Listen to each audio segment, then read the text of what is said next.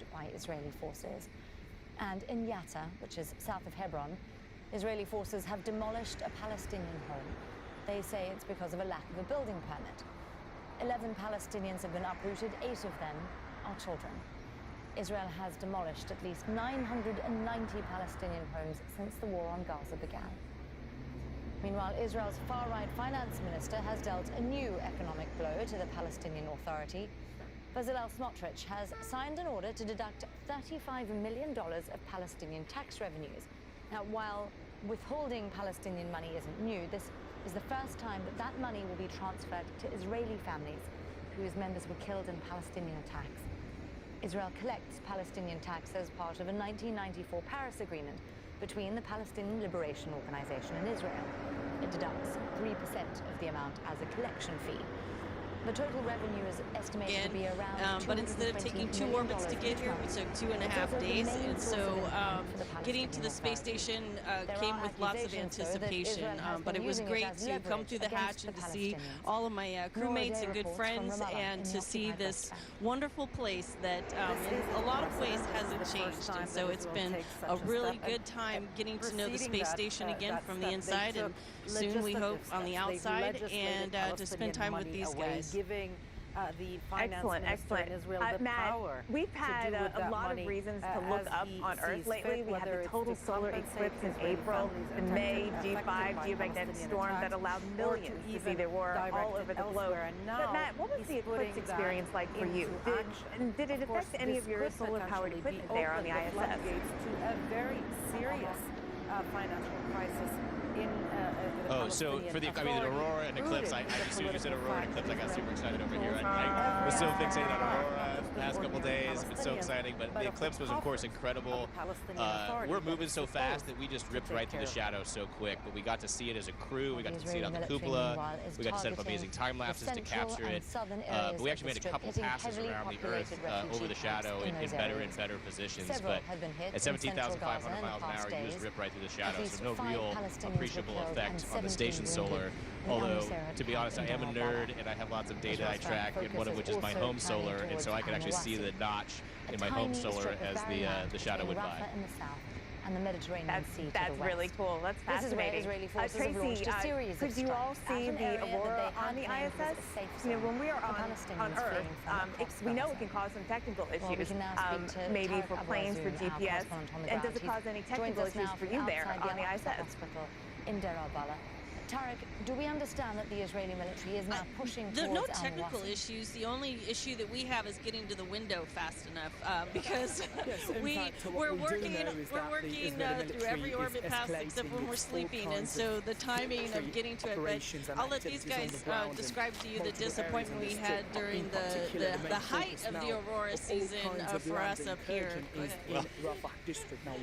So a bit of incredible irony, while the Earth was enjoying this great big geomagnetic event, which really lights up the aurora, like sort of pouring gasoline on the fire. We were in a position with our orbit where we really couldn't see much. You know, we have kind of an equivalent of seasons because our orbital plane kind of goes around with the Earth, and as the Earth goes around the sun, that changes our orbit's orientation to the sun. And we were at a time when we were mostly in daylight, so it's like being in the high Arctic during the summer. It's mostly daylight. So we were getting all these amazing photographs from the ground of people in California and Italy seeing the aurora, wondering how amazing it was on station, and we were just wallowing in our self-pity up here because we couldn't see it. Oh my goodness. Isn't that timing? But I'm sure you get to see it many other times, right, Mike? A place and a home shelter for hundreds of thousands of Palestinians that in particular. I was just saying, Jen, I hope one of us gets to describe what an aurora looks like from the space station, because it is nothing short of amazing. When you look at it from Earth, you see it in 2 dimensions, and when you see it from space above the atmosphere, we see it in 3 dimensions. It actually looks like it's dancing as as much as it changes from your view on the ground, it changes up here, but in height as well as in width and spans. And so it's amazing the anticipation that we have. Of course, when you're, in the northern latitudes, you look up at the sky and there it is. But for us, we actually approach the aurora and then we leave the aurora, and the anticipation and the angst that we feel as it passes us by, and we know we have to wait a while to see it again. All of those emotions, it's just like a cacophony of lights and just really exciting, I don't know, sensations as we watch chemistry and photochemistry happen right before our eyes, which to some of us is very near and dear. After Hezbollah fired more than That and yours especially. Yeah. With that, but let's now take you to the United Nations.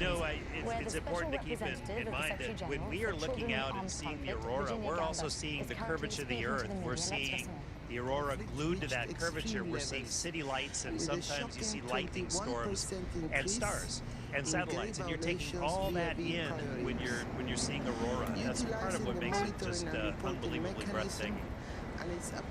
And so special. And I mean, what a description here. And kind of unexpected, too. I really appreciate that. I didn't know how it would appear to you in space. I want to switch gears for a moment. And Mike wanted to talk about sleeping in space, because there's so much talk these days about the importance of getting a good night's sleep. Do you actually sleep good in space? And do you sleep better in space or on Earth?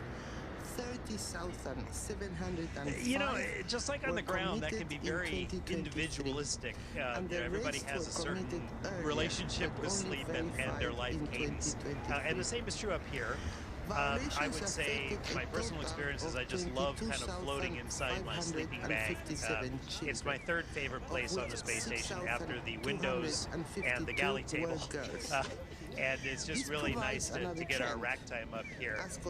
But my experience, and I know the same is true with others, is that you can have the same level of alertness for a little bit less sleep up here. But there's all sorts of things that perturb it. You don't have a one definitive sunrise or sunset. You get 16 of those a day. There's no rooster crowing. You declare it morning when you turn on the lights and the alarm goes off, and it's very artificially regulated, like would be on a submarine. So everybody's a little bit different, but I think sleep is adequate, but it is also something we don't understand completely, and it's the focus of a goodly bit of our research up here.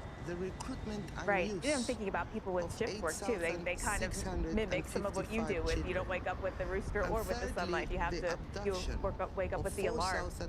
I understand that space physics and life support work are on the to-do list for Expedition 71. So Matt, I'm going to throw the physics question to you. What kind of discoveries are you making? 205 verified incidents of the denial of humanitarian access to children, which is... Well, we got lots of scientists that said lots of good science up here, and they're doing most of the discoveries. We're their eyes and ears to set it up and tear it down.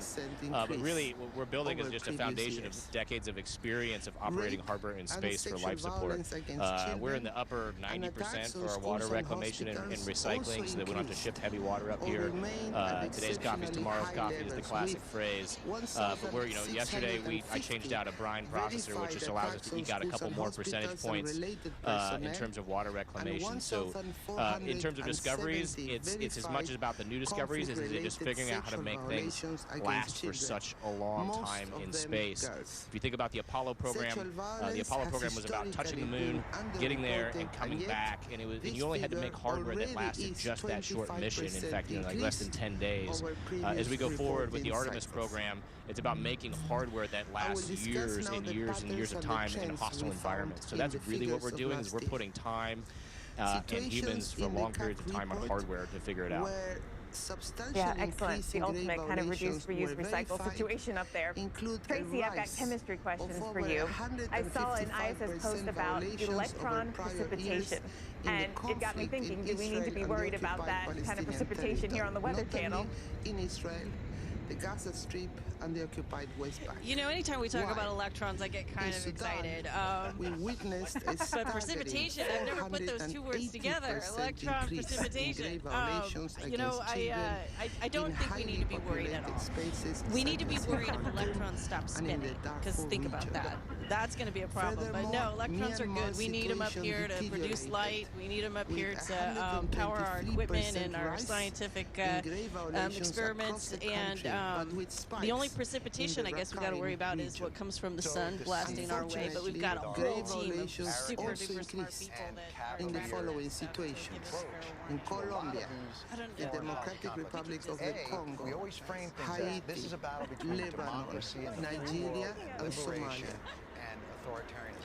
Another pattern that was perceived during 2023 was that roughly 50% of violations were committed by armed groups, including those designated as terrorists by the United Nations, whereas the rest were committed by state actors as they engaged in armed conflict with their opponents and by unidentified perpetrators caused by landmines and IEDs.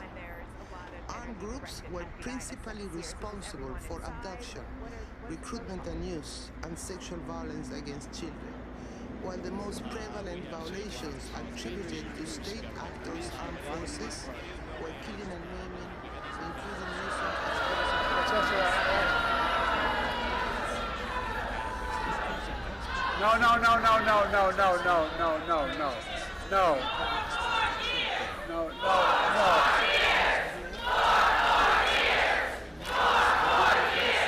responsible for the killing and maiming of children and for impeding humanitarian access to children. Some of the radiation we experienced going to that was bigger than we would experience during this magnetic storms The continued use of schools and hospitals for military purposes by parties to conflict in many of the situations under the Children and Armed Conflict mandate. We had The mitigations. military use of these facilities, critical to children's education and well-being, not only denies children the use of these critical services, but also often creates conditions for opposing parties to consider these facilities as military targets. radiation I workers. urge all parties to conflict to stop the military use of schools and to ensure that hospitals retain their protected status. The last item I wish to highlight is the plight of children detained or deprived of liberty for their association or alleged association to parties to conflict. Detention should be used only as a measure of last resort and for the shortest appropriate period of time. Children should never be detained or prosecuted solely for their or their families' actual or alleged association with armed groups. I urge member states to treat children actually or allegedly associated with armed forces or groups, including those designated as terrorists by the United Nations, primarily as victims, to prioritize their best interests and to give child protection actors access to them. What we're talking about is really Ultimately, as I have said before, a child is a child is a child, even when they are perpetrators of violence. For this reason, any killing, maiming, or detention of children, regardless of the circumstances, will be recorded as such in the coming weeks. Now I discuss the recent decisions of the Secretary General for this year. The decision of this year of the Secretary General for new listings of state actors and non-state armed groups reflects these patterns that I've just explained. Questioning, Mike, with you because I know it's probably safe to Well, say we've been when someone listening asks to the Special Representative of the Secretary General for Children and Armed Conflict, Virginia Gamba. She's been addressing the media as the UN releases a report into grave violations against children in armed conflict. Now, this is a global report that covers 2023 as well as attacks that were verified in that year. Now, she's been describing the thousands of attacks against children as well as places. She says there was a 155% rise in attacks on children in Israel and occupied territories, a staggering 480%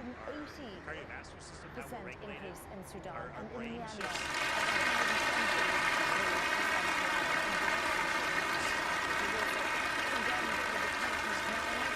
¡Viva el glorioso Partido Comunista de la Unión Soviética! ¡Viva el internacionalismo proletario!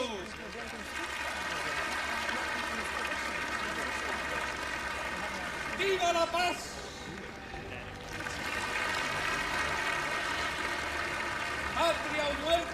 venceremos.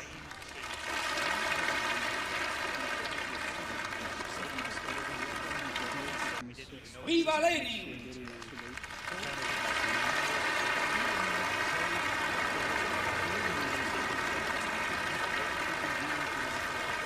¡Viva el glorioso Partido Comunista de la Unión Soviética! ¡Viva el internacionalismo proletario!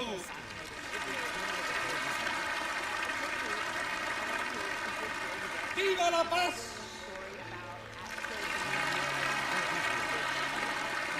¡Patria o muerte! ¡Venceremos!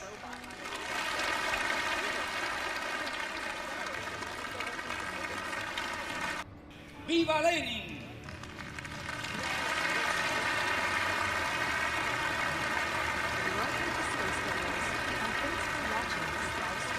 ¡Viva el glorioso Partido Comunista de la Unión Soviética! ¡Viva el internacionalismo proletario!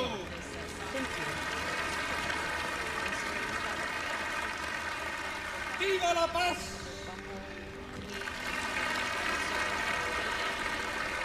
¡Patria o muerte! ¡Venceremos! Set them up, get them in position so that they can receive commands, and then do some fun. ¡Viva Lenin! In their gesture recognition, gesture recognition software. And so I'm not sure exactly where all we're going to go with that, but I'm super pumped to be a part of it. In the early hours of That's really neat. Six Palestinians were killed as you know, during a raid from in Colorado, Geneva of course, you know firsthand how hard we are caring about our environment, how hard we're working to clean up our planet Earth. But I wanted to ask you about Israeli strikes space have been junk. reported How in space junk up there, and do you see it flying by? have been seeking refuge. The Israeli army had previously designated Do we this see other area stuff in as a space? You stand with Israel. 5 Palestinians too were killed, After work, and I was in the playing around with some Army cameras, and it was incredible to see Hezbollah says it's fired 150 other satellites out rockets into there. You know, northern the past Israel couple of and the years, we've seen occupied this Golan Heights. probably exponential This is the growth biggest such attack in since the war on number of Gaza satellites began. being launched into space. Air defense And it's systems really in cool Israel if this is have the Earth in front of intercepted us, some of and them. we're here, Now, and we're Hezbollah in the says dark. these attacks The sun are is in on the other side of the response Earth, to the killing of and one you of can its see senior the commanders. satellites that It are comes up a day here, after kind of like Hezbollah our fired organic more satellite than moon, 200 rockets. reflecting light Well, let's go to our from the correspondent, sun Zainab off the She's satellite in into our Beirut, eyes the and the Lebanese cameras. And capital the other for night, us. Zainab, talk probably us through the wanted to signal messaging just here maybe that we're 5 to getting 10 minutes from before sunrise. There's beautiful orange and green glow, and you can see the light reflecting from the sun off the sun satellites into our eyes. It looked like they were swirling around. At least 100 satellites you could see with the naked eye. It was incredible. I was able to make a couple time lapse of the event. With regards to space debris, tracking space debris, and occasionally we'll get warnings about it might be an issue, and we have, of course, procedures to handle it. We can maneuver the space station as required with hours and hours of notice. We're able to do it. So lots of good efforts to protect us, and lots of cool stuff in low Earth orbit right now. Very interesting. I really appreciate this time with y'all. This is really exciting. Matt Dominic and Mike Baird and Tracy Dyson, thank you so much for joining me from the ISS. This is literally an out-of-this-world conversation, and I can't wait to share it with everyone on the Weather Channel. Really a pleasure to talk to you, Jen. Yeah, thanks a lot, Jen. This has been a lot of fun for us, too. Station is Houston ACR. That concludes the event. Thank you to all the participants. Station, we are now resuming operational audio communications.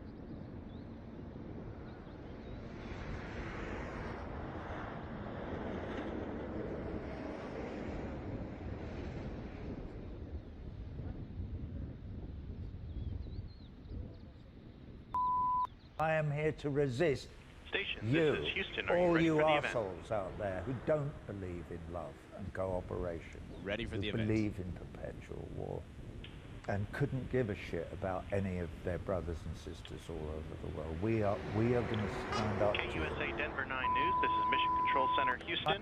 Please call station for a voice check. Station, this is Anusha Roy. How do you hear me? Anisha, loud and clear. How about me? I can hear you. I'm ready to speak. والله هجموا في الشيخ زياد اسمعوا يا شباب.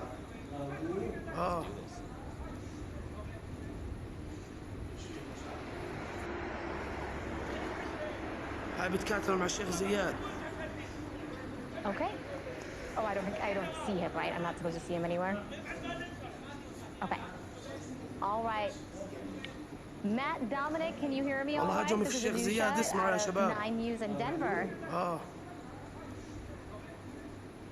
I hear you. Great to be talking to Denver today. Yes, we're so excited to chat with you as well. I just wanted to start off by hearing a little bit about your role and your responsibility right now. Oh, so many roles up here. We switch hats all the time, metaphorically I'm speaking, of course, but the you know, I'm a flight engineer aboard the space station. I was a crew member on the Dragon to get up here, responsible for safely getting a crew of 4 to the space station for a 6-month mission, and here in a few months responsible for getting them home. But on space station, I'm everything from a plumber, you know, fixing the toilet or the plumbing on board the space station, an electrician, to somebody who's, you know, helping an investigator on the ground conduct an experiment. In fact, and then in the next 2 weeks, we're getting ready to go outside and do a spacewalk. We've got a cargo vehicle from Russia arriving tomorrow. We've got another crew coming up for a space test on flight test on Sunday. It's a busy place. So you want to talk about roles? I could talk about roles all day. I am curious to hear, you know, in your time so far, what has stood out to you the most? Like, what was that moment where your jaw kind of dropped, going, wow, this is my work, like, this is what I'm doing? Oh man, I think a good phrase that I heard, I don't know, a couple of years ago for that is what they call like a pinch me moment. Like, is this real? You call it a pinch me moment, and there's just been so many pinch me moments.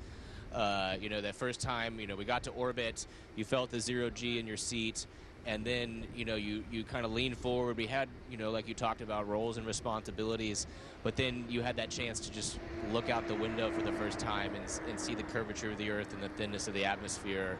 Or, you know, just floating. Once you came aboard, the hatch opening and seeing your crewmates that you hadn't, you know, you trained with, you know, and friends with for many years but hadn't seen in a long time. You know, there's just so many pinch me moments. Is this real? Wow. Okay, we are like giddy that we had a chance to talk to you today. I am curious, you were talking about the view. Like, what is your view right now if you were looking out the window? What do you see? So there are actually 2 windows right behind me, and I'm not sure. It looks like it's dark because there's not light cracking through the sides. But the view is incredible, both day and night. I've probably shot over 100,000 images trying to capture it to the best of my ability, and I still can't capture what the human eye can see, despite all those efforts. The colors are incredible. We've had some amazing aurora. You're seeing other satellites, seeing stars. Seeing the planets, seeing the moon, seeing it all interact, and Earth, and then you know, Denver. I've actually had a chance to fly over Denver a couple times itself, so it's just such a beautiful sight to see. I can't really explain it. Yeah, I can imagine flying over Denver and Colorado is particularly important because you have a lot of ties here. I did. I grew up there. I grew up just there in Wheat Ridge, and, you know, in the mountains, and probably that's where I got my exploration spirit that made me want to come to space, right? You know, exploring outside my backyard in the beautiful landscapes of Colorado, going up into the mountains, the canyons, the valleys, the mountaintops. You know, that I don't know how that you don't walk away from Colorado without an exploration spirit. Yeah. And I'm curious about when you do come back here on Earth. I know it's about 6 months or so. What are you the most excited to share about what you learned with folks here in Colorado?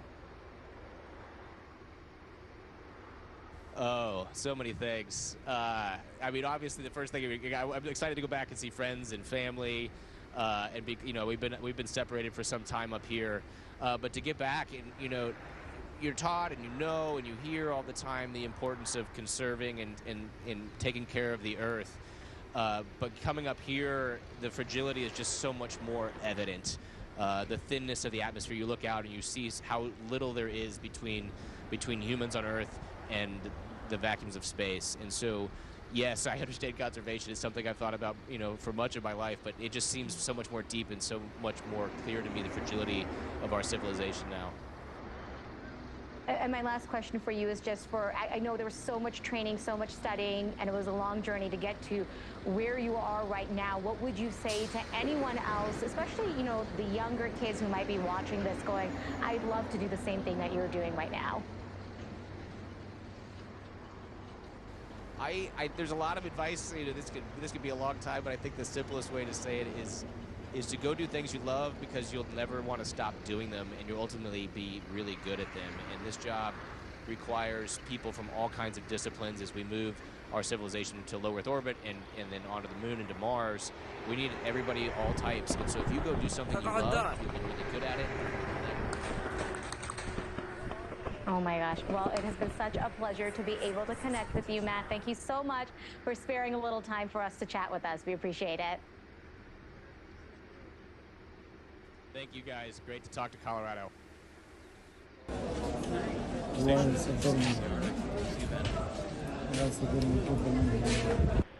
Thank you to all participants. Station, we are now resuming operational audio communication. And thanks for watching this live stream.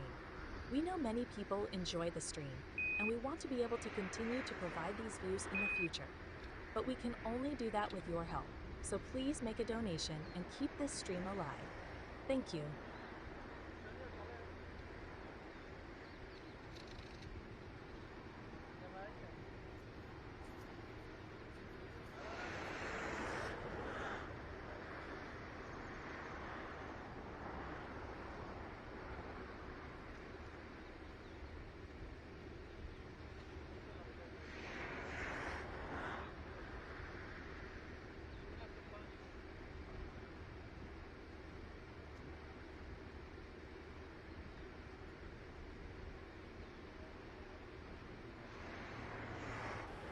Station, this is Houston. Are you ready for the event?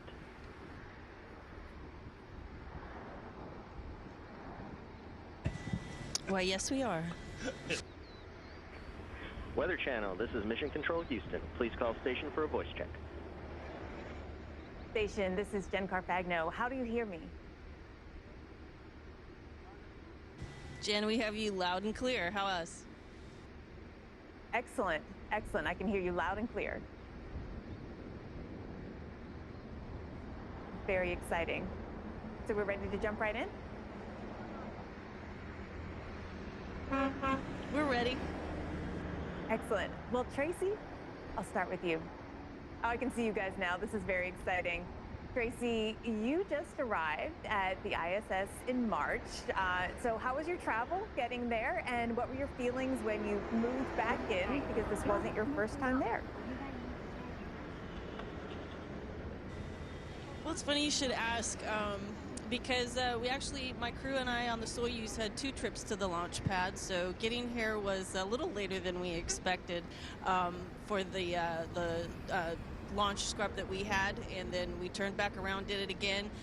But instead of taking 2 orbits to get here, we took 2.5 days. And so getting to the space station came with lots of anticipation. But it was great to come through the hatch and to see all of my crewmates and good friends, and to see this wonderful place that in a lot of ways hasn't changed. And so it's been a really good time getting to know the space station again from the inside, and soon we hope on the outside, and to spend time with these guys. Excellent, excellent. In this country. Matt, we've had a lot of reasons to look up on Earth lately. We had the total solar eclipse in Stoking April, the flames of division and hate. Now he's pouring gasoline. They were unbelievable patriots. Pledging to pardon the extremists who tried to overthrow our government. We will give them pardon. Inciting them to try again. There is nothing more sacred than our democracy. But Donald Trump's ready to burn it all down. For the Aurora and eclipse, as soon as you said Aurora and eclipse, I got super excited over here. I was so fixated on Aurora the past couple days. It's been so exciting, but the eclipse was, of course, incredible. we're moving so fast that we just ripped right through the shadow so quick. But we got to see it as a crew. We got to see it out the cupola. We got to set up amazing time lapses to capture it. But we actually made a couple passes around the Earth over the shadow in better and better positions. But at 17,500 miles an hour, you just rip right through the shadow. So no real appreciable effect on the station solar. Although, to be honest, I am a nerd and I have lots of data I track, and one of which is my home solar. And so I could actually see the notch in my home solar as the shadow went by. That's really cool. That's fascinating. Tracy, could you all see the aurora on the ISS? You know, when we are on Earth, we know it can cause some technical issues, maybe for planes, for GPS. And does it cause any technical issues for you there on the ISS?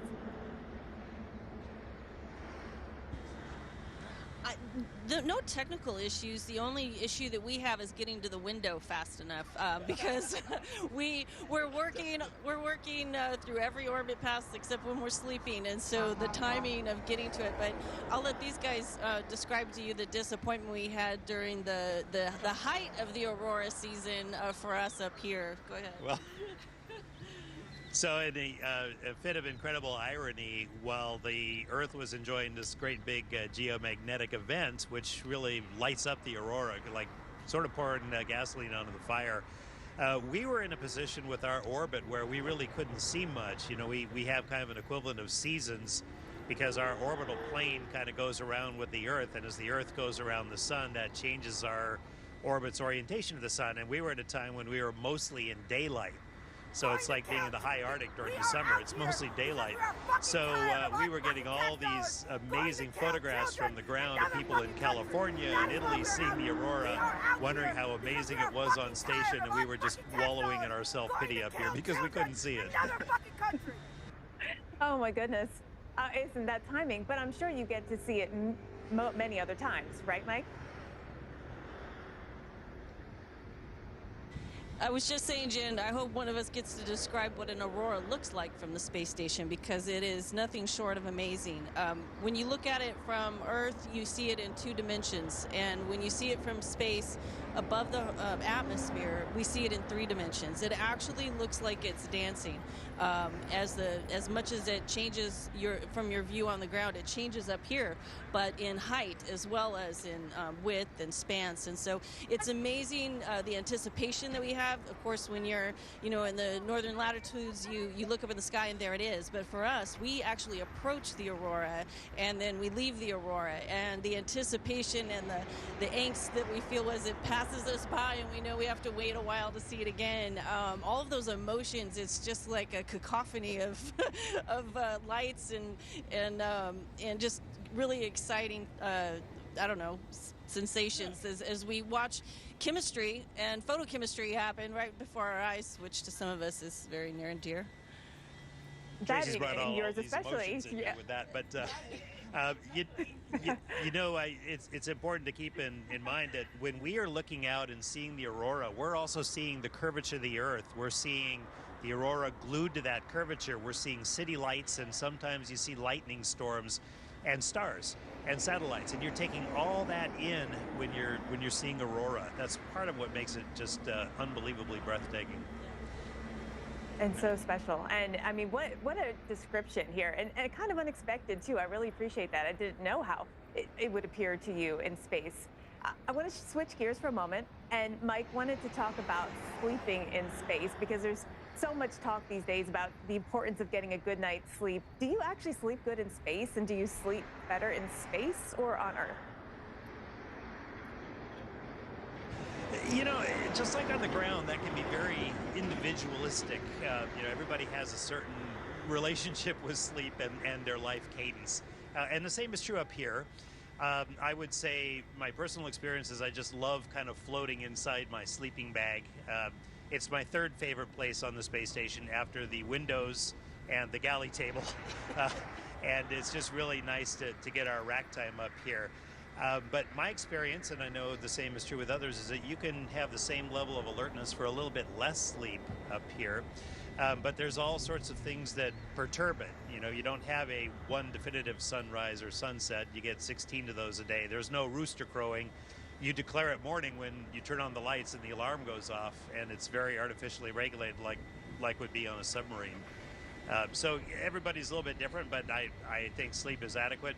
But it is also something we don't understand completely, and it's the focus of a goodly bit of our research up here. Right. I'm thinking about people with shift work too. They kind of mimic some of what you do with, you don't wake up with the rooster or with the sunlight. You wake up with the alarm. I understand that space physics and life support work are on the to-do list for Expedition 71. So Matt, I'm going to throw the physics question to you. What kind of discoveries are you making?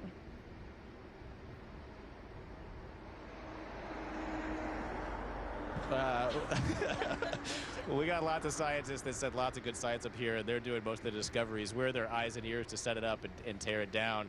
But really, what we're building is just a foundation of decades of experience of operating harbor in space for life support. We're in the upper 90% for our water reclamation and recycling, so that we don't have to ship heavy water up here.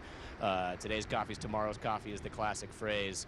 But we're, yesterday I changed out a brine processor, which just allows us to eke out a couple more percentage points in terms of water reclamation. So in terms of discoveries, it's as much about the new discoveries as it just figuring out how to make things last for such a long time in space. If you think about the Apollo program was about touching the moon, getting there, and coming back, and you only had to make hardware that lasted just that short mission. In fact, like less than 10 days. As we go forward with the Artemis program, it's about making hardware that lasts years and years and years of time in hostile environments. So that's really what we're doing, is we're putting time and humans for long periods of time on hardware to figure it out. Yeah, excellent. The ultimate kind of reduce, reuse, recycle situation up there. Tracy, I've got chemistry questions for you. I saw an ISS post about electron precipitation, and it got me thinking, do we need to be worried about that kind of precipitation here on the Weather Channel? Anytime we talk about electrons, I get kind of excited. But precipitation, I've never put those two words together. Electron precipitation. I don't think we need to be worried at all. We need to be worried if electrons stop spinning, because think about that. That's going to be a problem. But no, electrons are good. We need them up here to produce light. We need them up here to power our equipment and our scientific experiments. And the only precipitation I guess we got to worry about is what comes from the sun blasting our way. But we've got a whole team of super duper smart people that are tracking that stuff to give us fair warning. I don't know. We could just keep talking about electrons. Yeah. Well, actually, speaking of...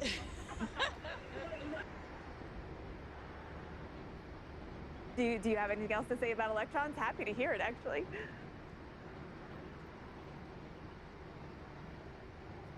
They're scared. But speaking of, you mentioned, I'll put precipitation in quotes, coming from the sun, but the energy that we get from the sun, and I've been paying a lot of attention to that since we were talking about the aurora and the G5 geomagnetic storm. What do you do when there's a lot of energy directed at the ISS here? Is it just everyone inside? What is the protocol? We have lots of policies and procedures. We work for the government, but it is well managed. We had these massive storms that were going on. But our first layer of protection is actually pretty much organic. We have the Van Allen belt, which takes a lot of that and directs it away from where we're at and protects us. It's one of the reasons we put the space station where we put it, is to be inside the Van Allen belt. Again, another concern as we go forward with Artemis is how we venture outside the Van Allen belt. Inside of that, we have something that we experience on a regular basis, which is the South Atlantic anomaly, and some of the radiation we experienced going through that was bigger than we would experience during the magnetic storms as we passed near the poles on the north and south side. Additionally, our orbit is limited to something a little bit less than 52 degrees inclination, so we were pretty well protected in this last storm.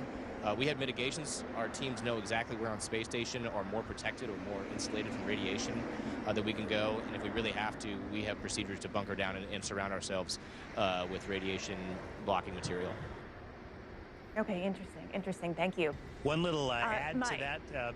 Yeah. We're all kind of considered radiation workers. We're all kind of considered radiation workers, and I was fishing out my radiation dosimeter, which each of us have, and they give us some real-time readings. And aside from those particles that we get from Mr. Sun, we're always bathed in galactic cosmic rays, and that's actually where we get some of our higher equivalent doses, because those are coming in fast, they're high mass, and they pack a lot of energy. And as much as anything, that's what kind of limits our stay in space. So it's something we think about from a human standpoint, a medical endurance standpoint, quite a lot. Are any of those, though, positive or beneficial? I'm thinking of the red light and blue light masks. You might have seen them on social media that are all the rage right now, and certainly just the vitamin D we get out of sunlight here. Is there a benefit to some of these? Well, I have told my children that the space radiation I get up here gives me superpowers. They don't buy that. But in general, that's what we're talking about is really ionizing radiation, very different from the color spectrum that might be all the rage down there. We don't think there's really anything beneficial, but there is a line of research that looks at low doses, continual low doses of radiation exposure, which does have some interesting biological effects that may not all be bad. Right now, we treat it as something that's something fairly bad and something to be very, very careful of as we accumulate the absorbed radiation doses. So that's kind of where our headspace is. Yeah, makes sense. I'm gonna stay on this line of questioning, Mike, with you, because I know it's probably safe to say when someone asks, is there a doctor on board? You probably raise your hand. But I wanted to ask, what kind of medical discoveries is the team working on specifically? Well, in my mind, the biggest experience and knowledge base we get out of here is having people up here for long periods of time and studying every system, because we know every system changes in zero gravity, and it shows us a couple of things. It shows us what the space unique environment does to us, and that is changes to our bones and our muscles, our immune system, our cardiovascular system, how we're regulated, our brain shifts, immune system, everything changes. But it also shows how adaptable the human organism is in a way that we never really could have imagined. When you take away the dominant force of gravity, you find things that you wouldn't have found on the ground, and you think a couple of things that, number one, this seems to adapt us for zero gravity. Why that happens, not really sure. But number two, you find things that you didn't know the body was capable of doing, and that includes some of the ways that our blood system is regulated, some of the ways our brain changes up here, and everything from sodium storage in pools that we didn't even know existed in the human to counterintuitive changes in blood flow. We do get some vision changes. Whether those are a good thing or a bad thing is still up for grabs, but there's such global changes going on that it warrants a lot of study, and it informs us of the basic knowledge base of human physiology. The body is so fascinating. It really is. Tracy, I wanted to switch gears again. I saw a really neat story about AstroBee Zero Robotics, which allowed students to write software to control a free-flying robot on the ISS. I thought, how cool was that? So how did that go, and how did it go working with the students? Well, it's a lot of fun in a nutshell, but we have yet to start working directly with the students, because it's a competition. The zero-G part of it's a competition. Right now, what we've been involved with is getting the robots ready and kind of setting a baseline for how they will respond once they get this software that the students have written. And so we've got 3 AstroBees, the free-flying robots. I think their names are Bumble, Queen, and Honey. And so, everybody's got to have a name up here, and they each have different personalities, and we've been working to help the ground team set them up, get them in position so that they can receive commands. And then I've also got to do some fun sign language, basically, with the AstroBees in their gesture gesture recognition software. And so I'm not sure exactly where all we're going to go with that, but I'm super pumped to be a part of it. Yeah, that's really neat. Matt, as you know, and from Colorado, of course, you know firsthand how hard we are caring about our environment, how hard we're working to clean up our planet Earth. But I wanted to ask you about space junk. How often is space junk a threat to your work up there, and do you see it flying by? Do we see other stuff in space? Funny you asked. Just the other night, I was in the cupola after work, and I was playing around with some cameras, and it was incredible to see other satellites out there. You know, over the past couple of years, we've seen this probably exponential growth in number of satellites being launched into space. And it's really cool if this is the Earth in front of us and we're here and we're in the dark, the sun is on the other side of the Earth, and you can see the satellites that are up here, kind of like our organic satellite, the moon, reflecting light from the sun off the satellite into our eyes and into the cameras. And the other night, probably on a single, just maybe 5 to 10 minutes before sunrise, there's beautiful orange and green glow, and you could see the light reflecting from the sun off the satellites into our eyeballs, and it looked like they were swirling around. At least 100 satellites you could see with a naked eye. It was incredible. Was able to make a couple time lapse of the event. With regards to space debris and a threat, we have lots of people, international effort tracking space debris, and you know, occasionally we'll get warnings about it might be an issue, and we have, of course, procedures to handle it. We can maneuver the space station as required with hours and hours of notice. We're able to do it. So lots of good efforts to protect us, and lots of cool stuff in low Earth orbit right now. Very interesting. I really appreciate this time with y'all. This is really exciting. Matt Dominic and Mike Baird and Tracy Dyson, thank you so much for joining me from the ISS. This is literally an out-of-this-world conversation, and I can't wait to share it with everyone on the Weather Channel. Really a pleasure to talk to you, Jen. Yeah, thanks a lot, Jen. This has been a lot of fun for us, too. Station is Houston ACR. That concludes the event. Thank you to all the participants. Station, we are now resuming operational audio communications.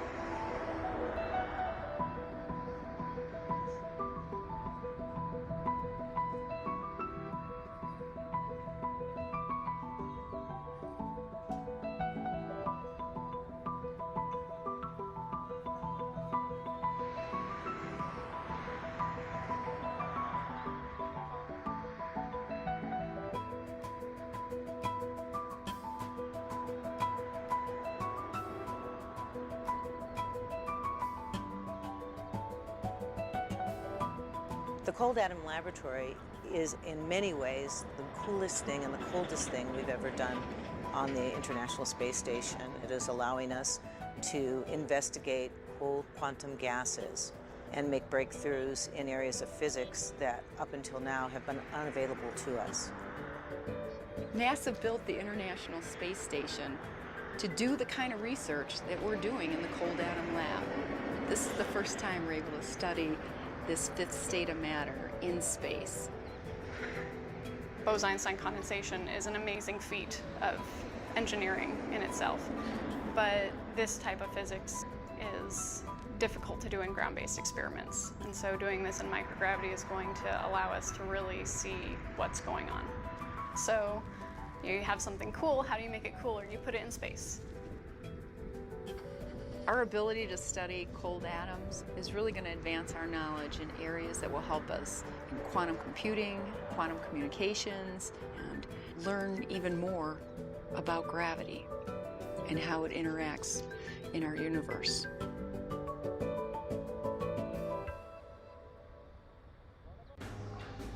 Wherever, however, whenever.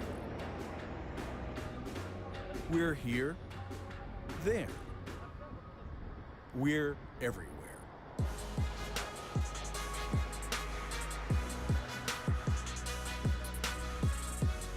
NASA Space Communications and Navigation. Exploration enabled.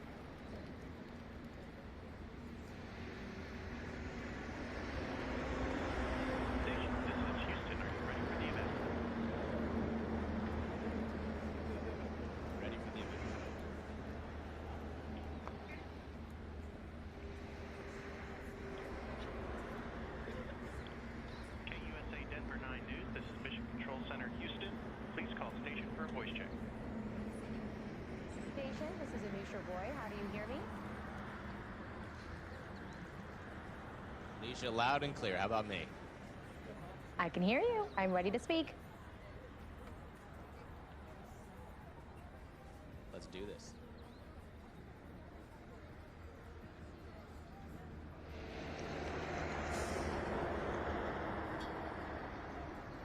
Okay. Oh, I don't see him, right? I'm not supposed to see him anywhere? Okay. All right.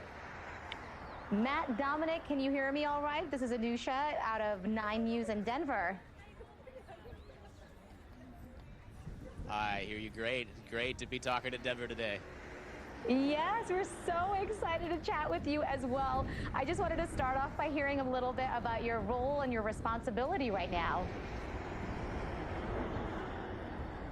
Oh, so many roles up here. We switch hats all the time, metaphorically of speaking, of course. But the, I'm a flight engineer aboard the space station. I was a crew member on the Dragon to get up here, responsible for safely getting a crew of 4 to the space station for a 6-month mission, and here in a few months, responsible for getting them home. But on space station, I'm everything from a plumber, fixing the toilet or the plumbing on board the space station, an electrician, to somebody who's helping an investigator on the ground conduct an experiment. In fact, and then in the next 2 weeks, we're getting ready to go outside and do a spacewalk We've got a cargo vehicle from Russia arriving tomorrow. We've got another crew coming up for a space test on flight test on Sunday. It's a busy place. So you want to talk about roles? I can talk about roles all day.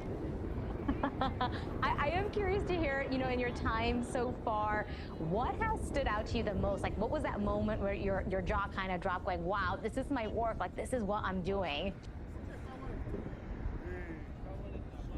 Oh man, I think a good phrase that I heard, I don't know, a couple of years ago for that is what they call like a pinch me moment. Like, is this real? You call it a pinch me moment, and there's just been so many pinch me moments.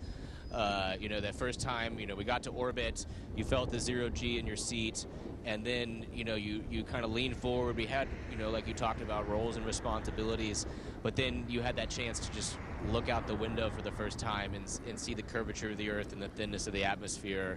Or, you know, just floating, once you came aboard, the hatch opening and seeing your crewmates that you hadn't, you know, you trained with, you know, and friends with for many years but hadn't seen in a long time. You know, there's just so many pinch me moments. Is this real? Wow. Okay. We are like giddy that we had a chance to talk to you today. I am curious, you were talking about the view. Like, what is your view right now if you were looking at the window? What do you see? So there are actually two windows right behind me, and I'm not sure. It looks like it's dark because there's not light cracking through the sides. But the view is incredible, both day and night.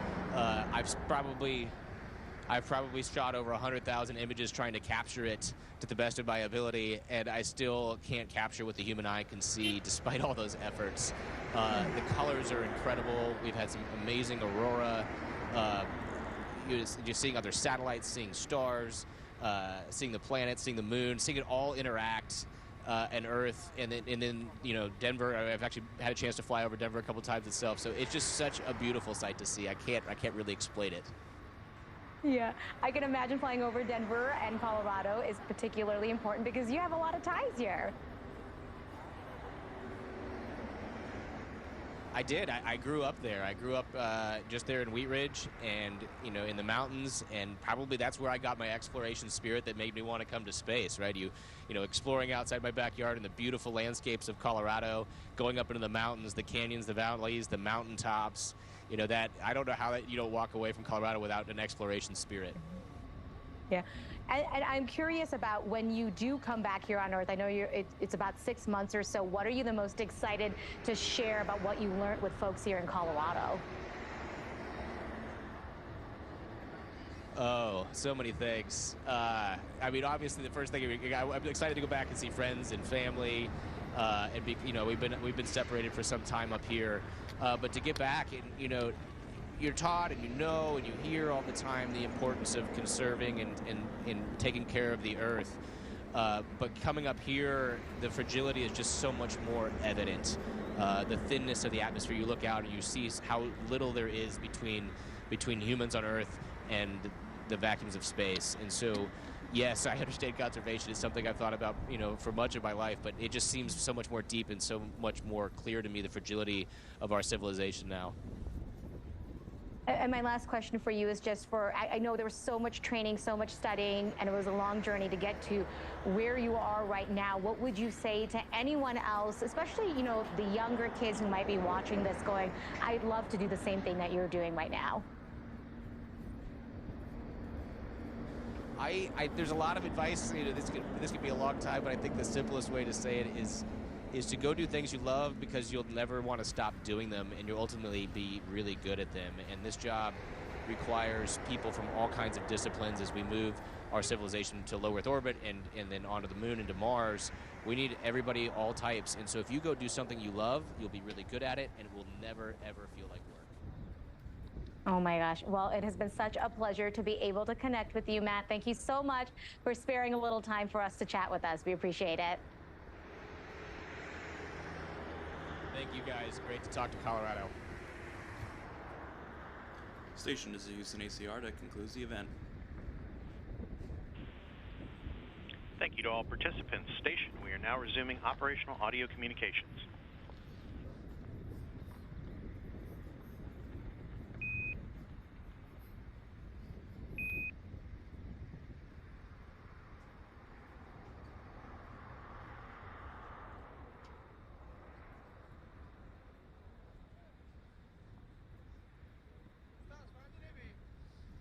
sao? Chào kami. Online lang. Agrew. Na baixo, bas.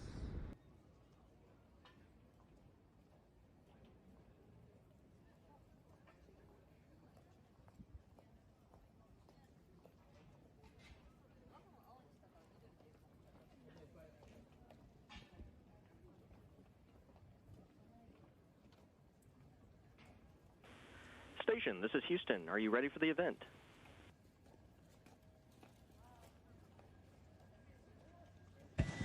Why, yes, we are. Weather Channel, this is Mission Control Houston. Please call station for a voice check. Station, this is Jen Carfagno. How do you hear me? Jen, we have you loud and clear. How us? Excellent, excellent. I can hear you loud and clear. Very exciting. So we're ready to jump right in? We're ready. Excellent. Well, Tracy, I'll start with you. Oh, I can see you guys now. This is very exciting. Tracy, you just arrived at the ISS in March. So how was your travel getting there? And what were your feelings when you moved back in, because this wasn't your first time there? Well, it's funny you should ask, because we actually, my crew and I on the Soyuz had 2 trips to the launch pad, so getting here was a little later than we expected for the launch scrub that we had, and then we turned back around, did it again. But instead of taking 2 orbits to get here, we took 2.5 days. And so getting to the space station came with lots of anticipation. But it was great to come through the hatch and to see all of my crewmates and good friends, and to see this wonderful place that in a lot of ways hasn't changed. And so it's been a really good time getting to know the space station again from the inside, and soon we hope on the outside, and to spend time with these guys. Excellent, excellent. Matt, we've had a lot of reasons to look up on Earth lately. We had the total solar eclipse in April, the May G5 geomagnetic storm that allowed millions to see the aurora all over the globe. But Matt, what was the eclipse experience like for you? Did it affect any of your solar-powered equipment there on the ISS? Oh, so for the aurora and eclipse, as soon as you said aurora and eclipse, I got super excited over here. I was so fixated on aurora the past couple days. It's been so exciting, but the eclipse was, of course, incredible. We're moving so fast that we just ripped right through the shadow so quick, but we got to see it as a crew. We got to see it out the cupola. We got to set up amazing time lapses to capture it. But we actually made a couple passes around the Earth over the shadow in better and better positions. But at 17,500 miles an hour, you just rip right through the shadow, so no real appreciable effect on the station solar. Although, to be honest, I am a nerd, and I have lots of data I track, and one of which is my home solar, and so I could actually see the notch in my home solar as the shadow went by. That's really cool. That's fascinating. Tracy, could you all see the aurora on the ISS? You know, when we are on Earth, we know it can cause some technical issues, maybe for planes, for GPS. And does it cause any technical issues for you there on the ISS?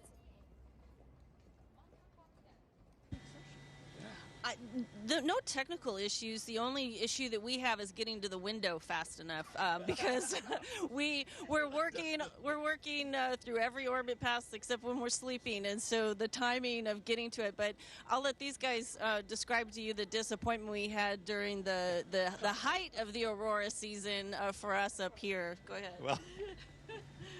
So in a fit of incredible irony, while the Earth was enjoying this great big geomagnetic event, which really lights up the aurora, like sort of pouring gasoline onto the fire, we were in a position with our orbit where we really couldn't see much. You know, we have kind of an equivalent of seasons, because our orbital plane kind of goes around with the Earth, and as the Earth goes around the sun, that changes our orbit's orientation to the sun. And we were at a time when we were mostly in daylight.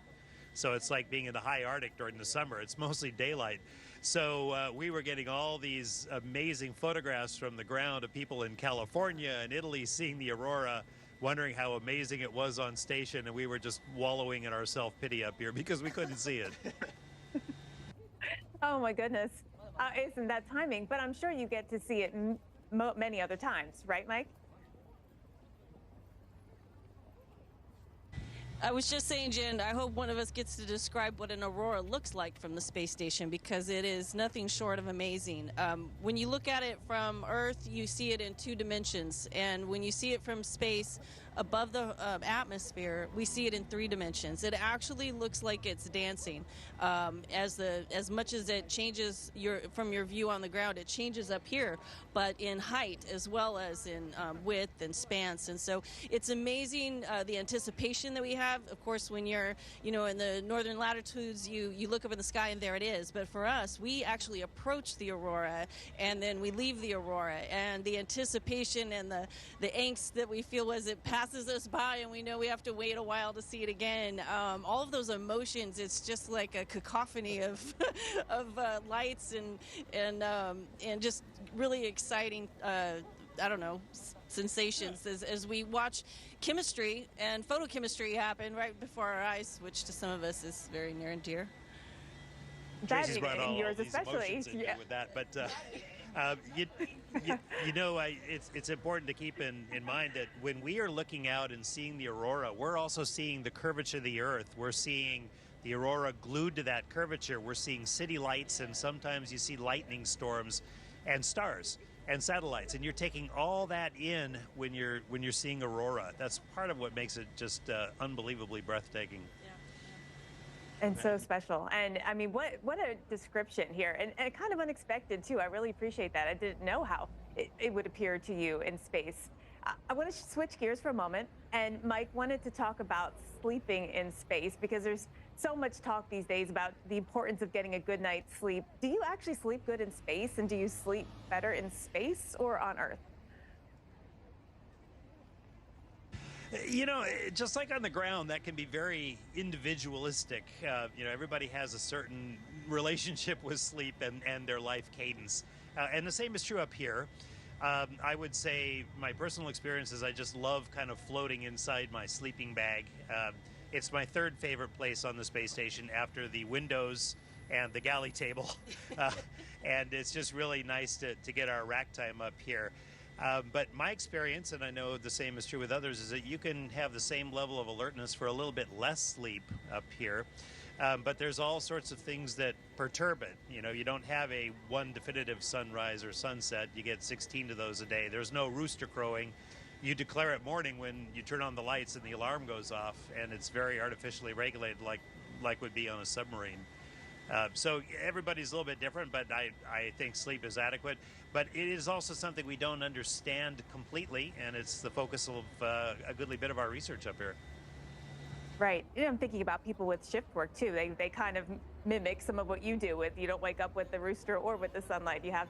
You wake up with the alarm. I understand that space physics and life support work are on the to-do list for Expedition 71. So Matt, I'm going to throw the physics question to you. What kind of discoveries are you making?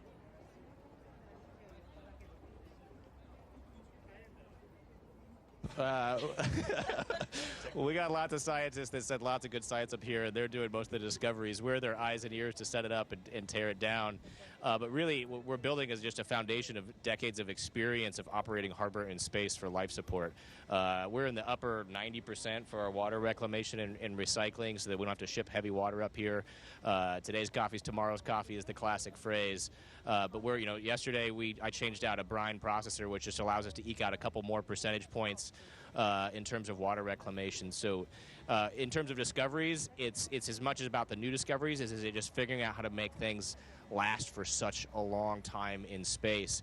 If you think about the Apollo program was about touching the moon, getting there, and coming back, and you only had to make hardware that lasted just that short mission. In fact, like less than 10 days. As we go forward with the Artemis program, it's about making hardware that lasts years and years and years of time in hostile environments. So that's really what we're doing, is we're putting time and humans for long periods of time on hardware to figure it out. Yeah, excellent. The ultimate kind of reduce, reuse, recycle situation up there. Tracy, I've got chemistry questions for you. I saw an ISS post about electron precipitation, and it got me thinking, do we need to be worried about that kind of precipitation here on the Weather Channel? You know, anytime we talk about electrons, I get kind of excited.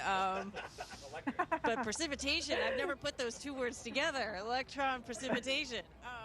You know, I don't think we need to be worried at all. These numbers then go back to the actors in armed conflict that they can come up with some action plan to protect children. But the bottom line is it's not happening, and particularly in Gaza, her office, quite frankly, is coming under a little criticism on why she hasn't spoken out more, why she can't do more to protect children now that are dying and suffering, rather than simply reporting numbers after the fact. Gabriel Elizondo at the UN, thank you. The Israeli government has banned Al Jazeera from reporting there. So Hamda Salut is joining us from the Jordanian capital Amman with more reaction to this. And has there been any reaction to these findings from Israel, Hamda? Well, Israel has flat out rejected any of these allegations in the UN report, but it shouldn't come as a surprise because every time there are findings against Israel, Israel simply accuses any sort of body with anti-Israel bias. First, let's talk about the Israeli diplomatic mission to Geneva, who said that this was, quote, outrageous and repugnant, trying to establish a false narrative against Israel. We also heard from Israel's foreign ministry, who had quite a lengthy statement talking about how the UN is trying to essentially establish false information and, quote, blood libels against Israeli soldiers. That statement ending by saying that the United Nations under Secretary General Antonio Guterres has stooped to a new low. But again, this shouldn't come as a surprise. It shouldn't come as a shock because given how many children have been killed in Gaza, more than 15,000, the Israeli military still has not acknowledged any sort of unlawful killing of a Palestinian or a child in the Palestinian territory. And Israel says that it maintains the right to defend itself when there are all of these commissions and reports that say that Israel is in fact violating international law. All right, Hamda, many thanks for that. Hamda Salut live for us in Amman. A reminder, of course, the Israeli government's banned Al Jazeera from operating in Israel itself, which is why our team, including Hamda, are reporting from neighbouring Jordan. Let's introduce Kenneth Roth now. He's a former executive director of Human Rights Watch and now is a visiting professor at the Princeton School for Public and International Affairs. He joins us from New York. A very warm welcome to Al Jazeera. So these are extraordinary numbers, aren't they? Children in Gaza accounted for nearly 40% of minors killed in all conflicts globally last year. As a former senior figure within Human Rights Watch, I mean, what does this mean to you? Well, I think it's interesting if you listen to the Israeli government response, they express outrage that this accurate report came out rather than outrage at the children that the Israeli military is killing. So this is really misplaced response. Now, this report is the first time that the UN Secretary General has put Israel on his so-called list of shame, which is indeed a list that every government tries to avoid. You may remember a few years back when Saudi Arabia was put on the list because it was killing children in Yemen.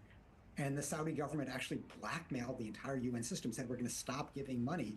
And Ban Ki-moon, then the Secretary General, said, okay, you're forcing me to take you off the list, but you deserve to be on the list. Israel is blustering now, but they completely deserve to be on the list. And, for them to deny that these are war crimes or violations of humanitarian law is just not credible. If you look at Israel's use of these, massive 2,000-pound bombs in densely populated areas, these are bombs that basically have a kill radius of 2 football fields. These are utterly inappropriate to use in any populated area, and Israel's used them hundreds of times. Or if you look at, Netanyahu's starvation strategy, basis for the International Criminal Court prosecutor's request for arrest warrants, the first people to suffer from this are children. The World Health Organization just reported on, a couple dozen children who have already died because of acute malnutrition. So there's no question that children are suffering and dying because the way Israel chose to fight the war, not Israel's self-defense, but the way it chose to pursue that self-defense with war crimes. I wonder where scrutiny should also be applied given these figures as well. You mentioned those 2,000-pound bombs. We know exactly where those bombs came from, the United States. Well, fortunately, Biden has now stopped delivering the 2,000-pound bombs, but everything else is still going.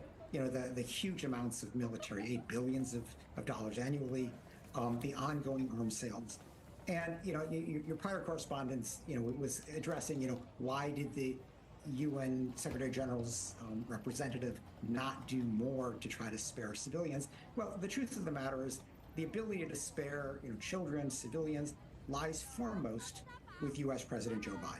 If he were really to turn the screws and to say, I am stopping all weapons that are offensive in nature, I'm stopping all military aid until you, Israel, stop bombing and starving Israeli civilians, that would make a difference. That's a step he's not yet willing to take.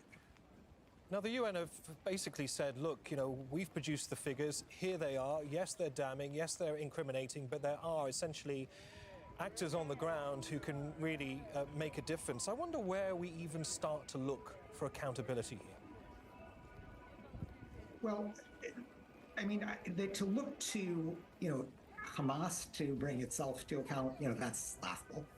To look at the Israeli military to bring itself to account, it has no history of doing that for senior officials. Every once in a while it sacrifices a low-level soldier and says, oh, they, somehow didn't follow the rules. But when the rules themselves constitute orders to commit war crimes, the use of this indiscriminate bombardment, the use of starvation as a method of war, the Israeli government has no history whatsoever of prosecuting senior officials. So the place to look is indeed the International Criminal Court. And Karim Khan, the chief prosecutor, already has sought arrest warrants for 3 Hamas officials, as he should, but also for Israeli Prime Minister Benjamin Netanyahu and Israeli Defense Minister Yoav Gallant. Now, these initial charges underlying the request for arrest warrant have to do, in the case of Israel, with its starvation strategy. And, fair enough. That is affecting virtually everybody in Gaza. That's a strategy that it was relatively easy for Khan to collect the evidence on.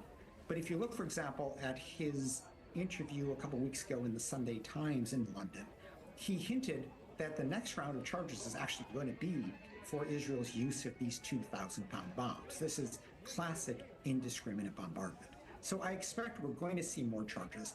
And, there clearly is much more that can be done. That's the only real forum that we have right now. And now Khan is going to need backing of governments to try to get Netanyahu and others in The Hague for trial. Kevin Roth, great to hear your thoughts on this. Thank you very much. Thank you.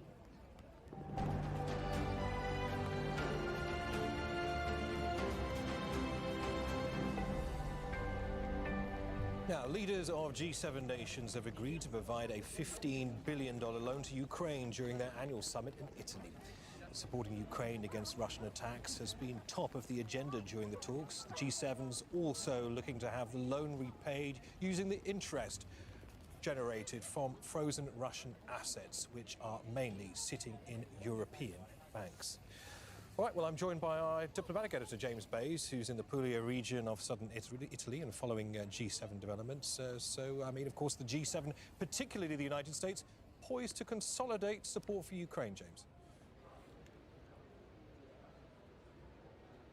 Yes, on Ukraine, you have this deal, it seems, and we're at the stage now where we're getting leaks from the final communique of the G7. That has not been actually published yet, but the way it works is behind the scenes while the leaders are doing their family photos and meetings, all of their closest officials are looking at the document and looking at the final wording, changing the odd word here or there and agreeing one paragraph, then moving on to the next. And it seems that that deal has been done. They're going to use the collateral, the interest on those frozen Russian assets, that 300 billion of Russian assets. The other thing that's going on here is the US, which is going to do an ongoing security deal for 10 years with Ukraine. Now, I think the idea here is to create some momentum, to try and Trump-proof the situation in case President Trump was to come back into office when, of course, we got the US election in November. But of course, we know from last time President Trump was in office, we know from what we've seen from the Congress in recent months that in the US, the word of a US president, for example, the Iran nuclear deal signed by President Obama, can always be overturned by his successor, and there's always difficulties down the line on from Capitol Hill potentially. So although this is a 10-year deal, I don't think there's anything absolutely guaranteed there. All right, James, many thanks for that. James Bays, our diplomatic editor, reporting from southern Italy there. Now, so what's the perspective from Moscow about what's happening at the G7? Let's speak to our correspondent, Yulia Shapovalova. So, Yulia, how has Russia responded to the prospect of its seized assets being used to aid Ukraine?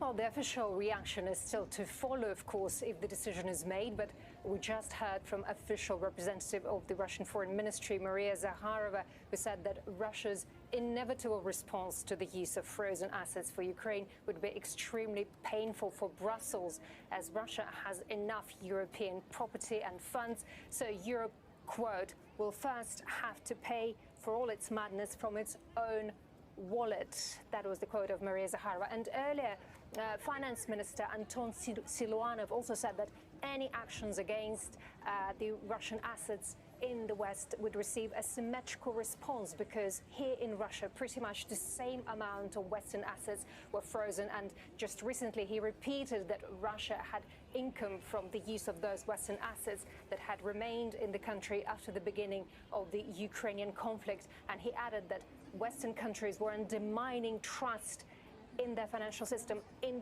policies they were pursuing, and that the asset seizure would be illegal and considered a theft. Also, Presidential Press Secretary Dmitry Peskov confirmed that any form of seizure of Russian assets in the West would be challenged in court. And we also hear voices of pro-Kremlin analysts who call the initiative a theft. And they say the first step of the Western countries will be the seizure of interest earned on profits from Russia's frozen central bank assets. And then the rest of the money will also be withdrawn. So they say the Russian money will be used to finance the war and to kill the Russians. All right, Yulia Shapovalova live in Moscow for us. Thank you. Right, now let's go to our exclusive interview with the US Secretary of State Antony Blinken. He discussed the war on Gaza and the prospects of a ceasefire between Hamas and Israel. Al Jazeera's Jalal Shadab began by asking him about where the negotiations currently stand. 12 days ago, President Biden laid out this proposal. And in that time, almost the entire world came out in support of it, including the United Nations Security Council, but also the Arab League, virtually every country in this region and well beyond. Israel accepted the proposal. Palestinian Authority accepted the proposal. Hamas was the one answer we were waiting for. And the answer that we got last night that was submitted to Qatar, was submitted to Egypt, and to us as the mediators in this process, unfortunately, was not the yes that everyone else had provided. It was looking for more changes to the agreement, including changes on items that Hamas had previously accepted. So the hard reality is we could have a ceasefire. We could have maybe had a ceasefire 12 days ago, but we don't in this moment because Hamas has not said yes.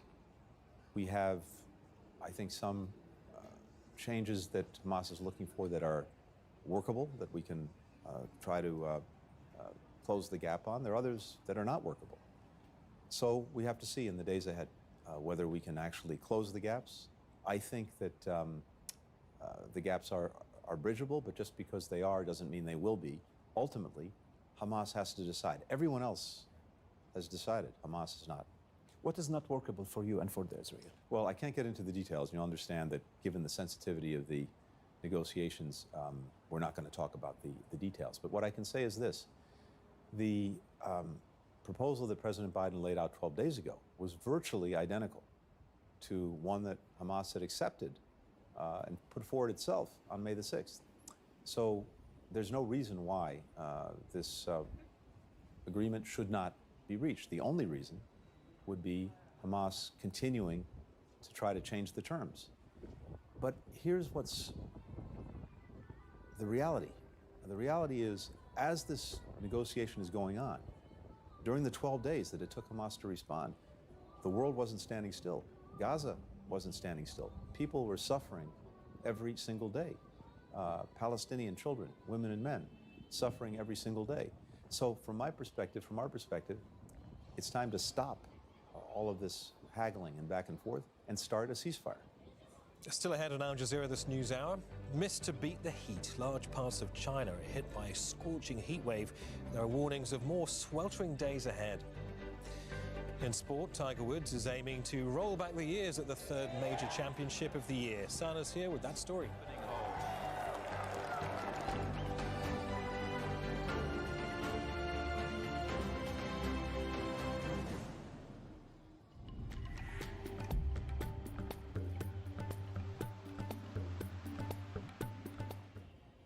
Welcome to another look at the international forecast. We've got the usual popcorn cloud, lots of thundery downpours across northern parts of South America. Meanwhile, some very wet weather just sliding its way into central parts of Chile. We are likely to see further flooding here. We have got flooding concerns just around central and southern areas of Chile.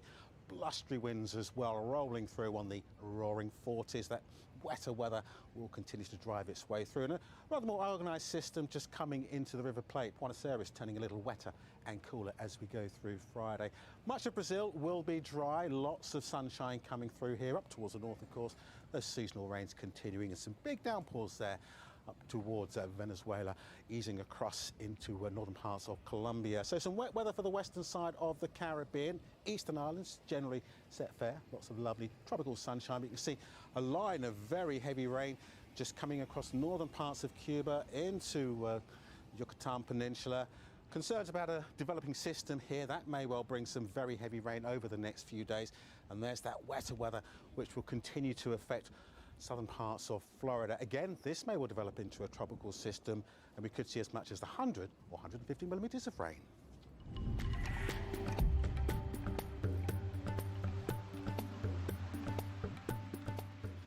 Is Israel's war on Gaza becoming a forever war? Across the United States, why are the student protests for Palestine being met with military-style crackdowns?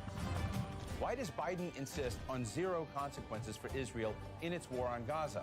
A quizzical look at U.S. politics, The Bottom Line. Award-winning documentaries from around the world. On Al Jazeera. The latest news as it breaks. But immigration advocates challenged President Trump's asylum order back in 2018. With detailed coverage. While the centre-right remains firmly in the saddle, the far-right is expected to shake up politics in Brussels. From around the world. The growth rate of the Russian economy is ahead of the world average, and Russia has already overtaken Japan and Germany in terms of the size of its economy.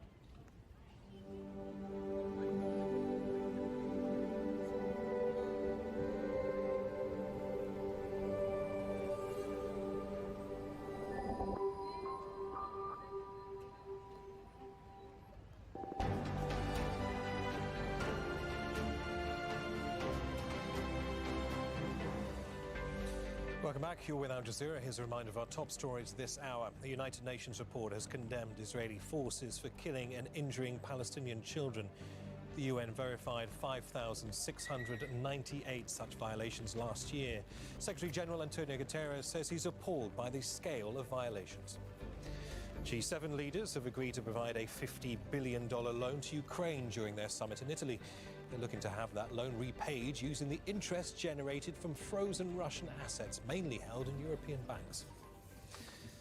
Hezbollah says it's fired 150 rockets into northern Israel and the occupied Golan Heights. Air defense systems in Israel have intercepted some of them. Hezbollah says the attacks are in response to the killing of one of its senior commanders. It comes a day after Hezbollah fired more than 200 rockets. Crossing to Zaina Hodder, who's live for us in Beirut. And Zaina, talk us through what all of this means, what the implicit messaging is here from Hezbollah. Well, Hezbollah claiming responsibility for what the Israeli media is calling intense and unprecedented attacks. It targeted 15 targets, military positions in northern Israel. It used rockets, it used armed drones. So this was a relatively complex operation in just the span of half an hour. Hezbollah is telling the Israelis basically to stop assassinating and targeting its commanders, because Hezbollah is saying that this is in retaliation to the killing of a high-ranking commander on Tuesday night in an Israeli strike. But this flare-up over the past 2 days really comes amid an escalation during the past few weeks, actually. Hezbollah really escalating its attack. So this is not just about the commander. It is also about, telling the Israelis, trying to deter them from carrying out a wider scale operation, because Israel really has been threatening to launch a wider scale attack if Hezbollah does not, retreat from the border area. And in fact, U.S. officials have been quoted as saying that a Gaza ceasefire may not be enough. Hezbollah has said the fighting will stop, once the war on Gaza ends. But what the U.S. official is hinting or suggesting is that Hezbollah, there has to be a new security arrangement along the border. So this is Hezbollah trying to deter the Israelis, because their officials really have made it very, very clear they're not interested in war, but they are prepared for one if Israel does decide to launch a wider operation. Zaina Hodder live in Beirut there. Thank you. Well, joining us from Tel Aviv is Israeli political commentator Ori Goldberg. A very warm welcome to the programme. So I wonder if you could start by explaining, why do tensions between Israel and Hezbollah risk boiling over now, given they've essentially been at war, on low levels, arguably, for decades? Well, according to the official Israeli narrative, it's because Hezbollah has escalated its attacks. Obviously, both sides have escalated. Israel has assassinated a senior commander in the organization. I would suggest or assume that the reason for things heating up right now is that Israel's failure in Gaza is becoming painfully clear. The IDF has not succeeded in its Gaza operation. It hasn't returned the hostages. It hasn't eradicated Hamas. And it is also stuck with another program that is more than 100,000 Israelis displaced from the Israeli north. It has to return them home somehow. And it seems like the consensus solution is to hold a hopefully limited war with Hezbollah that will push Hezbollah north of the Litani River and, quote unquote, allow Israeli citizens to return home. Now, given the upsurge in tit-for-tat violence, what does that say about how much desire from both sides there is for a full-blown war? Well, I would say officially and perhaps substantively, there's not much desire in Lebanon for a full-blown war. Hezbollah could have started a war and could have entangled Israel in a second front on countless occasions over the past 8 months. As far as Israel goes, sort of like the genocidal operation in Gaza. It is not an optimal solution. It is accepted and supported reluctantly.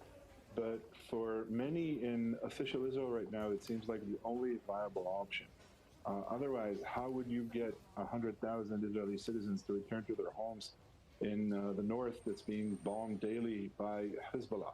A war seems like a definitive action. And I would also add that a war has a redemptive dimension. If Israel manages to fight a real war, as the IDF has it, and not get mired in the alleys of Gaza and the other cities in the Strip, Israel might stand a chance of winning, and Israel is desperate for a win.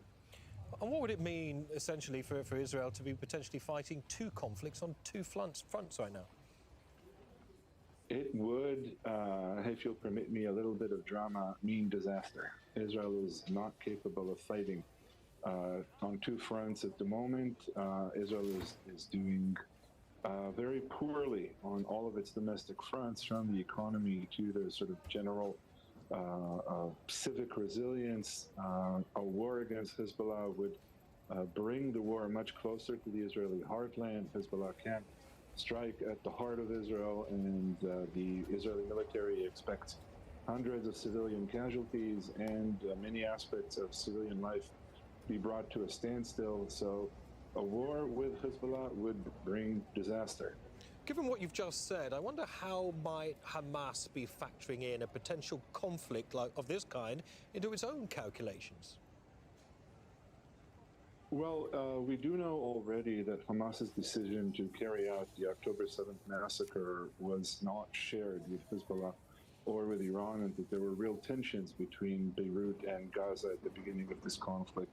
Right now, and generally speaking, I would assume that Hamas is really occupied with its own strategic plan, a plan that has been exposed in Israeli media over the last few days. It's quite clear that Hamas embarked on the October 7th massacre with a very clear political agenda in mind. It meant to shock Israel into submitting to a two-state solution.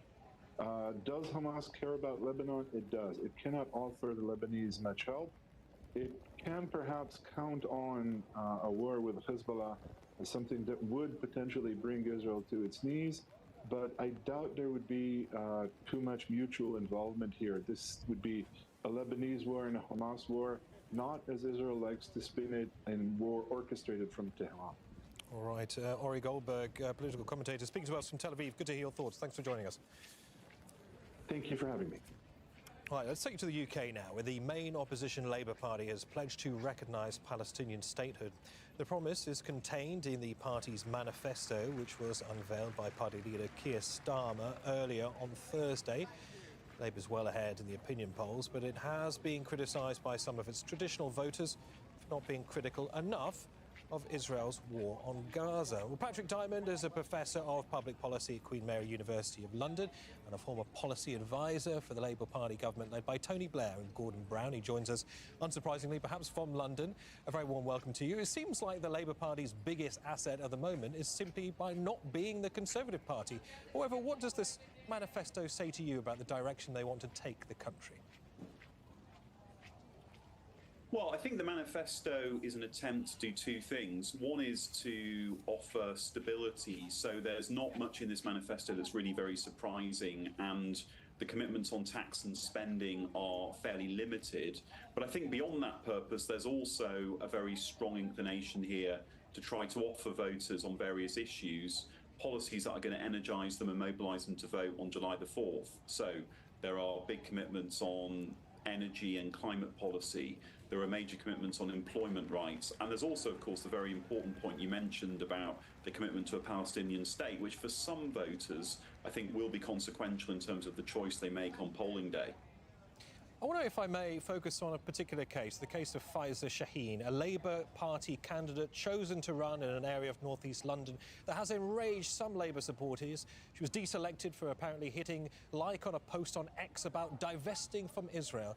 Does Labour think because it's so far ahead in the polls it can do what it wants, including deselecting popular would-be politicians? Well, I think you'd have to obviously ask the Labour Party about that, because obviously a decision was taken by the NEC and I'm not privy to the background to that decision.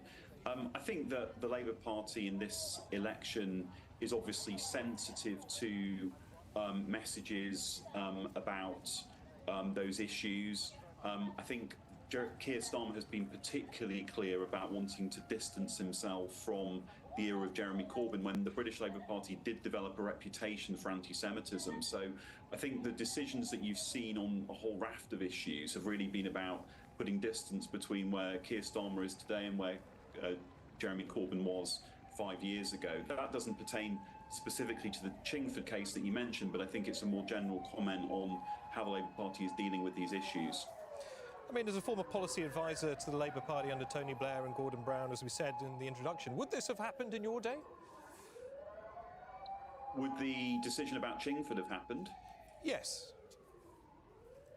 Well, I can't say, because that's a very specific situation. There's always been, within the Labour Party, a determination to have a reasonable degree of discipline around the selection of candidates. We saw that in Tony Blair's day. We saw that with previous Labour leaders. I mean, obviously, the situation, particularly around Gaza and the conflict between Israel and the Palestinians, has excited a lot of tensions, including within the UK, and it's not surprising that all political leaders are trying to be very sensitive in terms of how those issues are handled.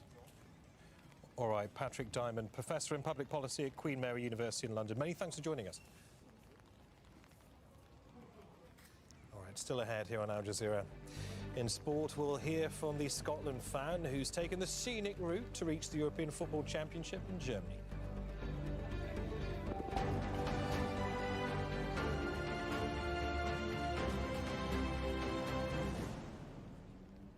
Business Latest is sponsored by Imtalak, Turkey's real estate consultant.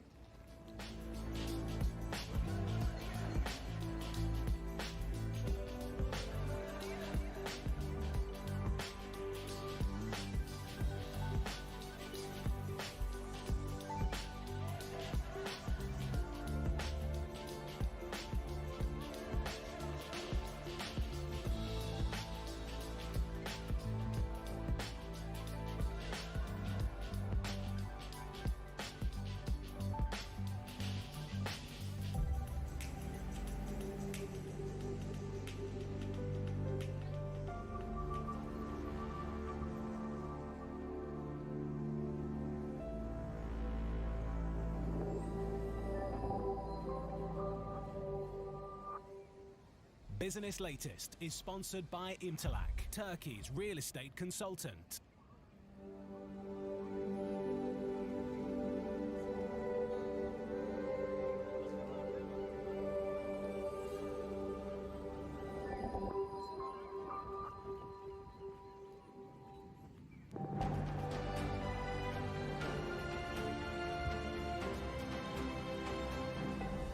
All right, time for sport now. Here's Sana. Thank you very much, Niamh. Well, hundreds of thousands of football fans are descending on Germany for the start of the European Championship. Scotland supporters are hoping to witness an upset against the hosts in the opening game of the Euros on Friday. Three-time winners Germany are looking to end their poor run at major tournaments. They visited the last two World Cups at the group stage and were knocked out in the round of 16 at the previous Euros. I think we have a great team. A team who's ready to sacrifice for the country, and who's also dedicated to win something, because I think it's a really good team, and a lot of countries have a lot of respect for us, and we have to show why. Well, one Scotland fan will be looking forward to a comfortable seat in the stands for that game. Greg Ferguson set out on foot from Glasgow 41 days ago. 20-year-old has arrived in Munich at just the right time. It's been a bit of adrenaline that's, carried me over the finish line. I'd be lying if I said that this hasn't been the hardest thing I've ever done, but I think while entering Germany, I just used the adrenaline and the motivation of almost being at the finish line just to really carry me over. Lionel Messi says that he will not compete at next month's Olympics for Argentina. He and his teammates are currently getting ready for the defense of their Copa America title. The Copa finishes in mid-July, just 10 days before the football starts at the Paris Games. While the Olympics is largely an under-23 event, each team is allowed 3 older players. Brazil were held to a draw in their final warm-up game against Copa host the United States. Rodrigo put Brazil ahead in Florida, but Christian Pulisic leveled things up with the free kick for the U.S., who were thrashed 5-1 by Colombia in their previous game. 1-1 the final score. It's only the second time in 20 matches the USA have avoided defeat by Brazil. Tiger Woods was among the early starters at the US Open. It's only his 4th competitive appearance of the year. Woods is a 3-time winner of this major, but he now has a world ranking of 829. The 48-year-old birdied the opening hole at the Pinehurst course in North Carolina. He's since slipped to 4 over par. Opening hole. The Boston Celtics are on the brink of an 18th NBA title after they went 3-0 up against the Dallas Mavericks.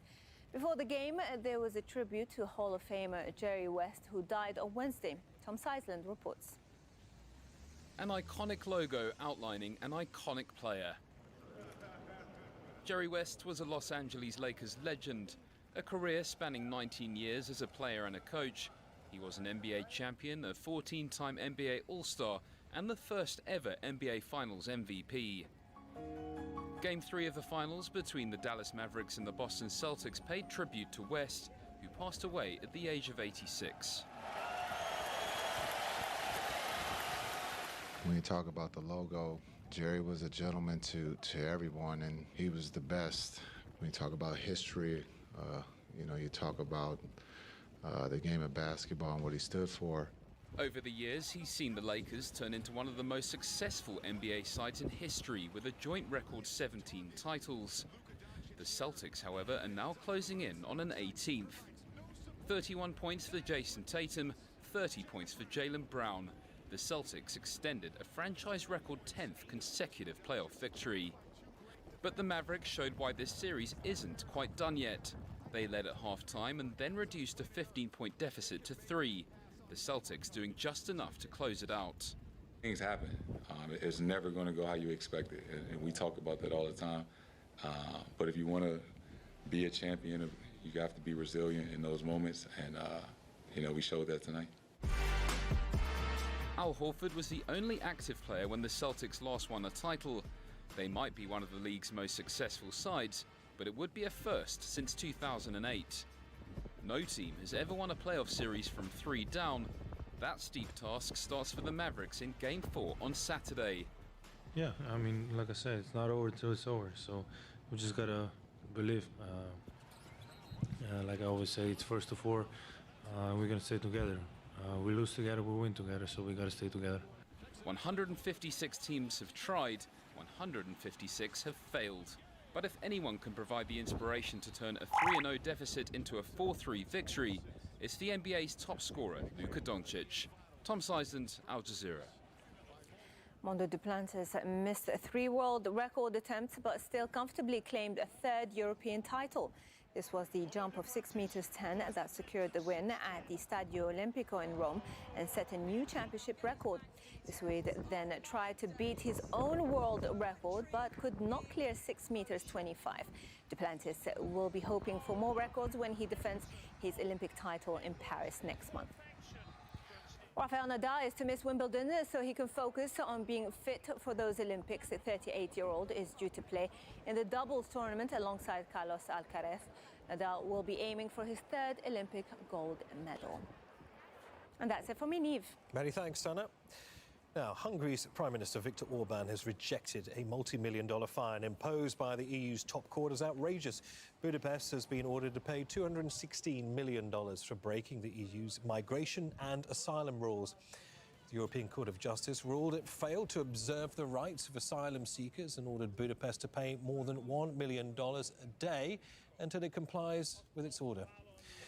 The dispute between Hungary and the EU dates back to December 2020. That was when Hungarian authorities were accused of unlawfully detaining migrants in transit zones. Prime Minister Orban holds a hardline stance on migration, which has worsened tensions with Brussels. Last month, Budapest voted against the EU's new pact on migration and asylum. Well, current Hungarian law only allows people to submit requests for asylum from outside the country in defiance of EU rules. Harry Fawcett has more from London on Hungary's fine. The background to all of this extends to the crisis in 2015 when 1 million people fled, largely fleeing the war in Syria, entered Europe, 400,000 coming through Hungary. And as you referred to, Hungary reacted to that by putting up some razor wire barriers along its border, creating these 2 transit zones where people were detained for often very long periods of time. And that was found, after it was referred to the ECJ by the European Commission, to be in breach of EU asylum law. Those transit zones were then removed, but Hungary still not seen to have really done enough to comply. And then in 2020, there was this separate law that Hungary instituted saying that anyone seeking asylum had to claim asylum outside the country at either the embassy in Kiev in Ukraine or in Belgrade in Serbia, and not on Hungarian territory. And that too was found not to comply with EU law on asylum. And so what we have from the ECJ on this day is a ruling that Hungary failed to comply with the right of applicants for international protection to remain in Hungary pending a final decision, saying that this was deliberately avoiding a common EU policy in a way that is unprecedented and extremely serious infringement of EU law. A heat wave has swept across northern China, bringing record-breaking temperatures of more than 40 degrees Celsius.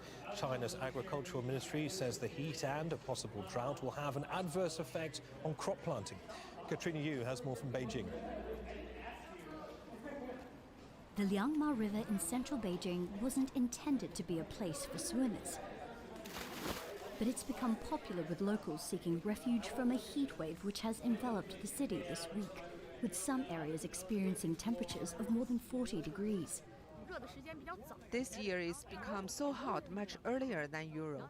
Coming here is a good way to escape the heat and get some relief. Authorities have told people to reduce time spent outdoors. Pregnant women and the elderly have been warned of the risk of heat stroke. Pedestrians and cyclists are doing their best to protect themselves from the scorching sun. The capital is not alone in experiencing this sweltering heat. Soaring temperatures have struck all over the country's north, from the eastern province of Shandong to Xinjiang in the far west, breaking national records for the usual temperature at this time of year. Authorities in Hebei and Henan provinces have issued a red and orange alert, the second and most severe warnings for high temperatures. Outdoor cleaners are replaced by mist cannon trucks to cool down streets and control dust. In Xinjiang, the 42-degree heat wave didn't deter tourists from visiting a site called Flaming Mountain. A thermometer baking under the sun showed the temperature of this steel at 75 degrees Celsius. I have never had this feeling before, like being roasted in a furnace. It's an unforgettable experience. China's National Climate Center has warned of more hotter than average days to come this summer, linking the trend to the El Niño weather pattern. Scientists say climate change is also to blame. China is the world's biggest emitter of greenhouse gases and has been experiencing months of extreme weather. This unseasonably hot June follows China's hottest May on record and one of its coldest winters. Katrina Yu, Al Jazeera, Beijing. Now, the world's last remaining wild horses are returning to their natural habitat in Central Asia. Przewalski's horse went extinct in the wild 60 years ago, and only a dozen of them remained in captivity. Dmitry Medvedenko reports. These Przewalski's horses are the first of their kind to gallop the vast steppes of Kazakhstan in nearly 2 centuries. Bred at the Prague Zoo, these three traveled more than 4,000 kilometers by plane to their ancestral home. We managed to get those horses here alive and healthy all the way to this reintroduction center. Of course, more will follow. These first 3 are just the first step. The Przewalski's horse is genetically different and the only true wild horse subspecies. Its lineage split thousands of years ago, before horses were domesticated. It's smaller and stockier than a regular horse, with noticeably shorter legs. On average, it weighs much less too, and its unique genetics mean Przewalski's horse can only breed among its kind. This, plus hunting and climate change, caused the Przewalski to die out in the wild in the mid-20th century. Their numbers were dwindling in captivity as well. By the end of the 1950s, only 12 of these horses were alive in zoos across the planet. In 1957, the last Przewalski caught in the wild saved its kind by providing vital genetic diversity. 8 years later, there were more than 100. Now, nearly 1,000 have been released to roam Central Asia, and they're helping preserve its ecosystem. The wild horses serve another important role, especially for the steppe, to prevent, to distribute non-native or not common plants in the steppe, and also prevent the fire. These 3 Przewalskis will now begin repopulating Kazakhstan's wilds after being on the brink of extinction. Dmitry Medvedenko, Al Jazeera. Well, a very happy conservation story there. That's it for me, Neve Barker, with this news hour. Don't forget our website, aljazeera.com. Got much more on all of our top stories. I'll be back in a moment with much more of the day's news. Make sure you stay with us here on Al Jazeera.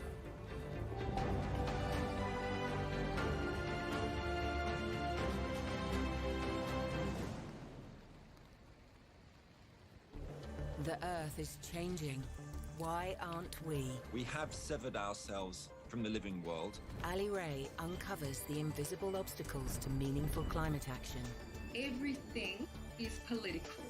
And explores what can still be done. We need to imagine and create a new reality. One that is based on a transformation of the way we make sense of the world and our place within it. All Hail the Planet. Coming soon on Al Jazeera. Unique perspectives. One picture is not going to tell the entire 8 months of the genocide. However, it is bringing attention to Gaza. This is not what Rafah looks like. What Rafah looks like is hell. Unheard voices. We lost everything. We're not used to this life. Connect with our community and tap into conversations you won't find elsewhere. Both the Norwegian government and other companies are stealing indigenous land. The Stream on Al Jazeera. Israel's war machine is decimating entire households in Gaza. In the words of those who survived, and with the help of Palestinian journalists, Fault Lines tells the harrowing story of 3 families and investigates US complicity in the world's most brutal war in decades. The night won't end. Biden's War on Gaza, Part 1 on Al Jazeera. News from Al Jazeera.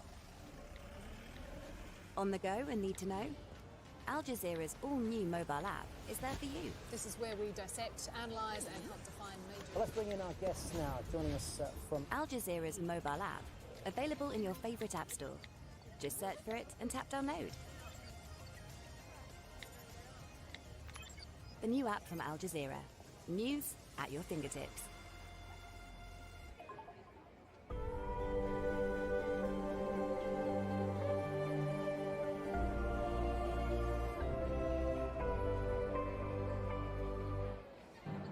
The United Nations singles out the Israeli military for grave and unprecedented violations against children in its global report.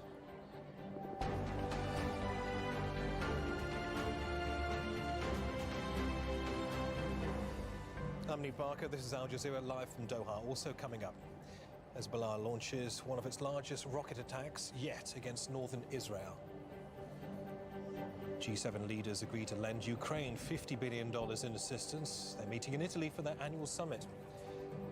And missed to beat the heat, how China is trying to keep neighborhoods cool in the middle of a scorching heat wave.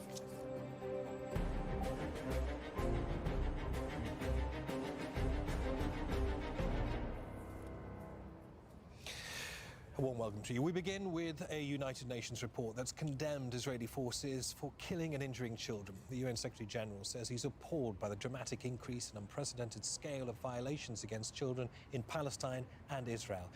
Antonio Guterres is calling them brutal acts of terror. The UN verified 5,698 such violations by Israeli forces last year. Situations in the CAC report where substantial increase in grave violations were verified include a rise of over 155% violations over prior years in the conflict in Israel and the occupied Palestinian territory, notably in Israel, the Gaza Strip and the occupied West Bank.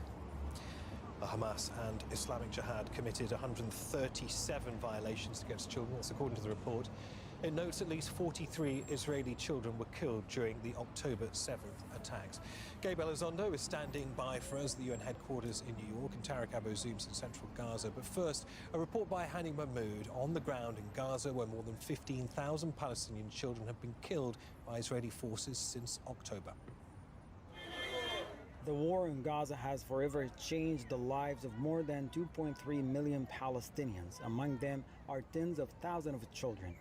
Affected by conflict, they have endured unspeakable loss, forced into a life that has become unrecognizable. Reports show more than 15,000 minors have been killed in the war. An estimated 17,000 have lost parents or are separated from them. Cases have become so common, hospitals have coined a new acronym, WCNSF, which stands for Wounded Child, No Surviving Family.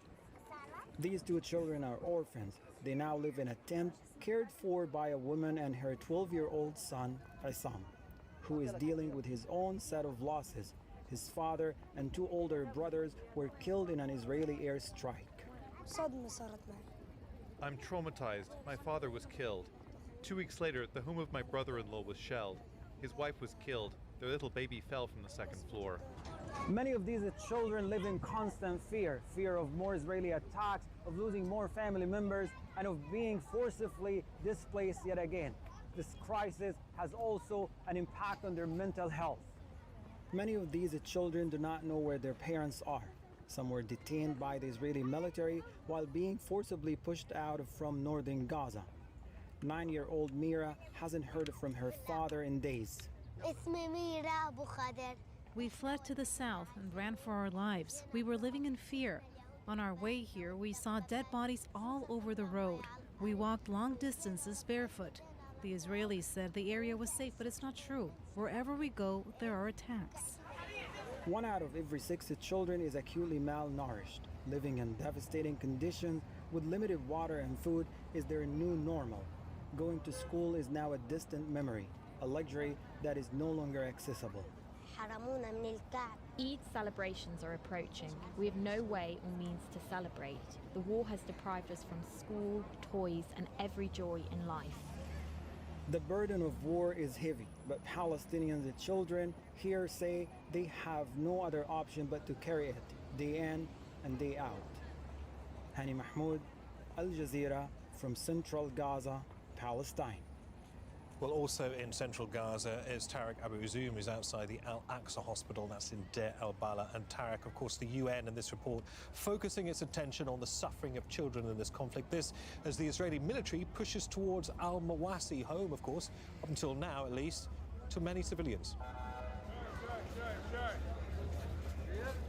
Well, generally, Palestinian children were generally affected from this ongoing military offensive across the Strip. There have been multiply and internally displaced from the houses. They were forced, instead of getting education, to line up for long hours in the front of water stations in order to get some gallons of water to return back with to their families in order to survive. And this is the grim reality. We're talking about thousands of Palestinian children being killed since October the 7th, and there are still thousands right now being deprived from having education and similar rights as other children around the globe. But this is absolutely the grim reality in the Strip. Now, even in light of the Israeli ongoing attacks on Al-Mawasi area, this place has been a general shelter for thousands of Palestinian children who tried to follow the orders of the Israeli military to seek refuge in Rafah. This area later that has turned to be a battle zone between Hamas fighters and the Israeli army, as gradually later the Israeli military tanks started to advance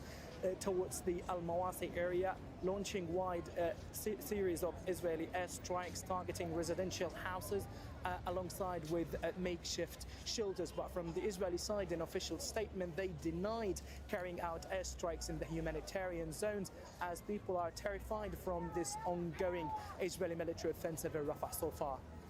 All right, Tariq, many thanks for that. Tariq Abu Uzoum in Deir el-Bala. All right, let's go to the UN now. Gabriel Elizondo's standing by. And Gabe, the UN, of course, very much the source of these extremely damning findings. How are the details resonating there?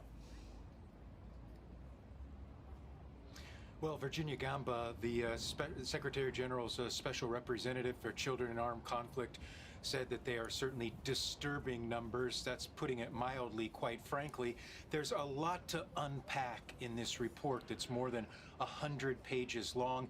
It is jam-packed with all sorts of numbers. But I just want to highlight a couple of key points here. And that is the numbers cited in this report, as bad and horrific as they are on the number of Palestinian children killed by Israeli forces in Gaza, the number in reality is much higher. And that's a fact because the UN report only looks at cases that the UN can independently verify, and access, particularly to the Gaza Strip, is incredibly difficult. So they even say in the report the reality of the numbers is probably much higher than what they can actually even put in this report. And there's a lot of detail in here as well. For example, I'll just give you two very quick examples. When it comes to the Israeli military and government and Israeli media sources saying that there was rape perpetrated by Hamas fighters on October 7th against Israeli civilians, this report says they were not able to confirm that independently, even verify that. When it comes to human shields, which we've heard a lot from Israeli officials, actually the report points out to examples in occupied West Bank where Israeli forces used Palestinian children as human shields in certain instances cited in this report. So there's a lot to unpack here, but again, this is the first time ever that the Israeli military and security forces have ever been listed in this annual report that comes out, of course, every year by the UN on children in armed conflict. Certainly a lot to grasp, a lot of reading here, but the bottom line is the number of Palestinian particular children killed, maimed, in conflict is certainly way up. It certainly is way up indeed. Gabriel Elizondo at the UN, thank you. As Gabe was just saying there, it's not just Gaza where Palestinian children have suffered Israeli atrocities. Since October, there's been a significant surge of violence against minors, including in the occupied West Bank. Ode is in Ramallah with more. Amr is paralyzed from the neck down. An Israeli soldier shot the 17-year-old at close range in the neck, trapping him in his own body, struggling to tell his story.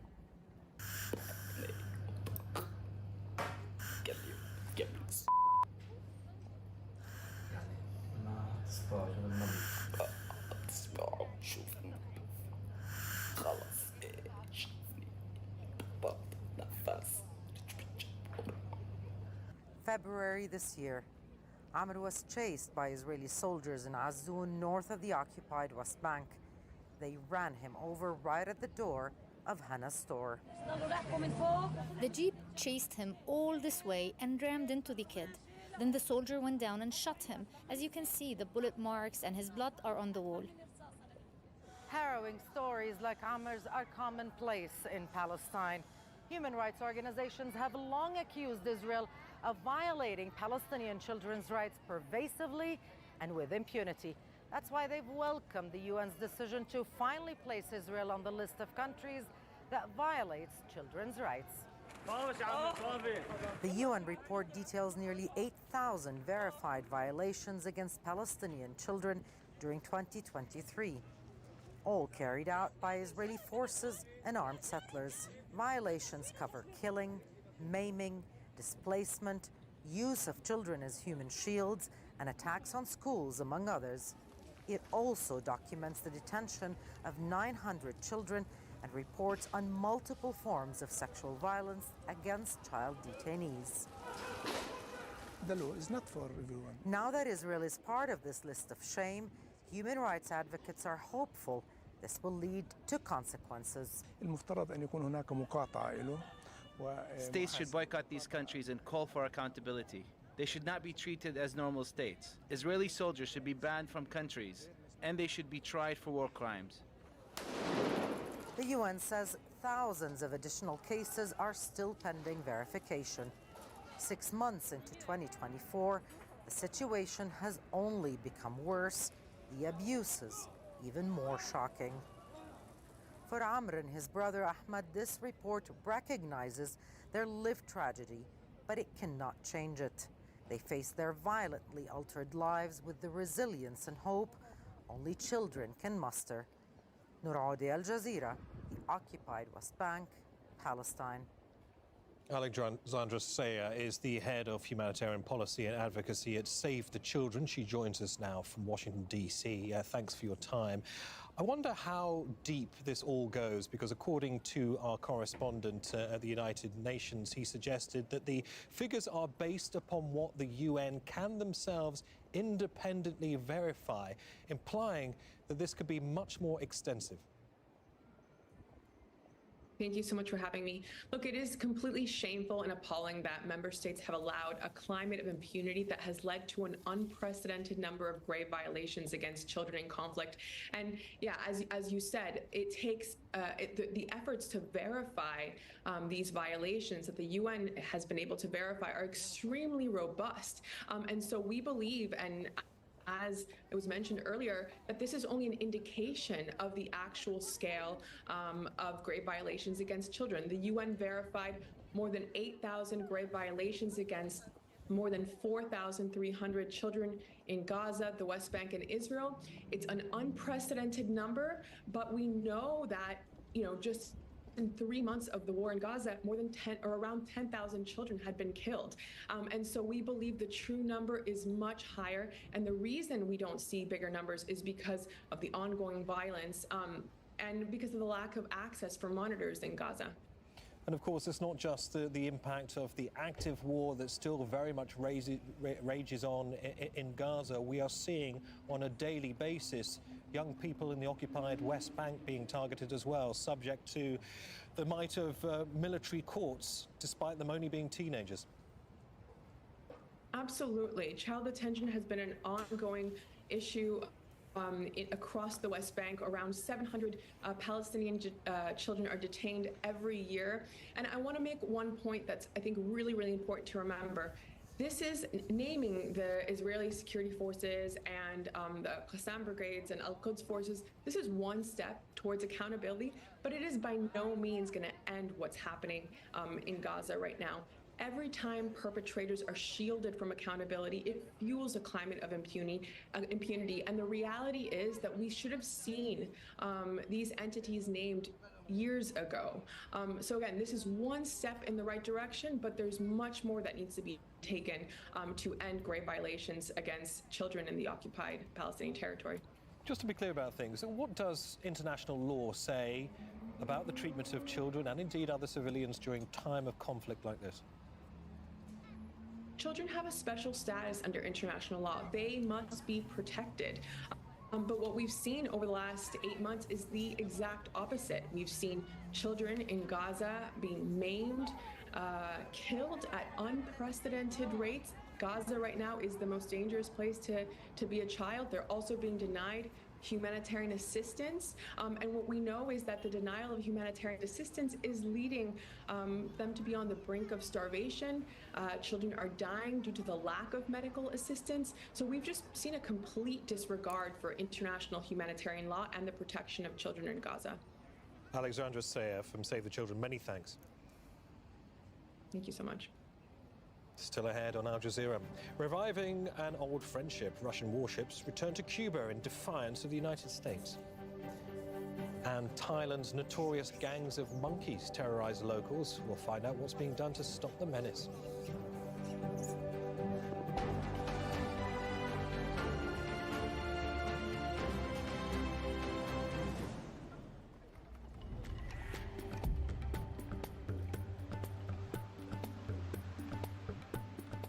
Hello, the weather is set fair nicely for Japan. We have got some wet weather into the northeast of China, into the Korean Peninsula. Weather system here just waving its way through. That will sink further southward. Southern parts of Japan, a little more cloud there, as you can see at the moment. And this system here, that is the Mayu front, the plum range, that stretches its way back to southern areas of China. Now that will ease a little further eastward. Still seeing plenty of rain across southern China, really anywhere south of Shanghai. And that wetter weather up towards the northeast, making its way across the Korean Peninsula as we go through the next couple of days. Meanwhile, there you go, Japan generally staying fine and dry, clinging onto the sunshine for a good part of the weekend then. Sunshine and showers, meanwhile, across Indochina. Lively showers, some big ones there into central southern parts of the Philippines. A little bit of flash flooding, a possibility. Sumatra also seeing some lively showers pushing across into northern parts of Borneo. Still unusually wet over the next couple of days there into Java. More thundery downpours continuing. Thundery downpours, heavy rain, they will continue across the southern parts of India. The monsoon rains, of course, here, they stretch their way up into Bangladesh. A little more of the way of cloud pushing up to the far north of Pakistan, but across the northern plains, it's hot.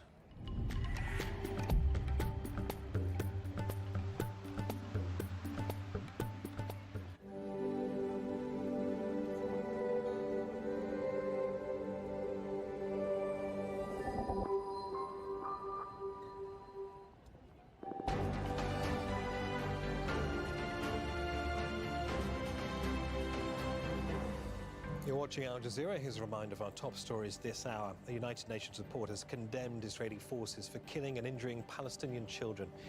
The UN verified 5,698 such violations last year. Secretary General Antonio Guterres says he's appalled by the scale of the violations.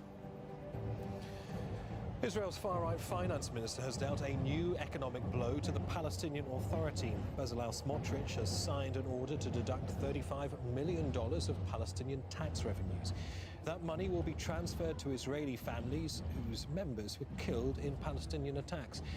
Israel collects Palestinian tax as part of the 1994 Paris Agreement between the Palestinian Liberation Organization and Israel, and it deducts 3% of that amount as a collection fee. Well, the total revenue is estimated to be around $220 million every month and is the main source of income for the Palestinian Authority.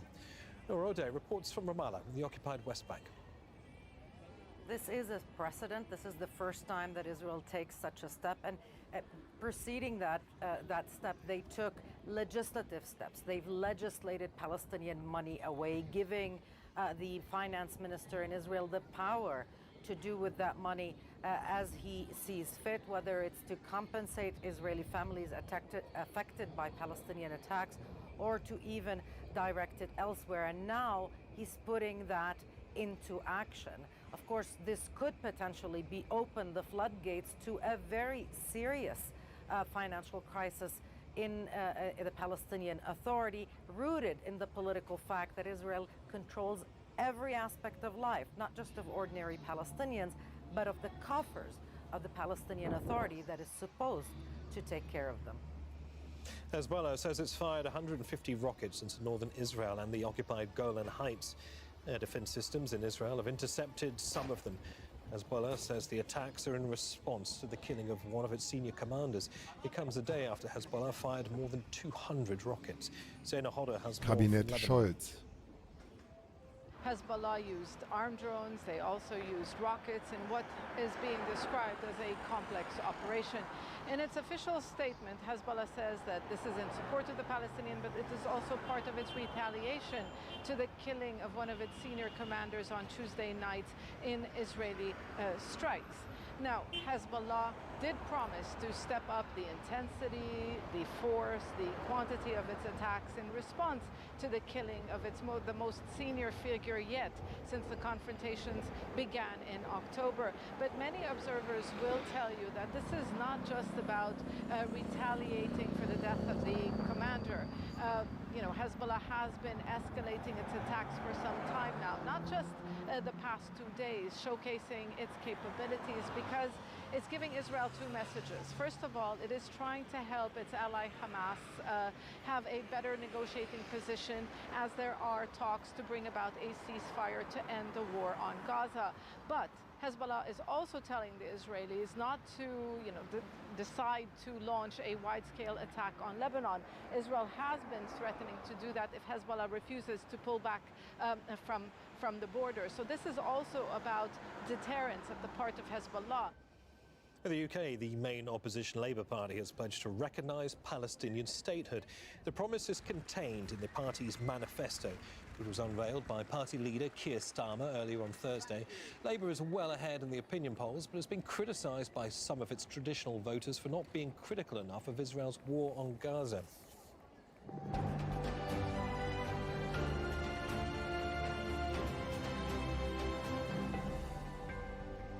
Leaders of G7 nations have agreed to provide a $50 billion loan to Ukraine during their annual summit in Italy. Supporting Ukraine against Russian attacks has been top of the agenda during the talks. The G7's also looking to have the loan repaid using the interest generated from frozen Russian assets, many of which are sitting in European banks. Our diplomatic editor James Bays is in Italy's Puglia region following that summit. On Ukraine, you have this deal, it seems, and we're at the stage now where we're getting leaks from the final communique of the G7. That has not been actually published yet, but the way it works is behind the scenes while the leaders are doing their family photos and meetings, all of their closest officials are looking at the document and looking at the final wording, changing the odd word here or there and agreeing one paragraph, then moving on to the next. And it seems that that deal has been done. They're going to use the collateral, the interest on those frozen Russian assets, that 300 billion of Russian assets. The other thing that's going on here is the US, which is going to do an ongoing security deal for 10 years with Ukraine. Now, I think the idea here is to create some momentum, to try and Trump-proof the situation in case President Trump was to come back into office when, of course, we got the US election in November. But, of course, we know from last time President Trump was in office, we know from what we've seen from the Congress in recent months that in the US, the word of a US president, for example, the Iran nuclear deal signed by President Obama, can always be overturned by his successor, and there's always difficulties down the line on from Capitol Hill potentially. So although this is a 10-year deal, I don't think there's anything absolutely guaranteed there. A fleet of Russian warships has sailed into the port of Cuba's capital, Havana, ahead of planned military exercises in the Caribbean. US officials say they're tracking the vessels, which include a nuclear-powered submarine. Ed Augustin has more from Havana. Firing a 21-gun salvo as it came into Havana Bay, a Russian naval flotilla docked on the island for the first time since the outbreak of the war in Ukraine. En route, a Russian frigate fired artillery in drills. The Biden administration said the deployment was notable, but not dangerous. We, of course, take it seriously, but these exercises don't pose a threat to the United States. Nonetheless, it deployed 3 destroyers to track the Russian deployment. Some Cubans watching the ships pull in felt it was poignant. 5 years ago, US cruise ships docked in this bay, and American tourists pumped money into the island's economy. They were banned by the Trump administration, which allowed the cruise liners to be sued for hundreds of millions of dollars for docking here. It's hard to imagine a more powerful image of how far US-Cuban relations have been bulldozed over the last 5 years. A Russian nuclear-powered submarine docked right where US cruise liners no longer can. Analysts say hardened US sanctions and economic desperation are pushing Havana closer to Moscow. This is something that Cuba had forgotten, that connection, and it has come back to that connection because there's no other choice, and there's no other choice directly because of United States sanctions and what can only be called sustained economic warfare against Cuba. And desperate diseases require desperate remedies. And the number of Russian tourists for the first 3 months of this year doubled compared to this time last year. And 90,000 tons of Russian oil arrived this March following protests against food and power shortages in Santiago, Cuba's second city. Meanwhile, Cuba's position on the war in Ukraine has transformed over the last 2 years, from one that stressed the importance of respecting international law to one that is strongly pro-Russian. Both nations, Russia and Cuba, are imposed with unjust sanctions that have the origin in the same enemy, the Yankee Empire. Russia's invasion of Ukraine and potent sanctions are drawing new geopolitical fault lines and are rekindling friendships of old. Ed Augustin, Al Jazeera, Havana. Protesters in Ecuador are opposing government plans for an increase in fuel prices. The demonstrators burned the effigy of President Daniel Noboa as they march towards the presidential palace in Quito. His government has promised to remove fuel subsidies as part of an agreement with the International Monetary Fund. Hungary's Prime Minister Viktor Orban has rejected a multi-million-dollar fine imposed by the EU's top court as outrageous. Budapest has been ordered to pay $216 million for breaking the EU's migration and asylum rules. The European Court of Justice ruled it failed to observe the right of asylum seekers to stay in the country while their applications are being processed. It also ordered Budapest to pay more than $1 million a day until it complies with the order. Now, armed groups in Eastern Democratic Republic of Congo have carried out another deadly attack. Local officials in North Kivu province say at least 25 people have been killed. The Allied Democratic Forces is being blamed for the massacre. They say more than 80 people have been killed in rebel violence in the area this month. A heat wave has swept across northern China, bringing record-breaking temperatures of more than 40 degrees Celsius. China's Agriculture Ministry says the heat and a possible drought will have an adverse effect on crop planting. Katerina Yu has more from Beijing. The Liangma River in central Beijing wasn't intended to be a place for swimmers. But it's become popular with locals seeking refuge from a heat wave which has enveloped the city this week, with some areas experiencing temperatures of more than 40 degrees. This year it's become so hot much earlier than usual. Coming here is a good way to escape the heat and get some relief. Authorities have told people to reduce time spent outdoors. Pregnant women and the elderly have been warned of the risk of heat stroke. Pedestrians and cyclists are doing their best to protect themselves from the scorching sun. The capital is not alone in experiencing this sweltering heat. Soaring temperatures have struck all over the country's north, from the eastern province of Shandong to Xinjiang in the far west, breaking national records for the usual temperature at this time of year. Authorities in Hebei and Henan provinces have issued a red and orange alert, the second and most severe warnings for high temperatures. Outdoor cleaners are replaced by mist cannon trucks to cool down streets and control dust. In Xinjiang, the 42-degree heat wave didn't deter tourists from visiting a site called Flaming Mountain. A thermometer baking under the sun showed the temperature of this steel at 75 degrees Celsius. I have never had this feeling before, like being roasted in a furnace. It's an unforgettable experience. China's National Climate Center has warned of more hotter than average days to come this summer, linking the trend to the El Niño weather pattern. Scientists say climate change is also to blame. China is the world's biggest emitter of greenhouse gases and has been experiencing months of extreme weather. This unseasonably hot June follows China's hottest May on record and one of its coldest winters. Katrina Yu, Al Jazeera, Beijing. Now, to some, they're a pest. To others, they're a dangerous menace. But the wild monkeys of Lopburi in central Thailand are finally being rounded up and placed in captivity. At one stage, they'd formed gangs fighting turf wars for control of the city centre. As Tony Chang reports, local residents are relieved they're being removed. Members of Thailand's most notorious gang, captured and caged at last. The mischievous macaques of Lopburi, some resigned to their fate, others still struggling for freedom. After 6 months in appeals to the Prime Minister, the authorities are finally wresting back control. Gangs of monkeys took control of the city in central Thailand several years ago.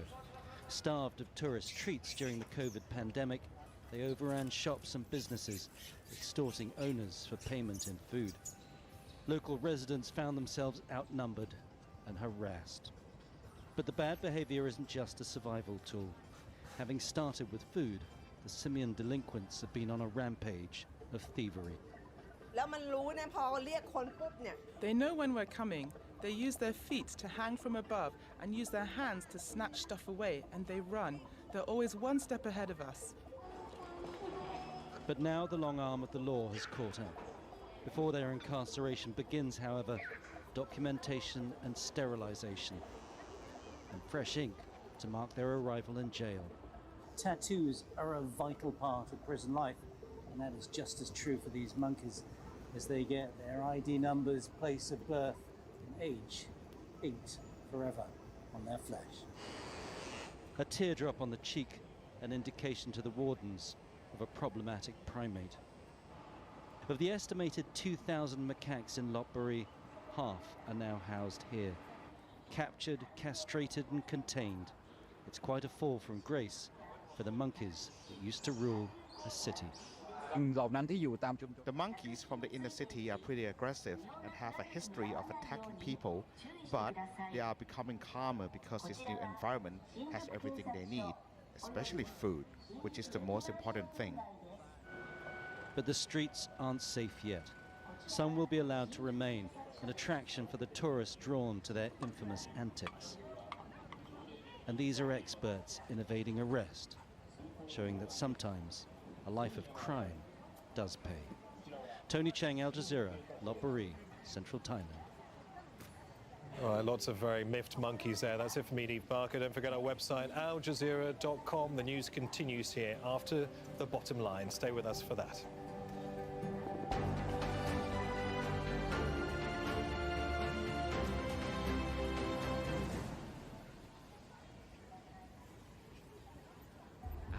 years of strenuous political battles, Colombia's Congress banned bullfighting nationwide. It brings to an end a centuries-old tradition brought by Spanish colonizers. This victory reevaluates the culture we inherited, a culture of violence, of torture that does not deserve to be called culture. The law proposes banning all bullfighting within 3 years to give time to the industry to adapt and transform bull rings like this one into cultural centers. This old tradition, which used to thrill the masses and famous intellectuals alike, has reached its final thrust. Hi, I'm Steve Clemens, and I have a question. China is playing a bigger role in the Middle East than ever, but can it compete with the United States to be a peacemaker between the Palestinians and Israelis? Let's get to the bottom line.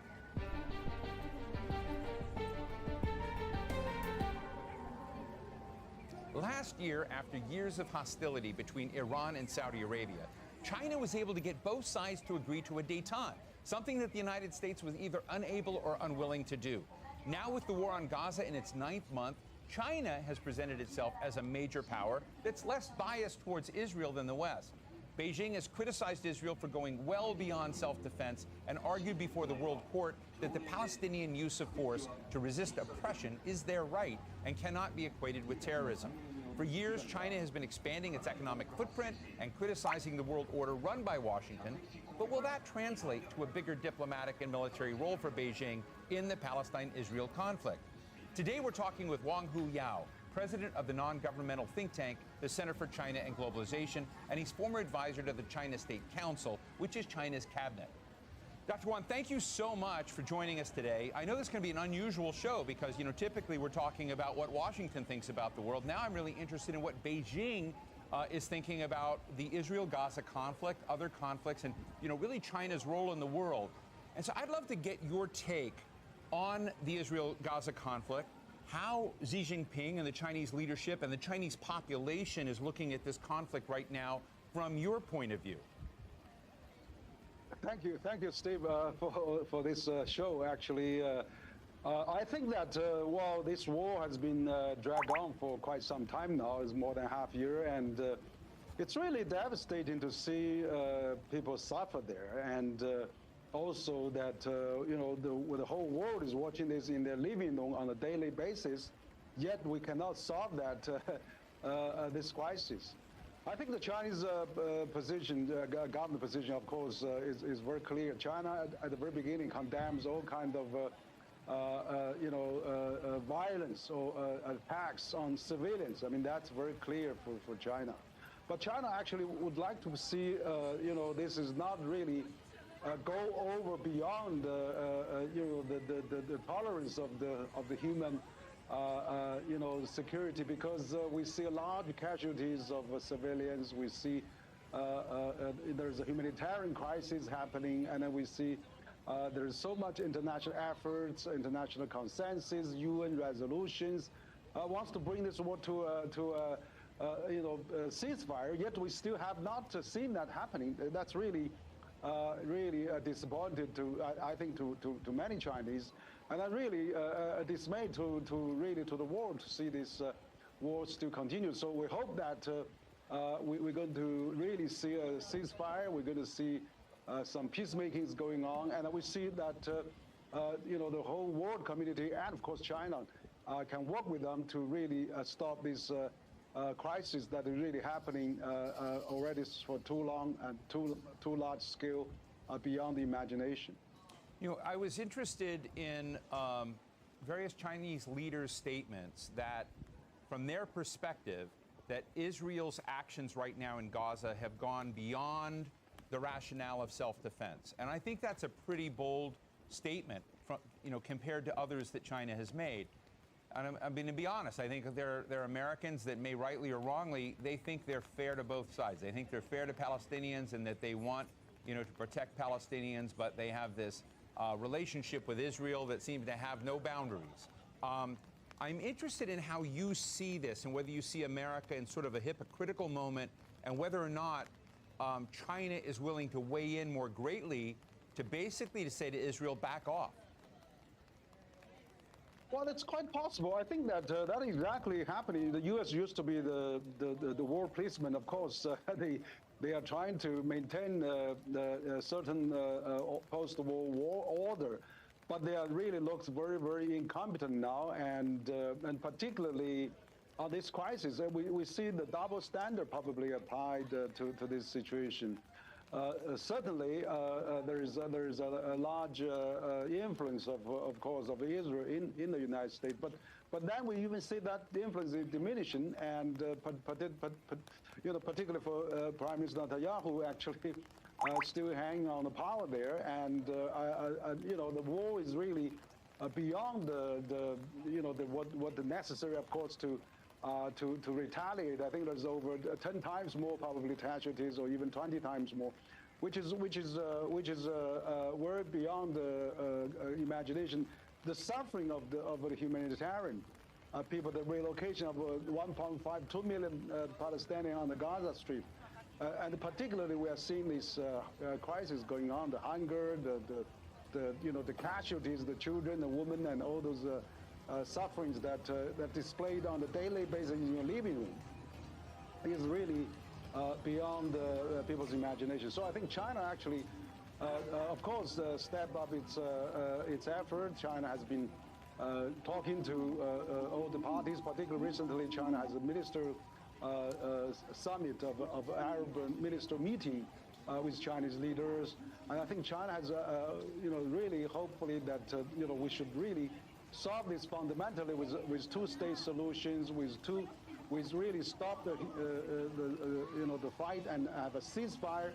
Let's get a UN resolution in place, and really to put this to the end. This is really really alarming, and I think unbearable probably with such a crisis going on, with such a large casualty of the civilians. Which is really totally beyond control. I think that is really very unfortunate, very tragic.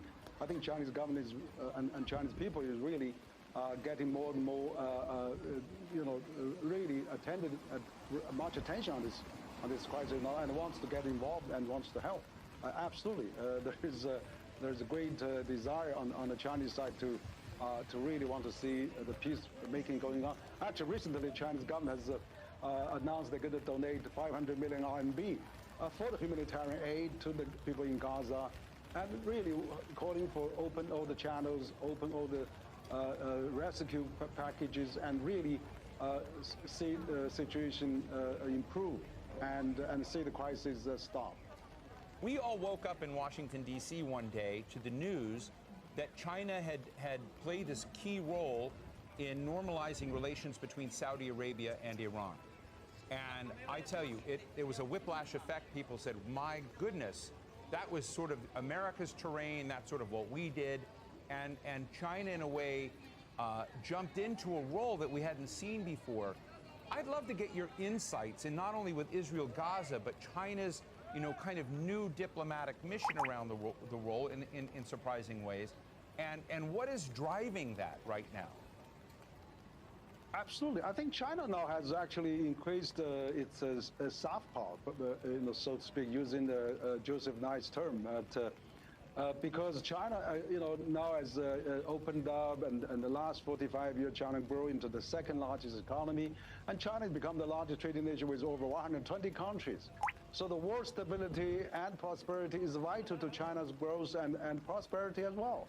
So what has happened is that China, of course, for example, you mentioned about, made a peace deal for Saudis and Iranians, which is great, because China is the largest trading nation with both countries. China buys, largely all their 90% probably their export of energies to China and to the world probably, and then that's really a big influence. So I think that the Arab nation, particularly from Saudis and probably from Middle East, from the Iranian point of view, they also don't want to see their organizing positions. They want to have a ladder to come down.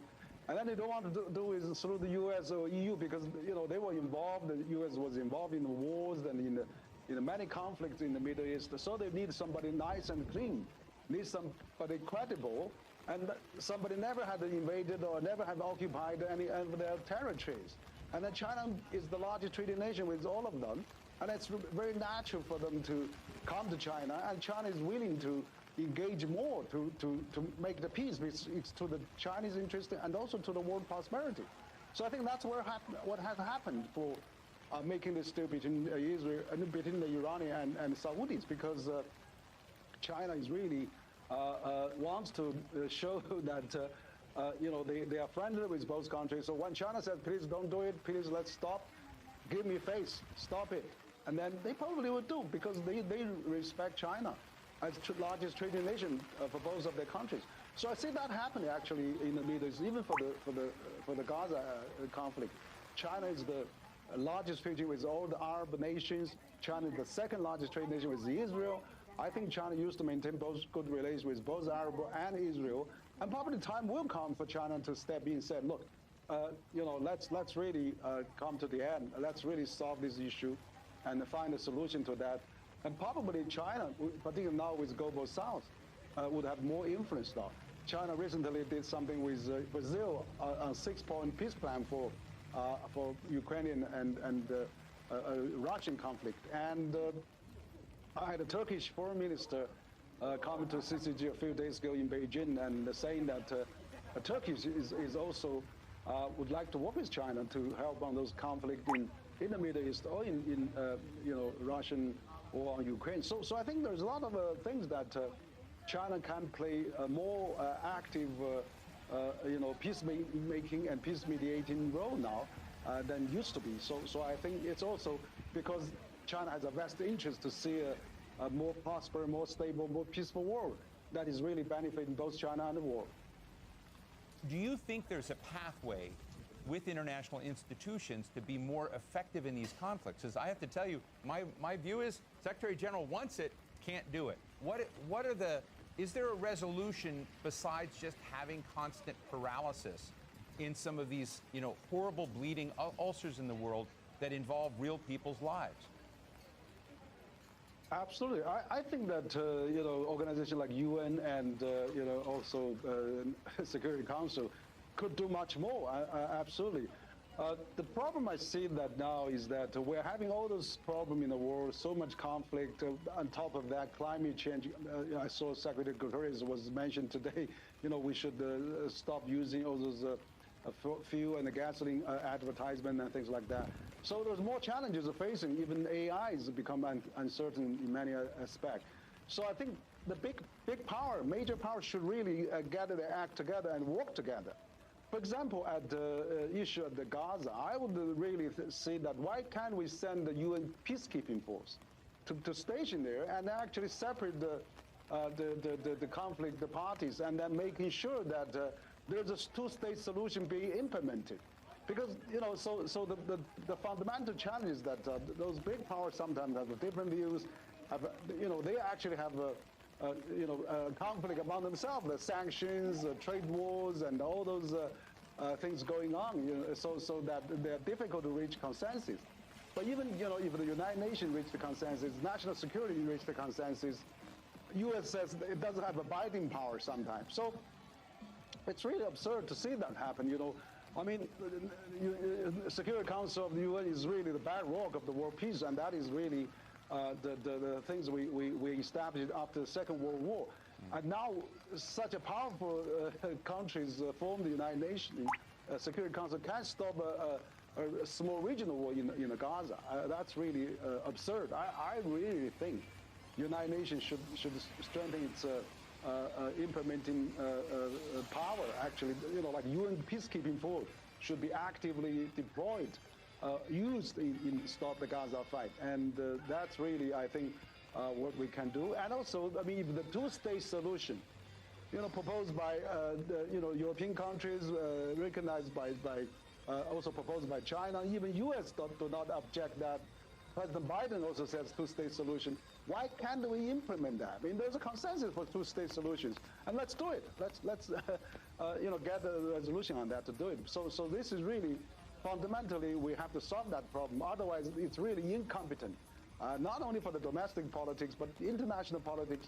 We are paralyzed, and then we go to that ushers in some new challenges and a new crisis that are going to happen more. So we have to really put our acts together and stop this war and making peace immediately. Such a powerful comment. Let me ask you a question more about a geostrategic picture in economics. You know, Israel, the UAE, India, and the United States have announced a new effort to open a corridor from Asia to Europe.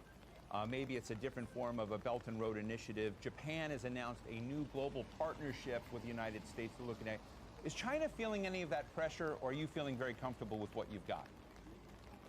No, I think actually I view this as positively. You know, 10 years ago, 10 to 15 years ago, nobody is thinking about the global south or initiate any global development project. And China did that. You know, 11 years ago, China proposed the Belt and Road Initiative, which is great. Now it's got a chain of reactions out of that. All the countries starting to really looking for this infrastructure deficit, global infrastructure deficit. So United States proposed Build Back Better World, B3W, and the EU proposed EU Global Gateway, and now we have the Indian, UAE, and Europe say, okay, Indian, Europe Economic Corridor. Great. If all the countries wants to put more investment, you know, put more project into this, it would be very good. But the problem now, we see a lot of plans being proposed, but not really seeing much actions.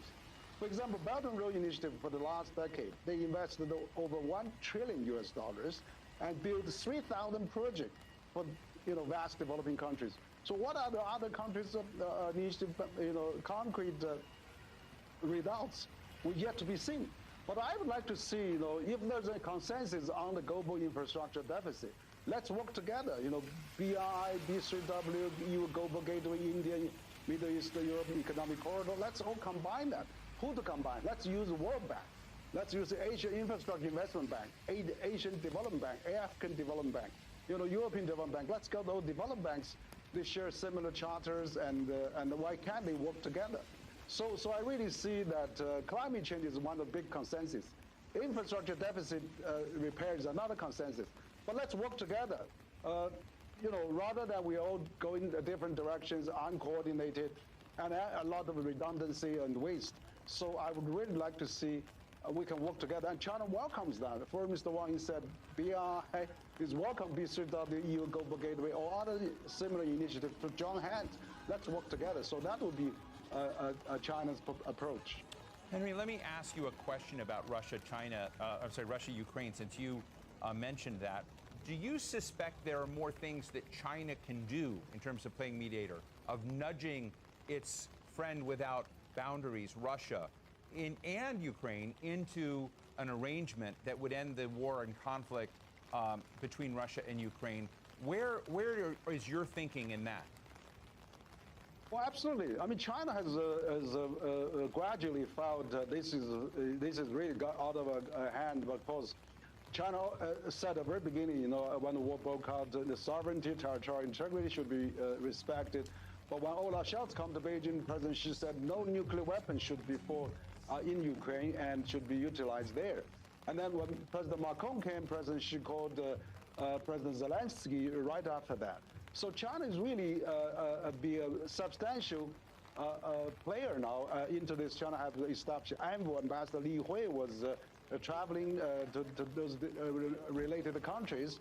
And now we see, you know, if this NATO and Western-led, coalition is really not able to really put end to this war, then there's the global south is really getting very annoyed. You know, countries like Brazil, like Turkey, India, South Africa, they all want to mediate, want to do something. I think China is actually playing more role now to have a great terms with those,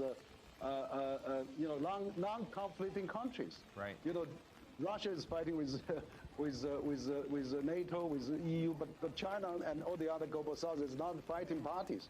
So they could be really in a good position to be a mediator, to be a peacemaker. And I see that happening. China just issued a statement with the Brazilian and Turkish foreign minister in Beijing and agreed on many of those points.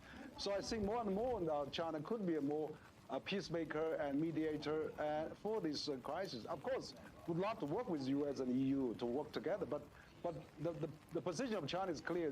If it's peacemaking, let's get all the conflict parties to the peacemaking, peace talking, or peace summit, rather than just one-sided. Let's get both sides to come to talk to how to end this war through dialogue, through negotiations, through communication. I think that is really the Chinese point. Well, one of the questions is the BRICS itself paralyzed in its efforts? Are the tensions between India and China within BRICS keeping it from playing the role? Do you take the BRICS notion seriously as an alternative way to think about how power and, frankly, global problem solving gets done? And we'll make this our last question, but I would love to hear your thoughts. Yeah, thank you, Steve. I think this is a great question. Actually, you see that the BRICS represent economic globalization. That's actually the attraction. We see now the BRICS country doubled last year, and then we see the purchasing power of BRICS is already larger than G7. And of course also the BRICS, there's another 20-some countries lined up to join BRICS. And the Turkish foreign minister told me at CCG that he's going to attend the BRICS Plus summit next week sometime. So I think this is really important that even though there's ideologically or maybe the governing style may be different, but BRICS countries all favor economic globalization and favor economic development, and that's the attraction of BRICS countries. Whereas the other, all the other alliances are security over security emphasized or military alliance.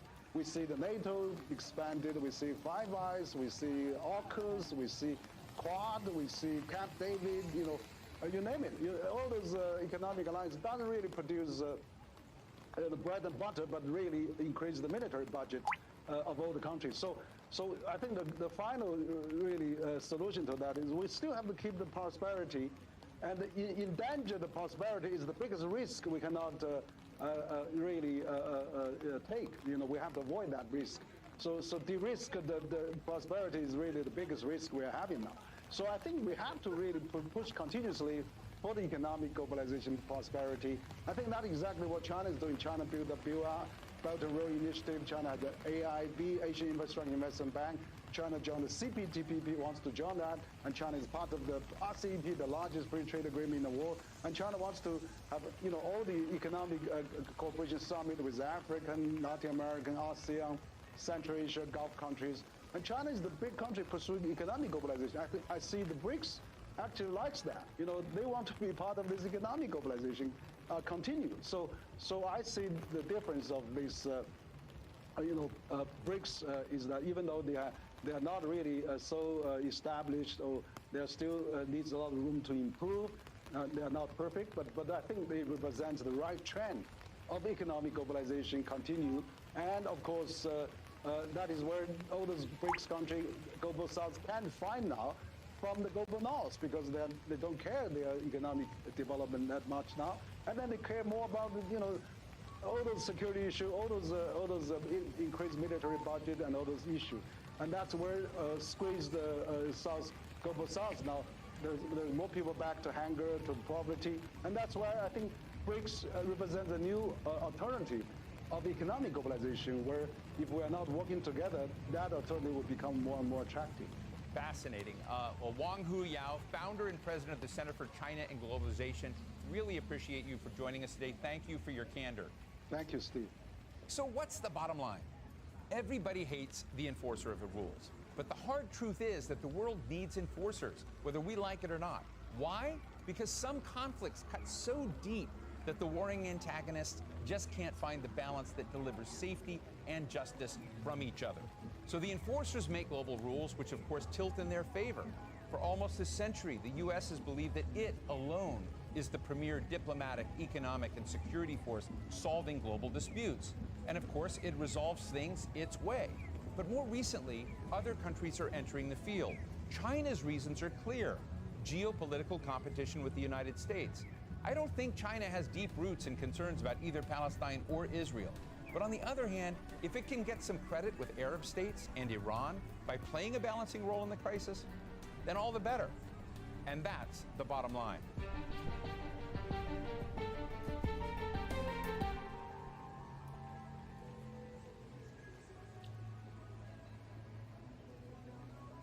a working-class, community-driven football club with some remarkable fans. Left-leaning socialist politics, what you see on the stairs, those are the beliefs of the fans. Who oppose all forms of discrimination. White folk is bringing people together. It's quite unlike anywhere else, and I've supported football all my life. White Hawks Football Ultras on Al Jazeera.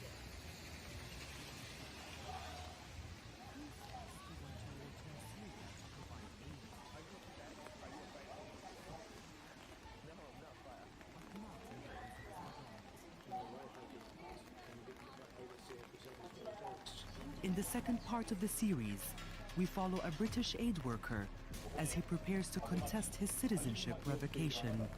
Your nationality determines your treatment, so you're only as good as your passport. Stateless in Syria on Al Jazeera.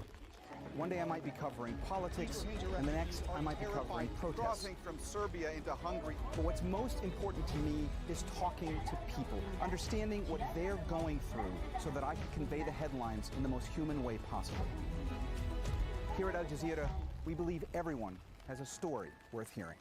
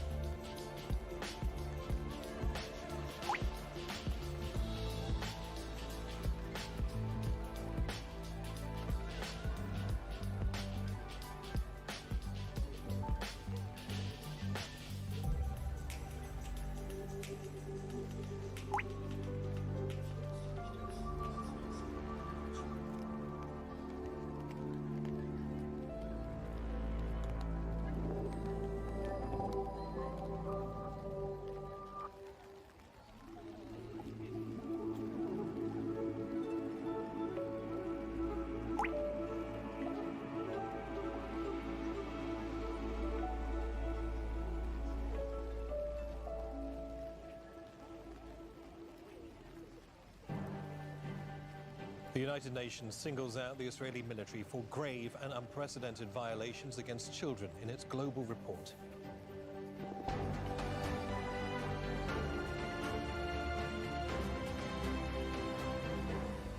I'm Neve Barker. This is Al Jazeera Live from Doha. Also coming up,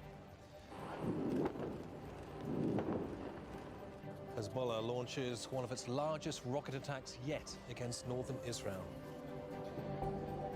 G7 leaders agree to lend Ukraine $50 billion in assistance. They're meeting in Italy for their annual summit. And the European Union's top court slaps a $200 million fine on Hungary for not following its asylum laws.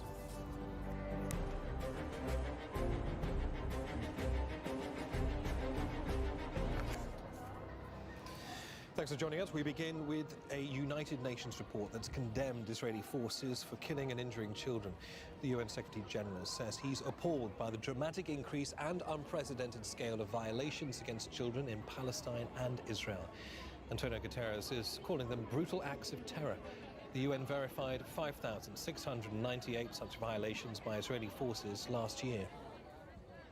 Situations in the CAC report where substantial increase in grave violations were verified include a rise of over 155% violations over prior years in the conflict in Israel and the occupied Palestinian territory, notably in Israel, the Gaza Strip and the occupied West Bank. And Hamas and Islamic Jihad committed 137 violations against children, that's according to the report. It knows at least 43 Israeli children were killed during the October 7th attacks. Tariq Abu Azum is in Deir al-Balah in central Gaza with more on the devastating impacts of the war on children. Palestinian children were generally affected from this ongoing military offensive across the Strip. There have been multiply and internally displaced from the houses. They were forced, instead of getting education, to line up for long hours in the front of water stations in order to get some gallons of water to return back with to their families in order to survive. And this is the grim reality. We're talking about thousands of Palestinian children being killed since October the 7th, and there are still thousands right now being deprived from having education and similar rights as other children around the globe. But this is absolutely the grim reality in the Strip. Now, even in light of the Israeli ongoing attacks on Al-Mawasi area, this place has been a general shelter for thousands of Palestinian children who tried to follow the orders of the Israeli military to seek refuge in Rafah. This area later that has turned to be a battle zone between Hamas fighters and the Israeli army, as gradually later the Israeli military tanks started to advance towards the Al-Mawasi area, launching wide series of Israeli airstrikes targeting residential houses alongside with makeshift shelters. But from the Israeli side, in official statement, they denied carrying out airstrikes in the humanitarian zones, as people are terrified from this ongoing Israeli military offensive in Rafah so far. Well, let's look a little bit more into this investigation, into the impact of the conflict on children. Gabriel Elizondo is live for us at the United Nations in New York. And Gabe, a lot to unpack in this report. What is the main takeaway? Well, there are many, quite frankly, and it is a very long report, over 100 pages, and there is a lot to unpack here, but I think there are a couple key points here. Number one is this report only looked at the last year, from January 1st to December 31st. So any violations against children in the world, but let's just take in Gaza and the occupied West Bank and elsewhere at this point, from January 1st until today are not in this report. That's number one. Number two is even the violations that are in this report against Palestinian children, as you mentioned, over 5,698 cases, this could also be an undercount. And that is because of access limitations to UN investigators into particularly the Gaza Strip. They even said this in the report.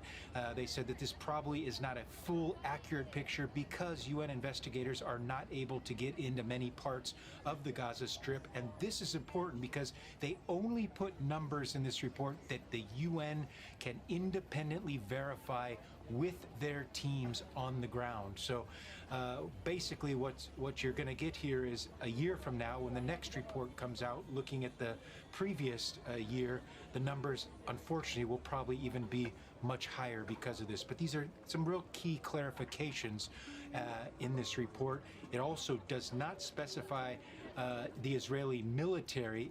It's much broader than that, as Virginia Gamba said. It says Israeli armed forces and security forces, because a lot of the violations by the Israeli military and armed forces and security forces were in the West Bank, for example, or elsewhere, not even in Gaza and other places. So certainly a damning report for Israel, and a report that certainly Israel did not want to be listed on, but certainly almost had to be, given the high number of violations against children. Yeah, a damning report indeed. Gabriel Elizondo live at the UN there. Many thanks for that. Well, as Gabe was just saying, it's not just Gaza where Palestinian children have suffered Israeli atrocities. Since October, there has been a significant surge of violence against minors, including in the occupied West Bank.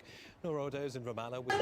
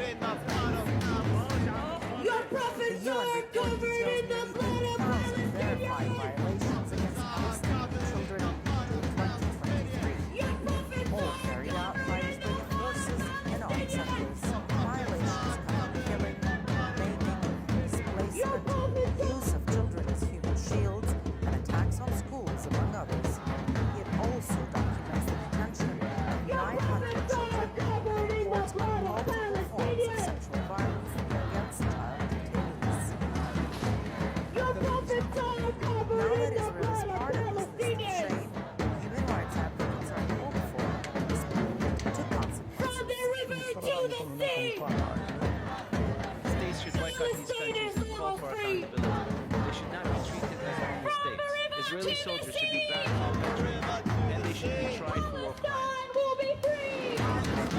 Says thousands of additional cases are still pending verification. 6 months into 2024, the situation has only become worse. The abuse is even more shocking. Recognizes their lived tragedy, but it cannot change it. They face their only children can muster. Al Jazeera.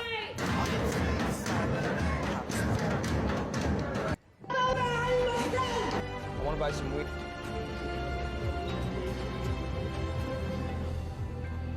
Now, leaders of G7 nations have agreed to provide a $50 billion. We're in Burlington, Ontario today to visit Supporting Ukraine against Russian attacks has been top of the agenda during the talks. G7 is also looking to have the loan repaid using the interest generated from Russian frozen assets, which are mainly sitting in European banks. I'm joined now by our diplomatic editor, James Bays, who's in the Puglia region of southern Italy and following those developments there at the G7. And James, of course, the G7, particularly the United States, wants to extend and consolidate their support for Ukraine. Yes, Ukraine has been one of the key issues at G7 here today. In fact, in the next few minutes, next hour at least, we're expecting to hear from President Biden speaking with President Zelensky, who's been the special guest here of the G7 leaders. I think two significant things have happened today. One is a US-related thing, and here I think President Biden talking about this more, but a commitment to a multi-year support security support for Ukraine from the United States. I think the idea is to create momentum that makes this a sort of commitment. President Trump was to come back. Unpredictable he can be in foreign policy. He was to come back in November. But we also know the reality. We've seen power in the US Congress, and we've seen President Trump has been willing to overturn the processes on foreign policy in the past. Just look at the Iran nuclear deal. Despite that, it's been talked up by the United States. And the other thing you already mentioned, which is those frozen assets of Russia, $300 billion. The idea of using some of the interest from that as collateral for this $50 billion loan for Ukraine to start rebuilding. In the last few moments, we've got a statement from Olaf Scholz, the German Chancellor, on this. So it was a historic step. He says President Putin keeps the war going until everyone stops supporting Ukraine. He said what's been decided here at the G7, this plan failed today. And James, talking about the need for international momentum there, in the face of what's happening in Gaza right now, there have been a lot of questions around how responsive, how relevant the G7 is right now. Good afternoon, Canadians, Ontarians, and Torontonians. Yeah, I mean, for those who don't know me, my name is Joe Anajar, also known as Puck Daddy 93 on social media. The other day I put out a call for action. And then what are they doing with regard to Gaza? Well, we're at the stage now where the final communique is being worked on, not released yet. You know, for example, that $50 billion loan, you know, that part has been agreed. And we've got some of the language that's coming out on Gaza. Let me just give you some of the details. G7 saying that they're very concerned about the situation on the Lebanon, northern Israel border.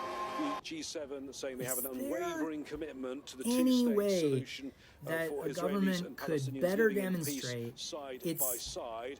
Some will be absolute questioning lack that, given of a year ago they hardly ability to form that meaningful conflict, priorities. and the United States was going round the Palestinians, doing normalization deals with other countries not in housing, the region. And the other thing the G7 not your grocery say, bill making you go broke. they're calling No, for Israel to no, refrain we from a really need to full-scale spend offensive today in Rafah. and now that, earn I our think, is an interesting salaries call from them, by and compare that with the pictures that you're seeing every day in recent weeks on Al Jazeera, the really dreadful scenes. I think many people will be asking, really, is there not already that full-scale offensive? James Bays, many thanks for that. Our diplomatic editor reporting from the G7 in the Puglia region of southern Italy. Now, in the occupied West Bank, the Israeli army has carried out raids in the Jenin refugee camp for the second time this week. Soldiers stormed the camp in the early hours of Thursday. They used bulldozers to dig up roads and destroy them. 6 Palestinians were killed during a raid in Jenin on Tuesday. Israel's military says that operation was aimed at disrupting the activities of Palestinian fighters. There have been 12 arrests across the occupied West Bank. Tensions are also rising south of the city of Jericho. Witnesses say Israeli forces raided the Aqaba Jabbar camp on Thursday. The homes of some Palestinian families were reportedly surrounded by Israeli forces. And in Yatta, it's south of Hebron, Israeli forces have demolished a Palestinian home. This is because of a lack of a building permit. 11 Palestinians have been uprooted, 8 of them are children. Israel has demolished at least 990 Palestinian homes since the war in Gaza began. And Israel's far-right finance minister has dealt a new economic blow to the Palestinian Authority. Bezalel Smotrich has signed an order to deduct $35 million of Palestinian tax revenues. That money will be transferred to Israeli families whose members were killed in the October attacks. Israel collects Palestinian tax as part of the 1994 Paris Agreement between the Skin barrier damaged? Repair it. Israel.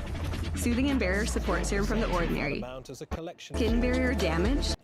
Well, the total revenue is estimated to be around $220 million every month and is the main source of income for the Palestinian Authority.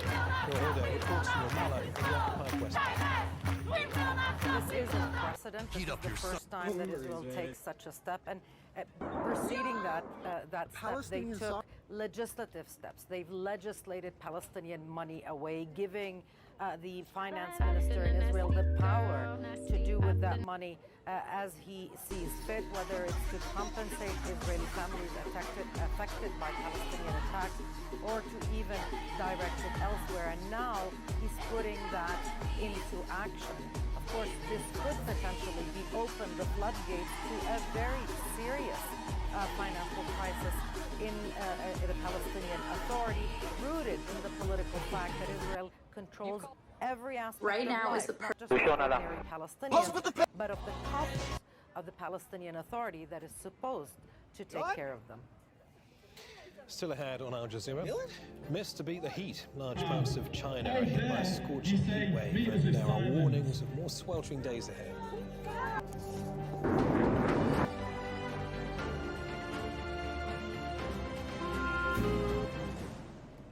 The latest news as it breaks. But immigration advocates challenge President Trump's asylum order back in 2018. The people, they won't leave. What is threatening about divesting them one piece. The problem isn't the protests, it's what they're protesting. The saddle, the far right is expected to shake up politics in Brussels. Breaking news. Harvard commencement speech takes a dramatic turn as student criticizes school policies. As I stand before you today, I must take a moment to recognize my peers. The 13 undergraduates. Very special. One who is inside the high-stakes world of Indian chess and meets the young prodigies who are making their mark on the international stage. India's chess prodigies on Al Jazeera. Help protect Palestinian families from starvation. Our Gaza staff.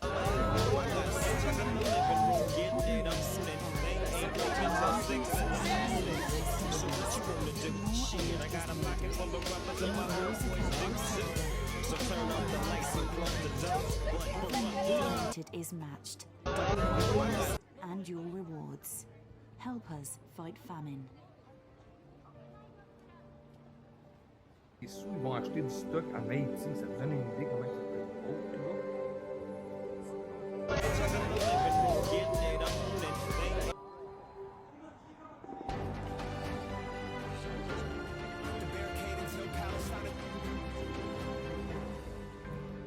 You're with Al Jazeera. Here's a reminder of our top stories this hour. The United Nations report has condemned Israeli forces for killing and injuring Palestinian children.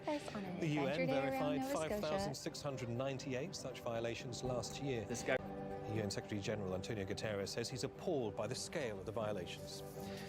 G7 leaders have agreed to provide a $50 billion loan to Ukraine during their summit in Italy. They're looking to have that loan repaid using the interest generated from frozen Russian assets held mainly in European banks.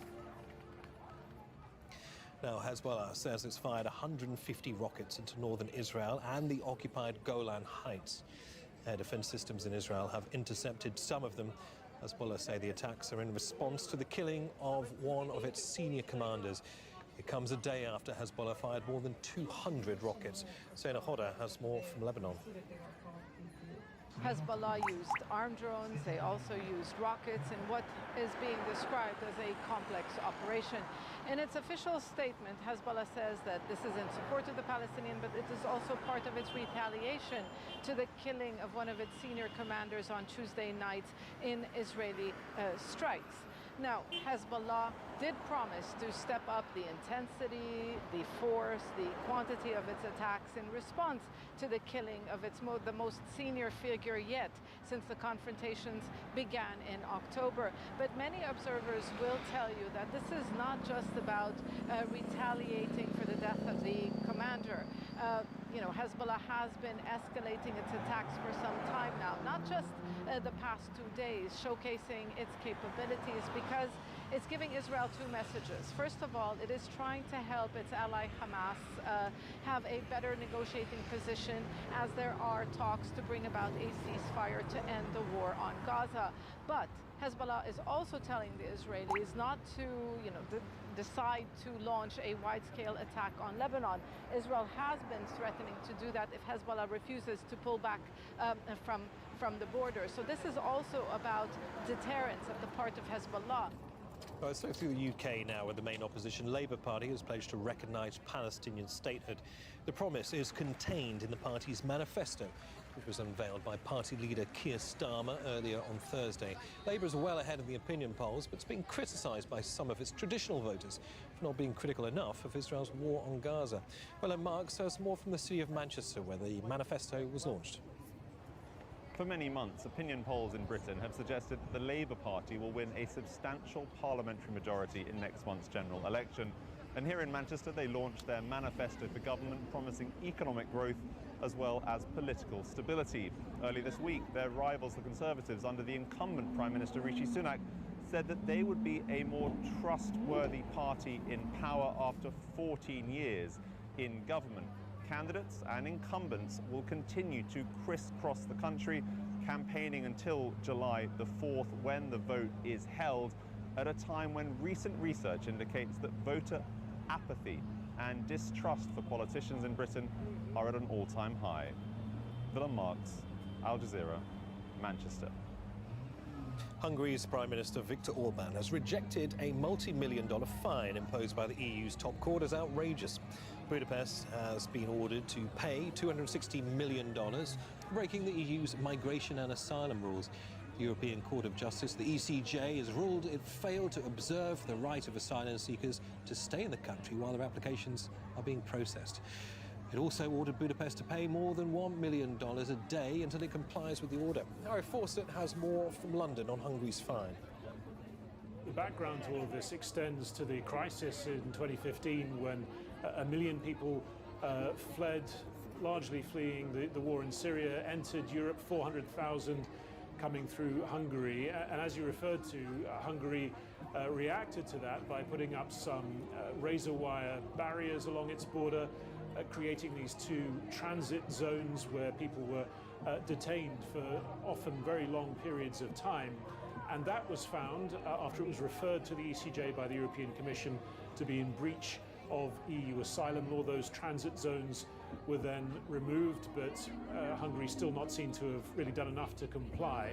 And then in 2020 there was this separate law that Hungary instituted, saying that anyone seeking asylum had to claim asylum outside the country at either the embassy in Kiev in Ukraine or in Belgrade in Serbia, and not on Hungarian territory. And that too was found not to comply with EU law on asylum. And so what we have from the ECJ on this day is a ruling that Hungary failed to comply with the right of applicants for international protection to remain in Hungary, pending a final decision, saying that this was deliberately avoiding a common EU policy in a way that is unprecedented and extremely serious infringement of EU law. Armed groups in Eastern Democratic Republic of Congo have carried out another deadly attack. Local officials in North Kivu province say at least 25 people have been killed. The Allied Democratic Forces is being blamed for the massacre. They say more than 80 people have been killed in rebel violence in the area this month. A heat wave has swept across northern China, bringing record-breaking temperatures of more than 40 degrees Celsius.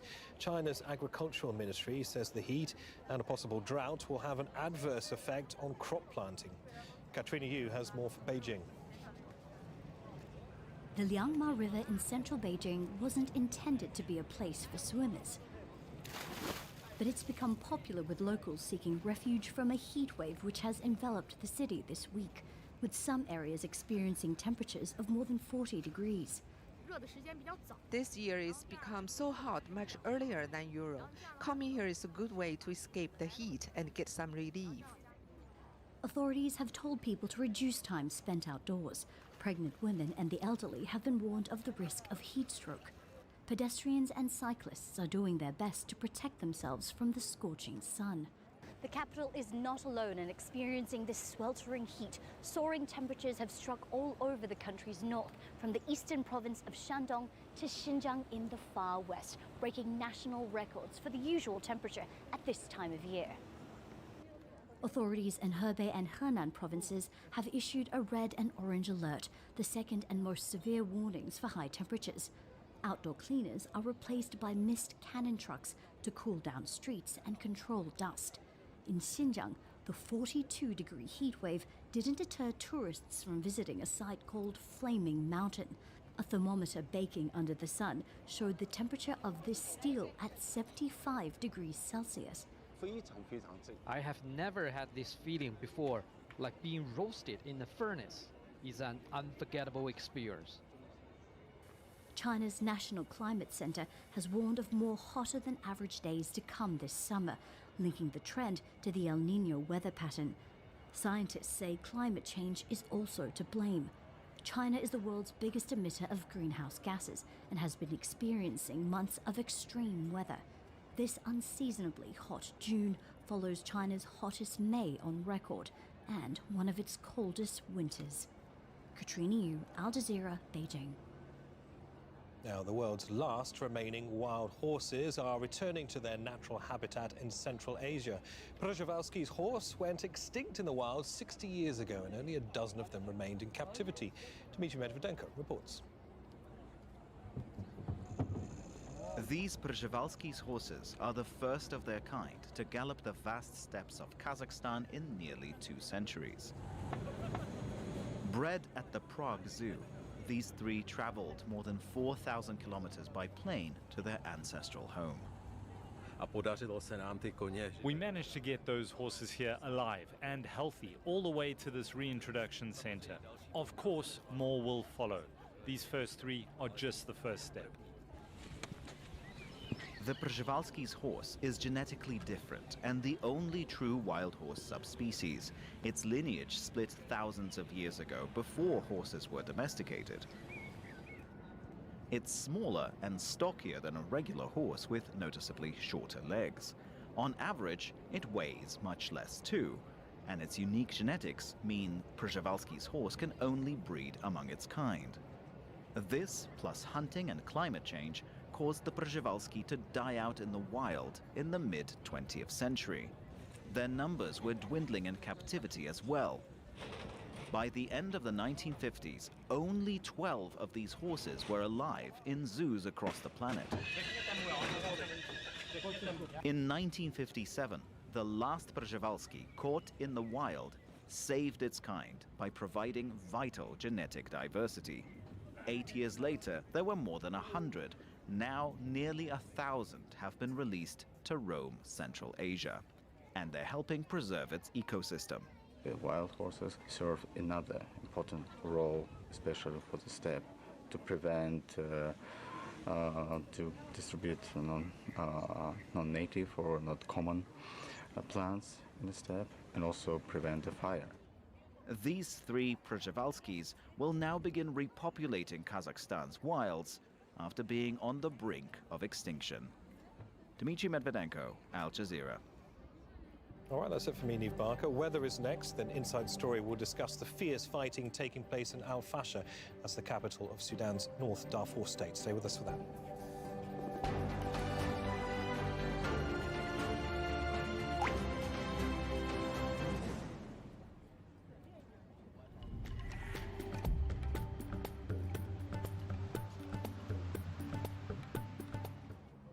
So the weather is looking pretty quiet across the Middle East over the next couple of days, and by quiet, hey, lots of June sunshine, so it's going to be certainly hot. We're well into the 40s for most of us. 1 or 2 showers there just into Iran, pushing up towards the Caspian Sea.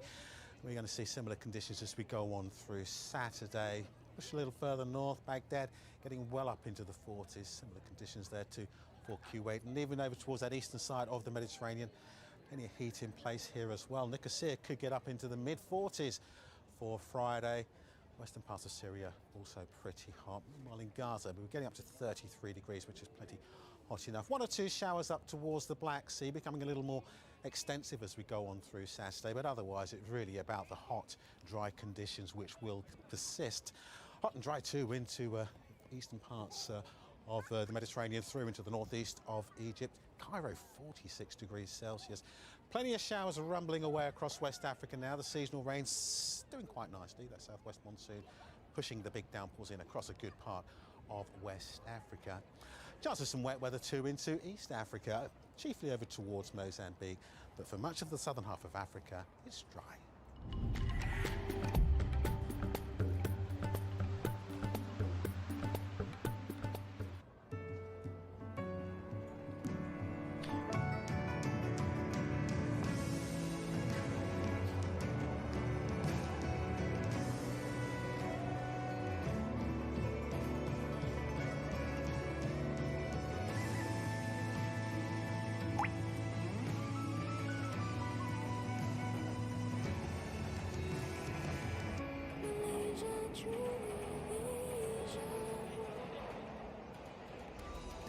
The battle for Al Fasher. There's fierce fighting for the capital of Sudan's North Darfur state.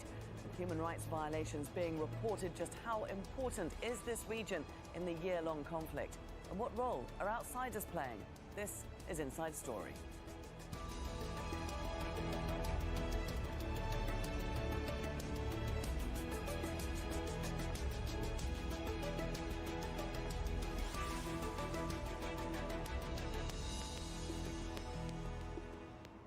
Hello there and welcome to the programme. I'm Laura Kyle. Fighting is intensifying in Sudan's western Darfur region. Paramilitary rapid support forces are advancing on the city of Al Fasher, the Sudanese army's last stronghold in the area. The year-long conflict across the country has displaced millions of people and left many more on the brink of starvation. The UN Security Council is seeking to address the crisis at the request of the UK, but so far actions by the international community have proved ineffective. So is the conflict in Sudan reaching a critical point? And can anything be done to protect civilians caught in the crossfire? We'll get to our guests in just a moment. First, this report from Fintan Monaghan. The Sudanese army and paramilitary rapid support forces have been fighting for more than a year. But now the conflict may be approaching a pivotal moment as RSF fighters close in on the city of Al Fasher. The northwestern region is the last stronghold of the Sudanese army in Darfur. As the fighting intensifies, the civilian population is caught in the middle. More than 10 million people have been forced from their homes across Sudan and are living in desperate conditions. Our lives have become difficult. Now, as you can see, we don't have anything, not even dinner for our kids. We fled from Tawila. We had to leave at night. We couldn't leave during the day because we were scared of strikes and heavy weapons. Food is also running out. More than 18 million Sudanese are going hungry, and aid isn't getting through to those in need. Humanitarian workers warn that conditions will get even worse unless something changes soon. We need an end to the conflict. At a minimum, we need a ceasefire. We need to be able to scale our operations, and for that we need the humanitarian access. We need long-term political intervention that will allow the peace to hold. Prosecutors from the International Criminal Court are investigating possible war crimes in Darfur. They believe widespread atrocities are taking place. The evidence my office has collected to date seems to show credible, repeated, expanding, continuous allegations of attacks against the civilian population. In particular, attacks directed against camps for internally displaced persons. As the conflict goes on, more civilians are being put at risk. But so far, the international community has had little success in securing humanitarian access or bringing the fighting to an end. Vincent Monaghan, Al Jazeera for Inside Story.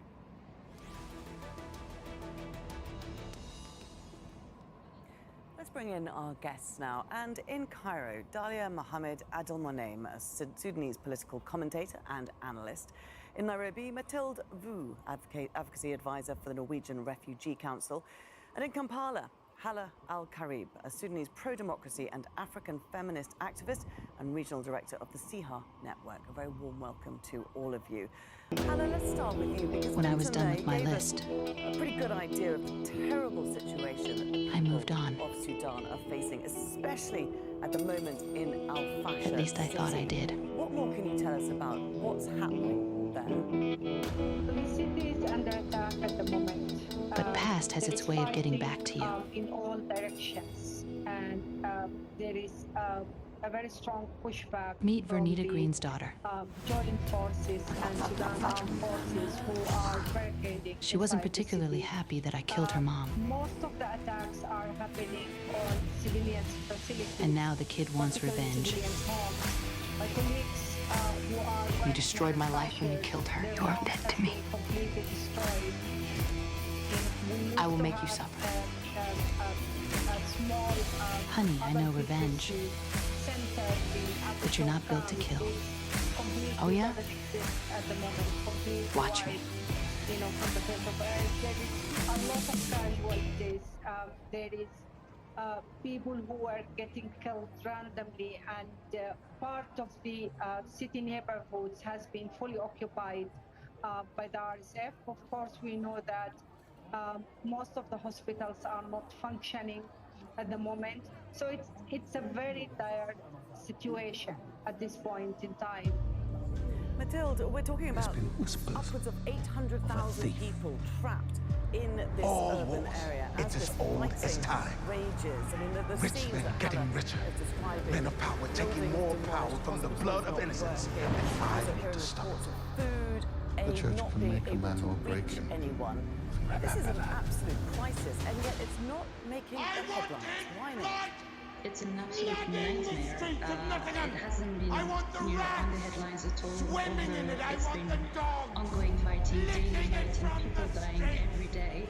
Not every day until like since it was finished. It's been like this for 14 months.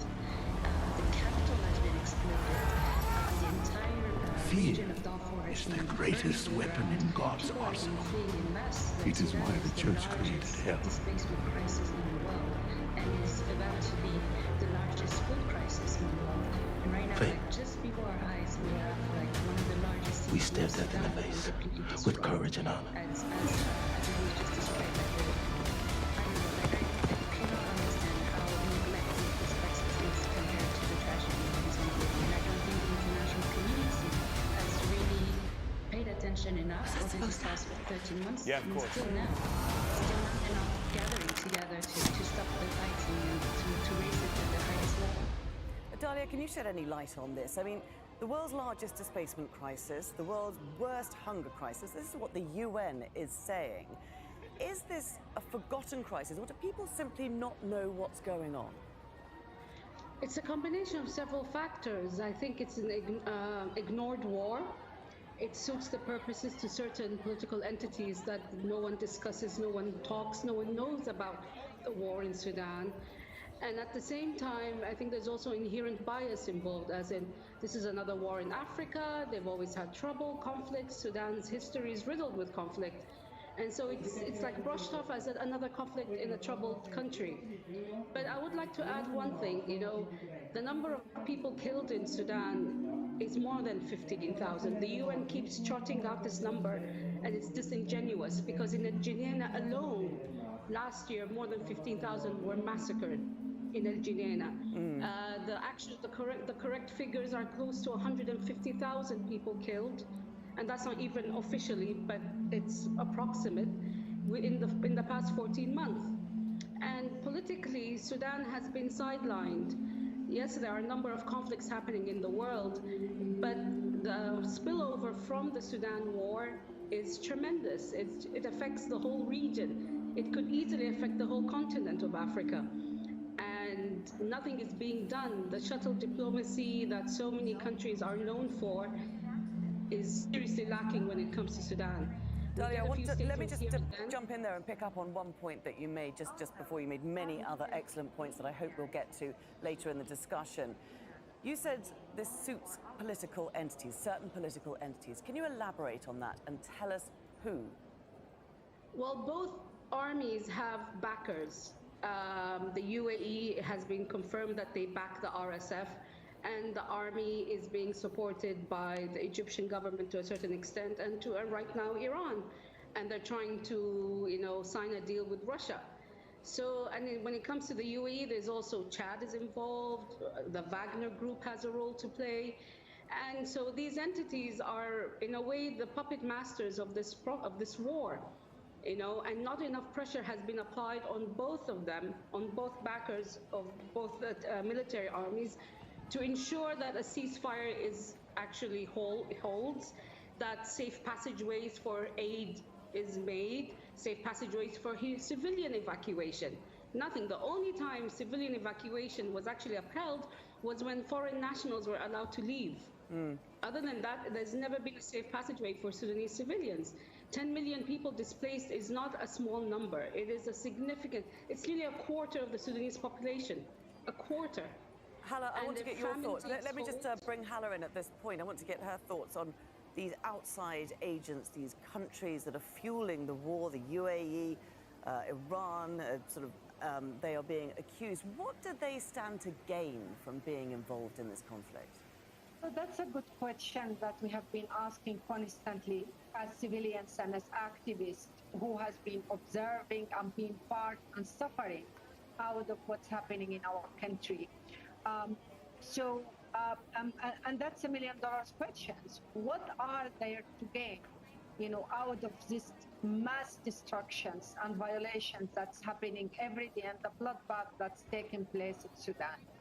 And, I just would like to take a step back and speak a little bit about the neglection of the Sudan questions that has happened since 2019, since the falling of Bashir regime, and how, both the international community and the transitional governments and the military elites of Sudan, they have not taken seriously the volatility and the risk that the country was confronted with post-Bashir.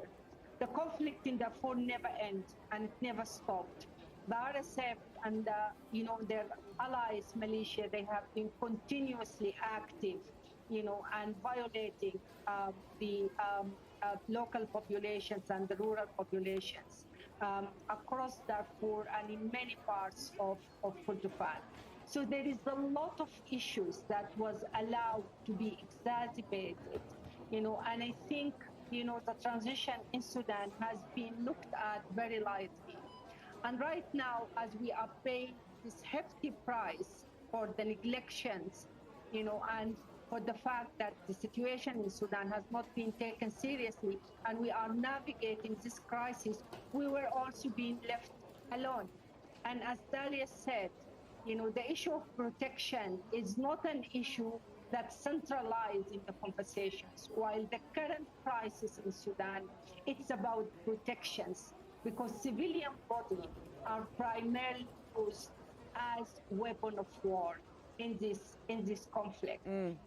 Yes, it's a conflict between two belligerents, but it happens inside civilian facilities, inside civilian homes. And this is what we have been enduring. So the level of atrocities, and casualties is extremely high, very, very high. Mathilde, accusations of atrocities have been levelled at both sides. The RSF, though, does seem to be particularly brutal when it comes to dealing with the local population, the civilian population. It's been connected to massacres, it's been connected to sexual violence, starvation. Why is this the RSF's method of warfare? I don't think I could understand the psychology of the RSF warfare, but it's totally right. Like, the war has been fought on people on people's body, on women's body, on people's home, schools, hospitals. And the characteristic really of this war is that every single day, international humanitarian law has been blatantly violated. Just last week in Al Jazeera, which used to be the breadbasket of Sudan, 100 villages and perhaps more, 100 villagers, sorry, were killed in a mass massacre, really, just in one day. People in use of high-level weapon, just like that. And again, like what has happened in Al-Fashir is terrifying, and it's really the echo of what has happened twice last year, where you have an entire population that has been disseminated in West Darfur, so not very far away from Al-Fashir, because of their ethnicity. And those who survive had to flee to Chad because it was just impossible to continue being in West Darfur and being attacked for who they were, which is Masalit population. Dalia, the US envoy to Sudan has warned that Al-Fashir could fall imminently to the RSF. If it does so, it has then taken over the whole of Darfur region. What do you think it's going to do with that? What's Hemeti's plan for Darfur? Annihilation of the people of Darfur. He has precedents, he has history. This is what the RSF, formerly known as the Janjaweed, did 20 years ago. They committed genocide, and they're committing genocide right now. There's a lot of play here. There's cultural, there's politics, there's just power play. All of it is involved. And if Al-Fashir falls, then the RSF will, in a way, end up controlling 60% of Sudan. A militia will be in control of 60% of Sudan's land. And they've shown in the past 12 months alone just how much of a genocidal, massacring entity they are. And they continue to do that in plain sight, and no sanctions have been placed on them, no punishment has been meted out on them.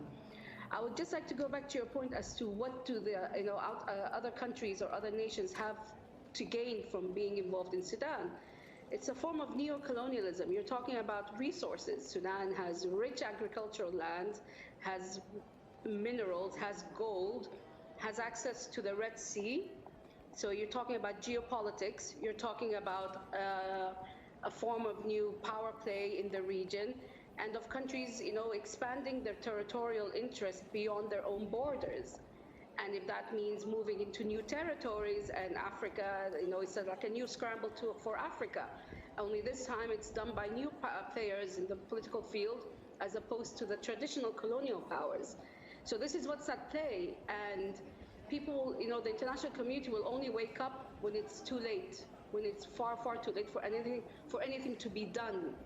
And by then, I hate to say it, but what will be left of Sudan, I don't think anyone knows, but it doesn't bode well. And Hala, I know that the US... Okay, let's bring in Hala at that point, because there have been peace efforts, multiple peace efforts, in fact, by the international community, but at every step, they have failed and they have been forgotten. Why is it so difficult for the international community to come together to stop this war?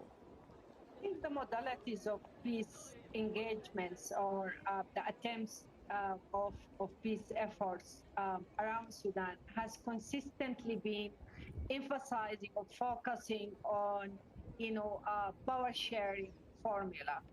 And that has been the case many, many times. And that's the main reason of the fact that we keep going on cycles of violence, because there has not been significant investment, neither by the international community. And I would like not to centralize the international community alone, but I would like also to speak about Sudan political elites as well, who there is a serious issue of lack of learning from the past mistakes and emphasis on issues of power and control without any clear elements of political projects and learning from the past experiences.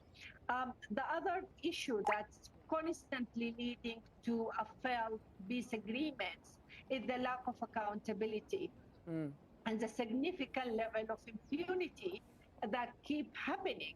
The RSF has been so emboldened and so empowered to commit such atrocities for over 20 years. And so when they launched the war in Khartoum and in Jazeera, and they repeated exactly what they have done in Darfur, in terms of destructions of rural communities, of infrastructure, of transferring productive communities, productive farming communities into displaced community and impoverish them and exercise massive dispossessions and trauma and sexual violence. That has happened before over the past 20 years, not into this scale, but it happened before and they got away with it.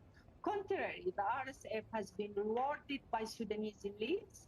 RSF has been rewarded by the international community, looking at how the Sudanese elites, they don't mind, engaging with the RSF and thinking that they could utilize them as proxy forces, to serve their purposes. At the same time, the paramilitary force has came to a clear understanding that they are not proxy anymore. Okay. Dalia, I just want to ask if you agree with that one of the key issues here is that all the actors in Sudan believe, probably rightly, that they can act with impunity. And I mean, you mentioned before at the beginning that it is extraordinary, or that we don't even know how many people have been killed. And that in itself is extraordinary, that we do not have a clear number. It ranges from 15,000 to 150,000. No one is watching this. There are no cameras there. There is no journalists. They can act with impunity, can't they? They can, and they are.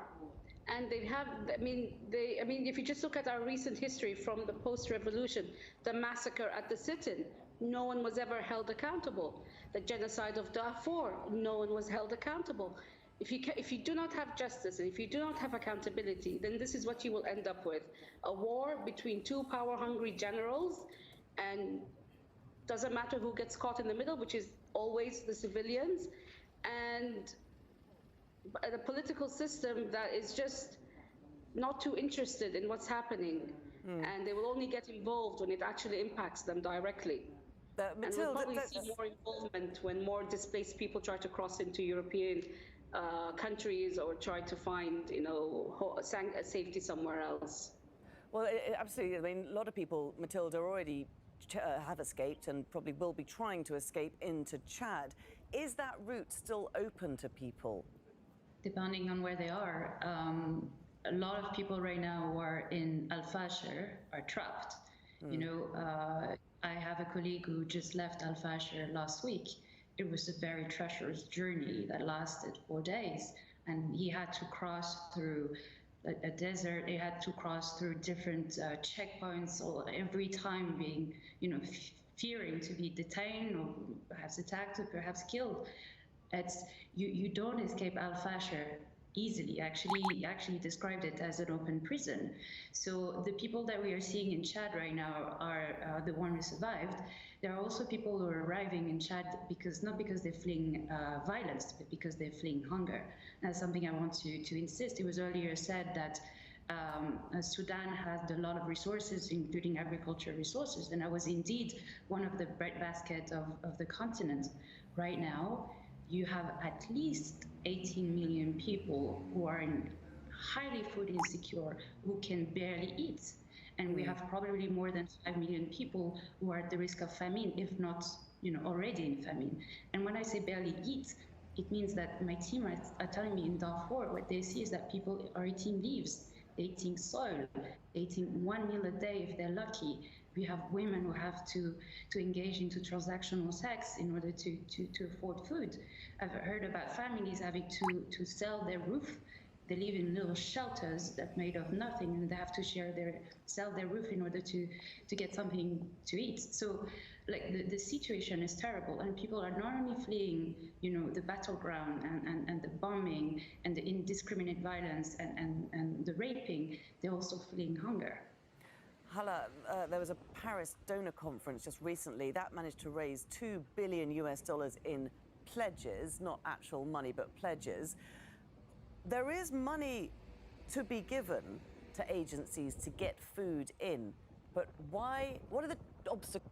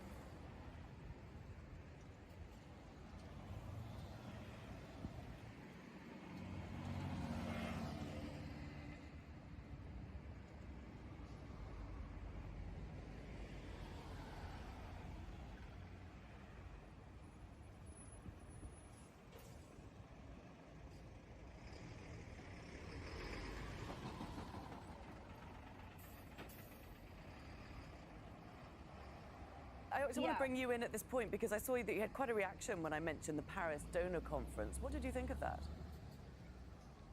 I mean, like you said, they've pledged, but nothing has been given. I think the aid fund for Sudan stands at 2.2 billion, and only 12% has been covered. And yet, in January, the EU just signed off on a 50 billion aid package to Ukraine. Sudan needs 2.2 billion. You have a famine, you have people dying of hunger, you have people in refugee camps where a lot of agencies have had to stop operating because they do not have, you know, the required medicine or food supplies. And it's just funny. I mean, they all pledge, but nothing has come through. You know, like they say, you can walk the walk, but can you talk the talk? And until the money gets down to the agencies, albeit I do agree that both sides are hindering the delivery of aid, and they're also hindering in terms of, you know, giving permits to aid agencies and aid workers and visas, and they tax them. And there is a lot of, you know, a lot of other factors involved. But agencies have a way, they know how to deal with both sides to ensure that they get through to the people who need it the most. But if they don't have the money, Mathilde, they can't do that. I just want to get one last thought from you. What happens if nothing is done? The obstruction of access. I've never seen that in my career. It's one of the most difficult country to work in as a humanitarian because warring parties have systematically blocked aid agencies from reaching people. And I can tell you what's happening right now is that the reason why people are surviving is because we have local volunteers, Sudanese, who are on the ground, on the front line, risking their lives to save their peers. Just yesterday, 8 community workers were killed in Al Fasher.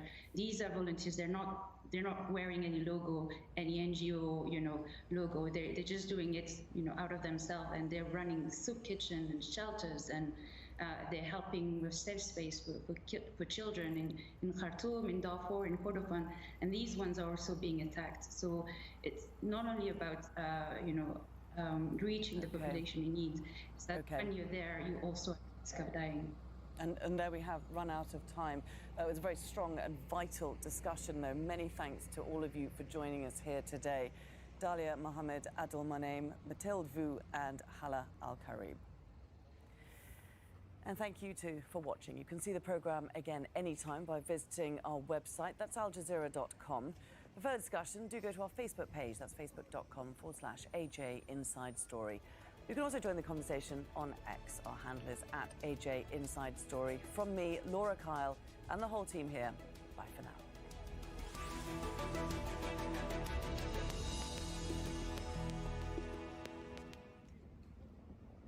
award-winning programming from international filmmakers. We've just seen so many people travelling with children. They've got a long and difficult walk ahead of them. Explore an abundance of world-class programming. Every time we do an interview, we're met with soldiers. Voices from different corners. Stories from other angles. Each one of us is a witness today, here, now. Programs that open your eyes to an alternative view of the world today on Al Jazeera. Unique perspectives. One picture is not going to tell the entire 8 months of the genocide. However, it is bringing attention to Gaza. This is not what Rafah looks like. What Rafah looks like is hell. Unheard voices. We lost everything. We're not used to this life. Connect with our community and tap into conversations you won't find elsewhere. Both the Norwegian government and other companies are stealing indigenous land. The Stream on Al Jazeera.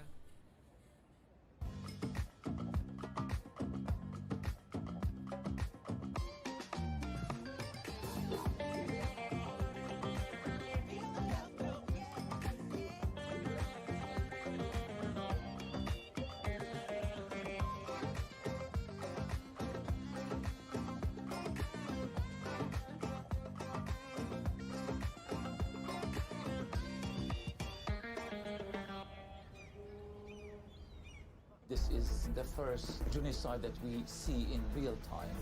There's this disconnect between what we are witnessing on social media versus what we're seeing on mainstream media. The Listening Post covers how the news is covered.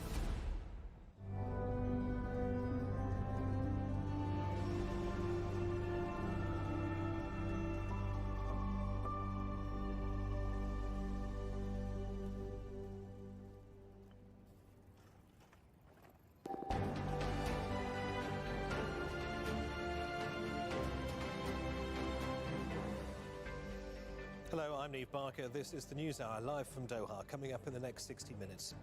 The United Nations singles out the Israeli military for grave and unprecedented violations against children in its global report.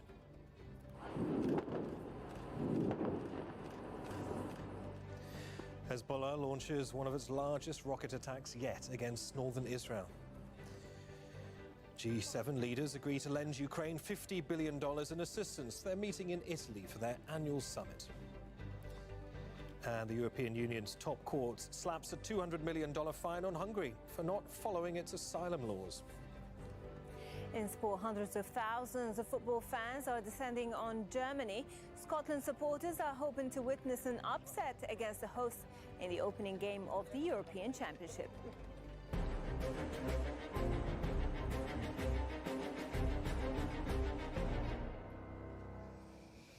Thanks for joining us. It's 1800 hours GMT. We begin with a United Nations report that's condemned Israeli forces for killing and injuring children.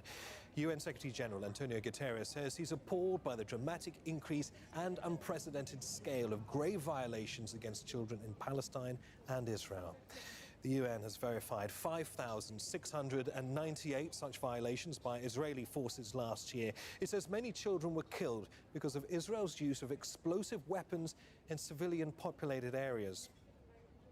Situations in the CAC report where substantial increase in grave violations were verified include a rise of over 155% violations over prior years in the conflict in Israel and the occupied Palestinian territory, notably in Israel, the Gaza Strip and the occupied West Bank. Well, Hamas and Islamic Jihad committed 137 violations against children. That's according to the report. It notes at least 43 Israeli children were killed during the 7th of October attacks. The UN chief is asking Israel and Palestinian groups to protect children and to take meaningful measures to respect international law. The war on Gaza has devastated the lives of tens of thousands of Palestinian children. In the city of Deir al-Balah, displaced families say they're dealing with constant grief. Many of the children living there are now orphans. This report from our correspondent Hani Mahmoud in central Gaza. The war in Gaza has forever changed the lives of more than 2.3 million Palestinians. Among them are tens of thousands of children. Affected by conflict, they have endured unspeakable loss, forced into a life that has become unrecognizable. Reports show more than 15,000 minors have been killed in the war. CNSF, which stands for Wounded Child, No Surviving Family. These two children are orphans. They now live in a tent cared for by a woman and her 12-year-old son, Isam, who is dealing with his own set of losses. His father and two older brothers were killed in an Israeli airstrike. I'm traumatized. My father was killed. 2 weeks later, the home of my brother-in-law was shelled. His wife was killed. Their little baby fell from the second floor. Many of these children live in constant fear of more Israeli attacks, of losing more family members, and of being forcibly displaced yet again. This crisis has also an impact on their mental health. Many of these children do not know where their parents are. Some were detained by the Israeli military while being forcibly pushed out from northern Gaza. 9-year-old Mira hasn't heard from her father in days. We fled to the south and ran for our lives. We were living in fear. On our way here, we saw dead bodies all over the road. We walked long distances barefoot. The Israelis said the area was safe, but it's not true. Wherever we go, there are attacks. 1 out of every 6 children is acutely malnourished. Living in devastating conditions with limited water and food is their new normal. Going to school is now a distant memory, a luxury that is no longer accessible. Eid celebrations are approaching. We have no way or means to celebrate. The war has deprived us from school, toys, and every joy in life. The burden of war is heavy, but Palestinians and children here say they have no other option but to carry it day in and day out. Hani Mahmoud, Al Jazeera, from Central Gaza, Palestine. Well, also in central Gaza is Tarek Abu Azoum, who's outside the Al-Aqsa hospital in Deir al-Balah. And Tarek, the UN, of course, focusing its attention on the suffering of children in this conflict. Yeah, that's right, because children, in fact, Neve, are considered to be a very significant part of the Palestinian community who generally have been completely experiencing very tragic and inhuman conditions. They have been multiply displaced from the houses. They've been showered with the Israeli missiles and even artillery shells over the entire days and nights within the past 9 months. And at the same time, now instead of having and enjoying the basic rights in terms of education, playing, and we are away 2 days from Eid al-Adha, which is a festival to celebrate among Palestinians. Now those children are absolutely malnourished alongside with being deprived from their parents in some certain cases. We're talking about more than 15,000 Palestinian children being killed so far since October the 7th, and according to the statistics released by the Gaza's government media office, they say that at least 17,000 Palestinian children have lost one of their parents since the outbreak of the conflict. And this is the grim reality that day by day really exacerbates as the fighting and the Israeli attacks across multiple areas in the territory continue, terrifying thousands of Palestinian children who are right now experiencing a dramatically very tough humanitarian situation on the ground, Neve. Tarek Abu Azoum there, live for us in Deir al-Balah. Thank you. Now, the war in Gaza has led to a significant surge of violence against minors, including in the occupied West Bank. The United Nations recently put Israel on its list of those who violate children's rights. Now, more human rights groups are hopeful there will be accountability. Noah Oda is in Ramallah with more. Amr is paralyzed from the neck down. An Israeli soldier shot the 17-year-old at close range in the neck, trapping him in his own body, struggling to tell his story.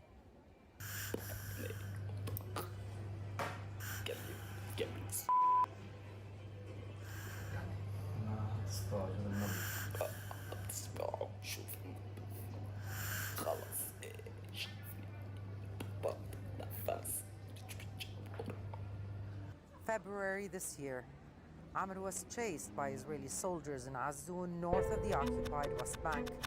They ran him over right at the door. The big question that we have for Mars is, did life ever exist on that planet? And rammed into the kid.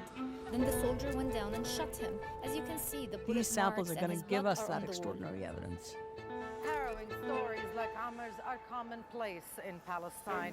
Human rights The Perseverance rover is right now studying different rocks that are on Mars and collecting samples of those rocks and dust to cache those in a sample collection and hopefully have those picked up to bring them back to Earth in the future for further study in all the best labs that we have. It's quite likely that in some of these potentially habitable environments that we've characterized very well on Mars, there might have been life that existed sometime in the very ancient past. That's the kind of environment that's being explored by Perseverance right now in Jezero Crater. Jezero Crater is really interesting for this mission because we think it's an ancient lake, and there's this delta that leads into the lake. And that's perfect because if you think of rivers that are on Earth, that's where all of these signs of life get sedimented and stored for really long periods of time. And we're looking for life that we think existed billions of years ago. And we've in fact got already a treasure trove of materials, of samples, that are better than we even imagined we would have at this point. We have a diversity of rock types, including sedimentary rocks, meaning that they were laid down by water, and are fantastic at preserving evidence of ancient life. We've also found and collected igneous rocks, which are actually molten magma that solidified and can tell us something about the early planetary evolution of Mars. His brother Ahmad, this report recognizes their lived tragedy. We will be able to learn something about planet formation, planet evolution processes from studying these ancient rocks on Mars that really then we can extrapolate to conditions on the Earth. On planet Earth, there really isn't that preserved rock record. Well, but on Mars, we actually can see that ancient history of that early planetary evolution. How do planets form and evolve in the inner solar system? You would think that children we will be able would to get that from studying ancient under Mars international rocks. law because what we they can are do with this living mission is go under a broad military across the occupation. crater floor, But on delta the front, upper ground, fan, you see and beyond, children and then as go deep early by hopefully as getting those 12 and samples back and doing every 13-year-old type of analysis you can going do. into military And for training. astrobiologists, that's the sometimes dream. they You would get the tell us breadth, you that get the they depth, and you did get all the not context. have a lawyer present This with is them. going to They would be have a translator from the transformative Israeli army, moment and that for person, the science because community as a he's- whole, or because she it's speaks going to offer us Arabic, the the child opportunity to thinks study that they these might samples be for safe, so they are decades to come to dragged train into generations of admitting to things scientists. that they have not done, When we look and out into ultimately space, being, the sued big question in as these humans military is, you know, courts. are we We're alone talking in about this universe? Have intimidation we that does not always been spare alone children. in We're this talking universe? about, And pain these rocks that will goes have beyond the really experience incredible of stories to beating tell and about the intimidation history and of Mars arrests. Because when we talk and the to possibility families, of they ancient tell us life that on these Mars. children never really seen a real childhood. They talk about fear, they talk about anxiety, they talk about problems in sleeping. Imagine you're talking about a trauma that is not just lived by this generation, but it's a transgenerational trauma because their parents also have suffered from the occupation. Their grandparents have also seen that pain and that fear. So when we talk to these families, they tell us that they see that fear amongst their children, but they cannot show it because they're living in a condition that they might be seeing the Israeli forces every day and wherever they go. So they try to show a facade of power, that they are strong. And when we were covering the releases of the Palestinian prisoners as part of the captive swap deal, we've seen mothers telling us that these are just minors, these are just children, but they are trying to be men, they are trying to show force, they're trying to show that they are strong, but in the end, you're talking about children who are really living the absurdity of the being under Israel's military occupation. Introducing Kenneth Roth, who is a former executive director of Human Rights Watch and is now visiting professor at the Princeton School for Public and International Affairs. He's joining us from New York. Welcome back to the program, Kenneth. So what does it mean for Israel to be on this list of worst offenders when it comes to violence against children? What does it say about the kind of war it's waged? Well, I should say that governments fight tooth and nail not to be placed on the UN Secretary General's list of shame. So the fact that for the first time Israel is included on that list, along with Hamas and Islamic Jihad, is a real stigma. It speaks to just the Israeli military's considerable indifference to Palestinian civilian lives. And I think it's worth noting that this was a bad week for Israel in terms of UN reports, because what we're discussing now is the UN Secretary General's report about harm to children in armed conflict. But just a few days ago, a UN Commission of Inquiry also put out a report entirely separate where it detailed a whole range of Israeli as well as Hamas war crimes and said that Israel's war crimes were so systematic that they amount to crimes against humanity. And so what this adds up to really is, that Israel, of course, it's entitled to defend itself, but it's not entitled to rip up the Geneva Conventions. It's not entitled to ignore international humanitarian law, which is, of course, designed to spare civilians as much as possible the hazards of war. And that's why we have this horrendous civilian toll day in and day out in Gaza. And the more investigations that are done, the more those conducting this research are able to triangulate, as you suggest, their findings to cast a light on the full extent of what has gone on here. According to the UN, this figure of 5,698 children only includes those that they've actually been able to verify. The suggestion, of course, being that it could be much, much bigger than that. Yes, well, in fact, if you look at the Gaza Health Ministry's numbers, they are considerably larger. And the Gaza Health Ministry has a long history of being pretty reliable. So, the UN report was being conservative. That was quite appropriate. But, even if you take its number as the number, it's huge. And it just shows how so much of this Israeli military operation, the risks involved, are being passed off to civilians.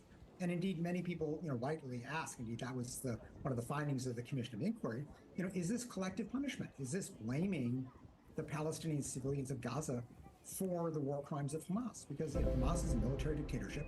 The people of Gaza have no control over it.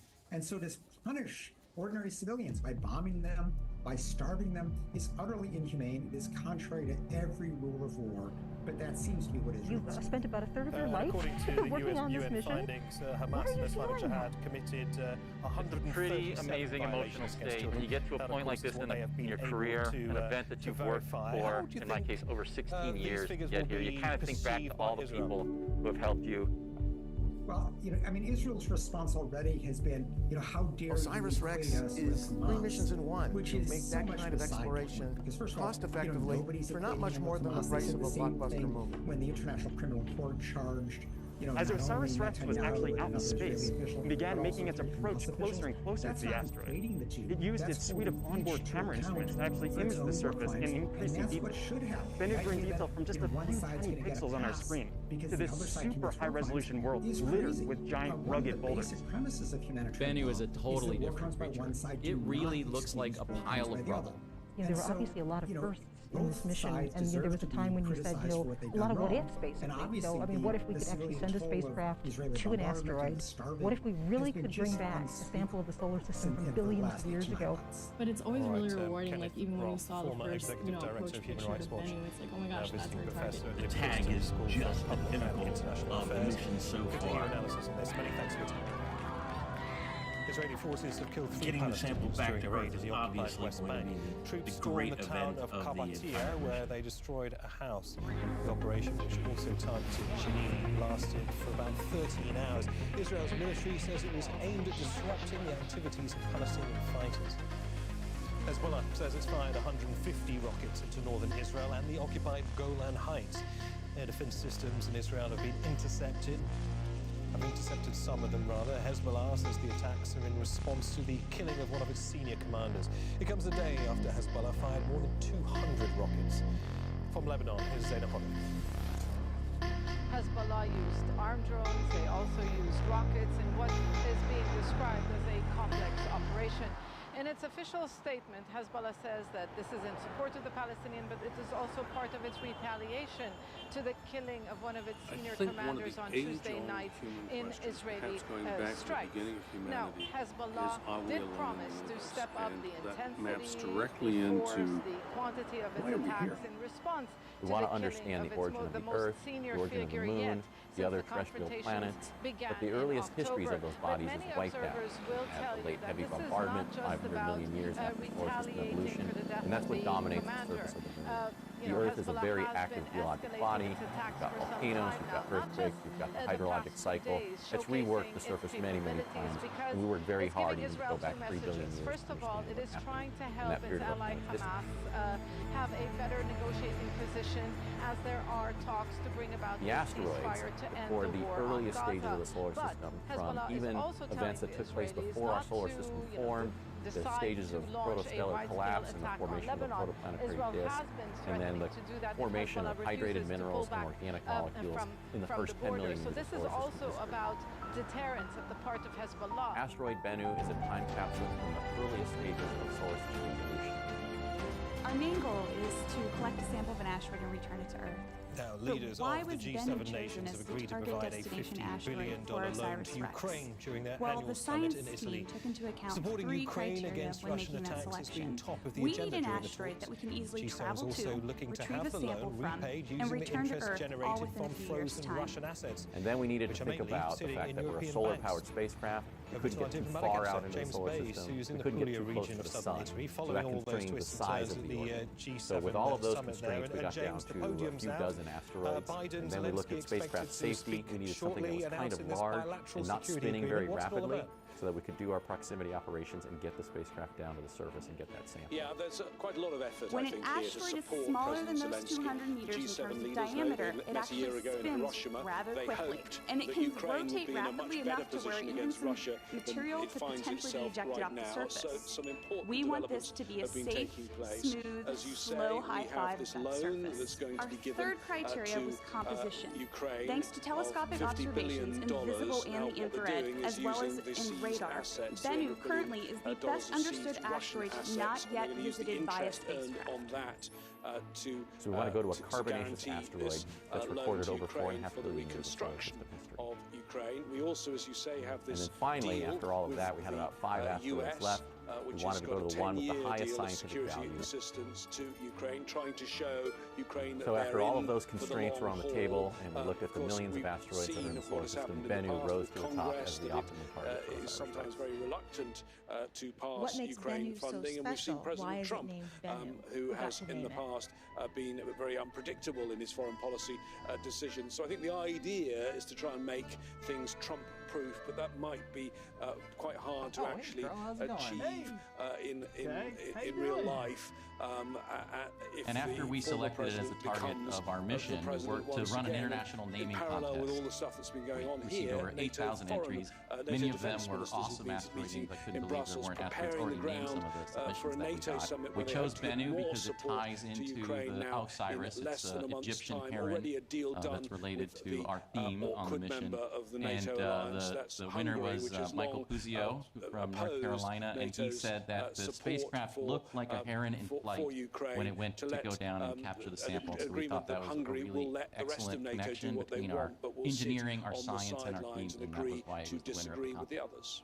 And of course, James, the enormity of the crisis in Gaza and Palestinian territories clearly at the forefront of world leaders' minds. Those leaders there at the G7, are they all singing from the same hymn sheet at the moment? Right now, we have a sense of what Bennu looks like and what its shape is from ground-based assets like Arecibo. Well, yeah, and on Vulture Gaza, radars. they've had a session But on we Gaza. won't know We're what beginning the to get shape some is lines of the completely. We final won't have a communique. perfect That's sense not of been it released until yet. we What actually happens is encounter while the Bennu leaders are and doing get their very images that public reveal meetings what it and looks their like as a photo world. calls and what we call the family This photos, is they a watched spacecraft parachutists that come is down from the primitive, sky that dates about an hour back ago. to over 4.5 Behind the billion scenes, years ago. they are agreeing It's paragraph carbon-rich, by so we know paragraph the there's details potential of the for final organic communique. We think we know molecules the to be language there on within Israel-Palestine. that material They say they're very So concerned it's about the important because it situation on helps the us understand Lebanese really the formation of our northern solar Israel system. border. That's kind of a big and of course, deal. there are some worries that It Israel, is when it's finished fantastic its to be able to return a offensive, sample may to the start Earth. When you design a further mission and operations say in the have a north. chemistry lab that They you say want they to have an build unwavering to send to an commitment object to to study, you're limited solution. by the Of course, space some might and the question power where and was the that data a rate and all year kinds of ago? other things. The You, US, for example, cannot was have a working mile-wide around the synchrotron Palestinians, not with put the on a spacecraft. Palestinians, You need to trying design to get your normalization instruments deals early, with some Arab that they countries. can be And well the other thing understood that's and in, incorporated. we believe in the Can't make final changes as new communique discoveries is happen, that they call as for new Israel to refrain technologies from a are developed. full-scale offensive. When you return a in sample to the Earth, you can take many advantage might say of they're every new watching the pictures technology that you've seen developed, on Al Jazeera of new in minds recent all around weeks the world and the thinking about new appalling ways to scenes, analyze the the appalling sample. death toll. We If have that's learned a not lot of full-scale information offensive, from previous what missions, is? I asteroids, can tell and you comets, a US and we State learned Department from spokesman, that though, primarily here to spend the speaking in time Italy, to says characterize we've the still not seen asteroid Israel and then launching a practice and major simulate military your sampling operation. maneuver Their many current times operation, over. according to this We have a spokesman, unique is design not where the we put this size, tag scope, SAM or device scale on the we've surface seen of the elsewhere asteroid in and then Gaza. blow It's down been high a pressure more nitrogen gas, limited, is the kind of quote, agitate the operation, soil, more and limited, then basically and compare scoop it that up to in a the giant air pictures that filter. you've seen That here whole on this process channel, Al takes 5 Jazeera. seconds, so it's kind of Draw get your in, own get the conclusions. sample, and get out of it. All right, James, This actually for now, started many as a thanks, man. We will, of contest course, where be we back wanted to at the know what is the G7 best way summit to in actually bring Puglia as back soon a as we sample. hear And it turns out from that somebody used a Joe solo Biden, cup the US and an air president, compressor in their Volodymyr driveway, and Zelensky that's what speaking, of actually course, on started the bilateral TEG SAM security agreement, technology. along with It's a other reverse issues at the vacuum. G7. Our design James, is to thank you. bounce off the surface of the Bernardo asteroid. Venturi, In fact, we've got a spring in the is the forearm head of our of tag SAM research and device, policy which at is the acting Agency literally for like a Peace Building. pogo He stick joins to us push us live off the from surface of the Bologna in asteroid after we Italy make that to initial talk a little bit contact. more about So this. from Let's everything focus that on I've seen, the trying to G7 bounce off the in surface of the broader asteroid is terms, the easiest because way to get that so many material. questions have been asked about how relevant the organisation is given how many global rivals are emerging internationally. Well, certainly the G7 is was like-minded, we can say, but it's less relevant than a few decades ago, and certainly less relevant on when it was created in 1975. Now it's still relevant in terms of economic power, but if you think, for instance, in terms of So what's behind me here is the asteroid wall. It is 50 feet tall and was used for testing of OSIRIS-REx. It is representative of what we think the surface of Bennu looks like. It is also painted to be 3% reflective, which is what we believe the reflectivity is on Bennu. So being involved in the OSIRIS mission is really awesome. In the past. It is giving me the opportunity to do something that I would like to do as a career, which is We're just looking, while we're talking, at the student team is going to photo be opportunity, that several classic engineering picture of all students the and G7 software leaders students standing side building by side. I mean, of all some the leaders standing there component at of the the podium, spacecraft. a handful of them are very likely Of all the to be missions out I've of worked on, power within OSIRIS-REx a year. has The a UK really unique leader, Rishi relationship Sunak, almost with our certain. science teams in Biden, development. that's up in the air. Traditionally, How does as the the engineering alliance side of the spacecraft, we build the future-proof spacecraft in order to decisions sort of serve the made science in teams of this Puglia mission. from But in this future case, for us, the political engineering and shocks the to science come? is much more I'm thinking of intertwined a than Trump normal. presidency, The for scientists example. are needed for all the information from their absolutely. science instruments on the spacecraft, as well as all their analysis pre-launch, is what enables us to direct the spacecraft, guide it, and land safely on the surface. And so without the science input, we can't accomplish our engineering goals either. Going on today in Ukraine and the Middle East was trying to We started formal assembly and test operations in March of 2015. We did that in a clean room because it's so important for us to maintain the pristine nature of the samples. So we had extra controls that were required for us on this mission that we haven't had in the past. We then tested the spacecraft through a series of environments that mimic what it sees from the time that the rocket launches all the way until the sample lands safely in the desert in 2023. We tested it over temperature, we tested it over pressure, vacuum, no vacuum. We tested it in vibration environments, and we tested it through the acoustic environment that it sees during the launch environment. Was in Africa on the relation to the G7 in Africa. It really took a whole team of people in order to make sure that the efforts were successful. That Italy is mentioning many times, not always clear what it exactly means. It's certainly considered as a middle long-term plan in terms of new relations, more peer-to-peer, more between partners and not between donors and recipients. So Meloni was quite clear today, mentioning that African countries are not looking for charity, but are looking for opportunities. What these opportunities are is still not clear. Innovative financial instruments were mentioned today, but still there's no clarity around that.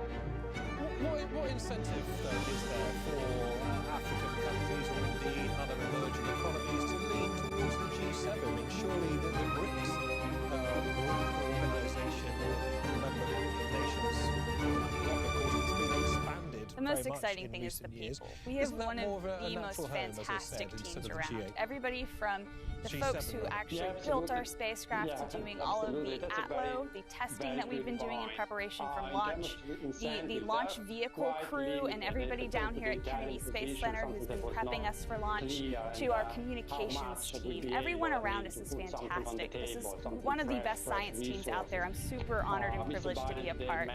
If you want to talk about terms of the actual mission itself, getting that sample back to Earth is the most exciting part, because we will have something that preserves material from over 4.5 billion years ago. Who doesn't want that? So they want really to make deals with China, with India, with the EU countries, for the US. They don't want to have free because exclusive relations. That's what, unfortunately, the Western leaders, in particular the European leaders, often mention the historical relation, the priorities that African leaders should have in terms of relation with the European country. But that's something that the African leaders are not looking for, and that should be a change of mentality in dealing with the African partners from the G7 countries, in terms of understanding how global governance is really multilateral at the moment and multipolar, and it's not possible just for African leaders, for African countries just to have one privileged relation and not to look at the other. Bernardo Venturi, good to hear your thoughts on this. Research and policy about the Agency for Peace Building. Thanks. Now, before we move on, this is a live shot of that G7 summit. The stage is set for Joe Biden, US President Volodymyr Zelensky, the leader, of course, of Ukraine, the United States, poised to pledge more political, financial support to Ukraine. Support also been guaranteed and promised by all of the G7 members. We'll come to that as soon as both those leaders start speaking. Now, Hungary's Prime Minister Viktor Orban has rejected a multi-million-dollar fine imposed by the EU's top court as outrageous. Budapest has been ordered to pay $216 million for breaking the EU's migration and asylum rules. The European Court of Justice ruled it failed to observe the right of asylum seekers to stay in the country while their applications are processed. It also ordered Budapest to pay more than $1 million a day until it complies with its order. This dispute between Hungary and the EU dates back to December 2020. That was when Hungarian authorities were accused of unlawfully detaining migrants in transit zones. Prime Minister Orban holds a hardline stance on migration, which has worsened tensions with Brussels. Last month, Budapest voted against the EU's new pact on migration and asylum. Current Hungarian law only allows people to submit requests for asylum from outside the country, and that's in defiance of current EU rules. All right, Fawcett has more from London on Hungary's fine. The background to all of this extends to the crisis in 2015 when 1 million people fled, largely fleeing the war in Syria, entered Europe, 400,000 coming through Hungary. And as you referred to, Hungary reacted to that by putting up some razor wire barriers along its border, creating these two transit zones where people were detained for often very long periods of time. And that was found. It was a good day to do that. So we found a window where the winds were down, where the clouds allowed us to do it. We got up there. The ULA guys have all been spectacular as well. Like I said, we've had a really good time still not seen to have really done enough to comply. And then in 2020 there was this 1 minute, 21 seconds and Hungary instituted saying that anyone seeking asylum had to claim asylum outside the country in either the embassy in Kiev in Ukraine or in Belgrade in Serbia, and not on Hungarian territory. And that too was found not to comply with EU law on asylum. So what we have from the ECJ 1 minute on this day and is counting. a ruling that Hungary failed to comply with the right of applicants for international protection. No issues with the range. Everything continues to be go. The final status check of Atlas, Centaur, and OSIRIS-REx readiness will be conducted 25 seconds away from launch. And extremely serious infringement of EU law. T-minus 40 seconds. Still ahead on Al Jazeera. Thailand's notorious gangs of monkeys terrorize locals. We find out what's being done to stop the menace. And in sport, Tiger Woods was aiming to roll back the years of the third major championship of the year. Sun is here. 25. Status check. Go Atlas. Go Centaur. Go Osiris-Rex. Everyone is go. Standing by for launch.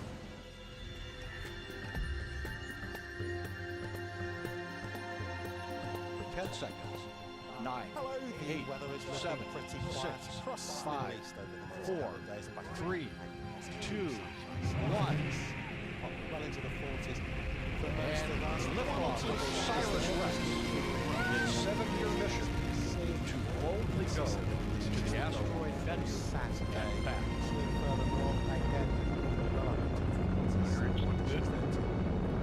Even over towards that eastern side of the Mediterranean, heat in place here as well. Like I said, it could get up into the mid-40s for Friday. Heard the voice of Marty Malinowski. The Atlas has begun a pitch and yaw pretty sure towards 1.5. Showers up towards the Black Sea for the equator. extensive pressure. But otherwise, really about hot, dry conditions, which really persist. Dry too into of the Mediterranean through 45 seconds of flight. 46 degrees Celsius. Plenty of showers rumbling away across West Africa now. The seasonal rains.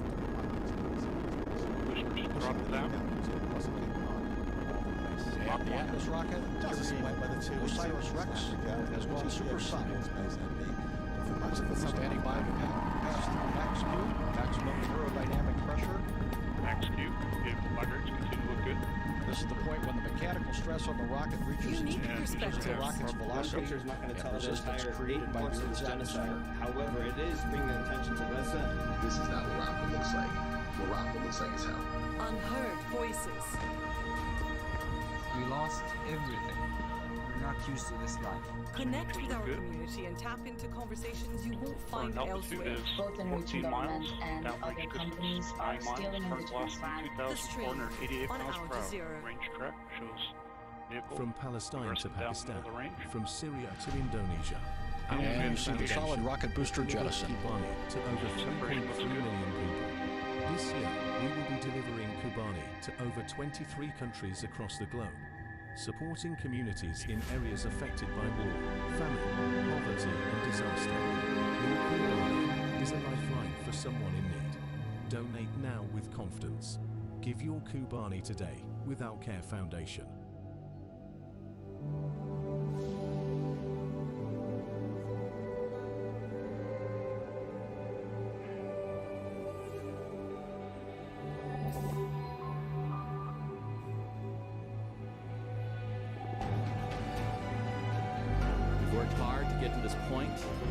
Times are ahead of us. We are going to get to asteroid Bennu. We're going to map it. We're going to pick that site. We're going to get that sample. And we're going to bring it back to Earth in 2023. So I can't tell you how thrilled I was this evening. It was a wild, emotional ride. Thinking of everybody that's with us, that's not with us, and all of the anomalies that we troubleshot. None of those came up. We hit all of our milestones within seconds of the predicts.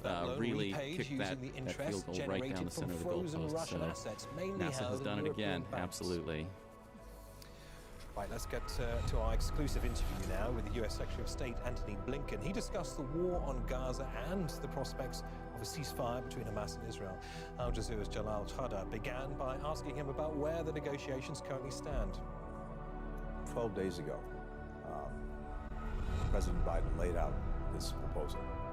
And in that time, almost the entire world came out in support of it, including the United Nations Security Council, but also the Arab League, virtually every country in this region and well beyond.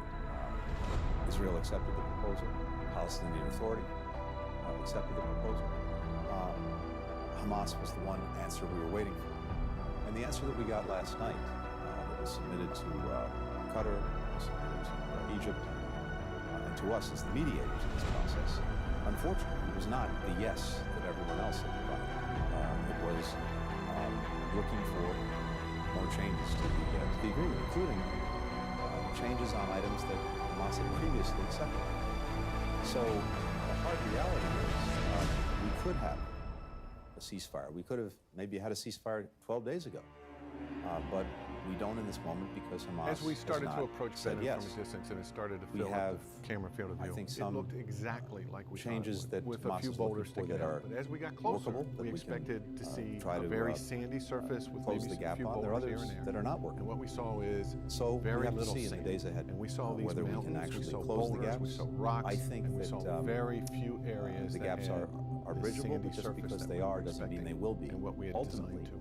Hamas has to decide. The Everyone challenge else of finding a tag site on Bennu that met our original criteria was very Well, I can't get into the hard. details. You'll understand that given the sensitivity of But the quite honestly, this team negotiations, thrives on challenge. So we're not even gonna though we talk knew about we had the work to details. go, But what I can say is this. I never doubted for a moment we would solve that puzzle. proposal that we President crack Biden that laid nut out and we 12 would days safely ago get the space was craft down virtually the identical surface.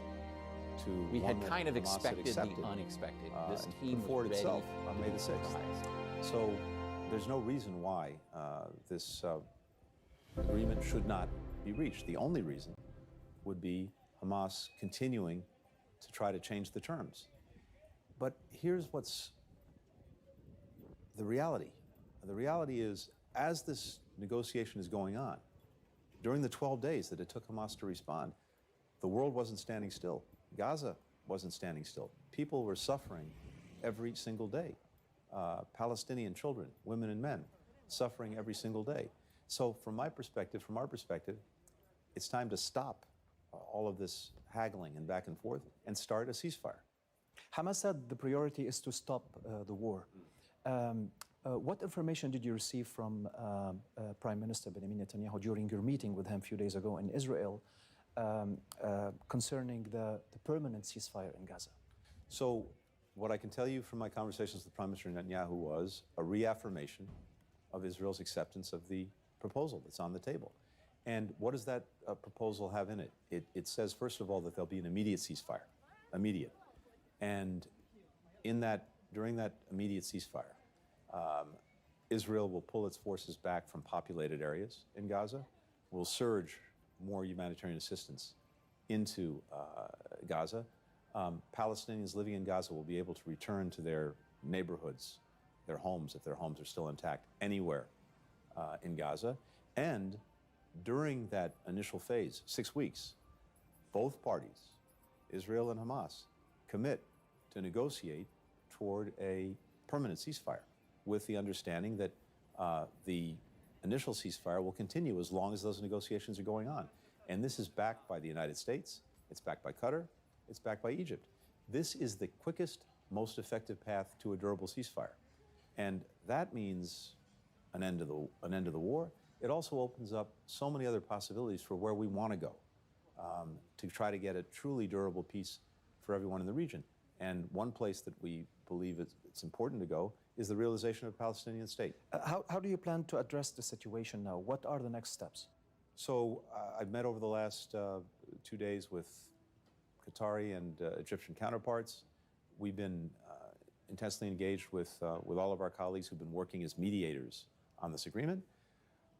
We have to continue to analyze the document and then see if over the coming days we can find a way to bridge the gaps that have emerged because Hamas wouldn't say yes.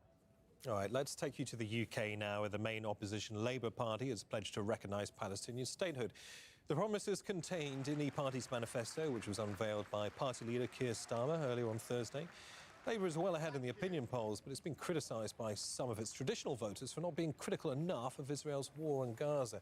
Willem Marks has more from the city of Manchester, where that manifesto was launched.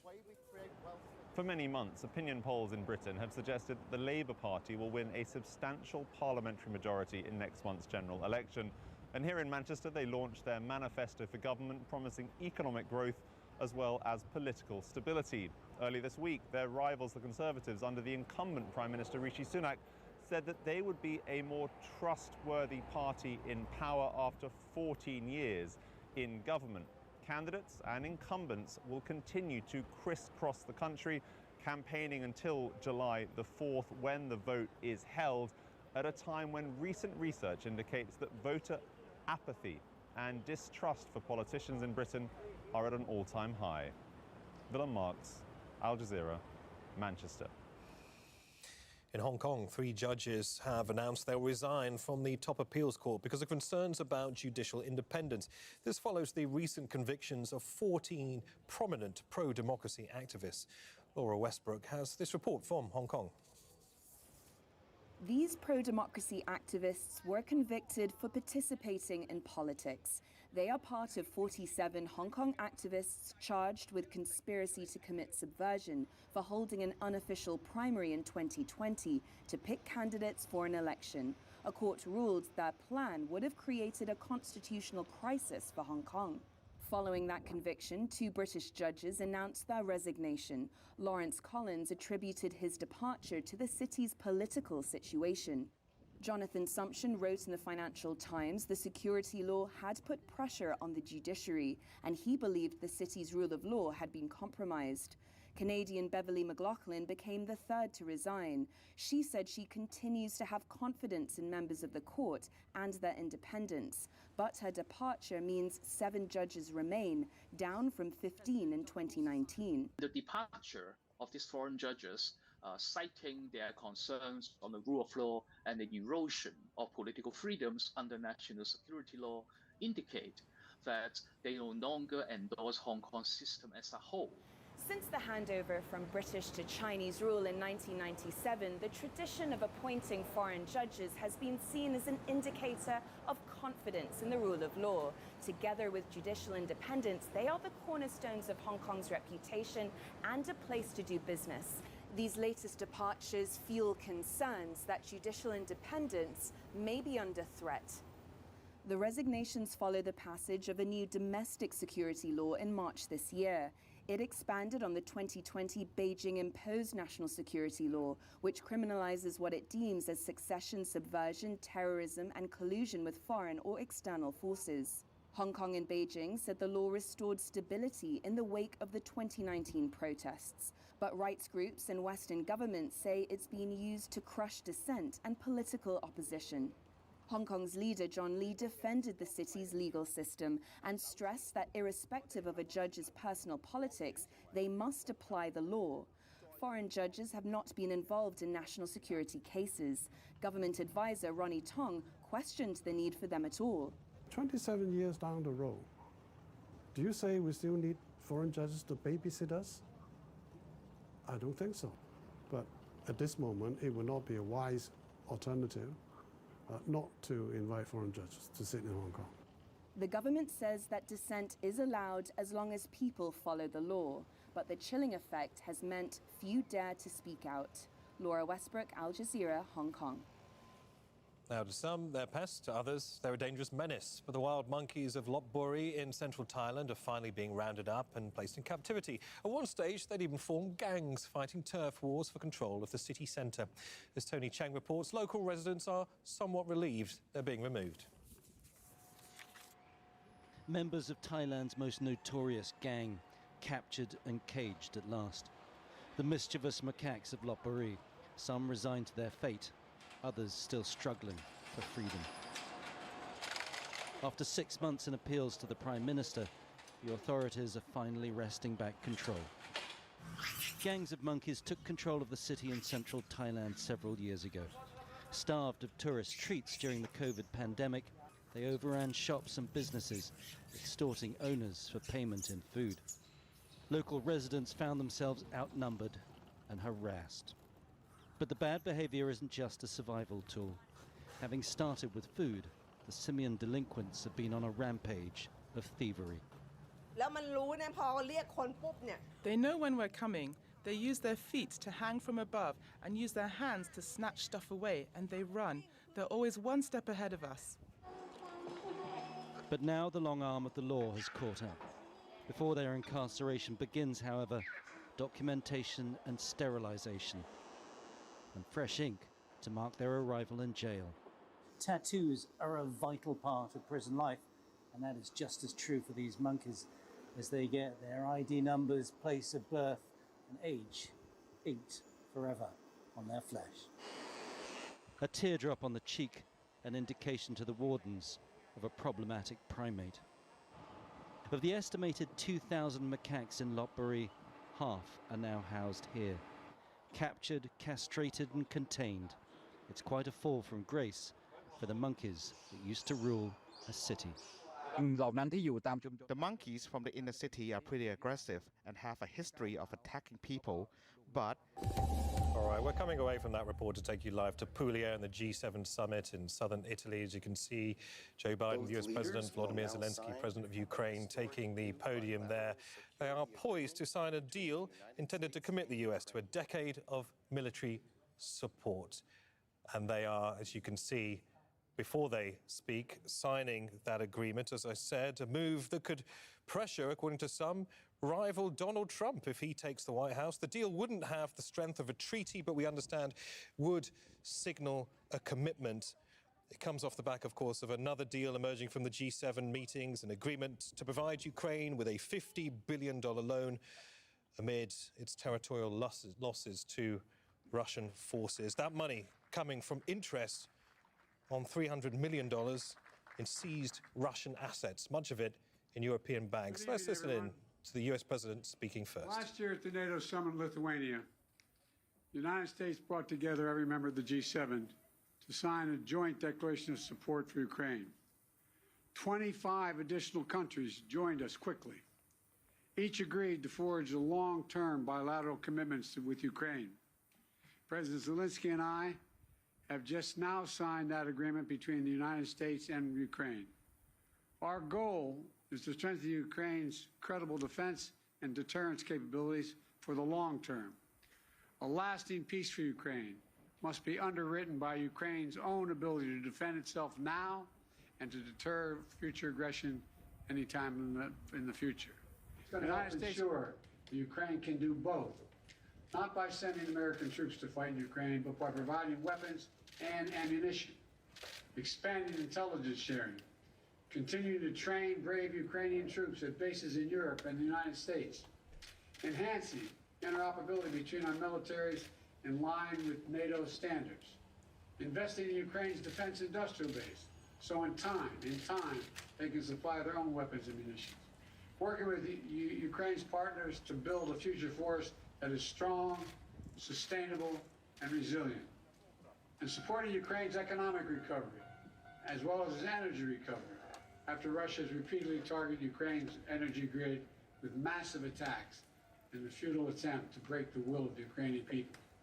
All these lines of efforts and others are laid out in this agreement. Additionally, the G7 achieved a significant outcome this week on the matter of Russia's frozen assets in Europe and other places outside of Russia.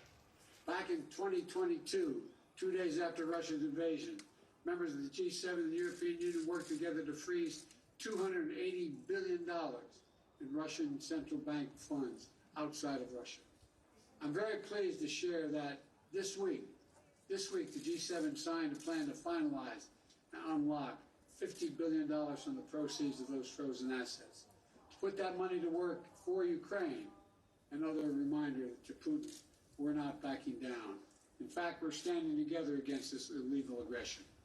The agreement that President Zelensky and I just signed also lays out our shared vision for a just peace, a peace rooted in the UN Charter and the principles of sovereignty and territorial integrity, a peace with a broad base of support around the world that holds Russia accountable for the damage it has done in this war.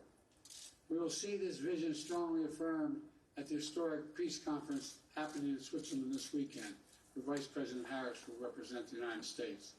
Finally, this agreement accelerates Ukraine's integration into the European and transatlantic communities. It includes major commitments from Ukraine to implement democratic, economic, and security reforms in line with the European Union's accession goals and NATO's programs of reform. While we take this step, the United States is also intensifying pressure on Russia. Yesterday, the U.S. Treasury Department made clear any bank anywhere in the world that deals with sanctioned Russian banks, companies, or individuals risk being sanctioned themselves. And we announced roughly 300 new sanctions on individuals and companies that are helping Russia with the war effort. They include key parts of Russia's financial sector. I'll wait till it goes over.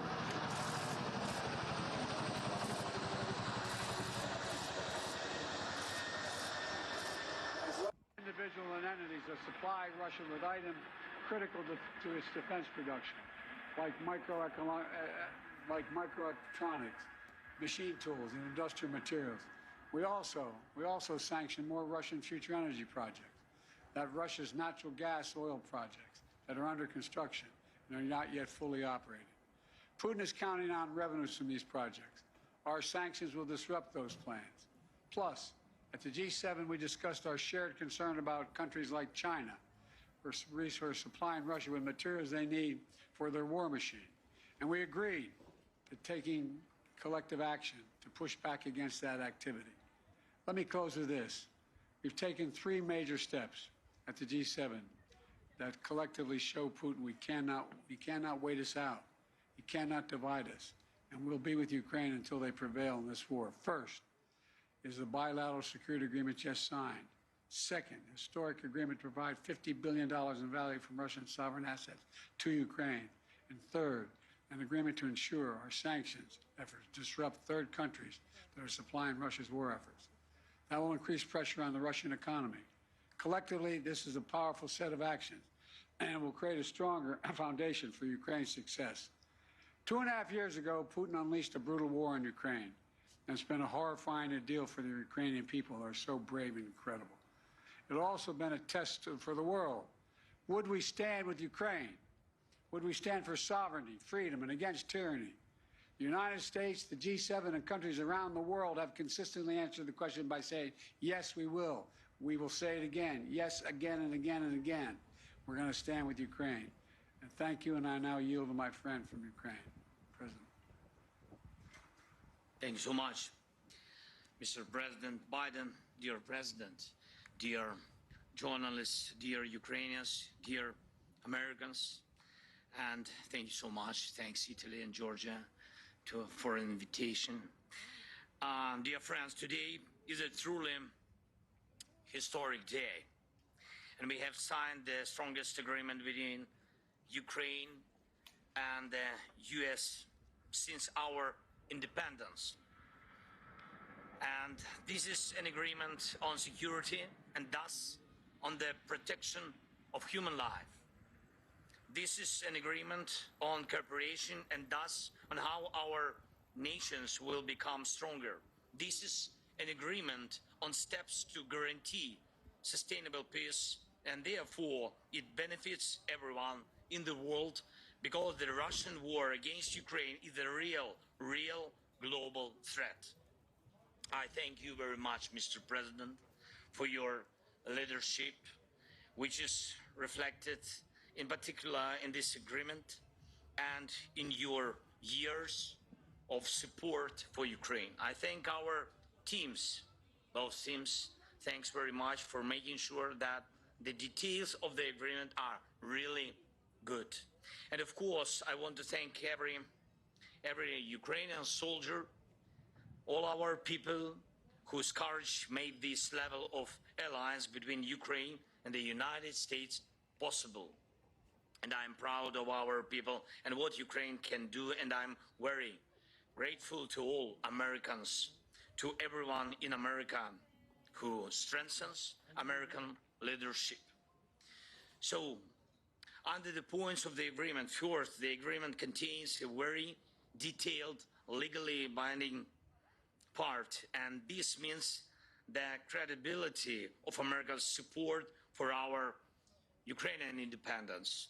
Secondly, security commitments from the United States are based, among other things, on the sustainability of security and defense support, not only for the duration of this war, but also for the period of peace after the war. And we will definitely ensure peace.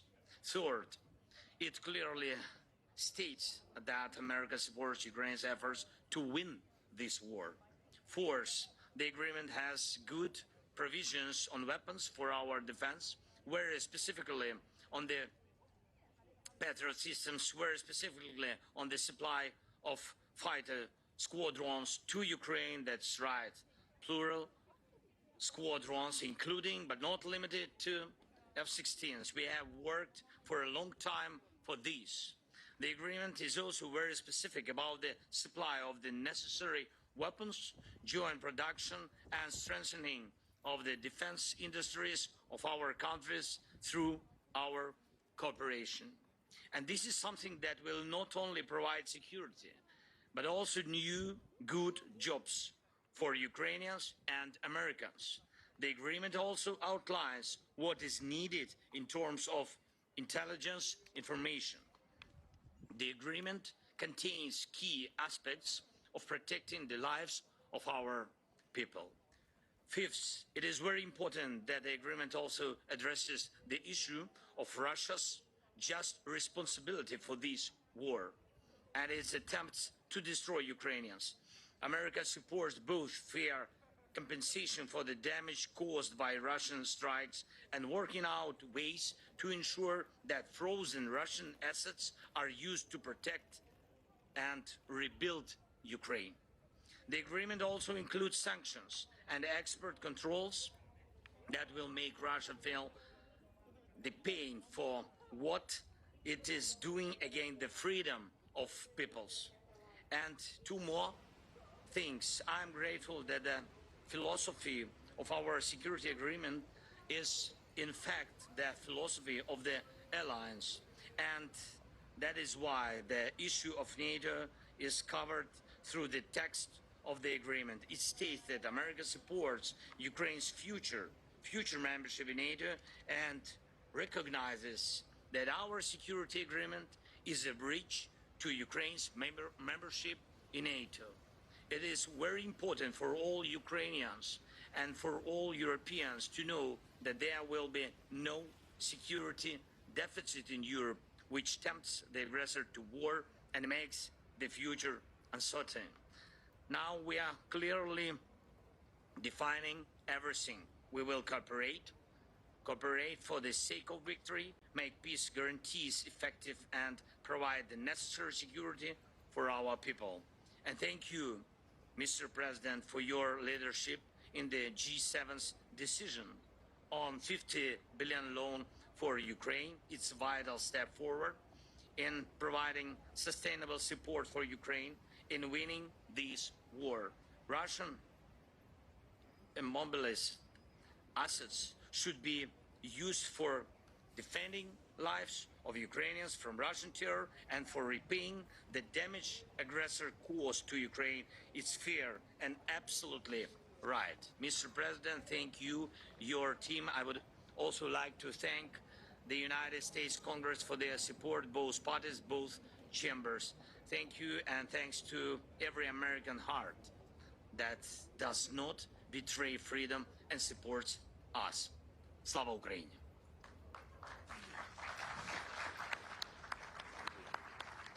Now what we'll do is we're going to take two questions from American reporters and a question each from two American reporters and a question each from two Ukrainian reporters. The first person I'm to call on is Colleen Long of the Associated Press.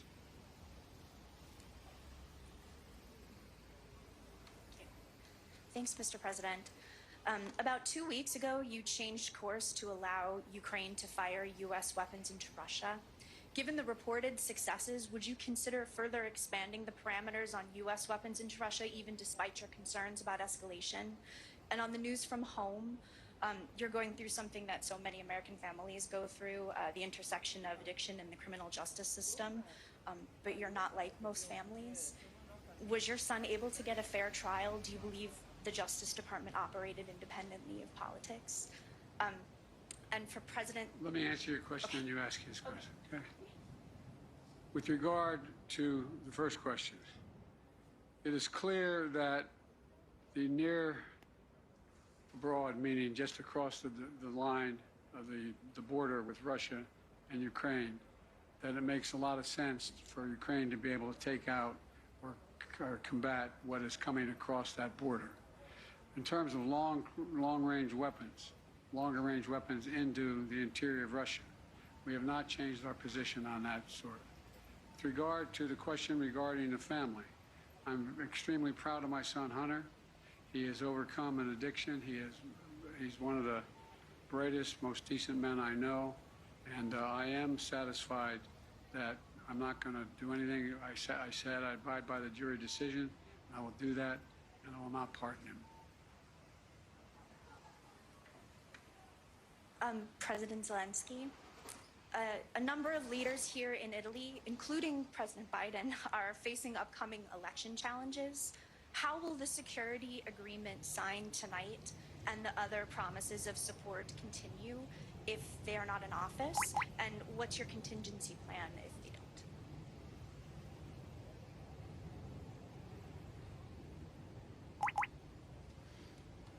Дякую вам за запитання. If I can I answer in the Ukrainian language? Yes, thank you so much. Передусім, я хочу подякувати народам всіх країн. To thank the people of the nations, first and foremost, to the United States, to the countries in Europe and other continents who have supported us since the very beginning of this absolutely unjust war of Russia against the people of Ukraine. That is it. They've been killing people, that homes and territory, all that is very important. It is part of life, but first and foremost, we're speaking about people and lives of people. You understand? And this war was unjust since the very beginning. The war of this evil, whose name is Putin, the war against the people of Ukraine. And he has killed so many people. To say that it is not him, there was a military man who did it. The last one is just an instrument of his, and he's playing this instrument, and therefore it is important for us that since the very beginning we were supported by people, by nations, because they understood that we share common values. We simply want to live, and the people understood. They imagined what will happen if such evil attacks them, and therefore we were supported by people. And I thank President Biden and other leaders who, since the very beginning of the invasion, Putin's invasion, started to support us. They, based on their values, they were based on the voice of their people, and it is impossible without people. And I am sure that this nation chooses leaders and presidents, and it seems to me that no matter whom the nation chooses, first and foremost, it seems to me that everything depends on the unity within this or that state. And if the people are with us, any leader will be with us in this struggle for freedom. Ukrainian reporter? Yeah, with pleasure. Thanks so much. Так, будь ласка, телеканал Інтер. Yes, please, Inter. Irina Ivanova, Inter TV channel. Both leaders. So today, during the G7 meeting, the discussion focused on developing Ukraine's air defense system based on the most advanced Western complexes and also on enhancing long-range capabilities. So my question is, can you provide any details on the initiative and about the readiness of our allies to take part in it? Thank you. I'd be happy to respond to that. We have acquired commitment from 5 countries so far for Patriot batteries and other air defense systems, as well as we've let it be known to those countries that are expecting from us air defense systems in the future that they're going to have to wait. Everything we have is going to go to Ukraine until their needs are met, and then we will make good on the commitments we made to other countries. I think President Biden already answered your question. Really, he knows, and all other partners, they know that urgently we need 7 Patriot systems. Yes, to save our cities, not all of them, it's a pity, but urgently 7.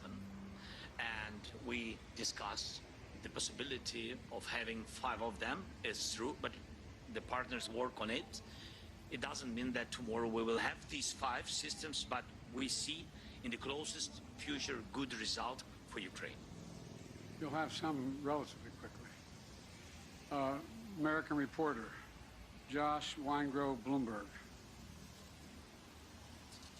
Thank you, Mr. President. I have a question for President Zelensky shortly on the announcements, but if you don't mind, I'd like to ask you about your discussions on the situation in Gaza here at the summit. You were asked just a short time ago about it after the skydiving demonstration. Can you give us your assessment of Hamas's response? And do you believe that they are trying to work towards a deal, or is this response working against a deal?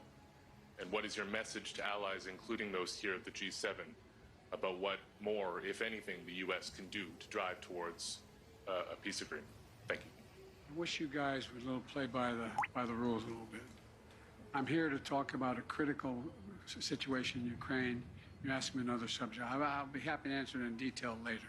But the bottom line is that we've made an agreement. I've laid out an approach that has been endorsed by the UN Security Council, by the G7, by the Israelis, and the biggest hang-up so far is Hamas refusing to sign on, even though they have submitted something similar. Whether it now that comes to fruition remains to be seen. We're going to continue to push. I don't have a final answer for you. And to President Biden's point, a question about today's discussions. President Zelensky, the $50 billion today, you've had the supplemental, of course, from the U.S. Congress recently. Can you give us an assessment of the situation on the battlefield right now, and what has been given now? How long will this get you in terms of either stopping the Russian advance or making headway on this?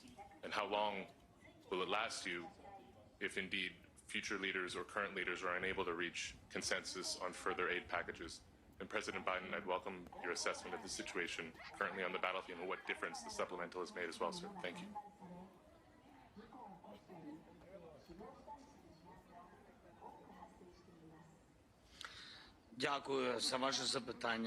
Thank you for your question. Indeed, we were expecting the fundamental package of the support within the Congress of the United States of America, and truly it was a long pause for our warriors first and foremost, but it is important, and we are grateful that in the very end we have this supplement, and this will for sure strengthen our warriors.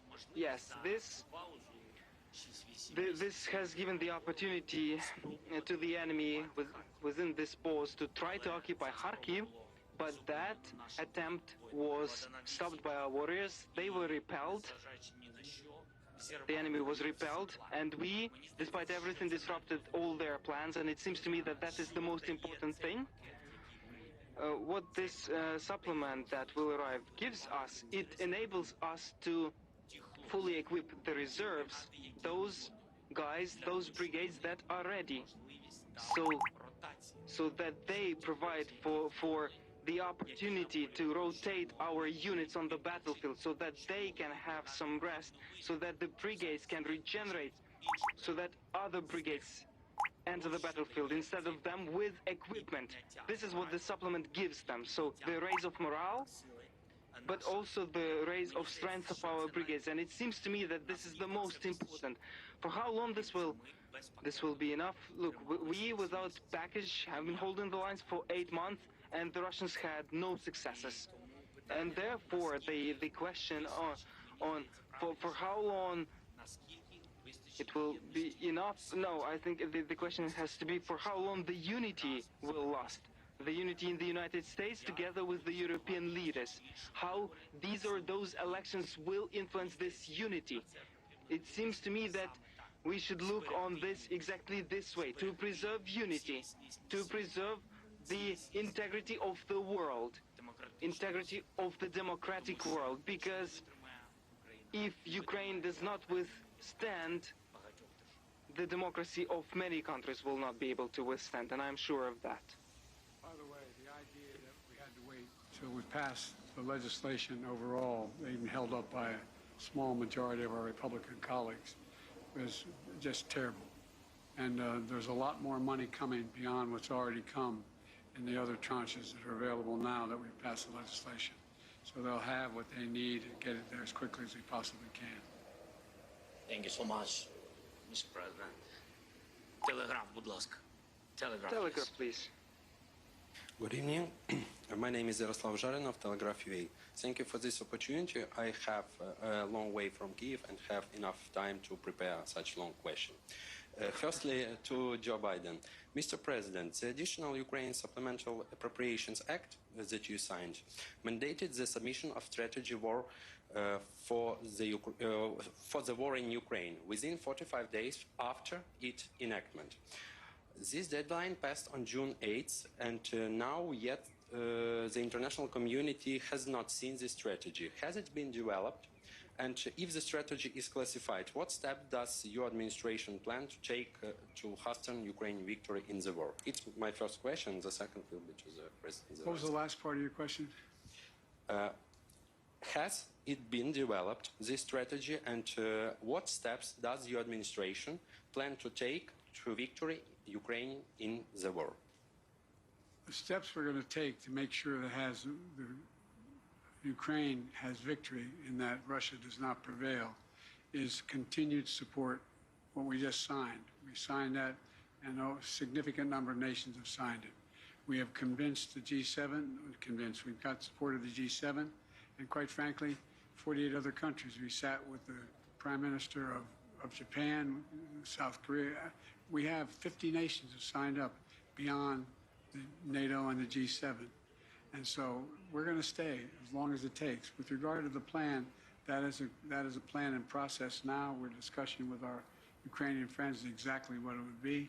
We have a lot of movement toward that. We know the outlines of it. We have not done the detail of it all.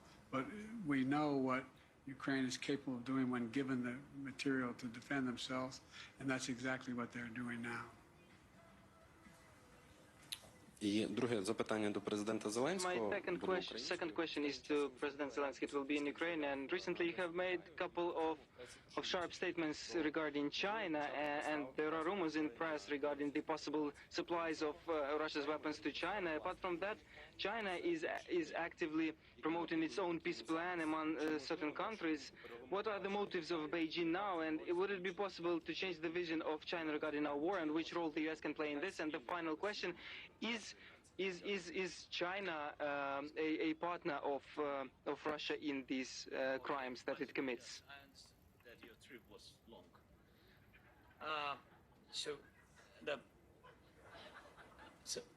First of all, I had phone conversation with the leader of China by phone.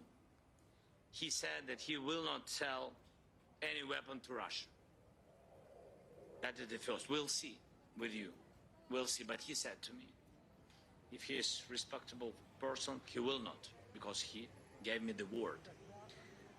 The second, you know very good with details our peace formula. It's very open for everybody, basing on charter, yes, UN nation, and you know that it bases on next principles: territorial integrity, sovereignty, nuclear security, food security. If China has alternative view on it, it can prepare alternative peace formula. If we share common views on it, like with globally with all the world, I think so. So if they share the same way to peace, we will find dialogue. By the way, China is not supplying weapons, but the ability to produce those weapons and the technology available to do it. So it is, in fact, helping Russia. Thank you all so very much. Appreciate it. This concludes our press conference. Thank you, everybody.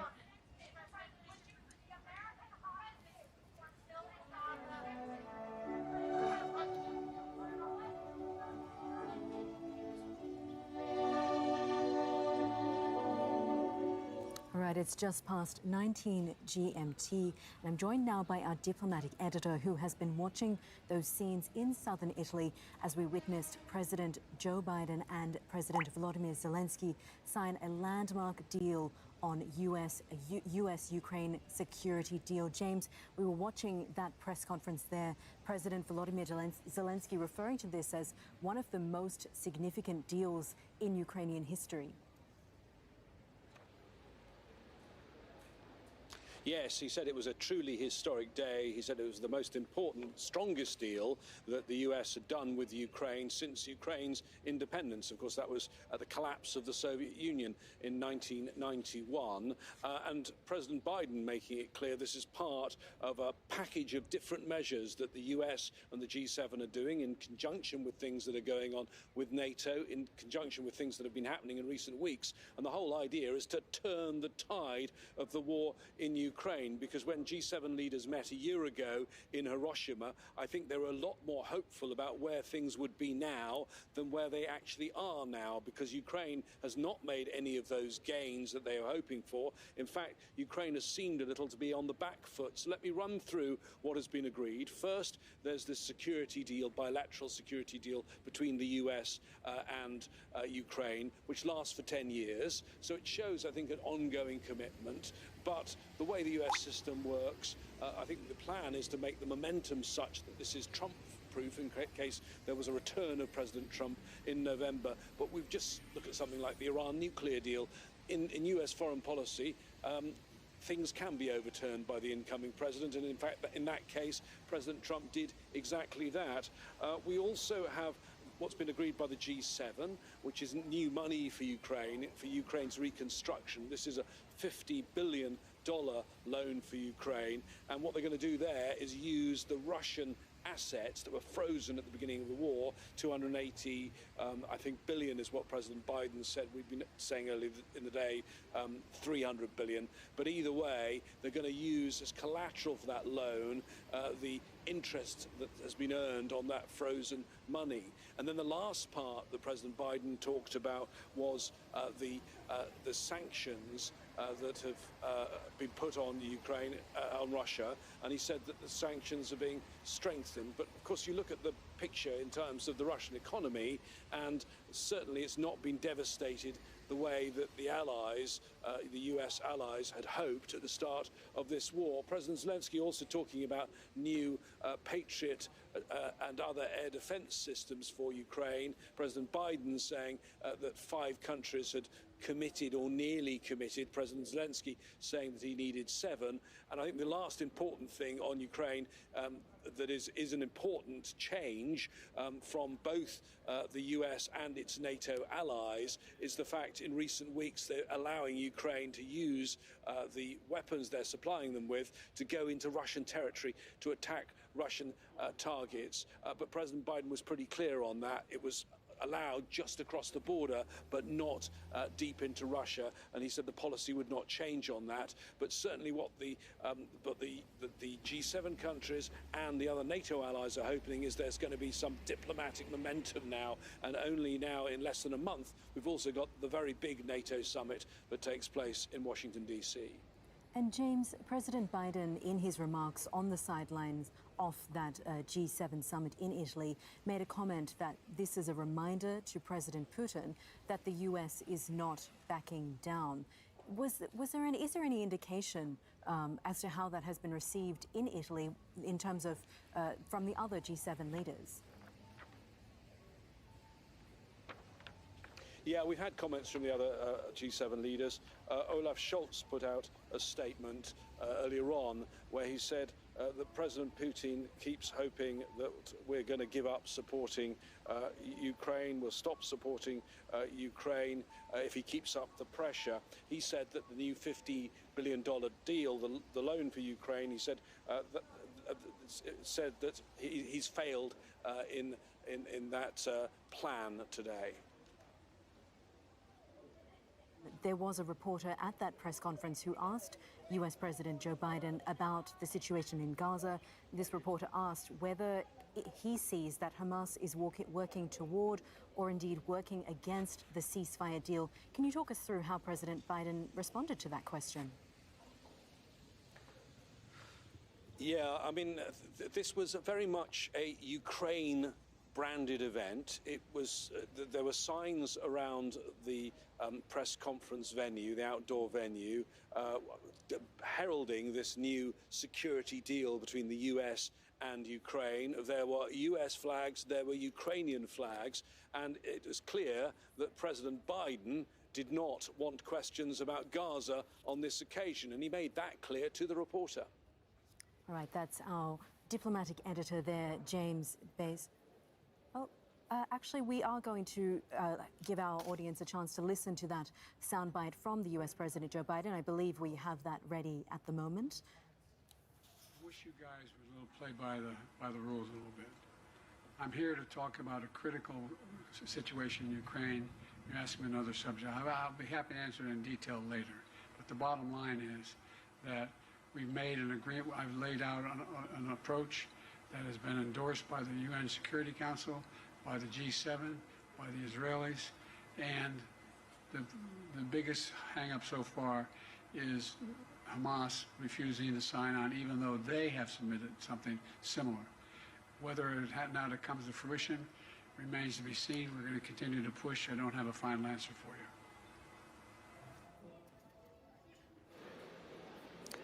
Clearly unhappy, President Biden, having to talk about Gaza, but clearly it's also been one of the very big issues here. We didn't learn anything new from President Biden. Worth telling you that diplomats behind the scenes are working on the final wording of the communique, the G7 communique, while the leaders have their discussions around the table and do their photographs for the press, what's known as the family photo, where they all stand there. Behind the scenes, the top diplomats work and finalise the wording of that communique. And we think the wording now on Israel-Palestine has been basically finalised. We hear that they're very concerned about the situation on the Lebanon-northern Israel border. Of course, there are some reports that perhaps Israel, when it's finished in Rafah, may turn more of its attention to that northern border. They say they have an unwavering commitment to a two-state solution, but I was at the last G7 meeting in Hiroshima a year ago, and I have to say there wasn't much mention about two-state solution at that time, and the US at that time was basically going round the Palestinians, trying to get deals with other Arab countries with Israel. And they also said, and I think this is perhaps the most interesting thing that is likely to be in the final communique, they call for Israel to refrain from a full-scale offensive in Rafah. That raises some questions for me, because if you watch our channel, Al Jazeera, and you watch our reporting from our colleagues in Gaza, and you see the really horrendous pictures that have come from Rafah in recent weeks, if that's not a full-scale offensive, what is? Right, that's our diplomatic editor there, James Bays, reporting from Italy. James, thank you so much for your analysis. Right, let's bring in now Marwan Bishara, who is Al Jazeera's senior political analyst, and he joins us by Skype from Paris. Marwan, what do you make of the developments at the G7 in terms of the discussions of the war on Gaza? Well, meaningless is the word that comes to mind. Absolutely and utterly meaningless. Once upon a time, the G7 used to stand for the seven great, the seven giants. They are the democratic powers in the world, the rich democracies. Now they stand for the seven goofy, grave, even grotesque powers when it comes to the question of Gaza, and even to the question of Ukraine at some point, because now we have seven leaders who are facing huge domestic problems at home, divided societies, divided polities, terribly unpopular. And at the same time, they're basically, for all practical matter, pushing for a third world war with Russia by this heavy armament that they continuously talk about. This leaves very little room for Gaza. And hence, every time I hear any such communique says something about concerned, I know it's absolutely meaningless. As James was saying, if the displacement of 800,000 people within 48 hours is not grave, I don't know what is grave. If the killing of hundreds of people every day is not grave, I don't know what is grave. If that is limited, I don't know what is unlimited. So really, the other six so-called democracies are following in the footsteps of the United States.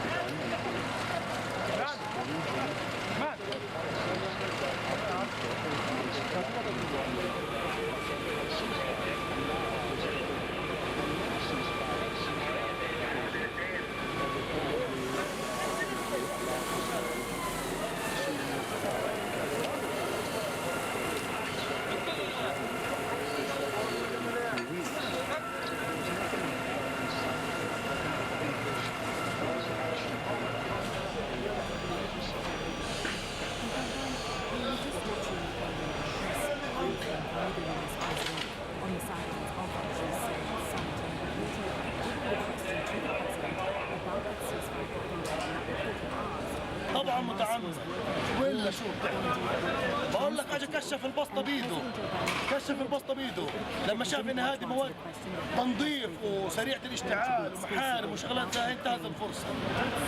شو بتحكي؟ بعدين اجى سياره الاطفائيه من اول لحظه، اجى سياره الاطفائيه الدفاع المدني حكى له بس تولع بتفوت بالتطفيش. شو معناها؟ شو معناها؟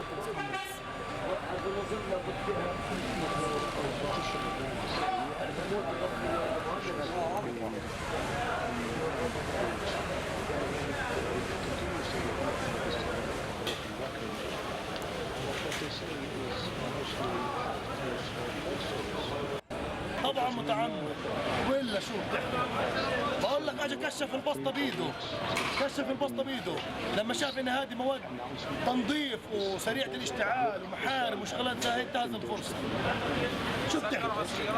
بعدين اجى سياره الاطفائيه من اول لحظه، اجى سياره الاطفائيه الدفاع المدني حكى له بس تولع بتفوت بالتطفيش. شو معناها؟ شو معناها؟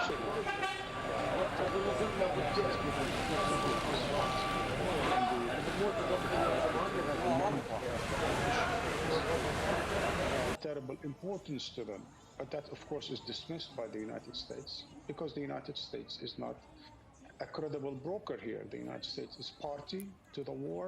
It has been complicit in every possible way, militarily, financially, diplomatically, with Israel in the war. It is not a third party per se, it is part and parcel of the Israeli front against Gaza.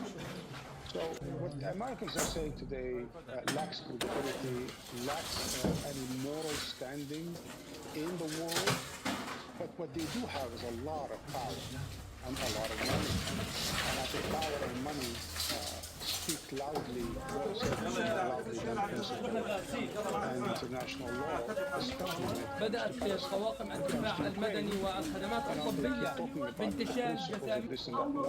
The fact that Palestine has been occupied for almost 6 decades, that doesn't even register on their screens. هؤلاء أطفال وأب، وقبل قليل تم انتشال نساء تنتين وطفلة لا يبلغ إلا 2 أو 3 شهور من العمر، تم استهدافهم من قبل الطيران الحربي. ما يحدث هنا في مخيم جباليا وبشكل عام قطاع غزة هي إبادة جماعية بحق أبناء شعبنا الفلسطيني. The UN Secretary General says he is appalled by the dramatic increase and unprecedented scale of violations against children in Palestine and Israel. Antonio Guterres is calling them brutal acts of terror. The UN verified 5,698 such violations by Israeli forces last year. Situations in the report where substantial increase in grave violations were verified increased a rise of over 155% violations over prior years in the conflict in Israel and the occupied Palestinian territory, notably in Israel, the Gaza Strip and the occupied West Bank. طفل عمره سنة تقريبا وطفل عمره 137 violations against children. According to the report, it notes at least 43 Israeli children were killed during the October 7th attack. Israel says it's fired 150 rockets into northern Israel and the occupied Roman heights. The defense systems in Israel have intercepted some of them. Israel says the attacks are in response to the killing of one of its senior commanders, who comes a day after Israel fired more than 200 rockets. Israeli forces have killed 3 Palestinians during a raid on the occupied West Bank. Troops stormed the town of Kabita, where they destroyed a house. The operation, which also targeted Jenin, lasted about 13 hours. Israel's military says it was aimed at disrupting the activities of Palestinian fighters. Greece Prime Minister Victor Orban has rejected a multi-million-dollar fine imposed by the EU to support calling it outrageous. Budapest has been ordered to pay $216 million for breaking the EU's migration and asylum rules. حسينا كأنه الزينجو بده يقع علينا شظايا مرقت علينا في الغرف. The right of asylum seekers to stay in the country while their applications were processed. It also ordered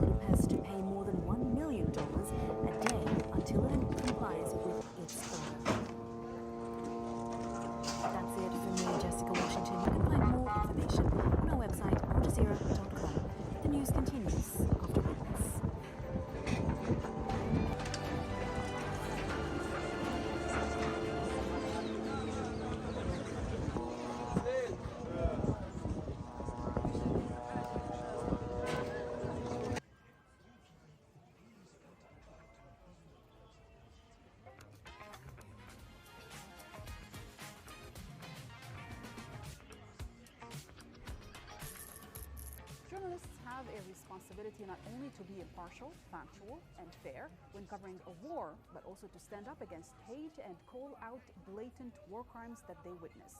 They have a responsibility not to contribute to the dehumanization of an entire people. By allowing a state to impose its PR narratives on their output, many in the European media are failing the European public and paving the way for further atrocities against the Palestinian people. Let us hear from Fuad Itayim, our broadcast expert, more about this in Fake News Expose.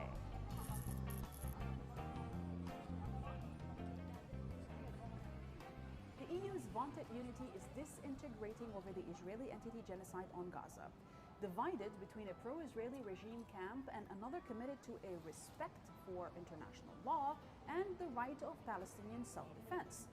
The 27 EU members have been weak in their response to the Israeli entity genocide underway in Gaza for 250 days now. But was there a similar fracture in the European media, similar to the division at an official level? Here's Fuad Itayim, our broadcast media expert, with more in Fake News Expose. Thank you for being with us, Fuad. Thank you, Marwa. So Western media's reporting of the war in Gaza makes little pretense for impartiality.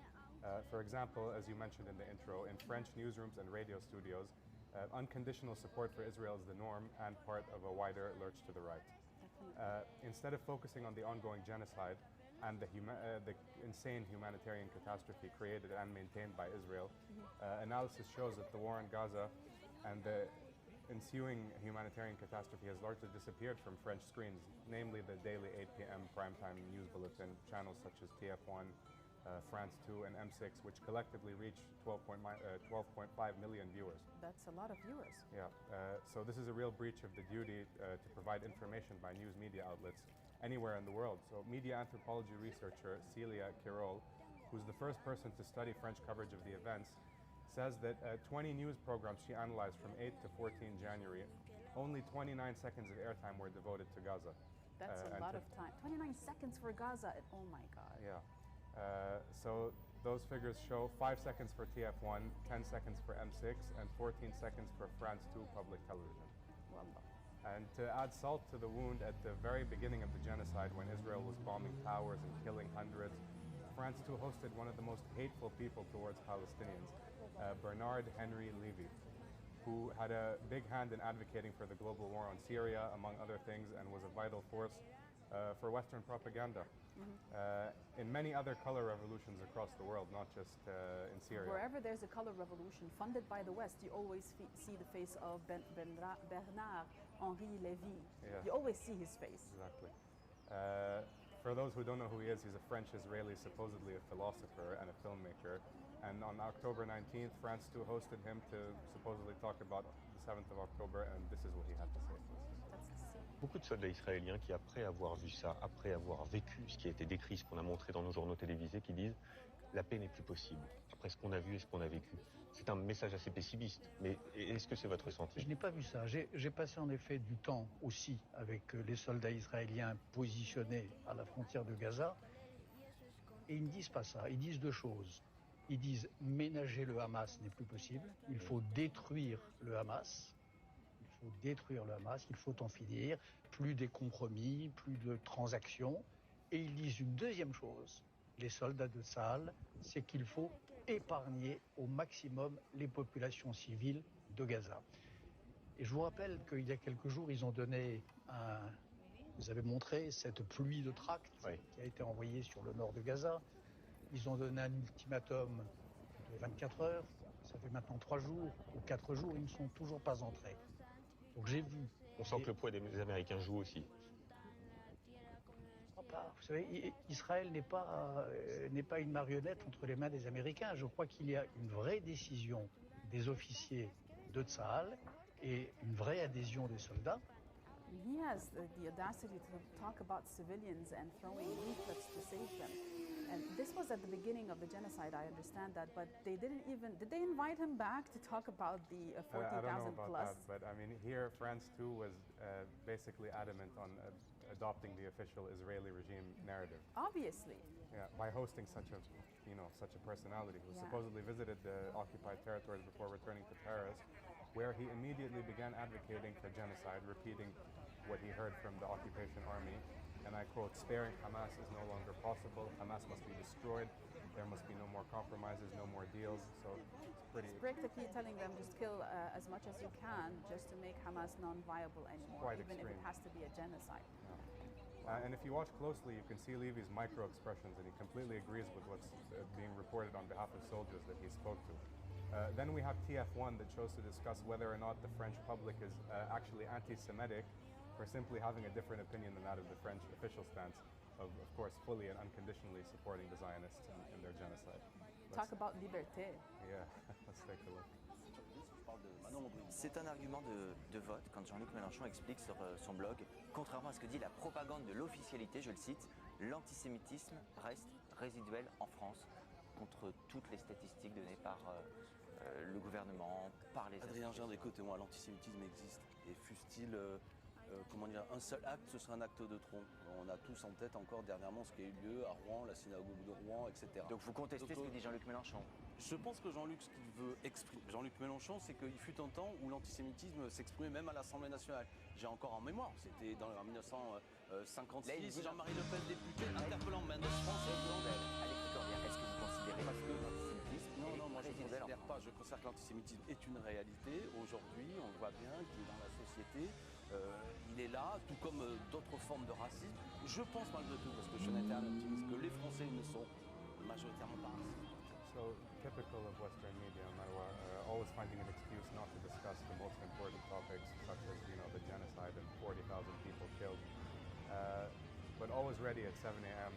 to discuss whether or not the French public is anti-Semitic for supporting Palestinians' right to exist. That's something that I would definitely understand coming from the French, who advocated for this genocide from the very first week of the war on Gaza. Exactly. Ending off with a few of the findings from researcher Celia Carroll, who monitored the French media during the current genocide, and she found that language utilization was biased towards Israel, with emotive language describing Israelis as victims of attacks 11 times more than Palestinians. Wow. And she also found that French channels mastered what's called framing of events. So with most TV channels overwhelmingly promoting Israel's right to defend itself, but completely overshadowing Palestinian rights by a ratio of 5 to 1. 5 to 1. Well, that tells a lot about how even the European media is not better. It's not a lot better than the Western media, like the British one or the one in the United States of America. At the end of the day, they are both parroting what the Zionist entity, especially the Israeli occupation forces, are saying at the expense of thousands of civilians. They're all guilty of dehumanization. Exactly. Thank you very much for your time and your analysis. For our ladies and gents, now we move on to digital mainstream media.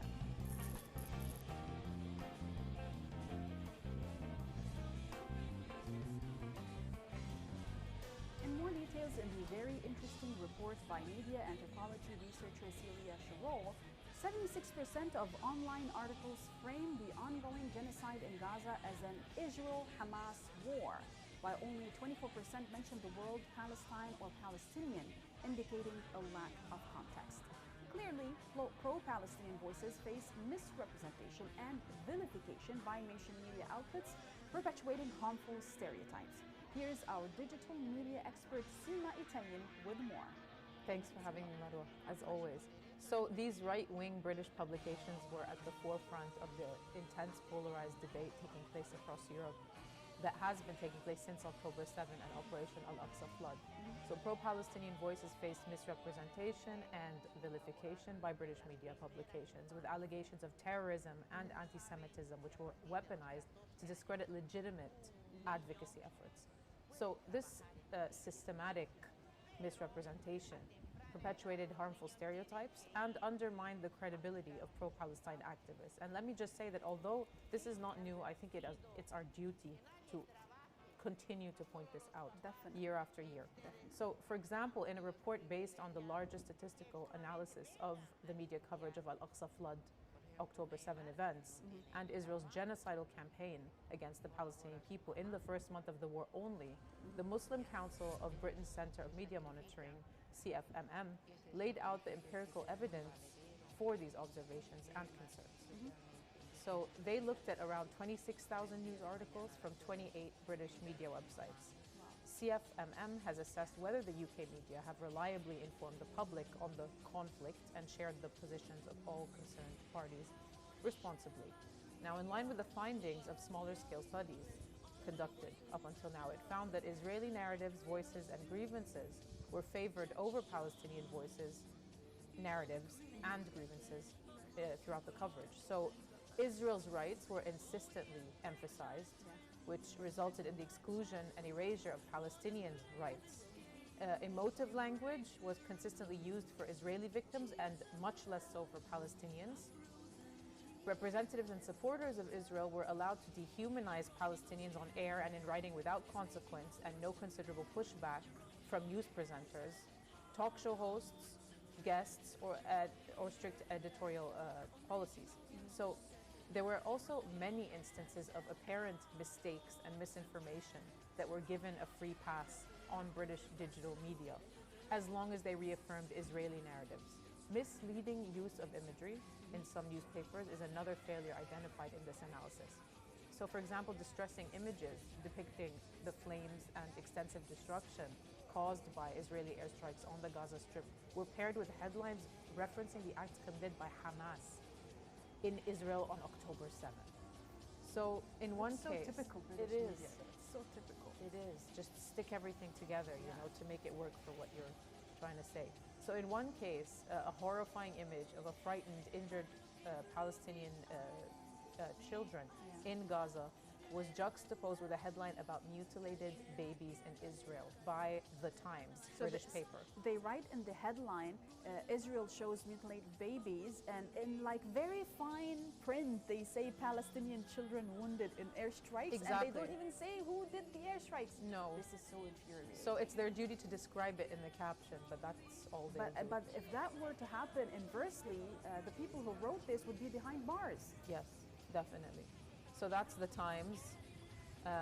And so they published the story as a claim made by one Israeli journalist that Israeli babies were killed, which has never been confirmed, we know this now, by Israeli officials even, or independent parties. So the British newspaper published it alongside this photograph with no shame whatsoever. Now, The Guardian, which everyone knows, is not so much better.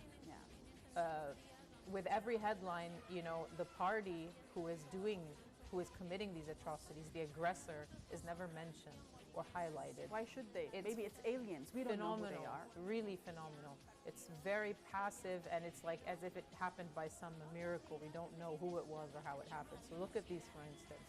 So this headline reads, "Violence escalated as death toll surges to 1,000." I mean, violence? They called for the annihilation of a nation with a photo that clearly shows a level of destruction that couldn't have been caused by, you know, I don't know. And then, I mean, who killed the 1,000 civilians? Nothing indicates any responsibility. Usually we say violence when we're talking about football hooligans, not a genocide. Yeah, I mean, if you don't want to say Israel killed, at least say killed in Israeli bombing. Yeah. You know? Another headline reads, hundreds feared dead in Gaza hospital strike. So just imagine if Hamas had attacked the hospital during Al-Aqsa flood.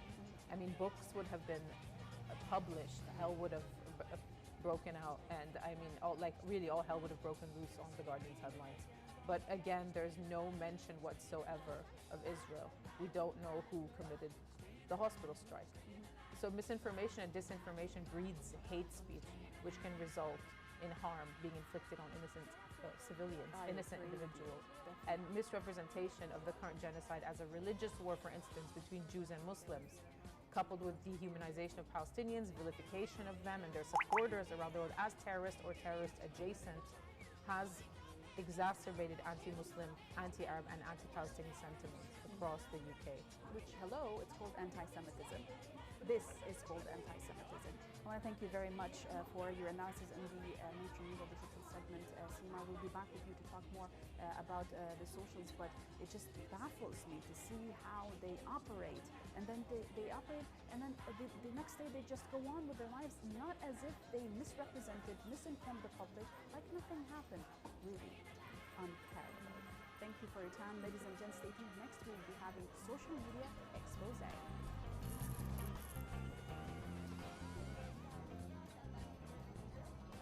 Viewers, journalists and commentators in Britain have knowingly, or to give them benefit of the doubt, unknowingly aided a propaganda campaign aimed at providing false legitimacy for Zionist Israel's relentless aggression on Gaza, an aggression that, according to the International Court of Justice, could plausibly amount to genocide. Social media, as always, never forgets nor allows any journalism mishaps to pass without pinpointing the unprofessional behavior, publicly condemning it. We are back with Sima Tayyim to tell us more about social media exposing British journalism acting all biased towards Zionist Israel. Thanks again for being here, Sima. Thanks, Marwa. So British media organizations and journalists working for them have struggled for decades to cover these Israeli-Palestinian wars accurately and impartially. Supporting what we all observed with our very own eyes and ears, research has demonstrated categorically over the years how Israeli narratives and viewpoints dominate the Middle East output of most mainstream media organizations in Britain, which leads to the silencing, erasure, and, of course, dehumanization of Palestinians, clearly presented over the past 8 months. So just for some context, Marwa, before I jump into the way ex-users handled this unprofessional behavior carried out by UK media, it's worth noting that in most of the British media output on this genocide, there's little mention of the decades of Israeli oppression, military occupation directed at Palestinians, historically the Israeli land grabs that have shaped the Palestinian and wider Arab perceptions of reactions and interactions with Zionist Israel in the Gaza Strip and beyond. So that, which is at the root of this conflict, is that they so this contributes to this false idea that there is like an unfounded Arab hatred towards Israelis. As if we just woke up and decided to hate them, as if there's never been 75 plus years of aggression, occupation, land grab, and killing. Yes, we were just our upbringing was, no one knows why we were taught to hate them.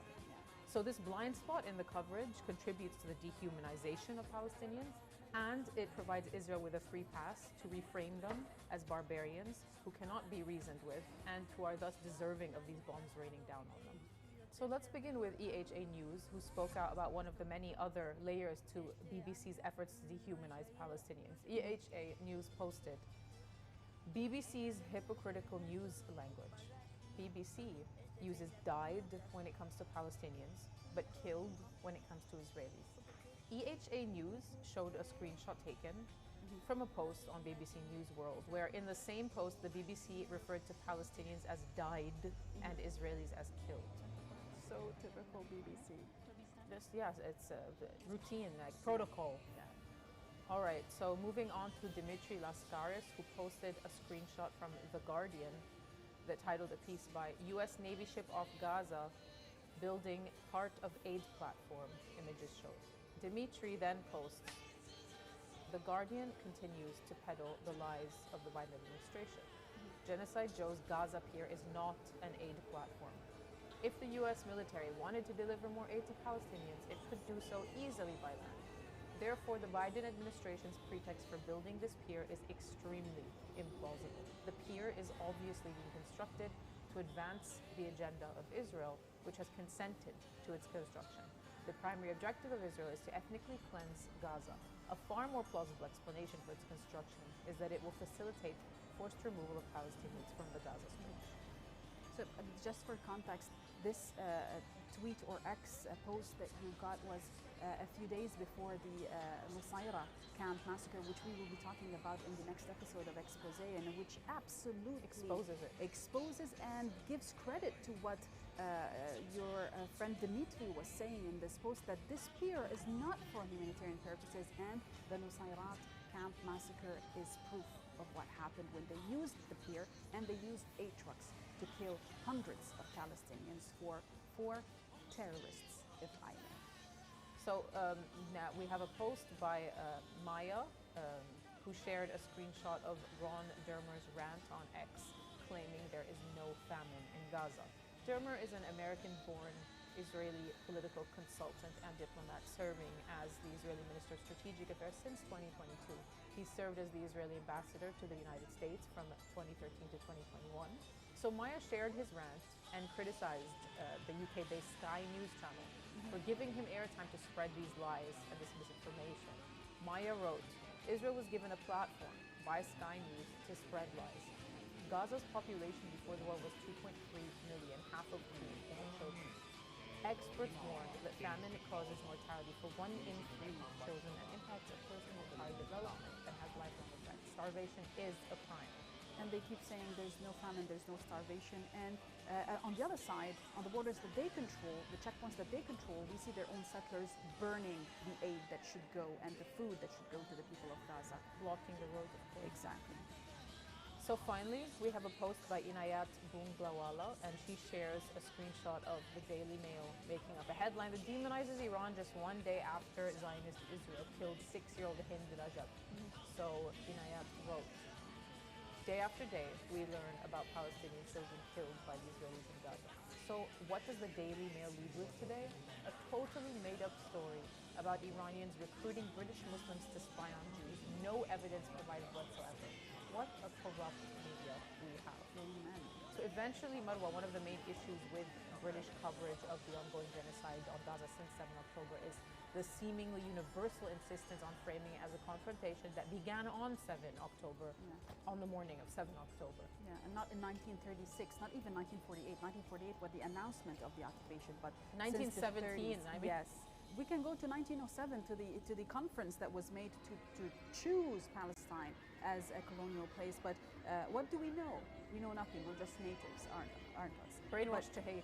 Exactly. Thank you very much for your latest on social media reactions on X. Sima, it's always been a pleasure having you on board. Now, ladies and gents, stay tuned because next we have Figures Expose.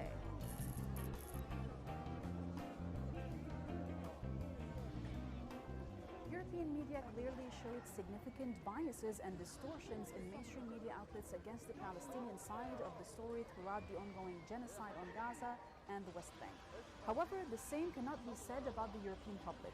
For instance, the vast majority of Irish people think that the European Union should impose economic trade sanctions on Zionist Israel due to the ongoing genocide in Gaza. Now, according to the latest opinion poll carried out by the Journal and Ireland Thinks, some 76% of the Irish people support the EU imposing economic trade sanctions on Zionist Israel. Meanwhile, 15% of people disagree and 9% just don't know. Now, when asked, do you think the EU should impose economic trade sanctions on Israel, the answers based on gender were like so. 81% of women agreed versus 71% of men agreed. When asked the same question based on age this time, we had 81% of younger voters aged between 18 to 34 are in favor of the move compared to 70% across all other age groups. Those numbers are clear reason as to why Ireland last month formally recognized the state of Palestine alongside Spain and Norway. Now, let us move on to the most notable expose voices for this week.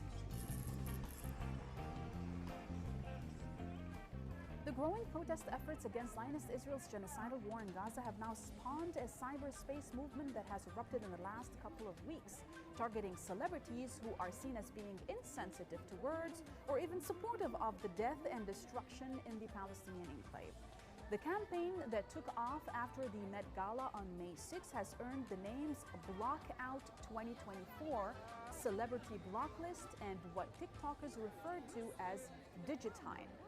The idea is to block famous celebrities on social media networks such as Instagram, X, and TikTok. Here is how it goes.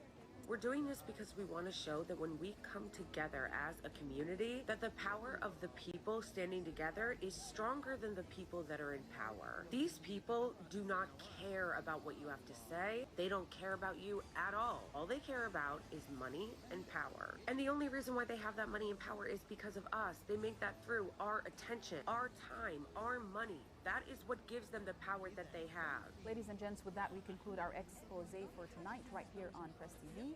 Follow our handle at ExposePTV on X, Instagram, YouTube, and TikTok. Stay tuned for more eye-opening investigations on Expose. The truth is just a revelation away.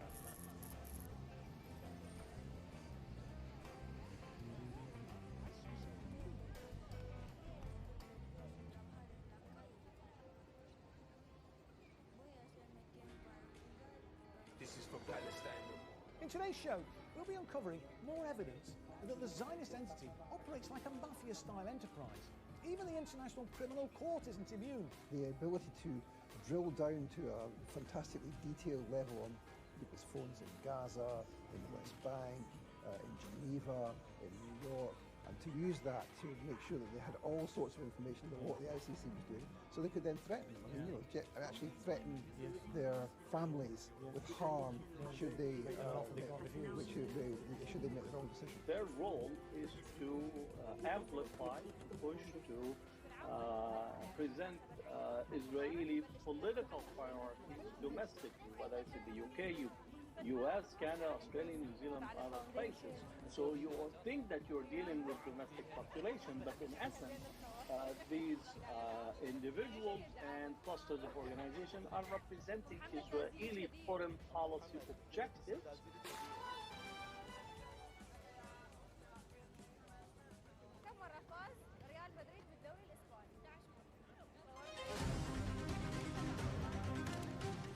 A cannon roared at the weekend with the European Parliament elections, in which one pro-war, pro-sanction globalist government after another took a perfect drubbing. A mouse roared back in the form of Frau von der Leyen. She says we shall not be moved. Let's see about that. Scott Ritter, the great international arms expert, tells us how all of this will impact on the war and sanctions on Russia, and how it will play out in the European and the US presidential election. It's all coming up in a cracking edition of Have It Out with Galloway. Don't miss it.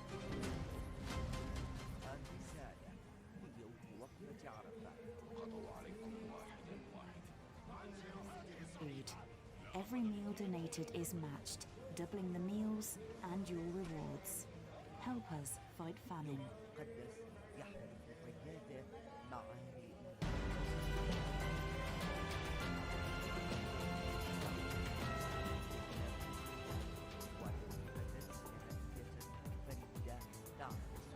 Brutal acts of terror. The UN blacklists Israel for the killing and maiming of children during its war on Gaza.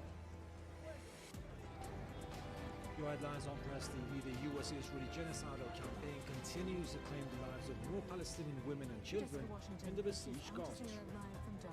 Also coming up. The leader of the Ansarullah movement vows that Yemen will continue with its anti-Israel operations until the war on Gaza ends. The US signs a 10-year security agreement with Ukraine at the G7 And the resistance summit movement in Hezbollah Italy. intensifies its The bloc operations leaders against also Israel. agreed to lend Kyiv $50 billion in assistance. A statement issued by the Yemeni armed forces in the name of God the Almighty, the most merciful. God Almighty has said that He will give victory to those who give Him the victory, and He is the strongest, and may He is the most faithful. In order to give support to the Palestinian people in Gaza, and in retaliation for the continuous crimes committed against our people in Gaza, and in retaliation for the UK and US aggression on our country, the naval force and the rocket force and the drone force in the Yemeni armed forces, with God's support and backing, they conducted 3 operations in the last 24 hours as follows. The first was conducted by the rocket force in the Arabian Sea and targeted a vessel directly. The second targeted the vessel Sigardin in the Red Sea, and it was also hit directly. The third targeted the ship Athena in the Red Sea as well, and it also scored direct hits. The last 2 operations were conducted with ballistic missiles and drones, and it succeeded in its objectives. The Yemeni armed forces continue, with God's support and their trust in God, to continue to follow up on the orders of the leader, Said Abdel Malik al-Houthi, and to conduct more military operations in order to give support to the Palestinian people in Gaza and to defend dear Yemen. And the operations of support will not stop until the aggression stops and the siege is lifted from the Gaza Strip. And God is our supporter. God is the most valiant protector and supporter. May Yemen live free and independent. Freedom and victory is for Yemen and all the free of the nation. Sana'a on the 13th of June 2024. A statement issued by the Yemeni Armed Forces.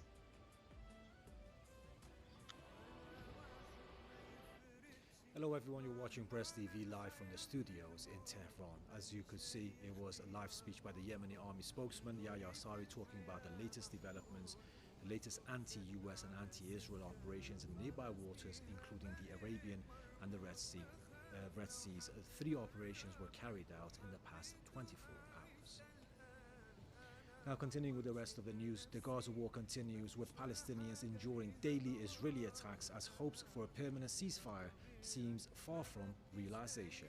The latest Israeli airstrikes targeted a tightly packed border city of Rafah, leading to the death and injury of dozens of civilians. In a matter of 24 hours, the Israeli forces committed 3 massacres against Palestinians, as a result of which 30 civilians lost their lives and over 100 others were wounded. In one of these massacres in the Gaza city's Al-Zaytun neighborhood, a house was targeted. Several other residential buildings were also hit in central Gaza, especially in Al-Bureij and the Nusayrat refugee camps. The death toll from the regime's genocide now exceeds 37,230, most of them women and children.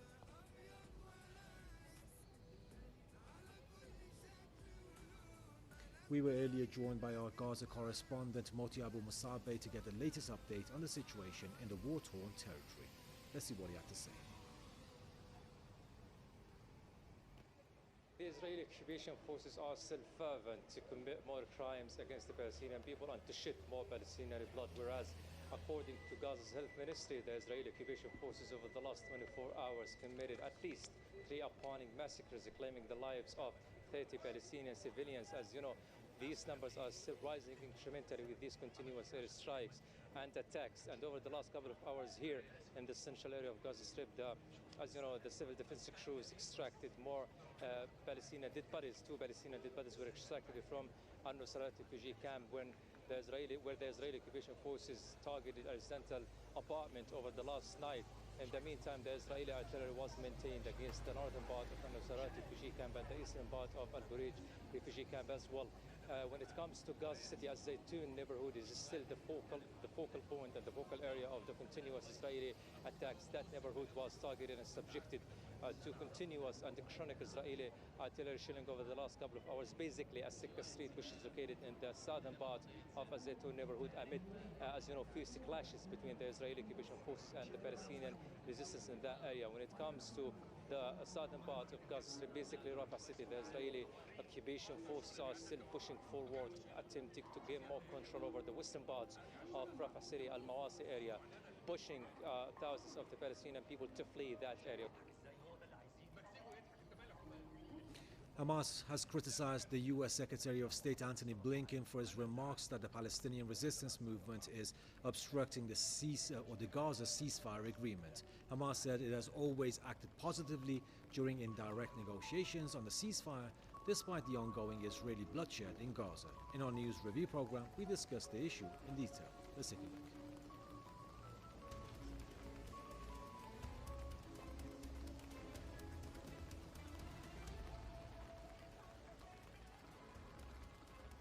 We're watching Press TV's news review, where we look deeper into some of the top stories of the day.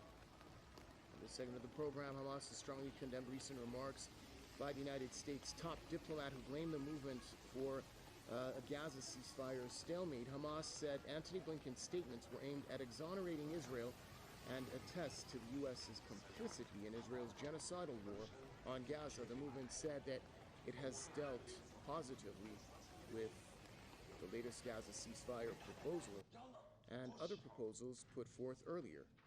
Hamas added that it has publicly endorsed President Joe Biden's call for a permanent ceasefire in Gaza and the UN Security Council's resolution calling for a truce.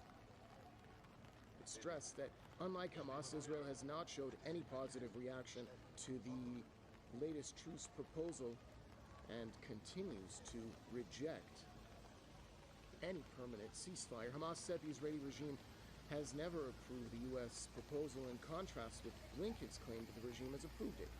The statement called on Washington to put direct pressure on Tel Aviv to accept a permanent ceasefire in Gaza.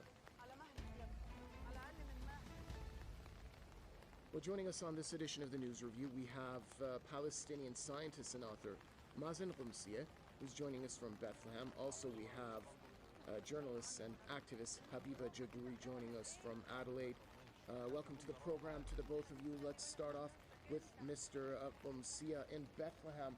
Sir, I want to get your thoughts, first of all, on the recent statement by Hamas, who strongly condemned the recent remarks by the U.S.'s top diplomat, who has blamed Hamas, in essence, for the Gaza ceasefire stalemate at this point. Well, the U.S. has been a partner in crime with the Israeli regime in this genocide, so it's kind of expected that they want to blame the victims. Fact is, Israel regime is not interested in any kind of deal, so to speak, and the Biden administration is lying, and even the UN resolution that passed that claims that Israel accepted the deal released May 31 by the U.S., this was a lie. I mean, they forced other countries to vote for a resolution that includes a lie. It says Israel has accepted something, and Israel says we never accepted this thing, and we will go on until we eliminate the resistance, eliminate Hamas.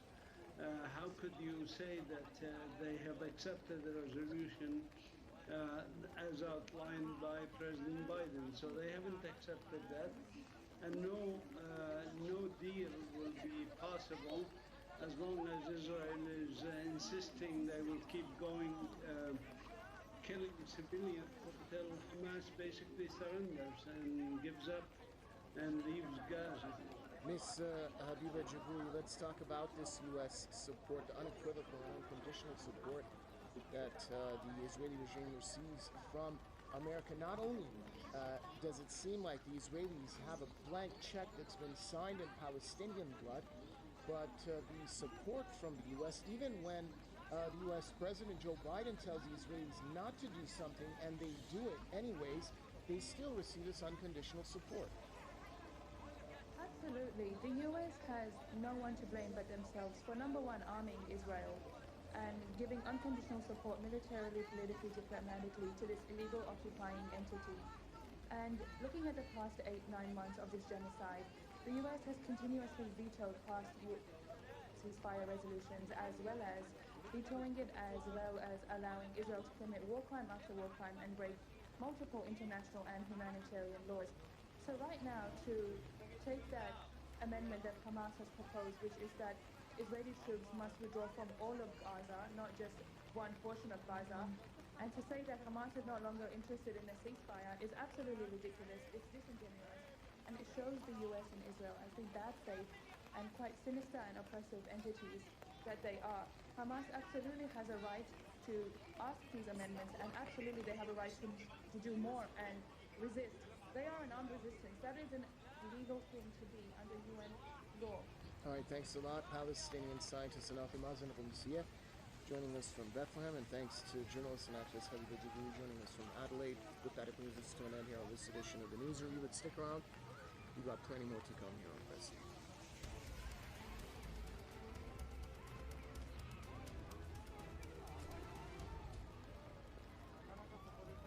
Welcome back. Israeli forces have raided another town in the occupied West Bank on Thursday, killing at least 3 Palestinians and detaining several others. The regime said its forces attacked a building during the raid in Gabatia, killing 2 Palestinians inside it. Another youth also succumbed to injuries in the afternoon in the city after Israeli forces obstructed ambulances from reaching him.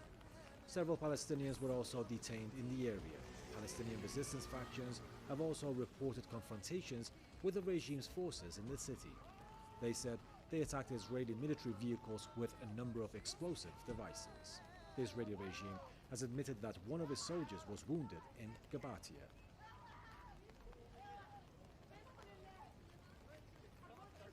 The leader of Yemen's Ansarullah movement has hailed the recent discovery of an American espionage cell in Yemen as a big achievement and a serious blow to the U.S. intelligence. Abdul Malik al-Houthi said the U.S. continues to pressure the Yemeni nation through various means, but it has failed to undermine Yemen's resolve in supporting Palestine. He also slammed certain Arab countries as complicit in genocide for cooperating with the U.S. and Israel by providing them with protection and resources. He said despite such betrayals, the Palestinian resistance has blazed the trail for the entire Muslim world by standing steadfast against the occupation. He also hailed the resistance axis as a coordinated network of factions that have confused the Israeli forces from various fronts. Houthi announced that the Yemeni army has carried out 11 anti-Israeli operations during the last week. He added that Yemen's anti-Israel operations will continue until the genocide against Gaza ends. In a significant development, Yemen's armed forces have carried out multiple military operations in support of Palestinians, especially in Gaza. The first operation targeted the ship Twitter in the Red Sea using drones, ballistic missiles, and a piloted boat for the first time, causing severe damage and putting the ship at risk of sinking. This attack was justified by the ship's owning company due to the violation of the Yemeni ban on vessels heading for ports in occupied Palestine. The naval, missile and drone units of the Yemeni armed forces carried out a qualitative military operation targeting the ship Twitter in the Red Sea, using a piloted boat, a number of drones and ballistic missiles. The operation caused serious damage to the ship and it is in danger of sinking, thank God. Additionally, in coordination with the Islamic resistance in Iraq, the Yemeni army executed two successful operations, one in Ashdod using winged missiles and another in Haifa using drones. The spokesman for the Yemeni army warned all companies against dealing with Israel and docking in occupied Palestinian ports and threatened that violators will face attacks in the future. It seems that Sana'a has fulfilled its promises and its threatening messages have proven the army's seriousness through qualitative operations and the entry of new weapons into the battle, such as unmanned vessels.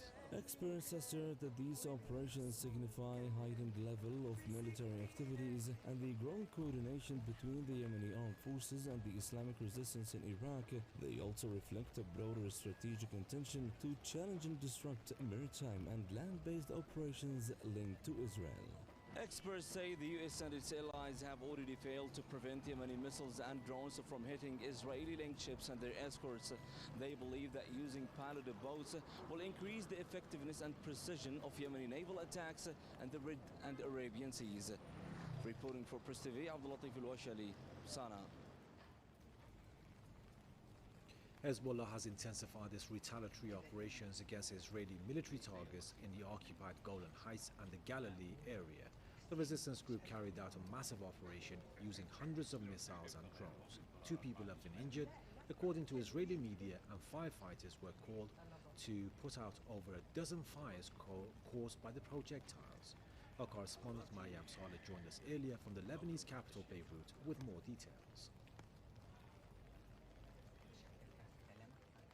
For the first time, Hezbollah has issued one statement, which includes joint operations of several areas which they targeted. They said that there were joint operations between the rocket force, the drone force, using several types of rockets, using Falak rockets, Katyusha rockets, in addition to kamikaze drones and attack drones. They used also anti-armor and anti-tank missiles to attack several areas, the most significant of which was the David base. And that is the command center for the Northern Command, actually. A very significant strategic hit there. Of course, definitely also they're saying that they targeted the main intelligence unit of the Israeli military as well, and the Katsavia base, which is also very significant, and it is one of the 210th division in the Golan Heights as well. And so Hezbollah has indefinitely shown the Israelis that they are widening the scope, they are escalating because they are retaliating for several issues here. We're talking about the assassination of the top commander along with 3 other members, also high-ranking, as we learned, and also this is in retaliation for the continuous massacres in Gaza and in support of the Palestinian resistance. So Hezbollah also said that they have targeted other areas posts, especially in the Kfar Shuba areas, as well as I think the Birkat Risha post as well. Hezbollah has also issued several other statistics showing that after 250 days of support for the Palestinian resistance, they launched more than 2,125 operations, and these operations included targeting several areas in addition to the bases that are close to the border. You also have the command centers that were even recent. Hezbollah has released a roundup of 250 days of its missile and US drone President attacks Joe on Israeli Biden has targets blamed in the Hamas for occupied deadlock territories over in ceasefire solidarity with the proposal people of to end war Gaza. in In an Gaza. infographic released by the movement, says they have carried out 9 operations per day on average, totaling over 2,100 operations. Those strikes have killed or wounded some 2,000 Israeli soldiers. The movement said the attacks hit over 300 Israeli settlements and 110 bases and barracks. They've also blown up 114 military vehicles and over 120 command centers. The movement said the operations have displaced 230,000 settlers across the northern occupied territories. The Islamic resistance in Lebanon started its military operations in support of the resistance in Gaza on October 8th, a day after the regime launched its genocidal onslaught on Gaza.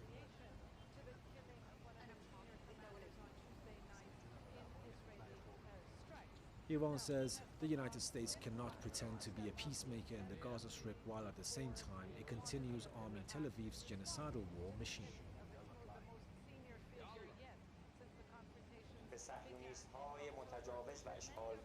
Americans cannot, on the one hand, deliver the most advanced weapons to the aggressor and occupying Zionists to attack the defenseless people of Gaza in their homes and tents, and on the other hand, launch political initiatives with a peacemaker face. Iran's acting foreign minister Ali Bagheri Kani made the remarks during a joint press conference with his Iraqi counterpart Fuad Hussein in Baghdad. He said if the US really wants peace in Gaza, it should stop supplying weapons to the Israeli regime. He also warned Israel against any escalation in the region in order to cover up his failures in Gaza. Iraq's foreign minister, for his part, said the security situation in the region remains volatile, warning that the entire region will be affected if Israel dares attack Lebanon. Iran's foreign minister is on an official visit to Iraq, and he has met with other top Iraqi officials as well, including the country's president and prime minister, to discuss bilateral ties and regional issues.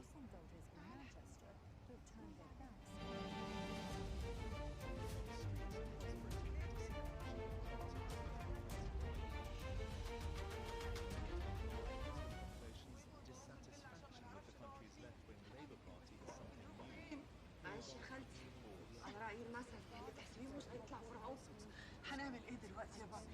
مش عارف. أول مرة مش عارف. نبلغ البوليس نسلق والنبي يا ادم بتقول كلام فيه حكم. احنا فعلا نبلغ البوليس يجي يعمل محضر اثبات حاله ويقبضوا عليهم ويروحوا في داهيه. يا رب اللي مالينا اي حد في اي حته نروح له ونتسند عليه. A lot of talks about what each candidate is planning to do for the country. A lot of the talk revolves around the economic situation. You see, under President Raisi, we've had an annual economic growth of about 5%, actually over 5%. And the candidates are now talking about their plans to increase that potentially to 8% a year and more. And there's also talks about the housing situation in Iran in hopes that people could potentially be able to buy a house after like more than around 7 years of work. And that's another big issue. Also, putting more young people in leadership positions is what a lot of them are talking about, actually. They're talking about social issues, talking about some bureaucratic difficulties in the country that may make it hard for people to start their own businesses. Also, issues that are with the market of Iranian cars, on how to deal with those. And these are the discussions. Mustafa Pur Mohammadi has also explained his views on the Palestinian question. Reza Hashemi has the details. Mustafa Pur Mohammadi, a candidate in the upcoming presidential election in Iran, has appealed for more support for Palestinians, while also assuring that Western states are trying to destabilize the region. Pur Mohammadi is among the 6 candidates who have been approved by Iran's Constitutional Council, a 12-member election supervisory body. The Palestinian issue is not the only issue of one particular area or one nation facing oppression. The issue of Palestine and the occupation of Palestine is about the domination of the West over the interests of the region, the security of the region, the boundaries and the territory of the region. His comments come as Israel continues its genocidal war on Gaza, which has killed over 37,000 Palestinians, most of them women and children. The war has also injured over 84,000 others since October last year. Pur Mohammadi emphasized the need to establish a new Islamic civilization and restore the dignity and glory of the Islamic world, while calling for solidarity and unity in support of Palestinians. In a campaign speech in the eastern city of Bijan, Saeed Jalili, another candidate for Iran's upcoming presidential election, has said that the late President Ebrahim Raisi successfully defeated the U.S. policy of maximum pressure against Iran. He added that Raisi was committed to a foreign policy that covered good relations with many countries around the world, and not just a handful of states in the West.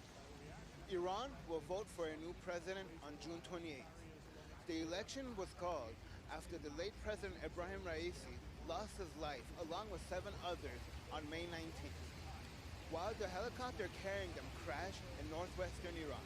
Reza Hashemi, Press TV, Tehran. Several polls have been conducted across Iran asking people about their preferred candidates in the upcoming presidential election. What follows is an aggregated poll done by reviewing a number of other polls. Let's take a look. According to the surveys in Tehran, provincial capitals across Iran, and a number of selected towns and villages for 3 days from 10 to 13th of June, 22% of the participants have said they will vote for Mohammad Baqir Qalibaf, another 19.2% will vote for Saeed Jalili, and Masoud Pezeshkian has nearly 10% of the total vote. The other 3 candidates have each received about 3% of the support from the respondents. More than 41.7% are not yet sure about who they will vote for, while 1.1% say they will vote blank.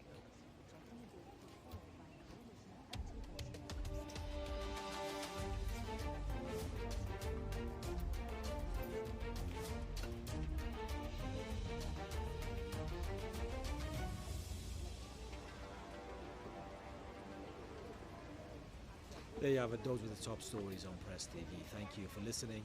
Take care. I'm off.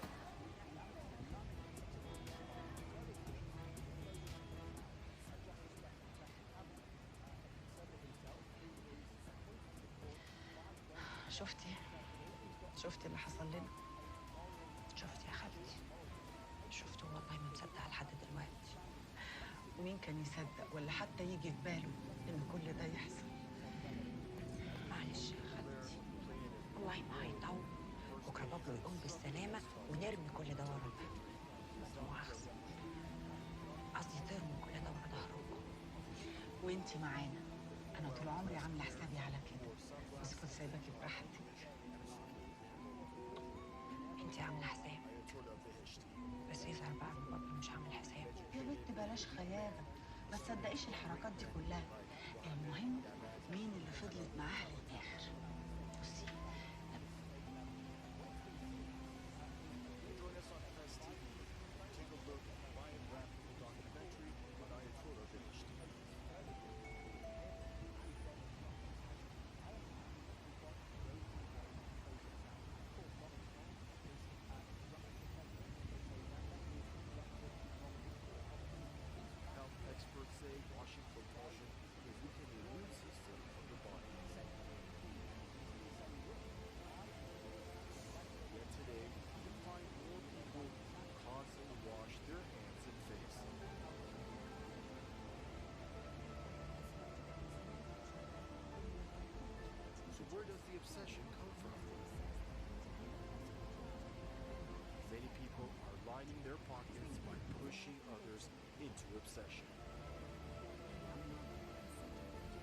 Watch how they do it in this documentary.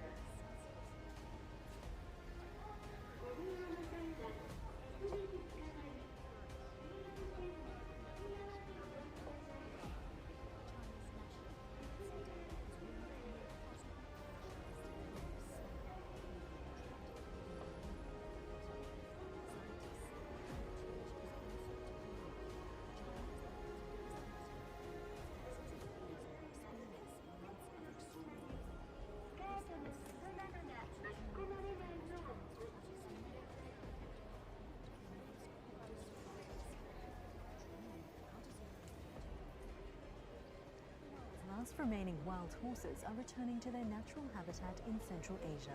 Przewalski's horse went extinct in the wild 60 years ago, and only a dozen of them remained in captivity. Dmitry Medvedenko reports.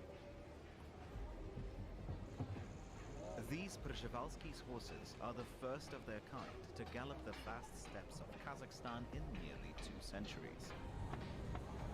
Bred at the Prague Zoo, these three traveled more than 4,000 kilometers by plane to their ancestral home. We managed to get those horses here alive and healthy all the way to this reintroduction center. Of course, more will follow. These first 3 are just the first step. The Przewalski's horse is genetically different and the only true wild horse subspecies. Its lineage split thousands of years ago before horses were domesticated. It's smaller and stockier than a regular horse with noticeably shorter legs. On average, it weighs much less too, and its unique genetics mean Przewalski's horse can only breed among its kind. This, plus hunting and climate change, caused the Przewalski to die out in the wild in the mid-20th century. Their numbers were dwindling in captivity as well. By the end of the 1950s, only 12 of these horses were alive in zoos across the planet. In 1957, the last Przewalski caught in the wild saved its kind by providing vital genetic diversity. 8 years later, there were more than 100. Now, nearly 1,000 have been released to roam Central Asia, and they're helping preserve its ecosystem. The wild horses serve another important role, especially for the steppe, to prevent, to distribute non-native or not common plants in the steppe, and also prevent the fire. These 3 Przewalskis will now begin repopulating Kazakhstan's wilds after being on the brink of extinction. Dmitry Medvedenko, Al Jazeera. All right, that's it for me, Jessica Washington. You can find more information on our website, aljazeera.com.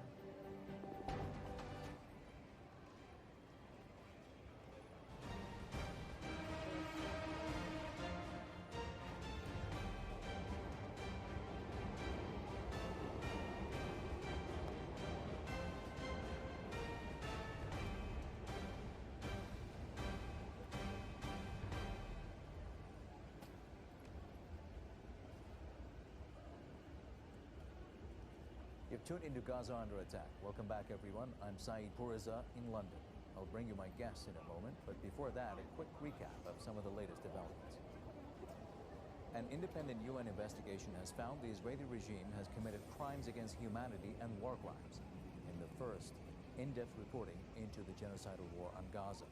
Hamas and Islamic Jihad resistance groups have offered their official response to a UN-backed ceasefire proposal to mediators in Qatar and Egypt. Negotiations are ongoing in Doha, Qatar, as we speak. More than 8 months of an Israeli-U.S. genocidal campaign in Gaza has killed at least 37,000 people and wounded more than 85,000 others. In the occupied West Bank, Israeli occupation forces have killed at least 6 people in a raid on the occupied West Bank town of Kafr near Jenin. The Lebanese resistance movement Hezbollah has conducted a massive rocket attack against Israel after the Zionist regime killed one of the group's high-ranking commanders. And here in the UK, as the country gears up for a historic general election, some voters are deciding between party loyalty and independent candidates. Will there be a major swing? Well, with us on this episode, Ali Azam. Ali is the co-founder of the Virtue Ethics Foundation and a former lecturer on moral philosophy on the Islamic College. And alongside him, joining us via Zoom from London, Anglican priest and pro-Palestinian advocate, Father Frank Gill. Thank you both for coming back to the show, everyone. I'll start with you, Ali. That investigation by the UN that has found the following: the crimes against humanity of extermination, murder, gender persecution, targeting Palestinian men and boys, forcible transfer, and torture and inhuman and cruel treatment, all committed by Israel within the span of these past 8 months. Your reflections on some pretty serious findings. Yeah, it's thank you for inviting the show. Very unprecedented, but I think we've all gotten used to in the last 8 months these heinous crimes that have been committed by Israel and continues to do so even at this point, even while there is a case for resolution for ceasefire. So I think it has been quite systematic in the way that, quite well designed in the way that it has been perpetuated throughout the last 8 months. There couldn't be anything more worse at this in 21st century. We're talking about all the crimes that they have been, committing all this time. It's just, it just goes to show what power can do. Father Gailey, you heard Ali mention that ceasefire, the case for a ceasefire now backed by the UN, backed by the U.S. The U.S. didn't really endorse any mention of a ceasefire up until now, but it is now. It is talking about a ceasefire. And then, of course, the Secretary of State, Blinken, saying it's now on Hamas whether or not he wants to move forward with it. Hamas has responded, as you know, negotiations ongoing in Doha, Qatar. Is there a chance for it to happen now, in your opinion? What do you make of this whole thing? Well, I'm very sorry to say it. I don't want to sound extreme, but I believe that Netanyahu, the Prime Minister of Israel, wants blood. He wants the blood of Palestinians. He deliberately sets out to shed as many Palestinian blood as possible. We have seen it in the recent rescue of 4 Israeli hostages. Over 230 Palestinians have been butchered in the process. Hundreds have been wounded. I see Al Jazeera is the only channel which shows some scenes of what's going on in Gaza, but lots of people, boys, men, women, who are limbless, have lost limbs. And Gutierrez, who is the United Nations Secretary, said that Gaza is a graveyard for children. A graveyard for children. Now, that cannot be just collateral damage. That is not an accident. But it's deliberate. I mean, Netanyahu really wants to suck the blood of Palestinians, as many as possible. I say, I got a friend who said you should not use that language. I'm very sorry, I have to, because that's what I'm witnessing. I'm witnessing a deliberate drive by the Israeli Prime Minister to bleed the Palestinians to death. So, coming back to your question about the ceasefire, I don't think Netanyahu and his government are interested in a ceasefire. I don't think they want it. I think it's a make-believe. I think they will reject a ceasefire even if Hamas were to concede all the possible clauses and advantages. So, yeah, and we still that is a question. Don't know who came up with the ceasefire. We don't even know who came up with the ceasefire proposals. Was it the Israelis? Was it the Americans? Nobody seems to know. Well, the Americans, I've got American friends. I've been to America. I actually like Americans as individuals. But I have to say, well, first of all, the cabal, the circle who are behind Biden, Biden is geriatric. He's not really compos mentis. But his advisors are actually responsible. And I think his advisors are very dark and sinister people. And if I wanted to go further, I would say, at the end of the day, the United States of America were built on the genocide of Native Americans. And there was an American general, General Sherman, who said the only good Indian, red Indian, is a dead Indian. And I begin Exactly, Father. Sorry to interrupt. Just like you say, a lot of people are saying that this, what is happening, has been happening in Gaza, only speaks to the genocidal nature of Israel as well as the genocidal nature of the United States. But more about that ceasefire proposal. The UN Security Council voted to approve the Gaza ceasefire resolution backed by the US. 14 of the 15 Security Council members voted in favor, with Russia abstaining on the three-phase plan.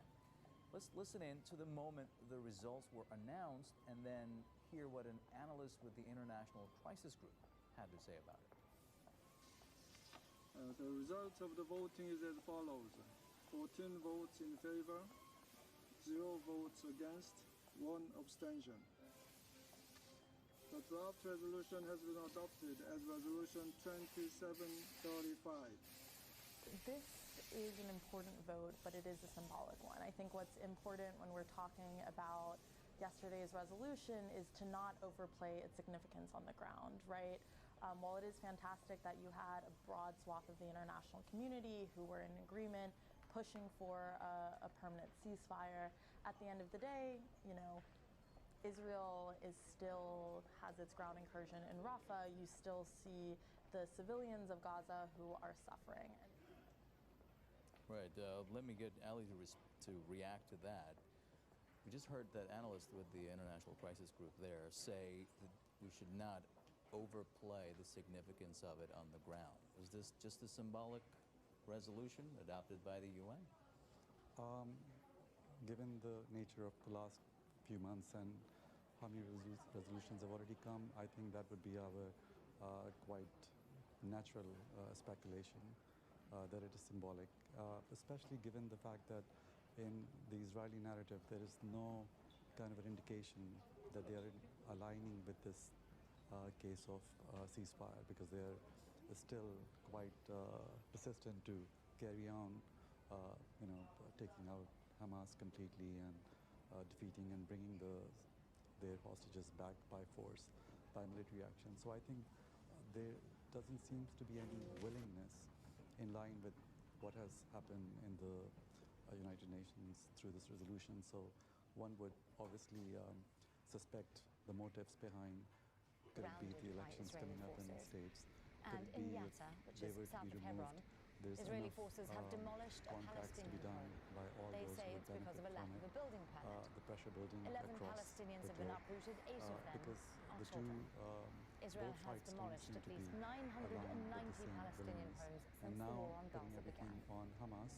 Meanwhile, Israel's far-right finance minister has dealt a new economic blow to the Palestinian Authority.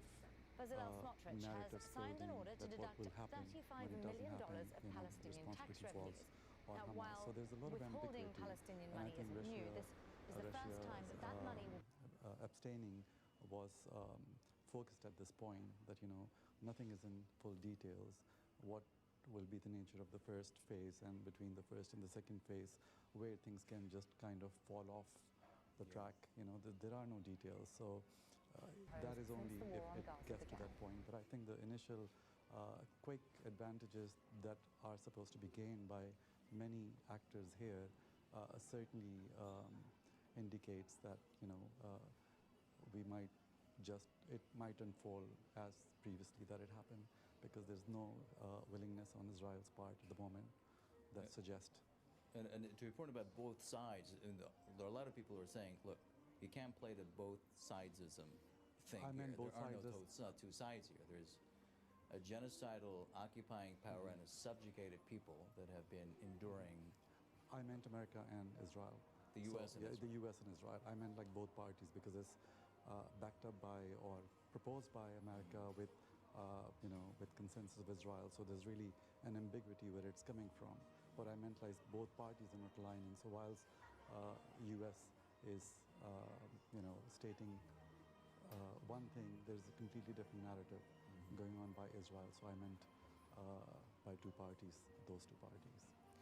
Father Gelli, even a UN Security Council resolution doesn't seem to be able to put an end to this genocide, as we heard Ali here, as well as that analyst with the International Crisis Group mentioned. Short of military intervention, do you think the international community has any more cards to play to get the Israeli regime to stop the genocidal campaign in Gaza? Well, once again, I want to be positive. We can all act in our individual ways. The disinvestment campaign is very important because it hits Zionism in its financial interests. And so that is something which we ought to pursue. And we do go out to regularly demonstrate that we are contending with an enemy. You know, my good friend Ali is an expert on virtue ethics. Now, virtue ethics goes back to Aristotle. It emphasizes the kind of moral, personal principles which are relevant to a good ethical agent, like justice, being just, being courageous, being temperate, being moderate, and so on. It seems to me we are dealing with an Israeli partner, an Israeli side, which is not just, is not moderate, is courageous. Well, foolhardy, you know, there was a former Israeli Prime Minister, Ehud Barak, who claimed they're actually ministers in Netanyahu's government who are actually putting pressure on him to attack Iran, to hotwire some kind of Jewish apocalypse, to a Jewish messianic era. Yeah. You know, this is Ehud Barak. It's not a psychospiritologist. This is someone who's a former president of Israel. So we are dealing with a very worrying scenario. Yes. And when it comes, you know, I feel very angry about, I was watching something showing Blinken, the American Secretary of State, next to some of these robed Gulf sheikhs and so on, who were sort of playing stooge to him. What are those, the Arab guys? What about Saudi Arabia? What are they doing? That's a very good question. That actually takes us to the next story we're covering here, which is high-level attendees at a humanitarian conference on Gaza who have called for urgent aid for the besieged enclave. The UN chief, Antonio Guterres, highlighted the dire conditions that face the 1.7 million people, the majority of whom are displaced, facing violence and acute food insecurity. People are dying of hunger. The conference held in Jordan's capital, Amman, aims to find ways to strengthen the international community's response to the deteriorating conditions inside Gaza. Let's listen in. Despite the ocean of needs, at least half of all humanitarian aid missions are denied access, impeded, or cancelled due to operational or security reasons. On top of all these, since the attack on the Rafah border crossing 1 month ago, the flow of critical humanitarian assistance to the people of Gaza, which was already woefully inadequate, has plummeted by 2/3. The horror must stop. It's high time for a ceasefire along with the unconditional release of hostages. I welcome the peace initiative recently outlined by President Biden and urge all parties to seize this opportunity and come to an agreement. And I call on all parties to respect their obligations under international humanitarian law.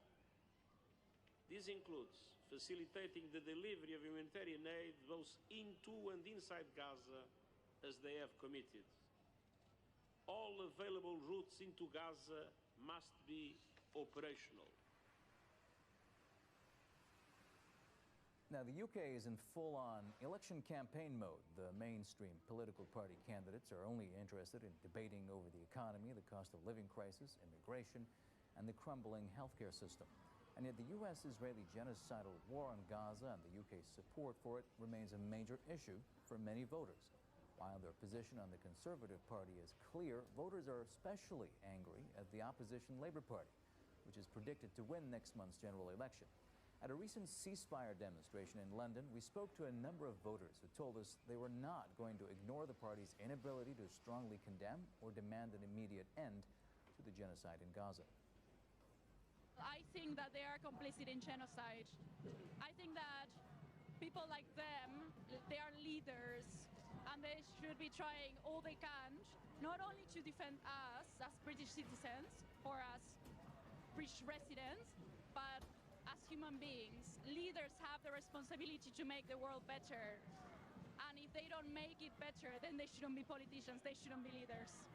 People are on the street, there's a lot of pressure on the government in order to force them to adhere to the calls of a ceasefire. Unfortunately, the Tory government, along with the Labour government of Sir Keir Starmer, aren't going far enough in order to heed those calls. So we need to keep on the pressure, and we need to vote for candidates that are anti-Zionist in nature and that will support a peaceful resolution for the people of Gaza who are calling for a ceasefire. So I think that's the main message that is going to be heard by the electorate on the 4th of July.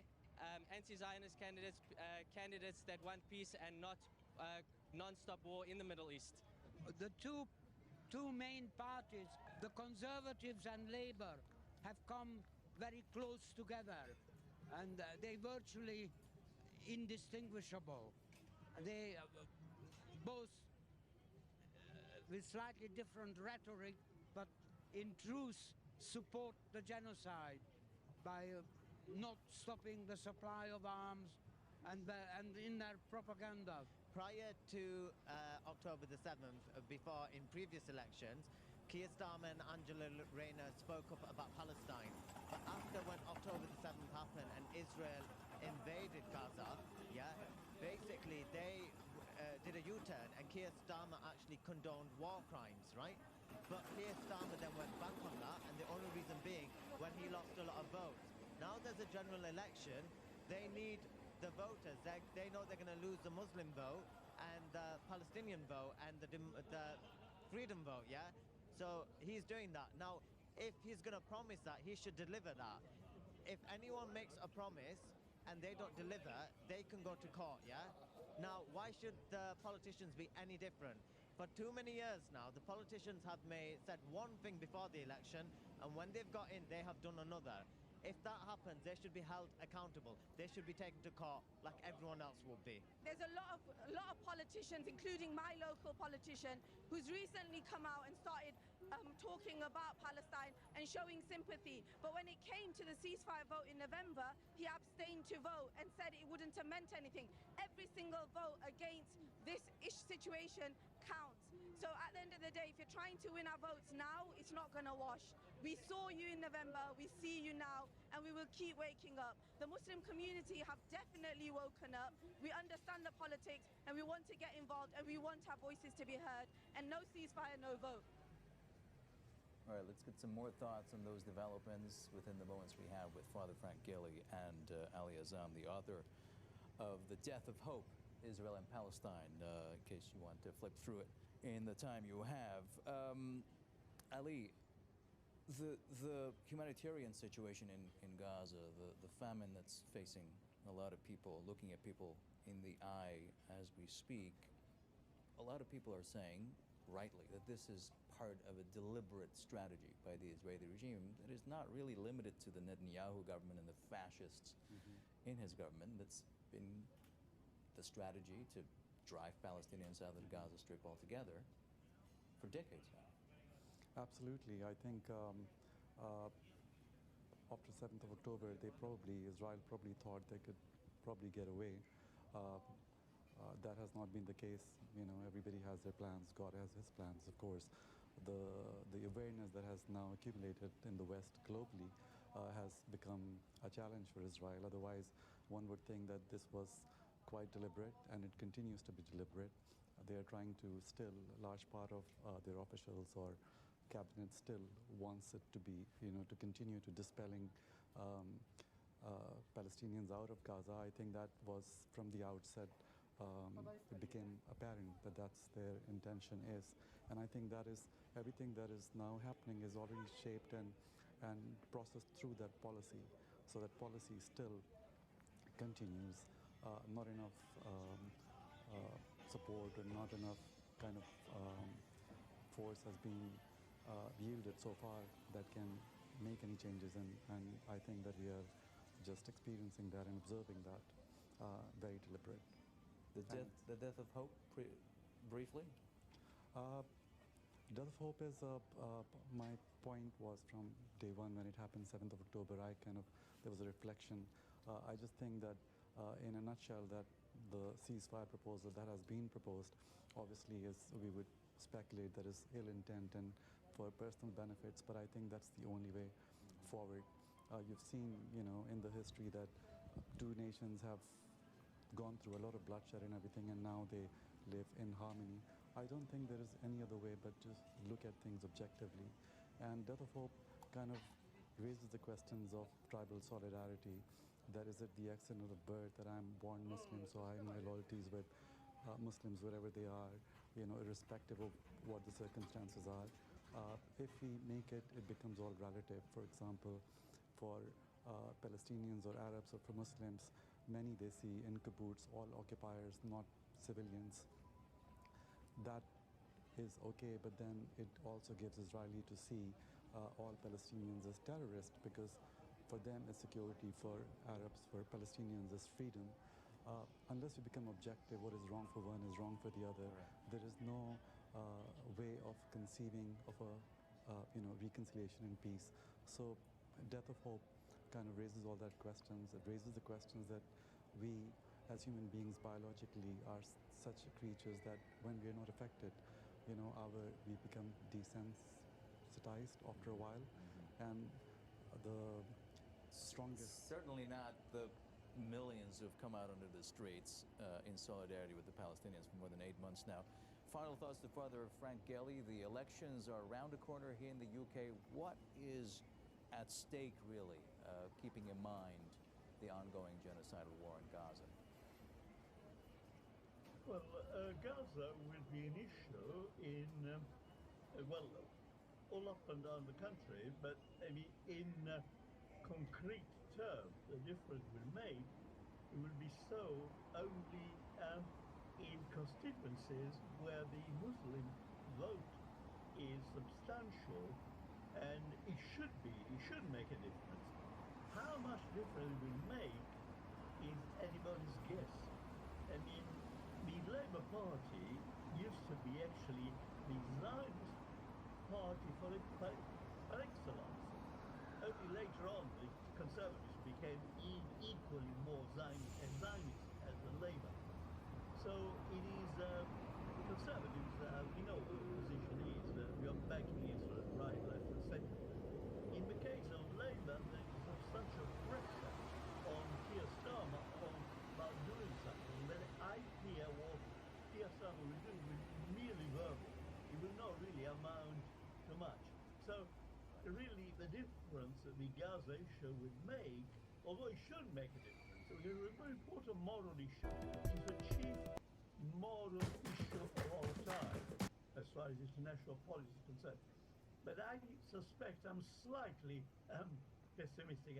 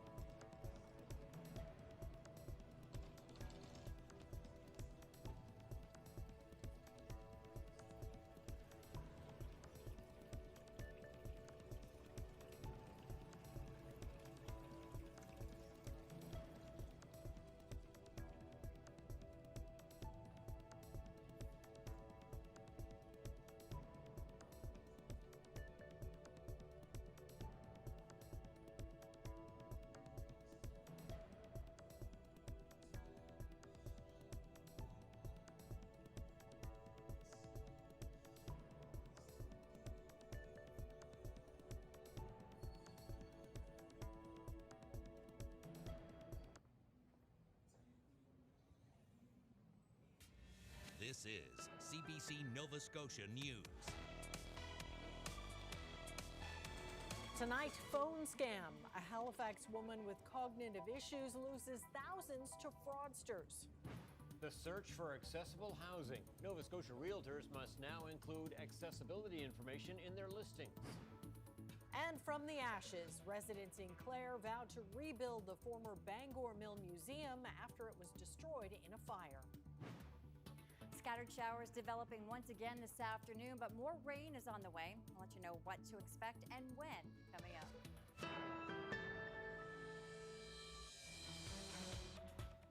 Good evening. A Halifax woman who lives with a cognitive impairment says she's angry after losing $5,200 last week.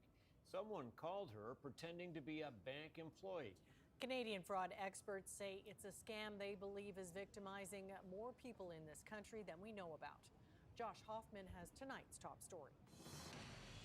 Emma Mann and her mother are disheartened as they look at all the gift cards she was tricked into buying by scammers.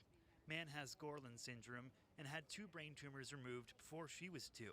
Last week, Mann got a call from someone pretending to work at her bank who said there were fraudulent charges on her account. She spent the next 6 hours buying thousands of dollars worth of gift cards because she says she was told that would fix the problem. Angry, sad, embarrassed that can't pay my bills that I normally do. Tracy Mann, Emma's mother, says her daughter prides herself on her independence, but now she's second-guessing herself. They've taken her freedom away from her. She's used to doing what she wants, right? Getting on the bus and going shopping and doing fun things, and now they've emptied her bank account. The Canadian Anti-Fraud Centre says the so-called bank investigator scam is one of the most lucrative fraud schemes in the country. Canadians lost more than $11 million last year from it. This type of fraud typically starts off as an automated phone call or a robocall, advising the target or the victim that there's been a couple of fraudulent transactions on their bank account or credit card or even their Amazon account. Horncastle says the people behind these scams know exactly what they're doing, and unfortunately, he's not surprised Emma Mann thought she was talking to a real bank employee. For the most part, these they're professional criminals, right? So this is what they do as their job. Overall, Horncastle says there were $570 million reported in fraud losses last year in Canada, but only 5 to 10% of scams are actually reported. Just keep cautious of what numbers come on your phone next time. If it's scam, like if it's number you don't know, don't answer it. Emma Mann hopes sharing her experience might protect others like her from losing money in the future. Josh Hoffman, CBC News, Halifax. A 26-year-old man has been charged in connection with a homicide earlier this year. Yesterday, police arrested and charged Daniel Romeo Downey with first-degree murder and attempt to commit murder. On March 14th, RCMP and Halifax police responded to a report of a shooting in North Preston. The victim, 18-year-old Diego Downey, later died in hospital. And during the investigation, officers identified a second victim who was an intended target of the shooting. He was not harmed. Police say a man was stabbed after he tried to prevent a hit and run in Spring Hill. The collision took place in the 100 block of McGee Street just before 5 a.m. on Monday. RCMP say a vehicle ran into a parked car. A 50-year-old man who witnessed the incident tried to stop the suspects from leaving and was subsequently stabbed. He was taken to hospital with non-life-threatening injuries. A 31-year-old woman and a 22-year-old man, both from Spring Hill, initially managed to evade officers at the scene, but were eventually arrested. The man remains in custody and is facing numerous charges, including assault with a weapon. The woman was released and charged with failing to stop after an accident. The owners of a Middle Sackville mobile home park with major water issues have pled guilty to breaking a Halifax bylaw. Westfall Court Limited runs Springfield Estates, which has been under a boil water advisory for the past 3 years. The city charged the owners for operating without a license and failing to provide safe drinking water. Westfall recently pled guilty and agreed to cut their tenants' rent in half for the next 4 months. It was an idea that apparently came through our legal team, which I think is really a great idea, because otherwise, you know, any sentencing would have included a fine, and a fine will just go into general coffers here at HRM. What a great idea. Let's keep it in the pockets of the residents who've been the ones who've been suffering without the water for so long. The park owners hope to have a new water system online by the end of August. They will keep delivering bottled water to residents until then. Searching for a house to buy is challenging enough, but if you can't even get through the front door because it's too narrow for your wheelchair, that's a major frustration. Nova Scotia's realtors committed to fix that, and today launched changes to real estate listings, a first in the country, to break down barriers to house hunting. The CBC's Elizabeth Chu tells us how this all came about. How do you find the entry point? Oh, it's perfect. It's Excellent. a 10 out of 10. Wow, what a view. Yeah, it's a beautiful home. When it comes to buying a house, there's a lot to consider. How's the view? Are there enough bedrooms? Is it close to schools and transit? But what about the space to turn in bathrooms and kitchens? And the size of hallways and doorways? There was no way for prospective buyers to know until Jerry Post came along. I was looking for a house for my daughter, who was thinking about moving back from California. And she says, Dad, you know, I'd love to have you come over for a Sunday dinner and things like that, so it'd be nice for it to be accessible. So then we began searching for an accessible home, and it was impossible. You know, so we'd have to go and visit, and quite often the home was not accessible. So it was a waste of our time and the time of the agent. So me trying to show people with disabilities homes has been a very difficult challenge. Oftentimes I'll find a home that I think is accessible or adaptable, and I'll show up to the house and we can't even get through the front door due to the size limitation of the door, or perhaps everything works great except for the hallway to the main bedroom is too small and we're unable to get in. Fresh off his experience house hunting for his daughter, Post ended up in front of the Nova Scotia Association of Realtors.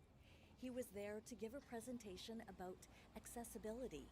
I suggested that it would be nice if you could have an accessibility filter to search for homes. And they said, yeah, we're going to do it. 2 years later, here we are. We have great fields that are going to help a lot of people actually be able to search for homes that have had great difficulty in the past. Nova Scotia Realtors are the first in the country to make this accessibility information mandatory on MLS, the multiple listing service.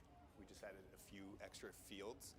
Kyle Clark says key details such as doorway and hallway widths, the turning radius in the kitchen and bathroom, they're all new. So is information about whether there's a barrier to get through the front door. A lot of homes, if they have 3 or more steps, are very difficult to add a ramp to. Now, 3 or less, it's a very easy task to add a ramp. So we added that field so people can simply click, search, and say, okay, I can adapt this home, so I can move into this home. All right, so the door looks a little small. It is only 28 inches.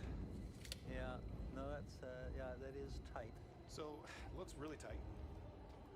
Not sure if it has turning radius. This bathroom is really too small. Of course, there's no turning radius. Like, how would I close the door, right? That'd be a bit of a challenge. I guess I could do it. Door sizes are very important.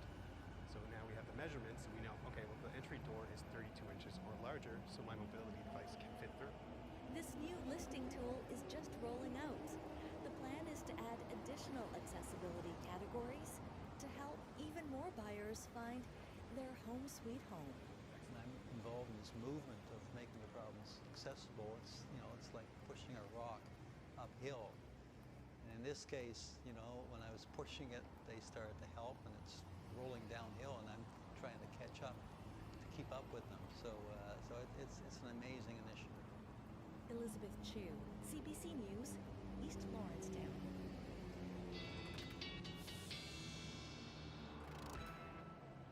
All right, on this beautiful day, let's talk weather now. Tina is in for Ryan tonight. Yes, there was a summer-like feel out there today. Absolutely. Most of the temperatures, if you got away from the coast, we're winding up into the mid-20s. It's a little bit cooler along areas of the coast, courtesy of the southwesterly winds that have been picking up throughout the day today, and they're going to continue to do so ahead of a couple of areas of unsettled weather that will be heading our way, more so towards tomorrow evening and into Saturday. But it's okay. Father's Day, it looks like at least the later part of the weekend is going to clear up just in time.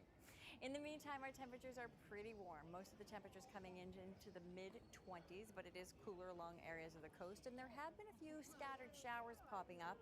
Not as numerous as what we saw yesterday, but there's a few scattered showers working their way through the Annapolis Valley and through parts of the eastern mainland, and not too impressive right now. And now that the sun's started to set, anything that formed this afternoon will quickly start diminishing into the evening hours. But it's this system off towards our north and west that will be heading our way. It's going to be a slow-moving system initially for Friday evening into Saturday, and then more moisture coming up courtesy of an area of low pressure that will be heading our way as well. And that will bring more widespread rain across the province. It looks like Saturday night, the better chances for rain into the early morning hours on Sunday morning, just in time for Father's Day. Looks like things are going to go just slightly. We'll talk more about that weekend forecast. Forecast coming up just a little bit. All right, sounded all right. Thanks a lot, Tina. The Houston government's attempts to convince senators to hurry up the passage of a bill it wants turned into law as soon as possible hit a major speed bump today. Bill C-49 will open the door to offshore wind projects, something the province says could bring billions of dollars to the province. The Houston government sent a delegation to Ottawa today to make its case, but as Jean Laroche tells us, it didn't go according to plan. The Minister of Natural Resources and Renewables, Tory Rushton, headed that delegation. He wanted to show the Senate committee the province had the backing of communities who were eager for the jobs and the money that could flow to the province as a result of offshore wind projects. Rushton put special emphasis on representatives from Member 2 and Bodlatek who were in the room with him. The Mi'kmaq of Nova Scotia are strong leaders, supporters, and partners in our transition to clean energy. Just look at the number of projects where they are co-owners, from onshore wind and batteries to green hydrogen and more. Their voices are important, and we value our nation-to-nation relationship. But one of the senators on the committee, Mary Jane McCallum, who is from the Cree Nation in Manitoba, questions the strength of that relationship. When she read a letter into the record she said the committee had received from the Assembly of Nova Scotia Mi'kmaq Chiefs. Given the significance and magnitude of this bill and its far-reaching consequences for the assessment of offshore renewable energy projects, we have serious concerns at the prospect of it being unduly rushed through committee deliberations at the Senate. So they were requesting additional time. If that's a concern from the chiefs, then absolutely we need to have further conversations. But what I will say is I have had conversations with some chiefs since June 4th, I believe you said. I've had conversations with chiefs as of late this week. But that was never raised to myself. That's the first I'm hearing of that letter, to be very honest, today. The minister clearly blindsided by this call by some chiefs to slow down passage of the bill, the exact opposite of what the province went to Ottawa looking for. Rushton had been hoping to introduce what's called mirror legislation at Province House this fall to complete the process. The committee says it's hoping to hear from the chiefs in September. So what's unclear now is when the province will be able to move ahead with its plans, because it's entirely dependent on when the federal bill becomes law. We contacted the chiefs today. They said they were unavailable. Rushton says what's at stake here are millions of dollars in investment this fiscal year. Jean Laroche, CBC News, Halifax. The Department of Fisheries and Oceans wants to develop a new system to better track the elvers caught along Nova Scotia and New Brunswick rivers. The fishery for the lucrative baby eels has been plagued by poaching in recent years as prices have skyrocketed due to demand from Asia, where the eels are raised for food. This year's season was canceled outright. The top DFO enforcement official in the Maritimes says the department is examining an electronic monitoring system similar to the one deployed in Maine. In that state, fishermen and dealers log catches using fobs and QR codes. What we're talking about is making sure that we know that anybody who is in possession of elver, we know where that elver has been harvested, that they have the authorization from the department to be in possession and to have harvested that elver. And then when that elver is sold to, a buyer or a holding facility, that elver that arrives at that holding facility, the person there who's in charge of that elver can prove that it was harvested in an authorized fashion. And then when it's ultimately exported, again, the people that are buying the elver and exporting it have the authorization available from the department. The traceability measure is one that's been long called for by the commercial elver industry, which has criticized DFO for dragging its feet. Officials with Fisheries and Oceans Canada in southwest Nova Scotia say they don't know how much lobster is being landed outside of the commercial fishing season in St. Mary's Bay.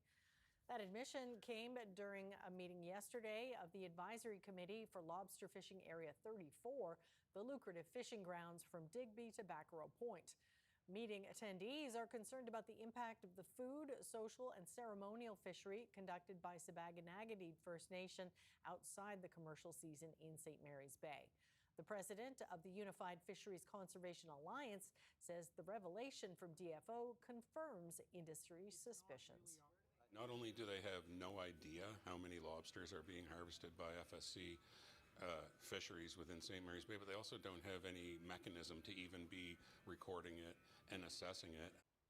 A statement from Sipekne'katik Chief and Council says they have their own concerns with DFO, including people being harassed while exercising treaty rights to fish.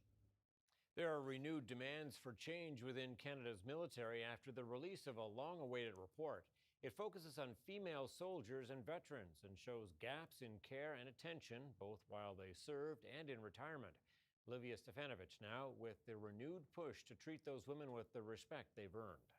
When women joined the force, sisters in arms, in a long battle just to be seen. The playing field was never even for us.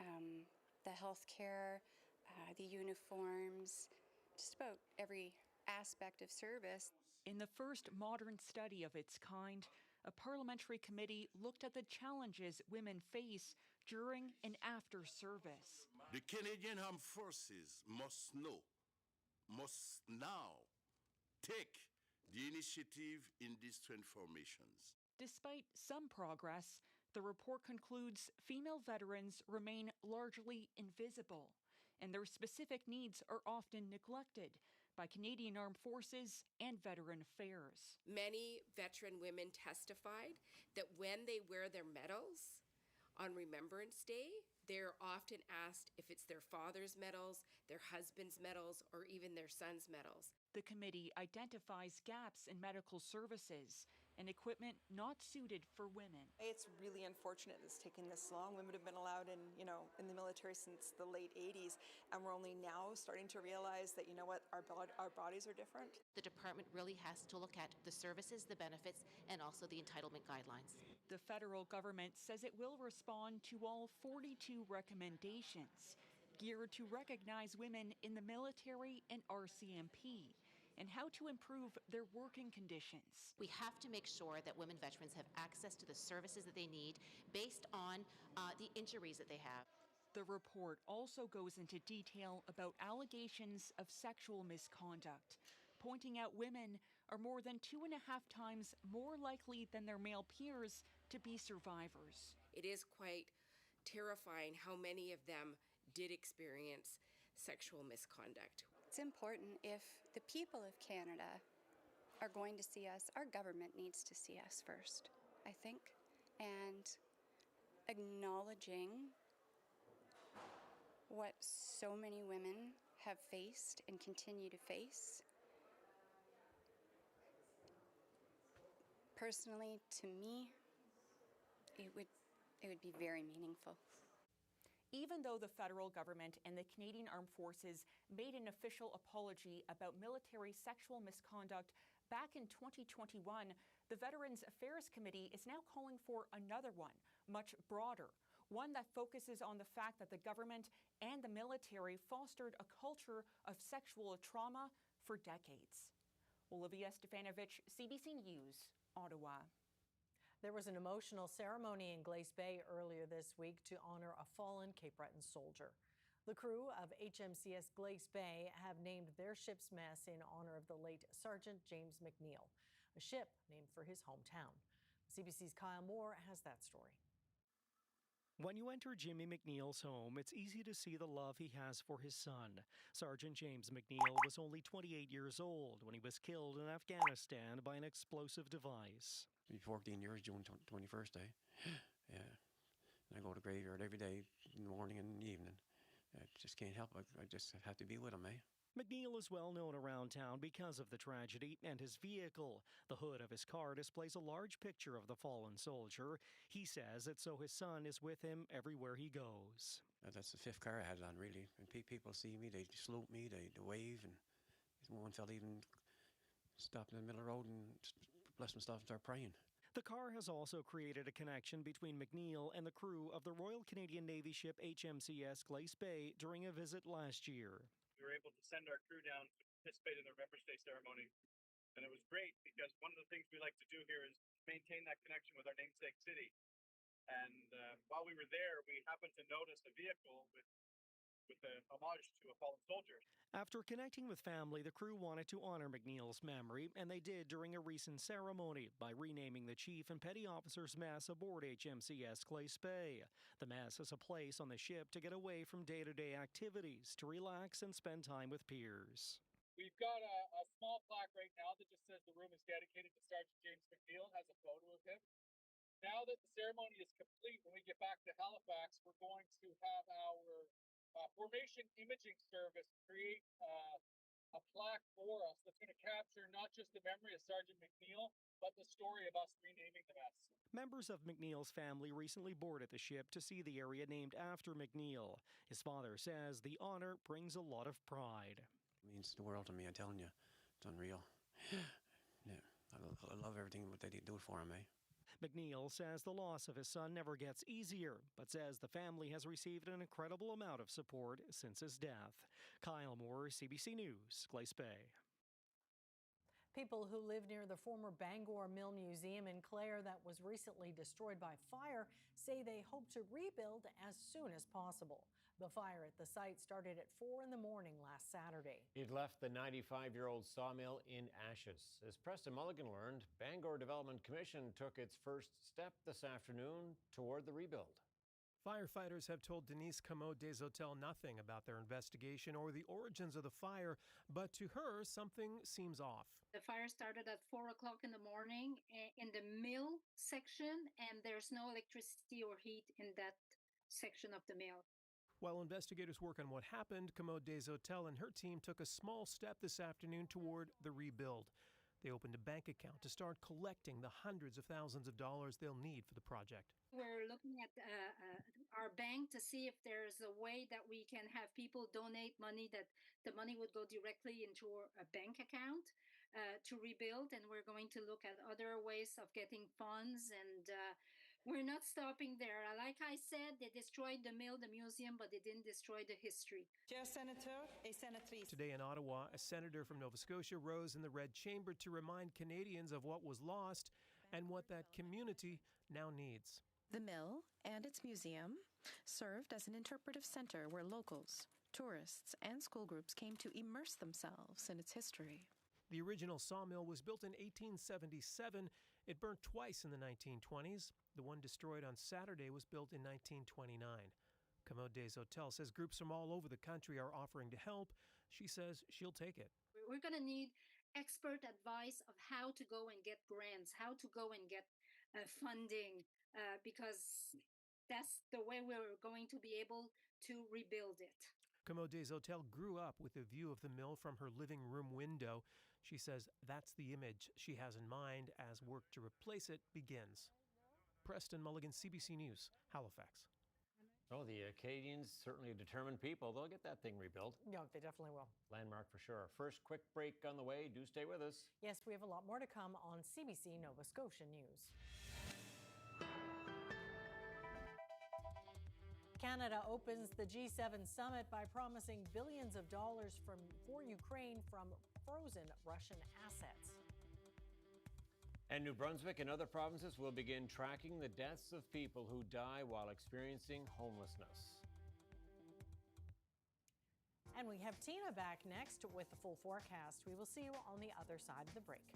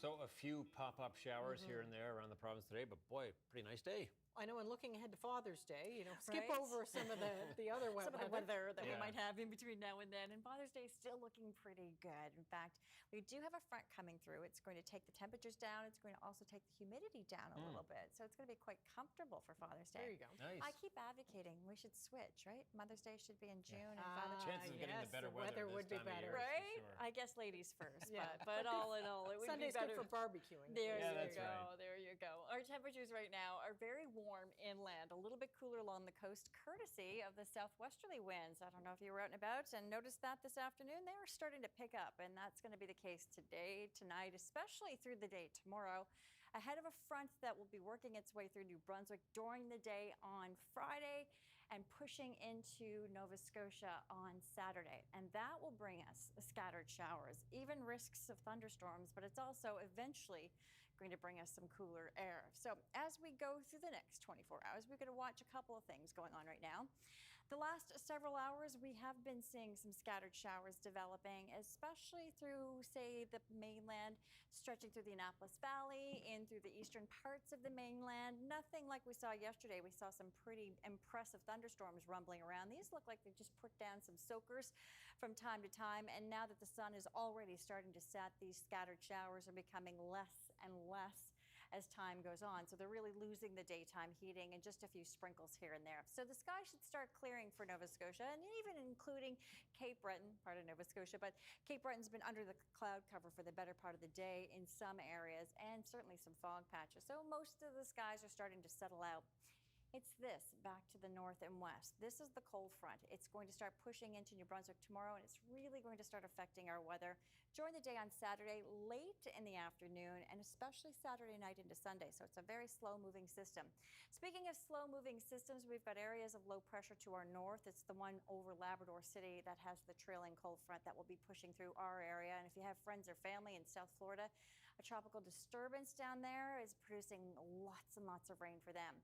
We don't have lots and lots of rain in the forecast, although we'll keep a few showers in the eastern mainland forecast for this evening, and then skies becoming partly cloudy overnight and staying very mild into the double digits.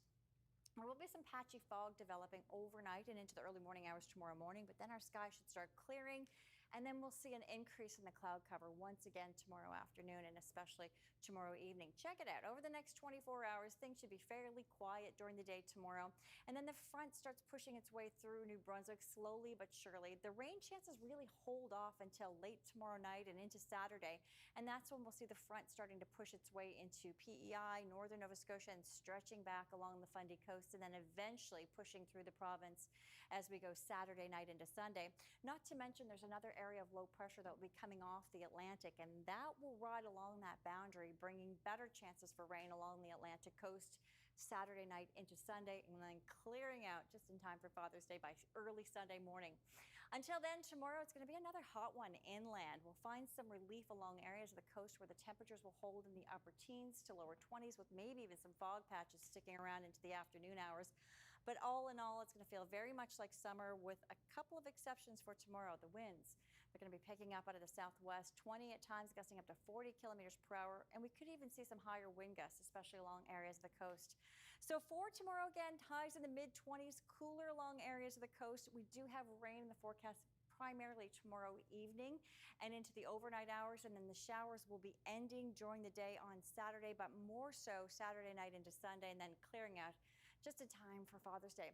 Now, a little bit of a step back temperature-wise over the weekend, with temperatures going back down into the lower 20s, but look what happens next week. We're back into the mid to upper 20s for daytime highs, and then, of course, we have to introduce some scattered showers coming back next weekend. Those are some big numbers on the temperature board, though, for sure. Absolutely. We have some chances of hitting 30 degrees on those days. Okay, bring it on. Thanks so much, Tina. Thanks, Tina. You're welcome. The weather update is brought to you by Tourism Gaspésie. Plan your stay in Gaspésie at tourismgaspésie.com and enjoy extraordinary moments. Up next, I'll talk with Joanne Roberts, an author and former interim leader of the Green Party of Canada, about Premier Houston's change of heart over fixed election dates. That's our Newsmaker interview. Please stay with us. You're watching CBC Nova Scotia News.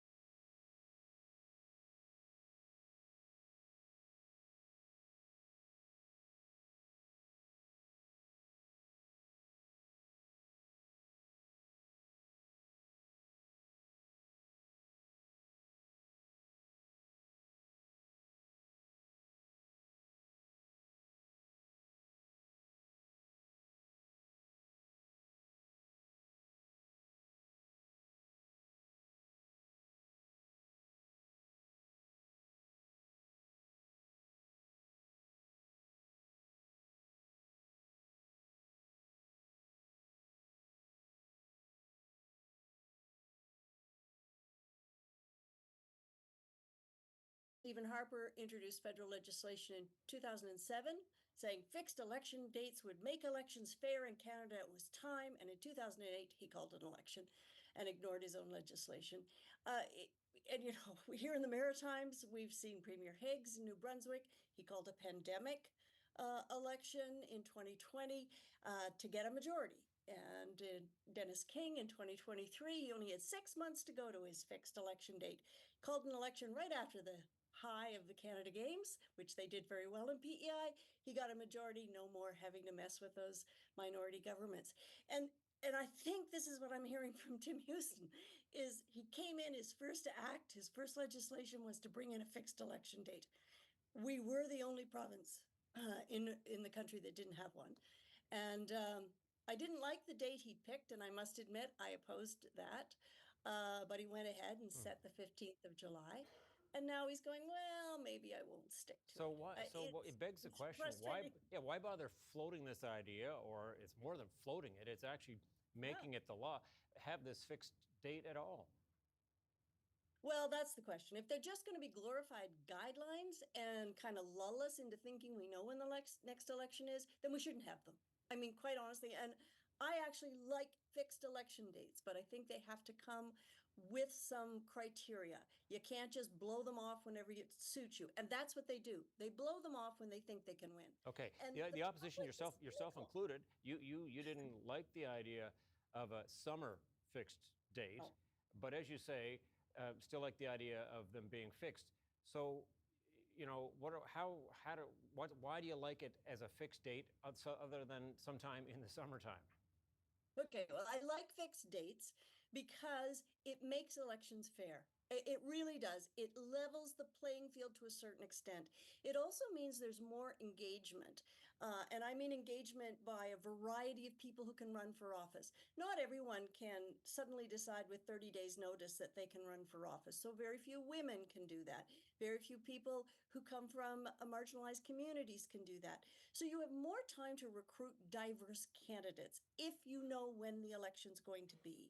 As well, parties can be prepared. And I know everyone says, oh, well, then they're just going to be in election mode for months and months in advance of election. Well, who are we kidding? We're doing that anyway. Trouble is, only the governing party seems to have the advantage. It's like if you have a horse race and only one of the jockeys knows when the race is going to start. That's not a fair race. And voters get the message, this is a rigged system. It seems that opposition parties, all of the parties, would have to kind of be in a ready mode, because if we do have one, if we were to have one this summer or this fall, they've got a lot of getting ready to do, don't they? Oh my gosh, it's a lot of work to get ready for an election. But you know, it's not just the parties. Elections Nova Scotia has to get ready. Let me give you an example. In New Brunswick, they thought they were going to a snap election in the fall. I mean, the premier was making all the right noises, said he was frustrated with his own cabinet. So Elections New Brunswick started to get ready for an election. And they spent $1.7 million getting ready for an election that in the end, the premier decided not to call. I mean, that's the kind of thing we need to be talking about, because if we're wondering why voters get cynical about politicians and elections and why they throw up their hands and say, I'm just not going to vote, that's part of it. They see us making things work to keep people in power. Okay, just quickly, you alluded to this earlier with you can't just use it as guidelines, you can't just throw it out whenever you want to. Is there a better way to manage the call of an election using a fixed date? I think if you put into your legislation some kind of a benchmark, for example, if you said that we can go to the polls if 2/3 of the legislature agrees. So it's not just you could also have in place that if we lose confidence of the House, I don't think we'd ever change that. But if Premier Houston decided he wanted to go this summer, he has to take it to the legislature and get a vote of 2/3 of the members. If he had to do that, and there was an issue that was big enough that everyone agreed, then great, let's go early. But not this, oh, gee, my poll numbers are good, let's go early. Well, we'll see how it all unfolds. Joanne Roberts, thanks so much for talking to us. Great, thanks, Tom.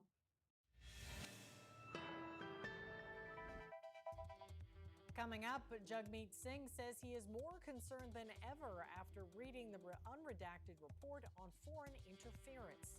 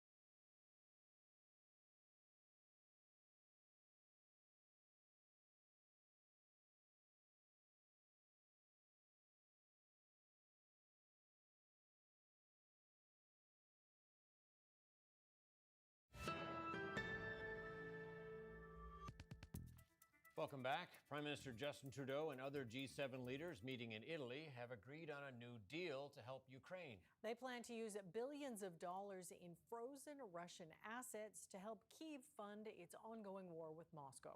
Ashley Burke reports. The message from G7 leaders on day one, everything's falling into place, with a deal to help Ukraine in a new way. The Prime Minister promising a multi-billion-dollar loan to help Ukrainian President Volodymyr Zelensky's ongoing fight against Russia.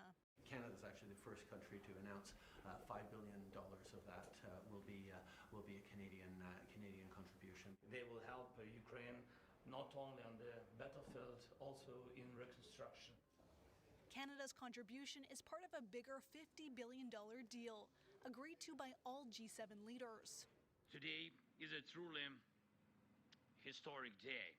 The U.S.-led plan involves using the interest earned on profits from hundreds of billions of dollars of frozen Russian assets as collateral for a loan that would see countries get their money back. To put that money to work for Ukraine, another reminder to Putin, we're not backing down.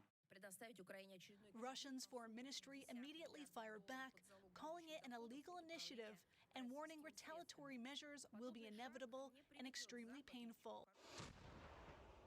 With Russia making gains on the battlefield, experts say Ukrainian troops need a lot more help, including from Canada. There's also a big gap between what's been committed and what Ukraine actually needs, which is essentially more of everything. At a meeting of Ukraine's allies in Belgium, Canada's defense minister announced more than 130,000 rounds of small arms ammunition, a remote weapon system, and motors for attack rockets for Ukraine. Canada is beginning shipments of a new fleet of 50 armored vehicles to Ukraine. Canada also announced new sanctions against those supplying key technology to help Russia's military. Pope Francis is expected to join G7 leaders for discussions on the dangers of artificial intelligence on Friday. Ashley Burke, CBC News, Bari, Italy. NDP leader Jagmeet Singh says he is more concerned than ever about foreign interference after a report last week alleged some MPs helped foreign governments meddle in Canadian elections. Singh has now read the unredacted report, and his impression is very different from that of the leader of the Green Party. Evan Dyer has the latest from Ottawa. Jagmeet Singh is the second party leader to read the report and share his thoughts on what it says, at least as much as he can, without falling afoul of national security laws. I am not relieved after reading this report. I am more concerned today than I was yesterday. Singh's take on the report is very different from that of Elizabeth May. After having read the report, I am more convinced than ever of the conclusions of the NCCOP committee and the report, that some parliamentarians are, in the words of the intelligence services, semi-witting or witting participants in the efforts of foreign states to interfere in our politics. In short, there are a number of MPs who have knowingly provided help to foreign governments, some to the detriment of Canada and Canadians. Singh had harsh criticism for PM Trudeau, who he said was sending a message that Canada's willing to tolerate some foreign interference, and even harsher words for Pierre Poilievre for not wanting to learn more about foreign interference in his own party. He doesn't want to know about very disturbing allegations directly connected to his party that India, among other countries, were involved in foreign interference in leadership races. And we have one leader who either can't get security clearance or refuses to get security clearance. He has not explained to Canadians why he cannot get security clearance.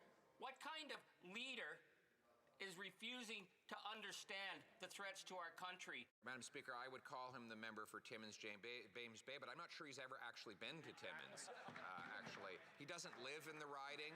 While Poilievre offered no rationale for his refusal to get clearance, the Conservatives' foreign affairs critic said other parties are wrong to say Poilievre could use the knowledge to expel compromised candidates. In the Conservative caucus, a decision to expel is based on a secret ballot vote of the majority of members of Parliament in that caucus. Of course, it wouldn't be necessary to expel a member to keep him or her from running.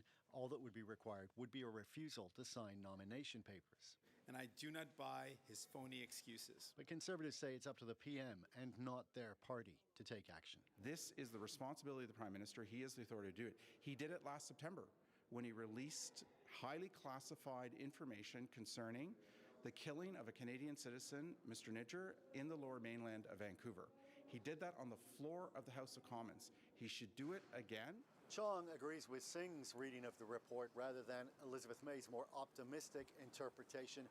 He says even the unredacted version makes it clear that MPs have cooperated with foreign governments, including those of India and China. Evan Dyer, CBC News, Ottawa.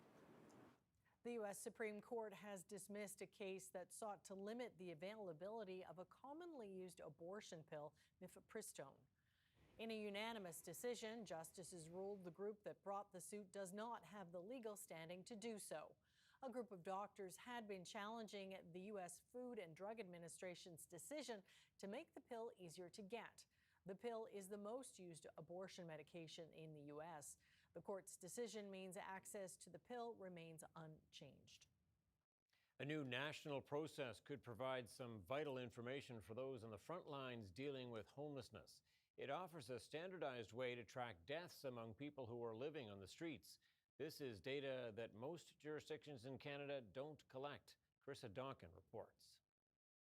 They were someone's mothers, fathers, son, and daughters. It's hard to see them looking at us as nothing. Sabrina Robichaud rides her bike to a mural in downtown Moncton every day. She made the mural to remember people who've died on the streets, many of whom were her friends. Robichaud doesn't have a home herself, but she still finds a way to record the names and track down photos from when they were alive. She keeps a list of everyone who's died on the streets over the last few years and says that list now includes more than 200 names of Moncton's precariously housed. So we don't actually know exactly how many people have died while experiencing homelessness here in New Brunswick. The province just doesn't track that information, and most Canadian jurisdictions actually don't, with a couple of exceptions. But that could soon change. And that's because the Public Health Agency of Canada and Statistics Canada have come up with a new method of tracking residence type when someone dies. And coroners and medical examiners across the country could start tracking this information as soon as this summer, which is welcome news to Naomi Nichols, a researcher who's been trying to track this information in Peterborough, Ontario. Having a better sense of the actual numbers of people who are losing their lives while they're homeless, even if homelessness is not the direct cause, but it has exacerbated their underlying health conditions, for example, I think is really important in terms of an evidence-led advocacy strategy. Back at the mural in downtown Moncton, Robichaud says she sees struggle, love, and caring when she looks at the faces of the friends who she's lost. I wish half of them knew how much they were loved and cared and how much they meant to people. A lot of us, we don't think we matter to a lot of people because most of our families and stuff pushed us away because of our addictions or our mental health or our struggles. Carissa Donkin, CBC News, Moncton. Canada's main stock index posted a loss today, while U.S. markets were mixed. Here's a look at how the markets did do today.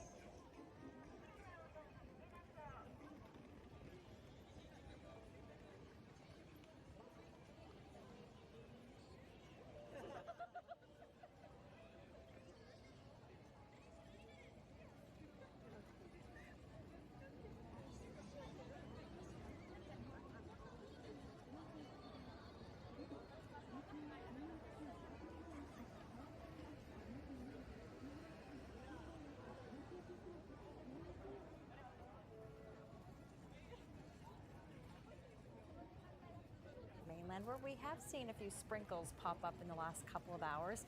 Now that the sun is setting, these showers are starting to fizzle away, and that trend will continue through the overnight hours.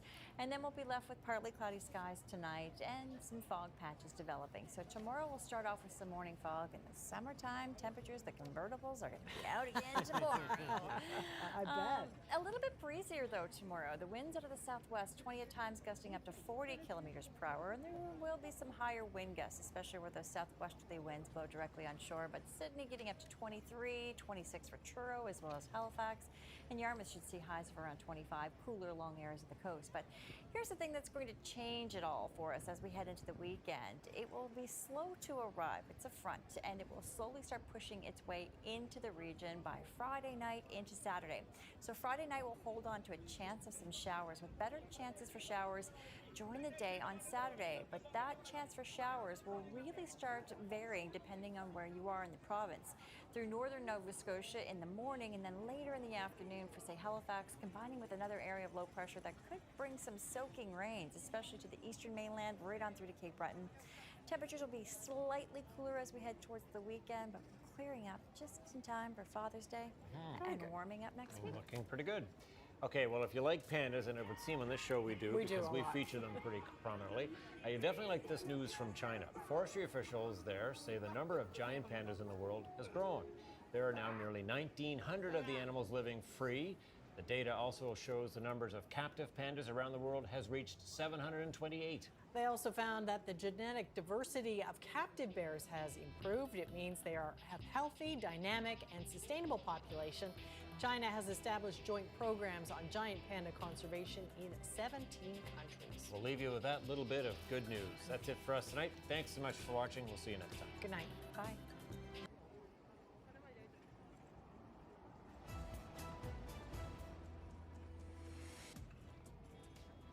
Your headlines on Press TV. The U.S.-Israeli genocidal campaign continues to claim the lives of more Palestinian women and children in the besieged Gaza Strip. Yemen's armed forces carry out 3 fresh operations against Israel-linked ships in the Red and the Arabian Seas using ballistic missiles and drones. And the resistance movement Hezbollah intensifies its operations against Israel as tensions escalate along Lebanon's southern border.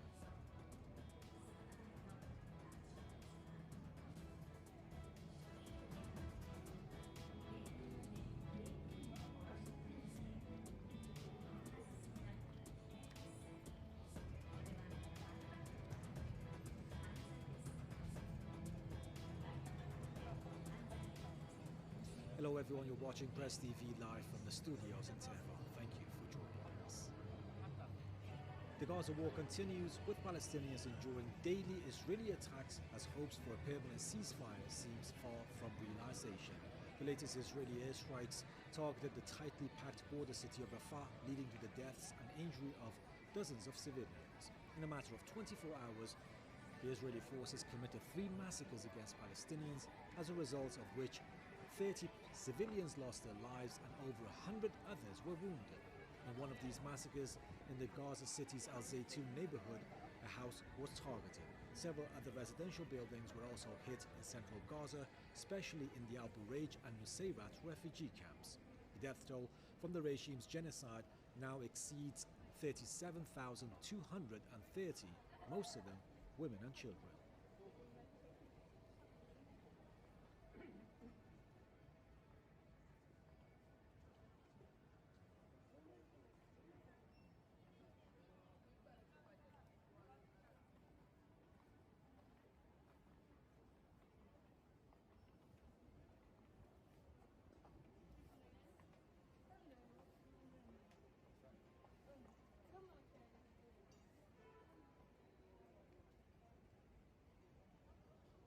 عملية استهداف المقاومة الإسلامية لمصنع بلسان للصناعات العسكرية في مستوطنة سعسع شمال فلسطين المحتلة. إذا نذكر أننا سنكون فور جهوز هذه المشاهد بعد قليل سنعرض عليكم مشاهد من عملية استهداف المقاومة الإسلامية مصنع بلسان للصناعات العسكرية في مستوطنة سعسع شمال فلسطين المحتلة. تابع دكتور قاسم. يعني هذا من ضمن اللي كنا تكلمنا عنه بداية الحلقة، أن حتى الردود على اغتيال قائد بحجم الحج أبو طالب لم يأتي عشوائيا وانتقاميا، بل أتى مدروسا وطاول سكونات عسكرية ومصانع تصنيع أسلحة.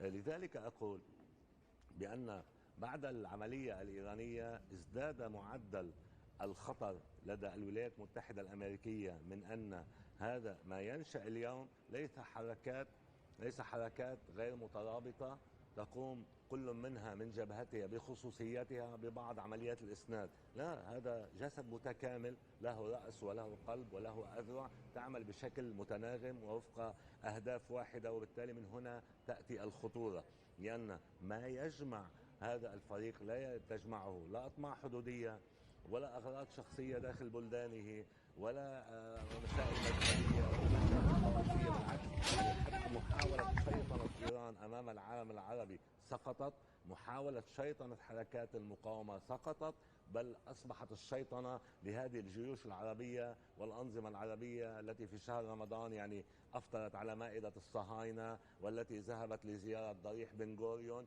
والتي اليوم كما قلت من دول طوق إلى دول تطويق للفلسطينيين المحاصرين من العدو الإسرائيلي أصبحوا. والمناسبة يعني أيضا تحول نوعي اليوم عندما تخرج فتوى من 100 من كبار العلماء المسلمين، يعني ربما استفاقوا متأخرا ولكن أن تستفيق متأخرا خيرا من أن لا تستفيق أبدا، إطلاق فتوى في عدة بنود حول هذا الموضوع. اسمح لي الآن نعرض إذا مشاهدينا هذه المشاهد من استهداف المقاومة لمصنع بلسان للصناعات العسكرية في مستوطنة سعسع شمال فلسطين المحتلة. إلى المشاهد.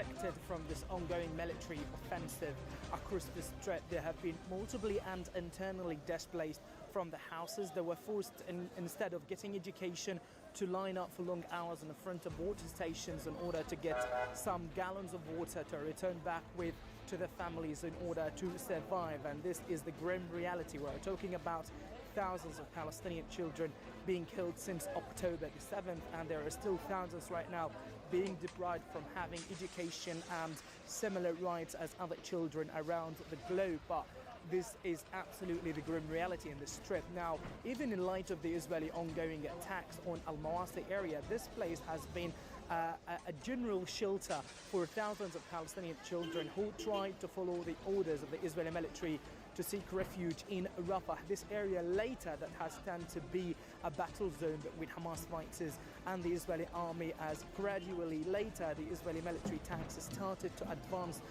towards the Al-Mawasi area, launching wide series of Israeli airstrikes targeting residential houses alongside with makeshift shelters. But from the Israeli side, in official statement, they denied carrying out airstrikes in the humanitarian zones, as people are terrified from this ongoing Israeli military offensive in Rafah so far.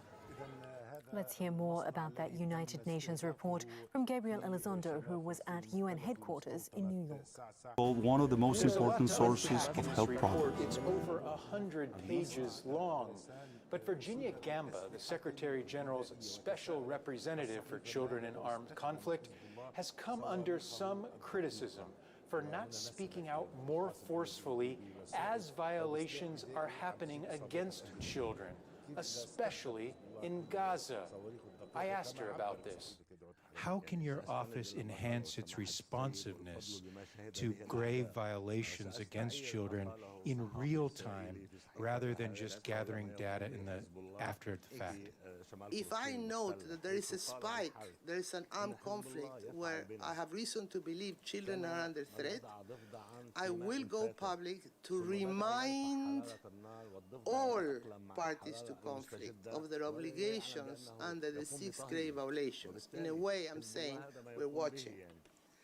And I can remind them so many times that we're watching. This is what I can do. I would love to have a better responsive mechanism at my disposal, but without a specific resolution of the Security Council allowing me to do that, I would be in fact undermining the monitoring and reporting mechanisms and methodology. The report only counts violations specifically and independently verified by the United Nations. And due to access restraints, particularly in Gaza, the full report in the information does not represent the full scale of the violations against children. Gabriel Elizondo, Al Jazeera, at the United Nations in New York. Chris Gunness is a former UNRWA spokesman, and he says Israel's killing of children is utterly shameful.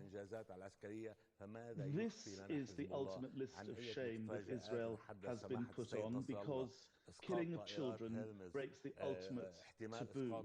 It gets to the very depths to which humanity can sink.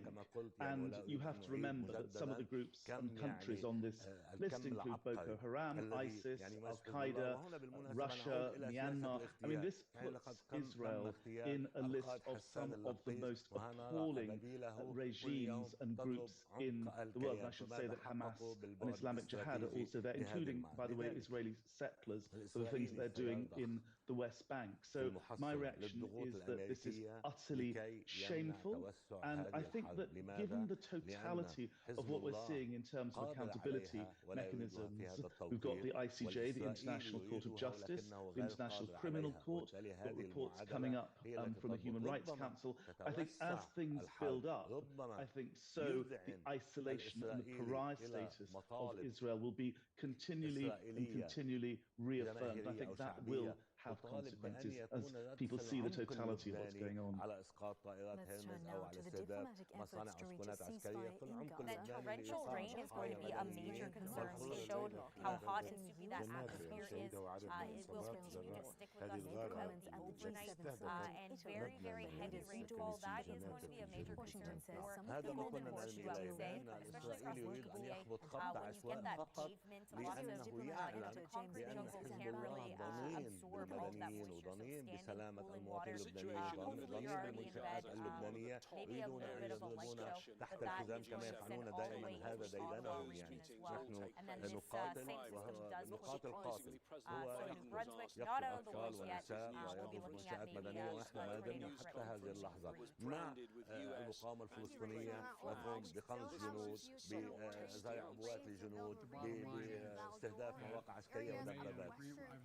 الحال معهد دراسات الحرب الليلة يقول حماس Villeneuve area just got updated moments ago, and again, still in a tornado warning, tracking multiple systems themselves, like we were mentioning, continuing to هذا الكلام فماذا بقي لهم؟ هناك من قال أن الحرب في غزة انتهت بمجرد أن طرح بايدن ما سمي بمبادرة بايدن انتهت الحرب ولم يعد من أهداف يعني يمكن لهم أن يحققوها، وبالتالي الكلمة هي المقاومة. يعني نعود إلى ما قاله رئيس المجلس الإقليمي الجنوبي الأعلى زيليتسكي الآن الوضع غير مقبول وغير معقول كما قال. القول للسيف حسن نصرنا في الشمال وللسنوار في الجنوب ويقصد في غزة. طيب عن أي إنجازات إذا لا زال إسرائيل يبحث عنها ويسانده في ذلك ويشاركه في ذلك الأمريكي الذي لا زال يمده بكل السلاح المتطور وذخائر حتى المحرمة. يعني أكثر من ذلك يعني وصل بهم الأمر يا دكتور علي أن يقولوا لقد فشلنا في المعركة العسكرية، وإذا كنا حررنا 4 أسرى من خلال عملية تكبدنا فيها خسائر بشرية كبرى، وخسرنا ما تبقى من سمعتنا أمام العالم من خلال المجزرة التي ارتكبناها، فإن المقاومة استطاعت خلال ساعات أسر 150 جندي أو عسكري ومن سكنات عسكرية محصنة. ماذا يطلبون الآن اليوم؟ يقولون الخطأ الذي وقعنا به هو الغرق في وحول غزة. كان علينا منذ اللحظات الأولى لمعركة السيوف الحديدية أن نقوم بالاستيلاء على معبر فيلادلفيا وأن نقطع الماء والهواء والغذاء والدواء عن الشعب الفلسطيني وتبا للقوانين الدولية ولجرائم الحرب. إلى هذا المستوى من الخساسة خلعوا كل أقنعتهم، يعني والجميع استمع منذ يومين لجلعاد أردان الذي يعني مصدق ميثاق الأمم المتحدة، وهو يقول لقد آن الأوان لنأخذ قرارنا إما بالانسحاب من هذه الأمم المتحدة أما البقاء فيها، لمجرد أن لجنة تقصي الحقائق أصدرت تقريرا اتهمت فيه إسرائيل بارتكاب جرائم حرب وجرائم ضد الإنسانية، علما أن هذه اللجنة ضمنت التقرير أيضا اتهام حماس بنفس الأمر، وساوت بين الضحية والجلاد دون أي معايير قانونية استندت إليها. رغم ذلك الإسرائيلي يصر على إظهار وجهه البشع. لهذا دليل ماذا؟ أنه لم يحقق أي إنجاز على الصعيد العسكري. أكثر من ذلك، يعني إسرائيل لم يفشل فقط في الأهداف المعلنة، حتى الأهداف المضمرة التي هي تهجير الفلسطينيين واستخدام الميناء الأمني والسيطرة على معبر رفح لفتح بوابات أمام الشعب الفلسطيني للهجرة. الشعب الفلسطيني قال كلمته وقال لن نعيش النكبة مرتين، وبالتالي سنموت في أرضنا. حتى الأهداف الغير معلنة المضمرة لم يستطيع نتنياهو أن يحققها، بل حصل العكس، حصلت هجرة للمستوطنين الإسرائيليين. ولكن ما يبقي على هذه الحكومة هو مجموعة المتطرفين اليمينيين، هذا من جهة، ومن جهة ثانية أن الأمريكي يتكلم، ومتى تعلم أنه يكذب؟ عندما يتكلم. كلما تكلم الأمريكي تعلم أنه يكذب. هو يريد وقف إطلاق النار، ولكن على القاعدة الأمريكية بإيقاع حماس في فخ كبير نصب لها. وأنا قلت لك في الحلقة السابقة، قلت الخيارات لدى المقاومة أيضا لم تعد مفتوحة كثيرا، لأن الأثمان دفعت مسبقا، وبالتالي إما نأخذ كل شيء من هذا العدو الإسرائيلي مقابل هذه التضحيات، وإما لا نأخذ شيء. لقد دفعنا مسبقا كل الأثمان. إذا الأمريكي يكذب بأنه يريد وقف إطلاق نار يخرج به الإسرائيلي بإنجازات وانتصارات وهمية يحقق بها عودة الأسرى، ثم يعود إلى القتال مجددا بعد أن يكون برد جبهات المساندة وحاول تطويق الجبهة لجبهاتها، وفصائل المقاومة أن تطرح تعديلات على هذه. هذا صحيح، وهم يعلمون مسبقا أن الأمريكي سيرفضها لأنها ستشكل هزيمة واضحة المعالم للعدو الإسرائيلي وتقلب الصورة. لذلك ما يستمر في دعم هذه الحكومة اليمينية الأمريكية. العمليات المشتركة، السؤال الأخير يعني بين اليمنيين والعراقيين برأيك التي استهدفت حيفا وميناء أسدود، يعني وخصوصا بعد الكلام الذي سمعناه أمس من السيد عبد الملك الحوثي الذي قال قائد أنصار الله للصهاينة، أقول للصهاينة والأمريكيين وكل المتآمرين أنه لا كلل ولا ملل عن نصرة غزة. هذا إلى يؤشر علامة يعني قبل أن نتحدث عن عمليات مشتركة علينا أن نشير إلى ما أفرد له سماحة السيد مساح من الوقت للحديث عنه عن قيمة الجبهة السورية وما تقدمه لمحور المقاومة. ولو كانت جبهة ساكنة عسكريا إلا أنها تلعب دور مركزي في الربط بين هذه الساحات، وأن الإمكانية أن تصل إلى المقاومة الفلسطينية تلعب بها دور، وإلا ما كانت هدفا دائما للعدوان الإسرائيلي واغتيال قادة واستهداف قوافل أسلحة. وربما تنسانت المقاومة في لبنان مرت كلها عبر الأراضي السورية وعبر الجبهة السورية والصمود السوري طوال 11 سنة، وتقديم كل هذه التضحيات كان لكي تبقى المقاومة الفلسطينية وتبقى البوابة مفتوحة. إذا هذا الربط بدأ منذ مدة من خلال الجبهة السورية. أما التكامل بين الجبهتين العراقية واليمنية أنا برأيي ليس ذا بعد عسكري بقدر ما هو ذا بعد سياسي، ليقول للأمريكي ولكل من يراهن على تجزئة أو تشتيت هذا المحور أو بأن هذا التكامل العربي وكل جبهة تعمل وفقا لرؤيتها الخاصة، نقول له لا، بعد الضربة الإيرانية هذا المحور لا، جسد واحد وعقل وقلب وأذوى يعمل بالتناغم وبالتنسيق، وبالتالي أي معركة أو أي حماقة قد يفكر بها الأمريكي أو الإسرائيلي سيجد في مواجهته محور بأكمله، وأضف إليها مساندة شعبية منقطعة النظير. ما رأيناه من خذلان في معركة غزة، يعني هناك شعوب تقترب من الانفجار، لأن دائما يعني الناس تعشق المنتصر، هي ترى الهزيمة والخذلان في أمرائها وملوكها وجنرالاتها وجيوشها، وترى العزة في يعني منذ مدة حفلة تنكرية أقيمت في إحدى الدول العربية، فتنكر كل الأطفال بزي أبو عبيدة ومحمد الضيف ويحيى سريع. هذه النماذج التي بات يعشقها الأطفال، وبالتالي اليوم سنرى مشهدا جديدا في العالم العربي في حال فكر هذا الأمريكي أو الإسرائيلي في أي حماقة، وسيدفع أثمان دول التطبيع والخذلان، ستدفع أثمان باهظة في هذا المجال. عقارب الساعة لن تعود إلى الوراء، وقد بدأ عصر التحرير بإذن الله. وكل ذلك يعني هو طبعا ببركة دماء الشهداء، دماء هذا الإخلاص لله وإخلاص المجاهدين والمقاومين على مستوى كل هذا المحور الذي يقاتل يعني هذه العدوانية. جمعوا قلب الأمة بعد أن حاول الأمريكي تفريقها. الرحمة للشهداء. أشكرك دكتور قاسم. الخروج إلى هنا تنتهي هذه التغطية الخاصة، نلتقي بكم بإذن الله في تغطيات جديدة. السلام عليكم ورحمة الله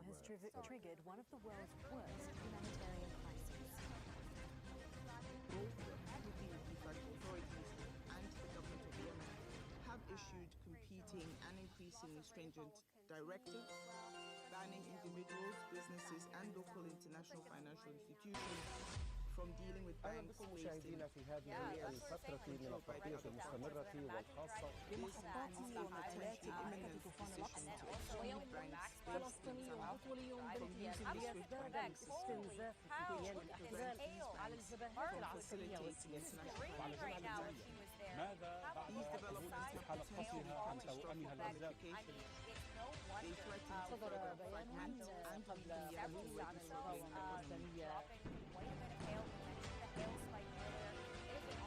المنار بين أهالي حي الزيتون المدمر ونازحي رفح في خارج ليرسموا لوحة صمود أمام المنطقة. غطى في المشهد الجنوبي مع مراسلنا على الحي معنا مراسلنا هاشم السيد حسن إلى الجنوب إلى الزميل سامر حاج علي.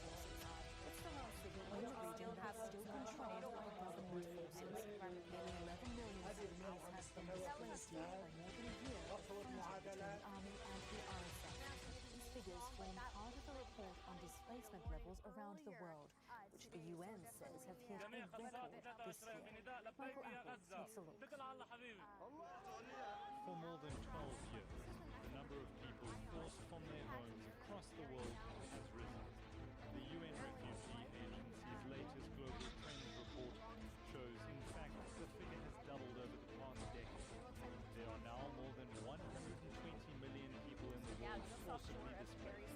That equates to 1 in every 69 people globally. Nearly 50 million of those displaced in the world are children. These are refugees, asylum seekers,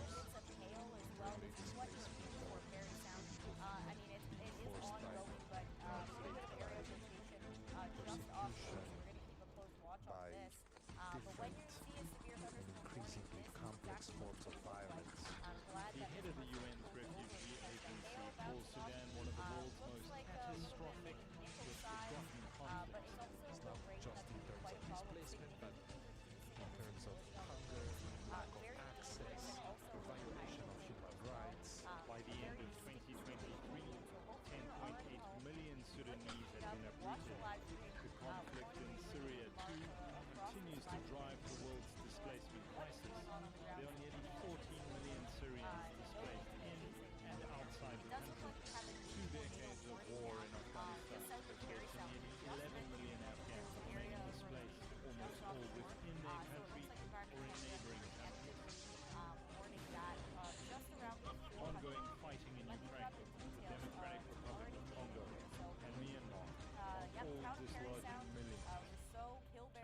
Israel's war on Gaza, the report states that between October and December last year, up to 1.7 million people, representing nearly 80% of Gaza's population, have been displaced. A new refugee crisis outside of Gaza will be difficult for all locals, especially because we have no guarantee that these people will be able to return to Gaza one day. Unless there is a significant shift in international geopolitics, the UN fears these record numbers are almost certain to continue rising. Mike Apple, News Zero. Let's bring in Joe Siegel, who is the Director of Research at the Africa Center for Strategic Studies with the National Defense University. He joins me now live from Washington, D.C. Joe, thank you so much for joining us on the Al Jazeera News Hour. The UN Security Council demanding a halt to the siege of al-Fashir, where more than 1.8 million people live. That resolution also calling for the withdrawal of all fighters, threatening the safety and security of civilians in that area. So how significant is this?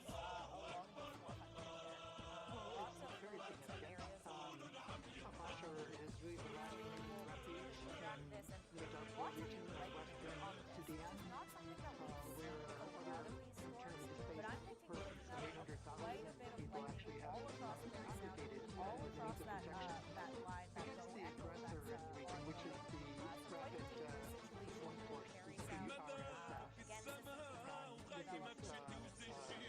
derivative of the old John Jaweed militia of the early 2000s that have been charged with genocide in the region. And so the real concern here is if Al-Fashir falls, that we could see not just a humanitarian catastrophe, but really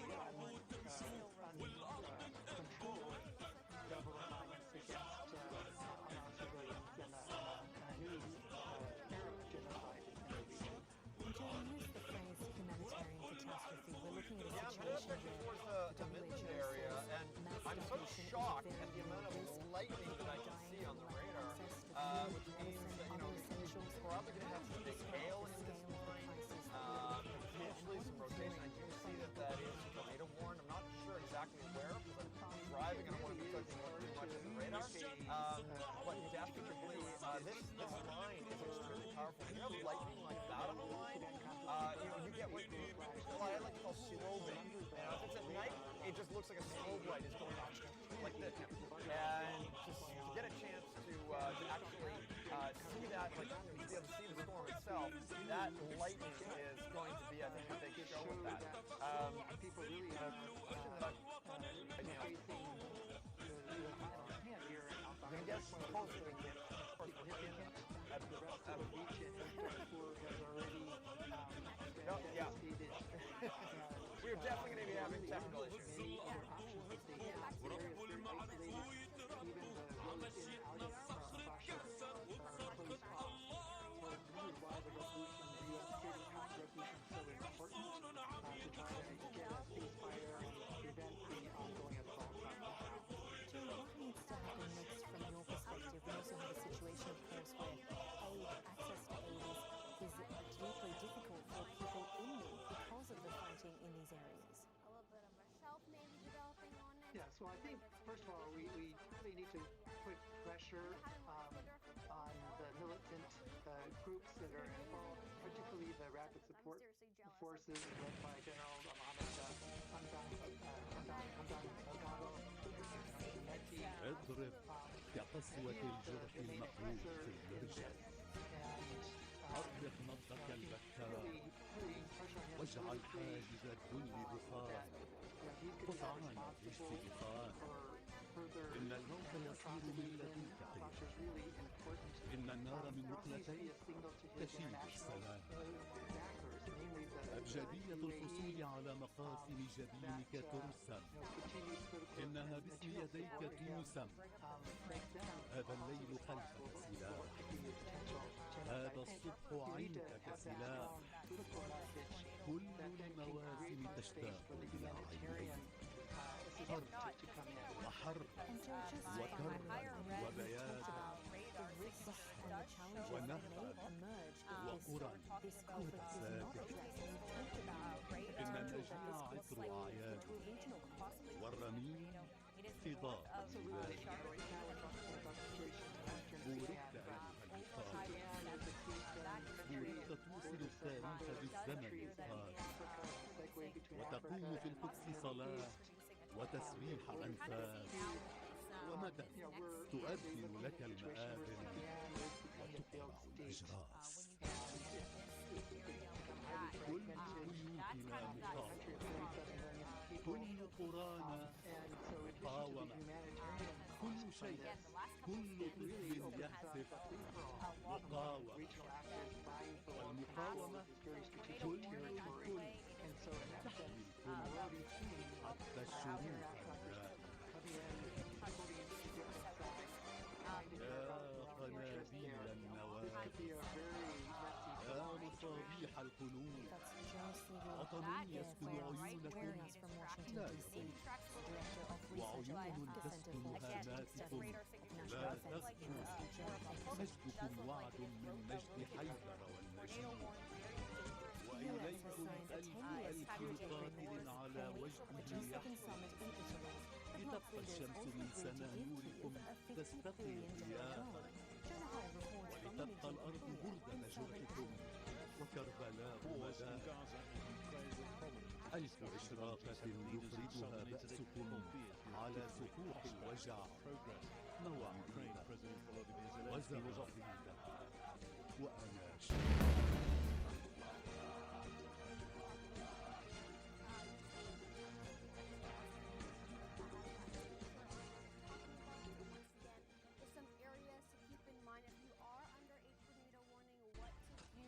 Head inside, head into a shelter, go into a basement, an interior room, one that preferably does not have windows and not a top floor, definitely the lowest part of your building, which will be great. We're also tracking quite a bit of hail ratio. We've been talking about the different sizes.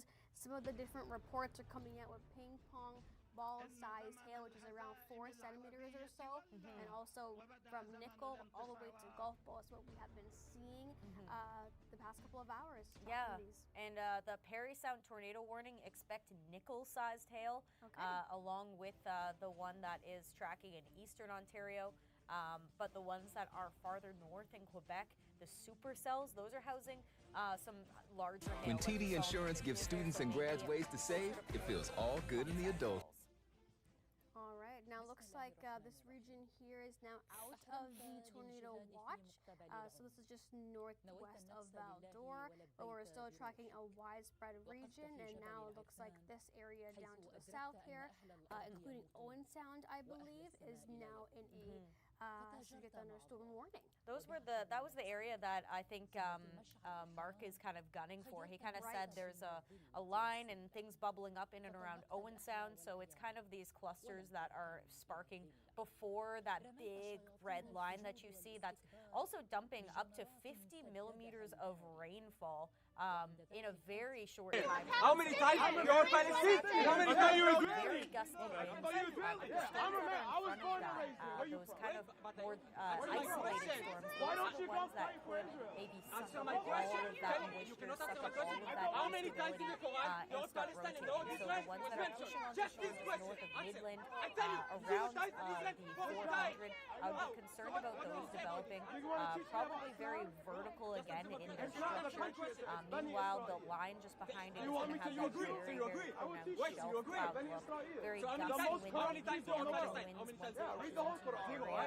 It does look like it has passed over more now, towards the head south, so Owen Sound will be under the gun, Highway 26, maybe Collingwood, Midland, anyone along the shore of Lake Huron, Georgian Bay, and then as well we have that new tornado. You can't have conversations. You can't. So you think, whatever, forget about the flight. You think it's okay to kill innocent people?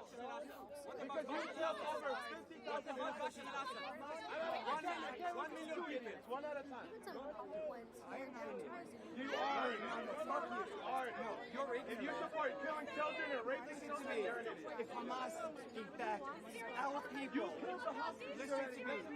The hostages' families are literally attacking Ben Gvir and Netanyahu, bro. Are you living in the same world? Your own leadership doesn't care.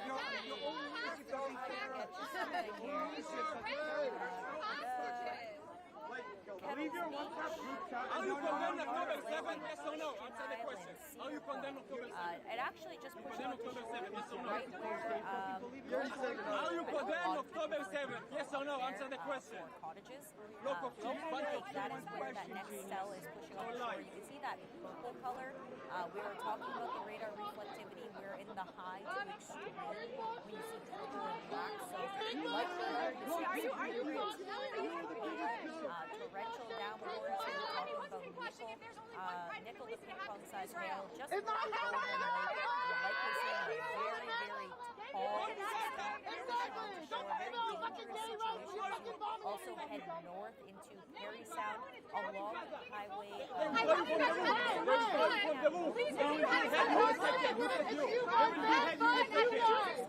White bitch. Who fucking had babies? You guys! Shut up, you Asian motherfucker!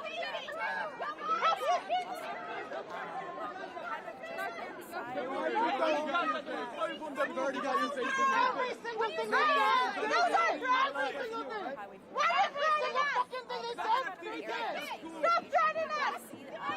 Why are you committed genocide? You did! Why are you fucking killing people? You're sick!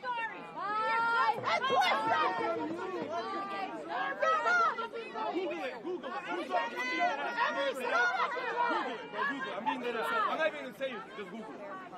Google what? Just Google it. How Ethiopians and Sudanese treated in Israel. Google it. Google it. Israel is constantly taking out every fucking thing you do is a fucking lie. Everything. These people enslaved by Israel. Egypt didn't take them out. They had to get to Israel. What amazes me is only about a tenth of you here have any stake in this conflict. Any stake. Any stake. Oh, you're fucking scary. Is that the same as fucking Nazis!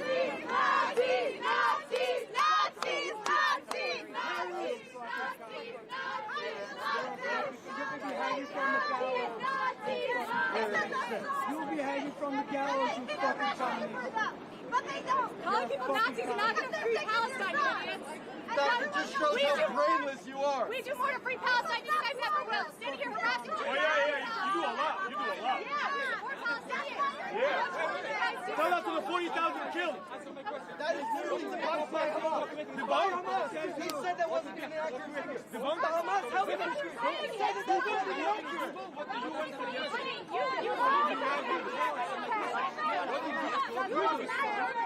It's been debunked by Hamas. I tried giving you the force. Oh, guys, by the way, we are near City Hall. Right, that's where the march ended, at City Hall. Stockbrokers, landlords, lawyers, shit like that.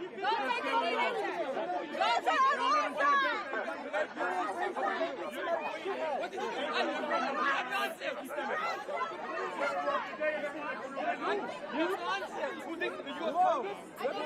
Oh yeah, because the U.S. Congress is the most brutal. What did you do? What did you do? Answer the question. Answer the question. What is that? That's what you do. That's what you do when you lose an argument. You start cares. You start cares when you lose an argument. Wait, you say fuck me now, right? Because you lose an argument. So now fuck me. No. That's what you do when you lose an argument. Now go away to your boring life. Go away to your boring life. Hey, Am Israel, hi! Am Israel, hi! Am Israel, Am Israel, Am Israel, hi! Am Israel, hi! Am Israel, hi! Am Israel, Am Israel, Am Israel, hi! Oy Avinu, hi! Oy Avinu, hi! Oy Avinu, Free Palestine! Free Palestine!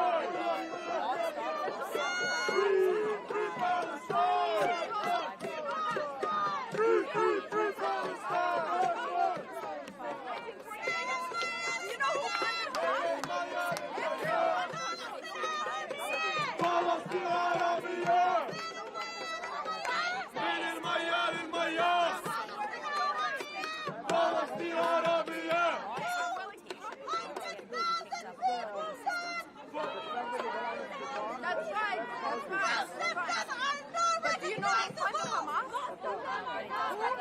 Israel fund the Hamas. Stop killing kids! You can research this so easy. Do your homework. Read a textbook. Read a textbook. Find a textbook and read it. Do you know that? Do you know that Israel is the one that funded Hamas? That's wrong. It's not true. Qatar funded Hamas. Israel was raised Israel. When you say real, what is the information that you are raising? You can find this information anywhere. You can find this anywhere. Listen, hold on. Every time I showed her Zionist information, I sort of got not exaggerating. A link, by with the eyes, or a video. Hold on. I'm telling you, every time I showed them a video of an innocent being killed, flat out, or I showed them a UN or an MC International source, they said, nope, I don't believe it. That's not my fault. Hey, look past it. You guys are giving video proof of 40,000 lives. I showed a Zionist.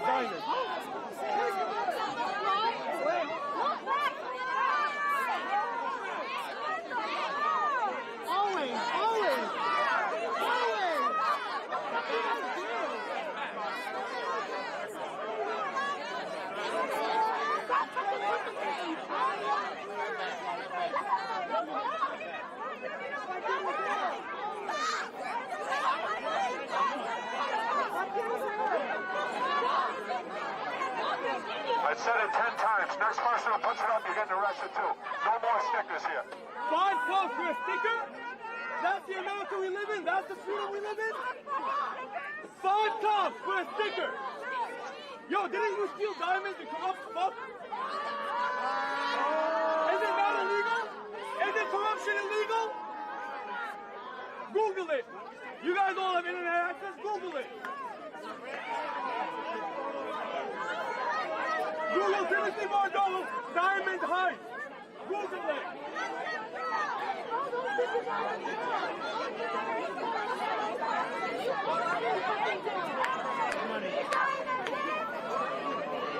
Are you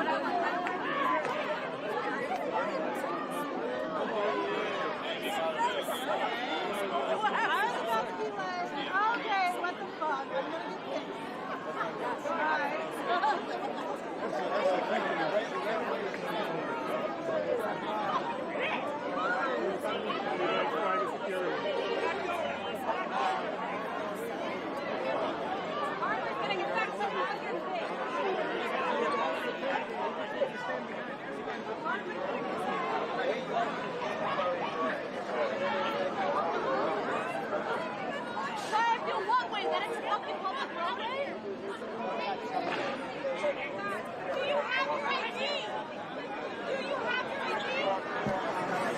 All right, I don't know why that person was arrested. People in the crowd were saying that possibly because of a sticker, putting a sticker on the fence, or leaning against the fence. I'm not sure what exactly happened, but I'm sure it was a ridiculous reason for the arrest. Walk across the street. Straight up. New York. You have to get out of the street. We're going to give you a warning, then you're going to be arrested. Get out of the street. You have to be out of the street. You get out of the street. You're on the street, you're over there. What the fuck? That makes no sense. Get on the street. On the sidewalk. Ugly ass fucking fat ass. That's my hostage ticket we can call. Shut the fuck off.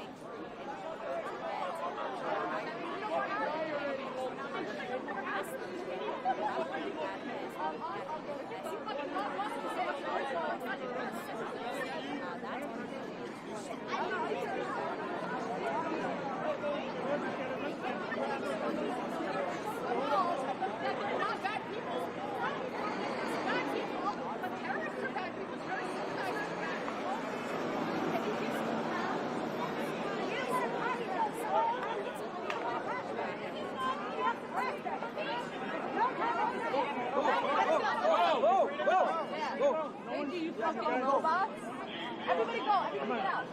Let them through, guys. Let them out of here. Let's go. Let's go. Let's go.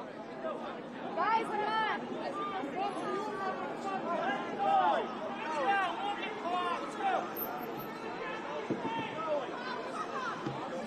back yet?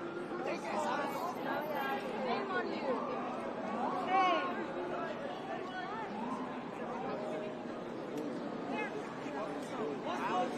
What do you say?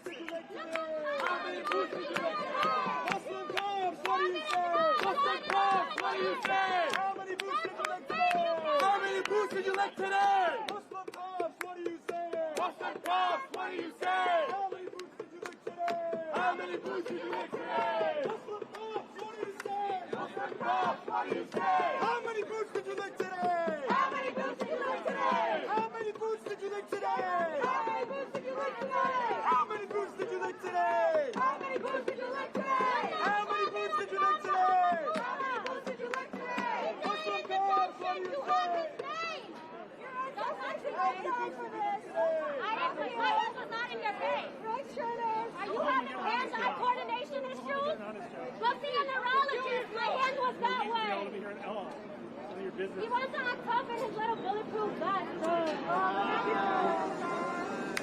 So tough. Look up Khalid Adnan Mohammed Musa, brother Khalid. Look him up. Who is it? Timothy Morgan!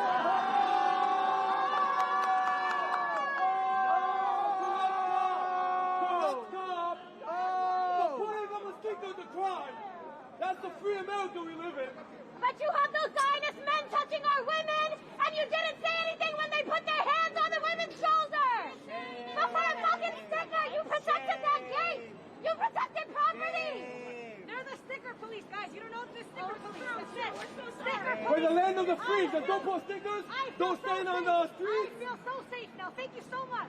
Don't chant whatever you want to chant. The dangerous stickers. Thank you, sticker hero. But NYPD Timothy Bordeaux can be caught in a corruption scandal.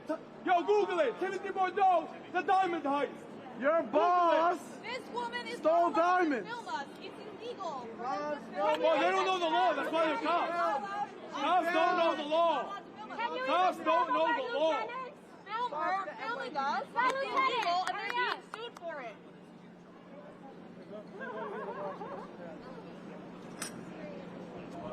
So that's the fascist police state that we live in. When you put stickers on the fence at City Hall, you get arrested for that. Or did he finish training? Did Pepper pick up? Democracy. Or is he still in training? Is he in training with Timothy Bordeaux? The two dumb cops together? Dumb and dumber. Dumb and dumber. Strategically, Who's that? But no, whatever the fuck it is. strategically do anything but arrest somebody for a So let me show you guys the stickers. So Placing a sticker on here, on this fence, will get you arrested. Apparently.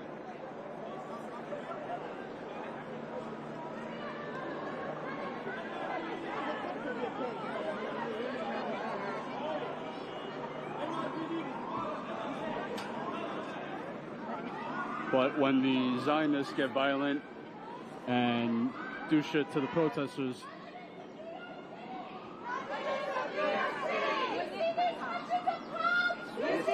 You know what they're here for?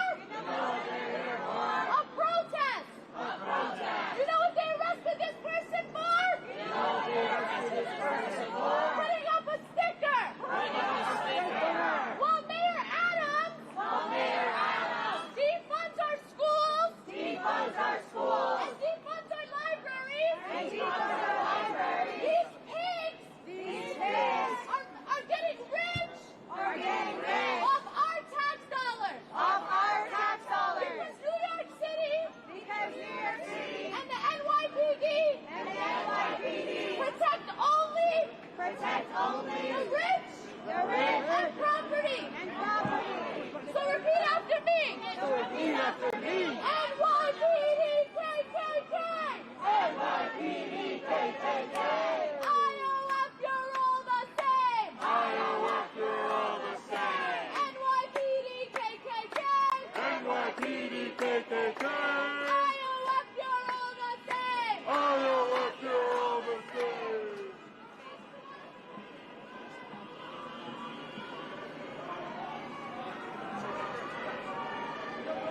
So look at the they're blocking traffic because so they're holding up traffic to arrest somebody for a sticker. Welcome to the fascist police state of USA.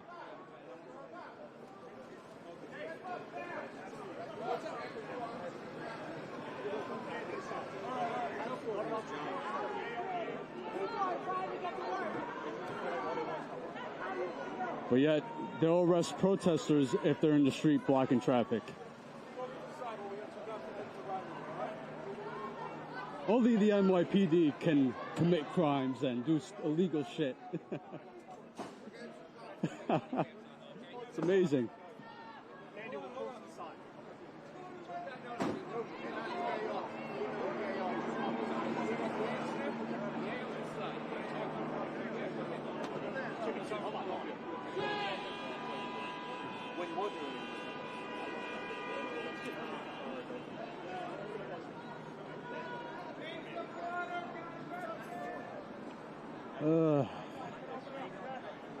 I'm good.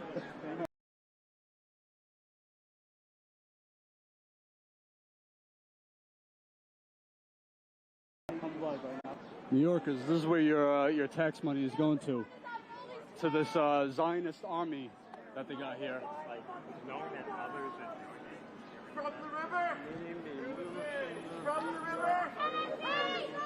From the river!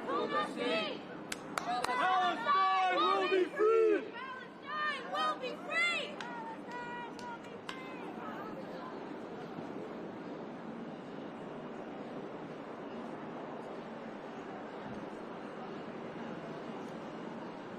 There's no sun. Why you got your sunglasses on? You think you're in a movie or something? Daddy Adams told him to put his sunglasses on.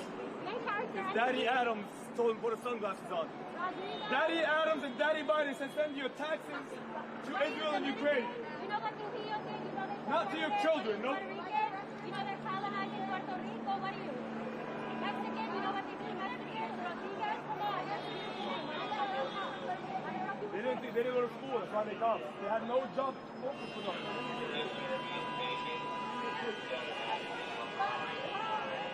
Let me protect New York City by arresting those who put up stickers.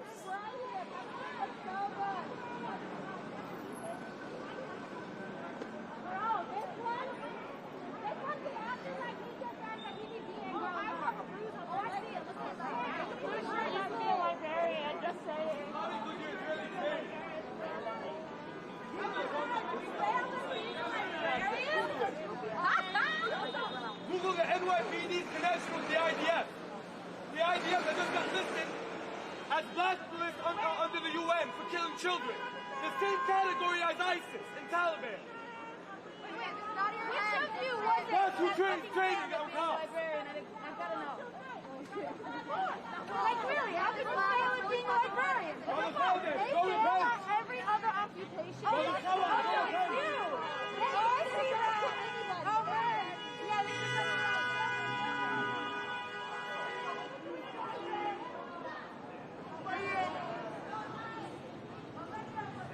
Listen everybody off.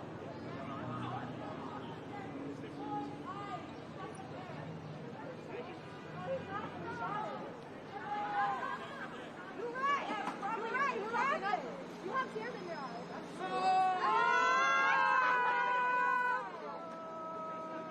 You can't even keep a straight face. You're losing it. Oh, Daddy Adams not here to protect you.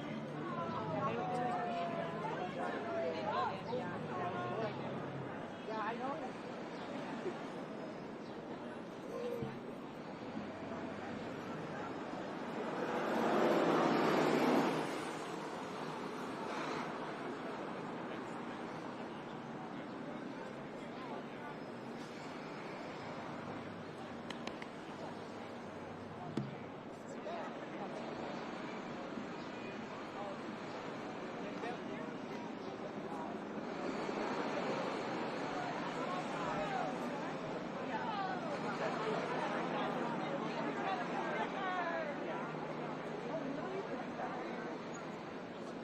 Good job, boys. Good job. Daddy Adams.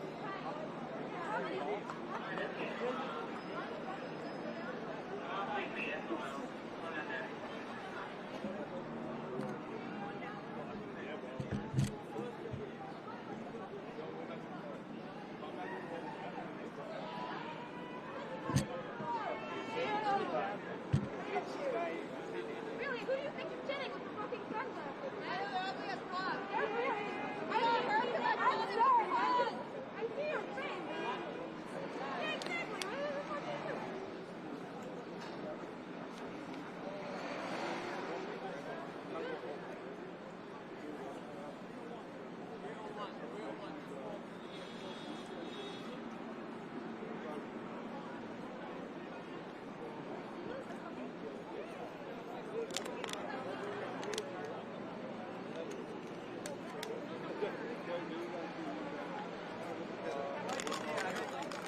For putting a sticker on the fence.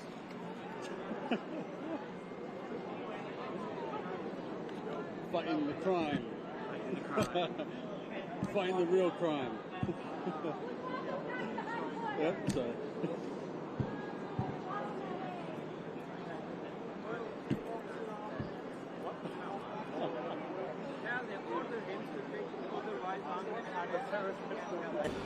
Yeah. Police don't know anything about de-escalation. Yo, meeting in the tunnel later, 7 p.m.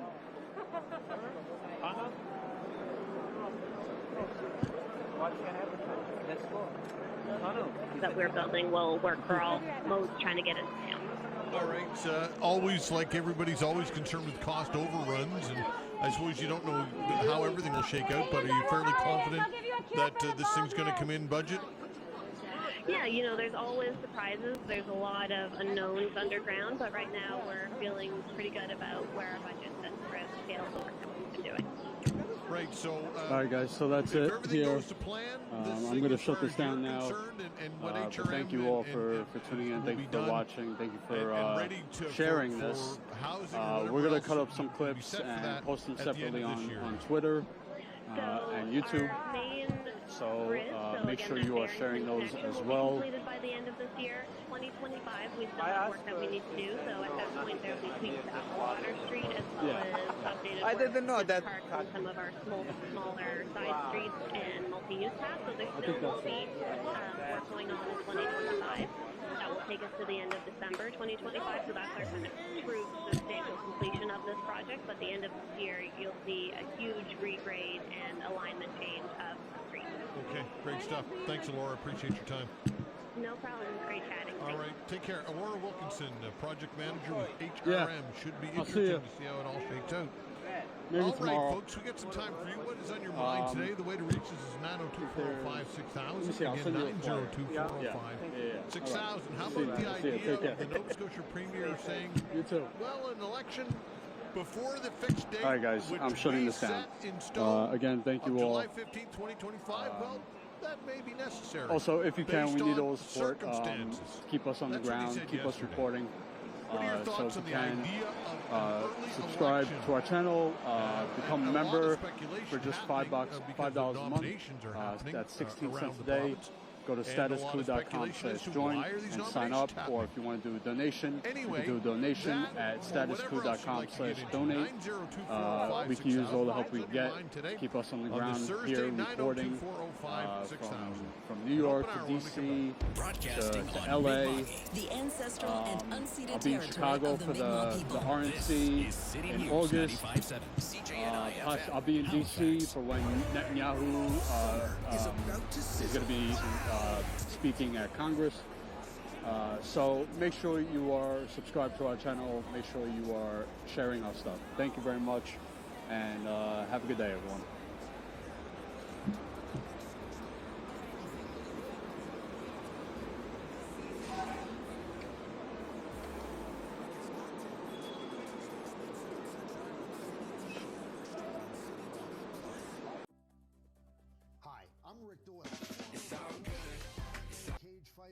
Founder and president of 5-Star Bailiff and Security Services. Security needs have changed, and our family-owned and operated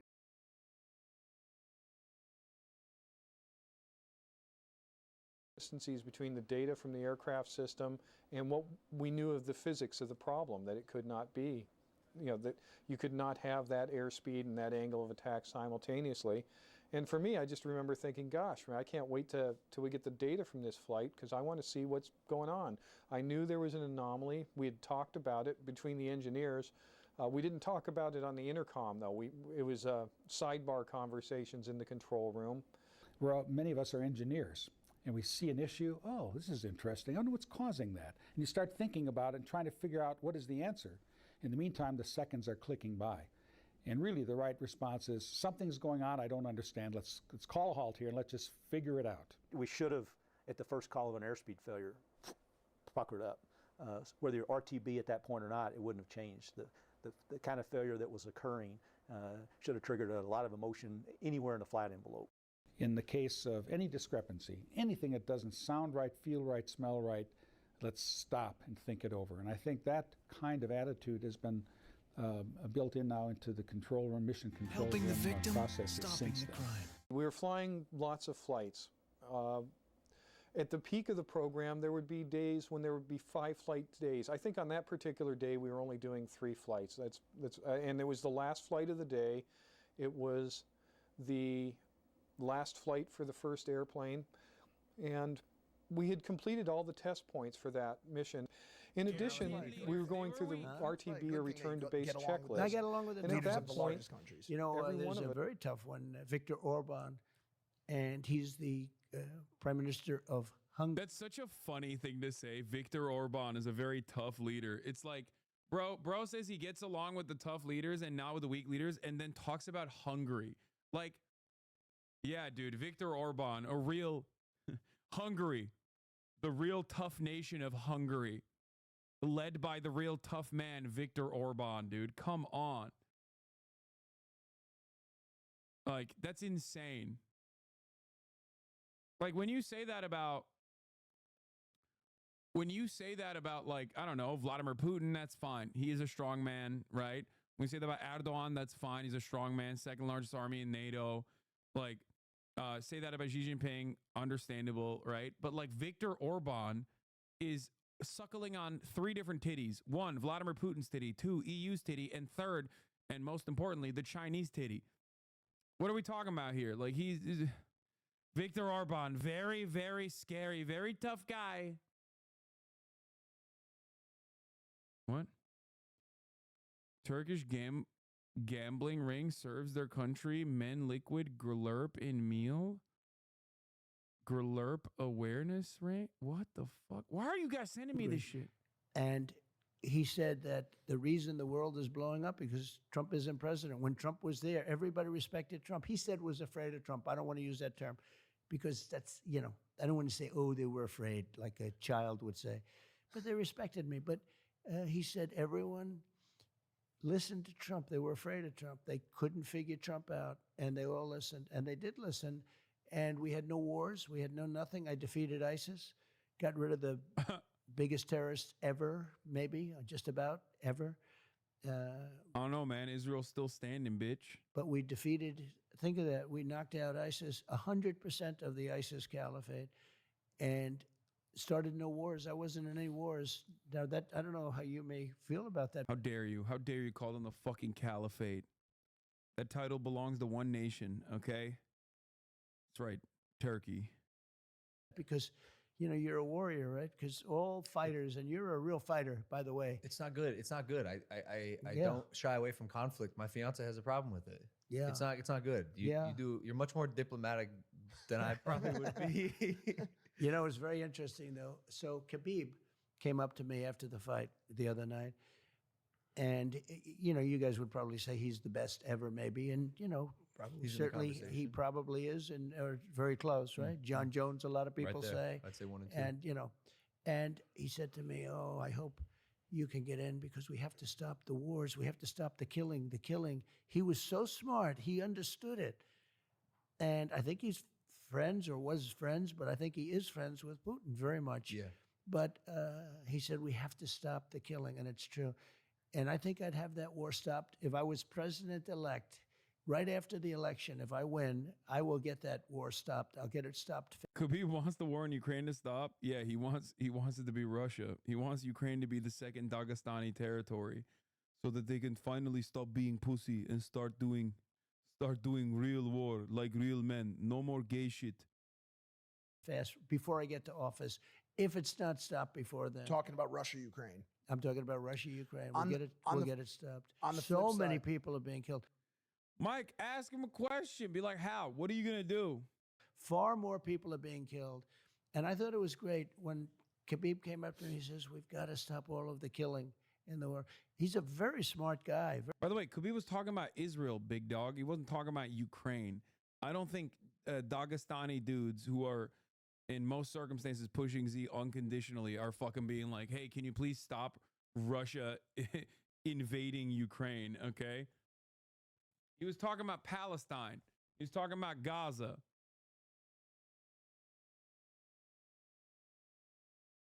In the conversation between him and Donald Trump, he specifically mentioned Gaza, okay?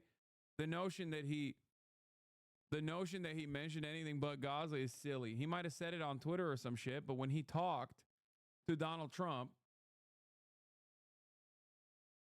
I don't think he could even fucking say Ukraine, to be honest. He's like, doesn't his family still live in Dagestan? Very interesting guy. We talked for a while. On the flip side, or on the other side of the continent, Thunderfuck, do you always, Turkey's dumb, do you always suck Palestine off? Thank you for recognizing Palestinian statehood and sovereignty. Let's the continue. Gaza situation has been big news. How can you still like Mike after this? Isn't he pushing all-right propaganda here? I can. You want to know how? Because I'm not some fucking brain-broken person who literally thinks like that Mike Malag is like secretly trying to fucking get Trump elected or some shit by having this interview with him. You know? But that's probably the reason. You say stuff like this, and then your parents are unironically saying like fucking alt-right shit, by the way. Get the fuck out of here. They'll be like, wow, I can't believe you like a dude that you know personally, that you think is a very nice person, very kind person, and a well-intentioned person, for platforming the former president of the United States of America. Meanwhile, your dad is saying fucking unimaginable shit that you would be incredibly embarrassed to fucking repeat in broad daylight. I don't see you fucking restricting your access to your own fucking family members. You know what I mean?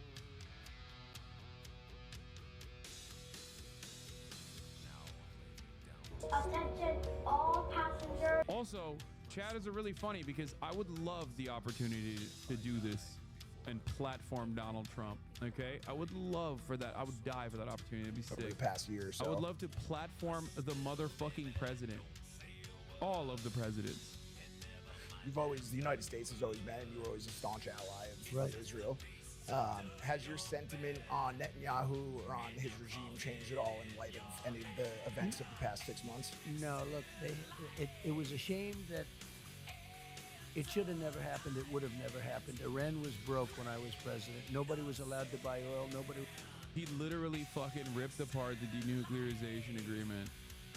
This is ridiculous. The notion that he did not make this conflict or make Iran more reactionary towards America is silly.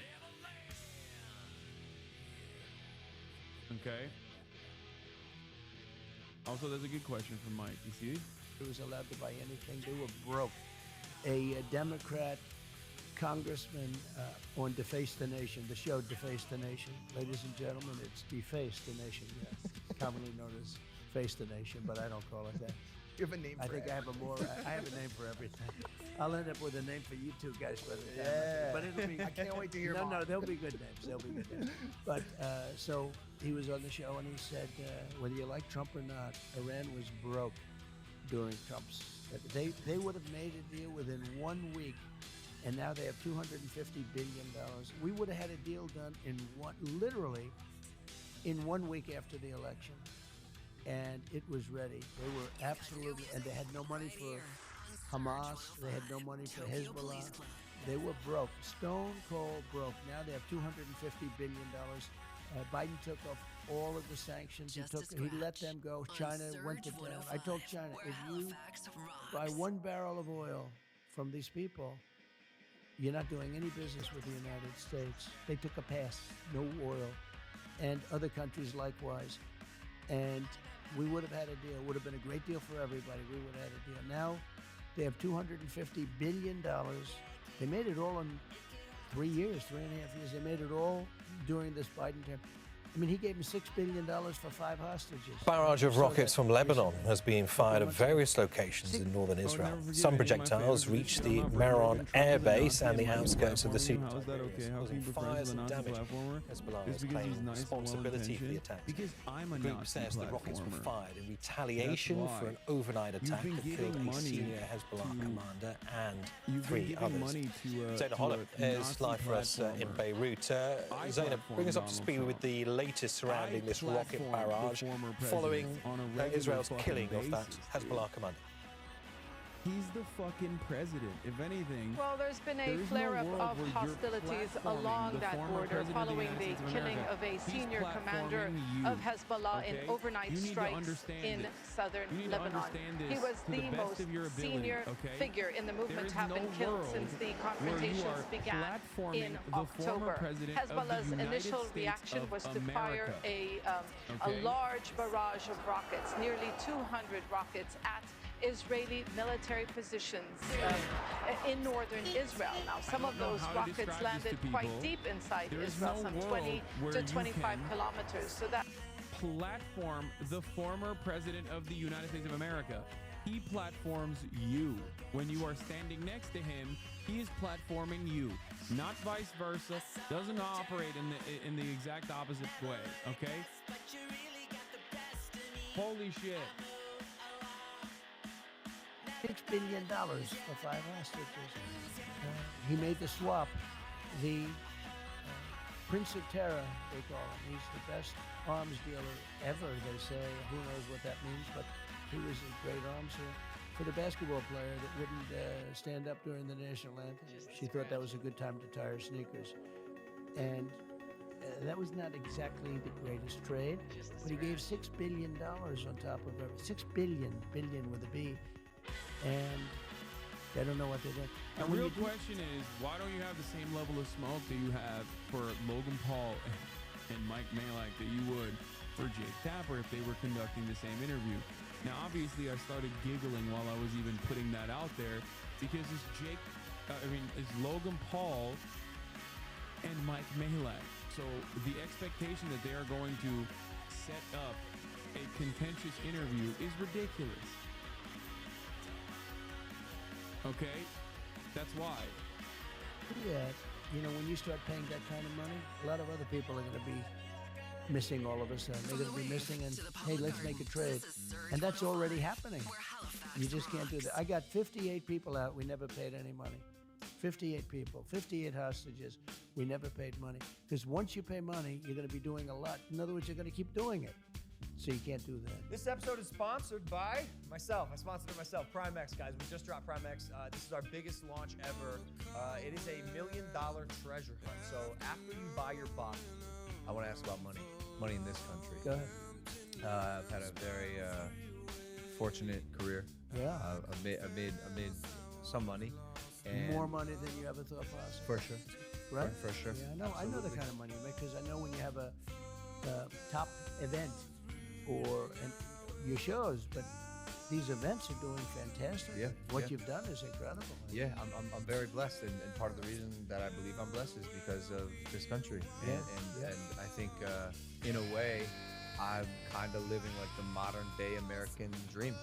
I had access to a phone and could start my business and reach the entire world on this device.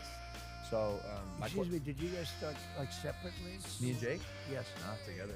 Oh, you started together? Together on YouTube. And did you branch out? Each have your own thing? Well, eventually, because I went to college. Jake was still in high school. He ended up dropping out. I finished my first year. It's an amazing 2 stories, right? Yeah, for sure. Who makes more money? It depends on the year. It depends if Jake has fights. That's crazy, bro. What do you mean? This motherfucker makes so much more money with the Prime? No. This is literally propaganda directed towards a young audience. I don't get how you can be okay with it because I love Donald Trump. That's why I'm okay with it. I want Logan Paul's 12 to 16-year-old demographic to go and illegally vote for Donald Trump.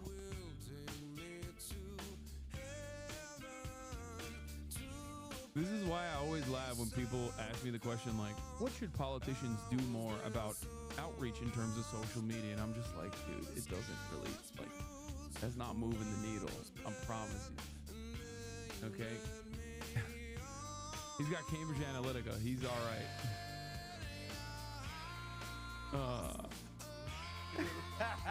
And it depends on when this sells.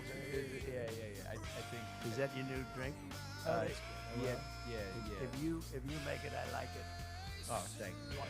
No, it's got to be good. It's got to be look.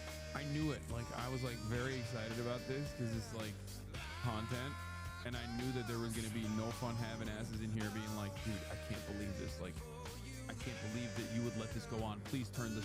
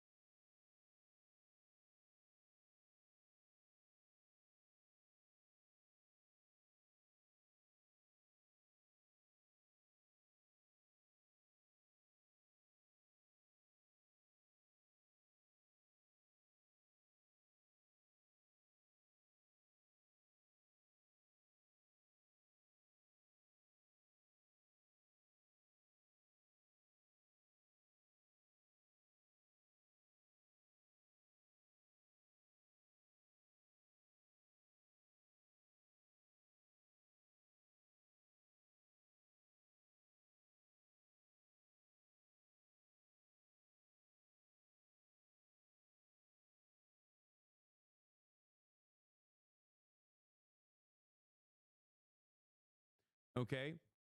This is the same exact thing that plays out all the time. People talking about how like this content creator is ableist and then having problematic faves. You know what I mean? It's just like, I'm not shitting on you. I'm sure you're married with a loving group of friends, okay?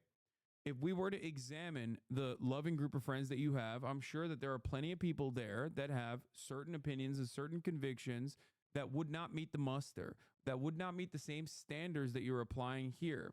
Why am I saying this? Because it's perfectly normal and valid for people to have disagreements with you. okay? Because I understand that we are all, at the end of the day, at the mercy of the social conditioning that we are born into, of the systems that we're born into, okay? That's it. Doing 2016 style hyper liberal like Vox.com article writing ass fucking takes in this chat in 2024 is not going to get you anywhere. It just makes you look like a lame ass. It makes you look unapproachable, hostile to the average person, to the normal person. You're making it seem as though this person, Mike, who's a good dude overall, is over here fucking, you know, repping the Confederate flag or some shit and is like secretly alt-right. Okay? And I think a lot of you guys don't understand. A lot of you don't understand that that is a major problem with the way that this community is seen from the outside world. Okay? That's a major issue. This is why I always say, one, we look unapproachable and incredibly unappealing because you think that you are putting your best moral foot forward when you like chirp like this. Okay, you think you are actually reinstating some kind of purity in here to ensure that we are getting to ensure that we're, you know, cleansing this community of any kind of like outside influence that is inherently reactionary or whatever. And to the person who said, yeah, you said the same thing about Nick Merckx back in the day. Yeah, if Mike was chirping like Nick Merckx, my relationship with Mike would resemble my relationship with Nick Merckx, which is non-existent. Do you understand? Nick Merckx is actually a great example of this. Nick Merckx went from a normie with reactionary tendencies to a person who is outwardly reactionary. Okay, and in that time frame, we no longer were friends. I don't know if you guys know this. It was very public, as a matter of fact. Okay.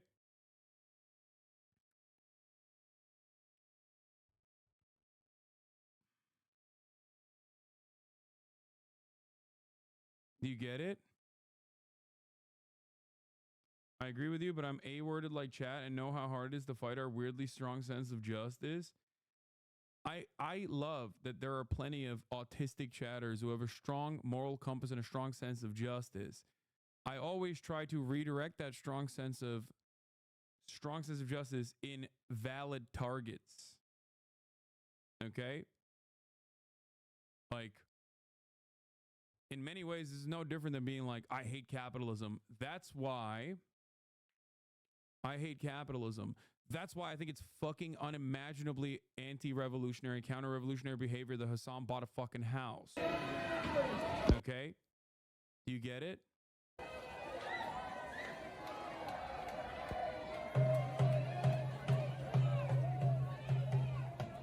Like, that's ridiculous. Find a better target. Find a valid target.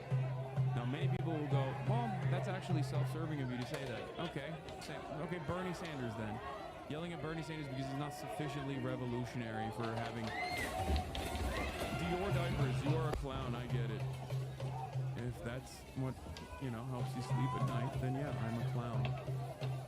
And my clown-ass behavior has been able to build a sustainable, massive fucking community.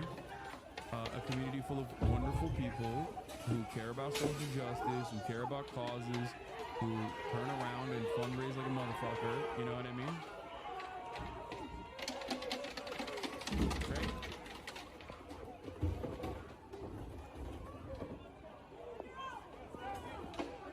You are so generous to these people. I respect it, but I can't. It'd be easy trying to explain being normal. I mean, I won't stop. These are the same chatters who pipe up in Will's chat. The woke scold them for not understanding capitalism is off-putting to everyone around them. I know.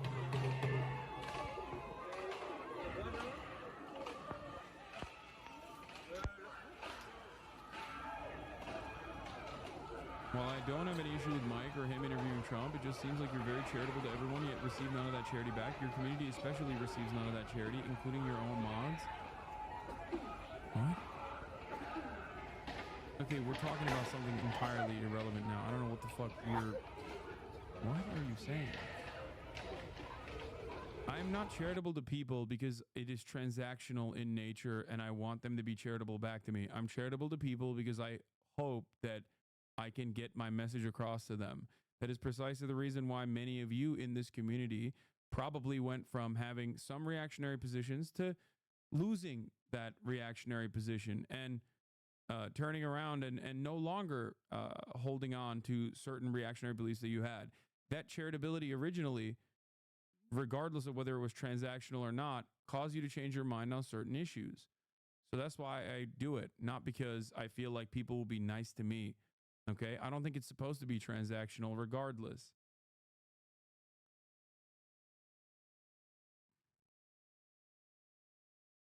That's it. The biggest enemy of the right is the left. The biggest enemy of the left is woke skull chatters. The biggest enemy of the left is everybody, including the left.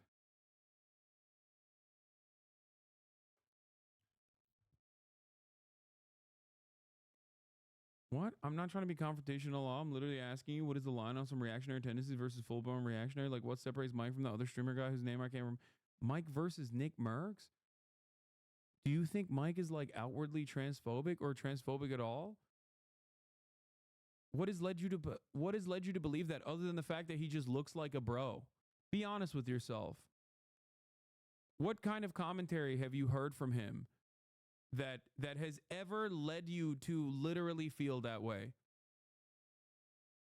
So much of this sentiment unironically comes from optics. If Mike was like queer presenting and had like, I don't know, a septum piercing, you literally would never, ever in a fucking million years ask that question. Okay?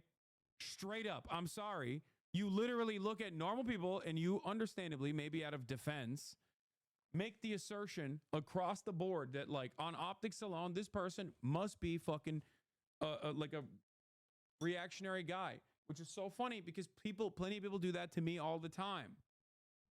Okay?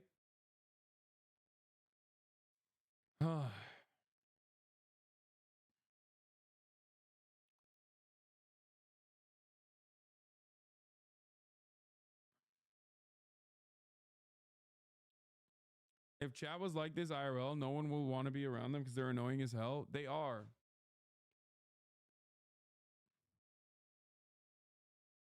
The question always is, if you truly care about social justice, if you truly care about the causes that you fucking espouse, and you want other people to also come to terms with some of the things that you believe that you want them to agree with, do you think it's good to be as physically off-putting and repulsive as possible every step of the way? Or do you think it's better to at least try to fake being empathetic and fake being normal with the hopes that people will want to be around you? Because I think many people mistake the off-putting way that the off-putting vibes that they put out there as like being morally pure. It is sad that we find ourselves having this conversation almost daily nowadays. Okay? Fake being normal if you can't do it. Mask. Engage in masking. Very successful in, getting people to like you. It sucks that so many people would just be like, no, I think being okay, we'll lie to you and be yes people. No, I don't think you understand. I don't think you understand. Nothing could stop me loving your work, but your defensiveness speaks volumes. Mike's been transphobic to athletes, misgender other creators, and has been weird devil's advocate position on trans people. Be realist on. If you think Mike, as far as like a normal person goes, is a transphobic person, you will literally perish the moment that you step foot outside. That is insane. That is literally fucking insane. No, that's not even the normie take. He's too woke for normal people. What the fuck are we talking about?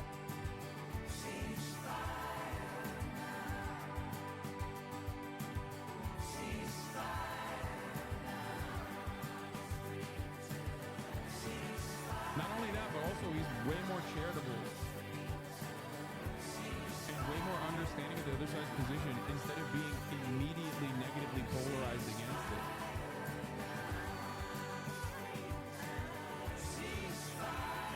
The one time he was on stream and brought up the protected case shit, you said him straight and he was like, yeah, you're right. Exactly. Your morally grandstanding is 9 out of 10 times projection from the ignorant selfish people following the status quo. I don't know why chat can't both recognize we're fighting an uphill battle, then we're eating ourselves in that order. Yeah.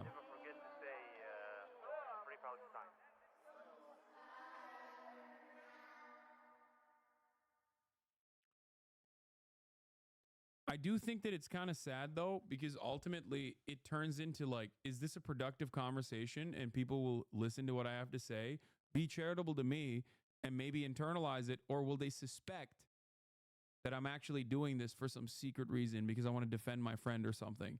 And it's always the second thing. A lot of people think, no, there's got to be a secret second reason, even though this is a position I've held for years and it's not even like a good friend or a close friend all the time. You know what I mean? With Mike, I like him. I know him personally. I think he's a good dude. But with many other circumstances, when I tell you to be normal, you always immediately infer that there has to be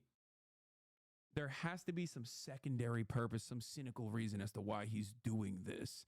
Ooh, I will figure it out. And then you launch off those inferences in that cynical ass fucking worldview that you have. And you go, maybe Hassan, he cannot be right. He cannot be right at all on this issue. He must be wrong and he must be cynically defending this. I think I'm going to turn around and become a hater. Okay?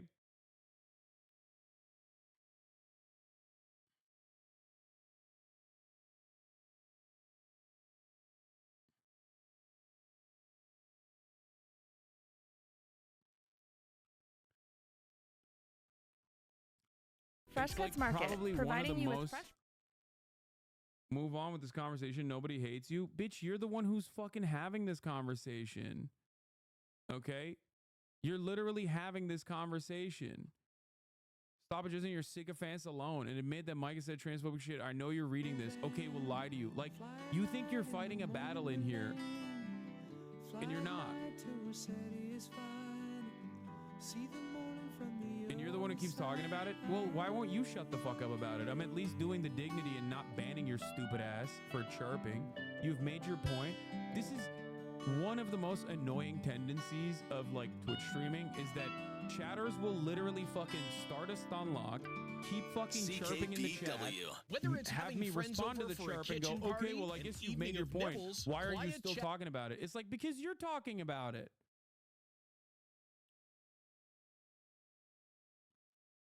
Do you understand? Pushing away open-minded people is the dumbest fucking thing you can do, okay? It is literally the dumbest fucking thing you can do. Please. Every single time this conversation is taking place, you should take a deep breath and think about it and be like, am I fighting against this person? Do I think he might even remotely, just a little bit, marginally be right about what he's saying? Or is there some secret secondary tendency here? Is there some secret cynical reason as to why he's doing this?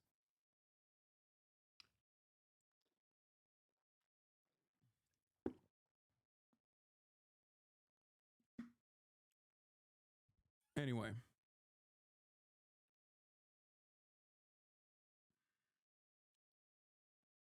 Look, something's propelling him to fight world champions to a draw, right? Yeah.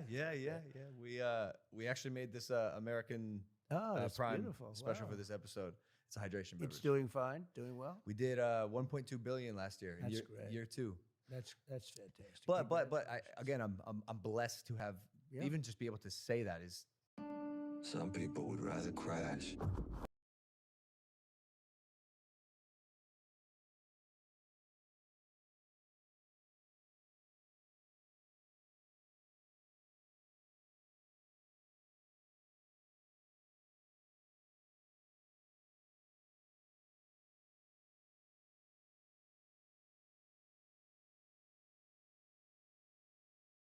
Dovetail, stringer, joist, header. If you're attempting home renos and these terms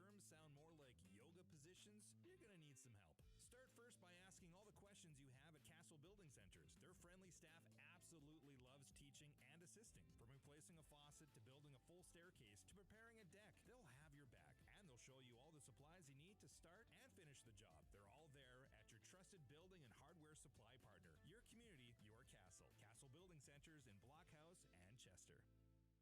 When looking to get a job done right, you should really hire a specialist. When it comes to insulation, Good advice from Donald Trump.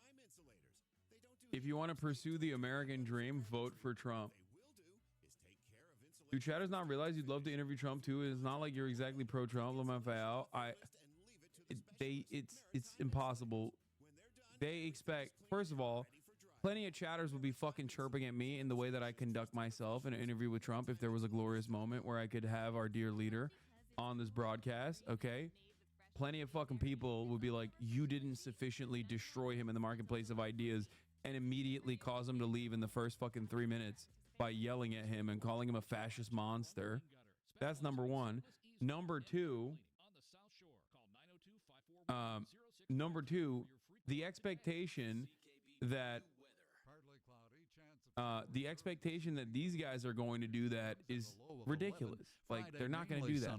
High of 27. I knew that going in. I don't know why other people did not. Saturday cloudy with a chance of showers and a high of 20.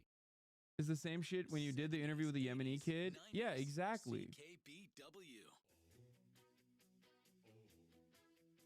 I think people who argue with you find your jock tendencies off-putting, and instead of saying, okay, this is off-putting for me, I'm going to watch something else, they try to change you. Unfortunately, attachment problems are very common, and this is what happens when a little parasocial thing gets in the mix. Yeah. Not recognizing that my jock tendencies probably fucking cause me to be more appealing to a broader audience than if I was just like every other fucking bread tuber, okay? That's the other thing. Like, that's the other issue. Your right-wing villain arc starts today. I know. The amount of times that people have said, oh, Hassan is right-wing now, going forward, is so funny throughout my fucking decade-long professional media career. It's just so strange. That seemingly has never happened.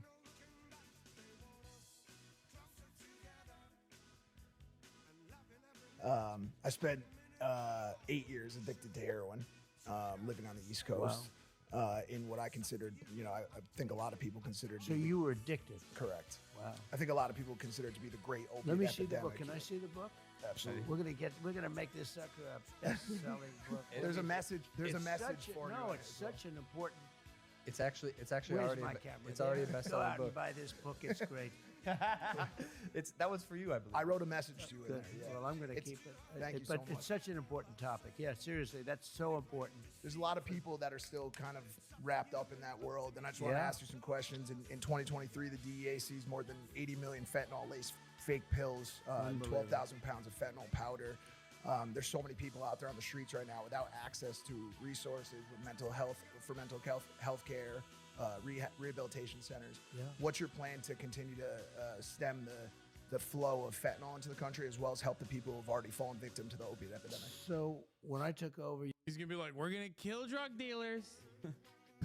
All the other stuff you said about no access to social safety nets, I will avoid that. Jail.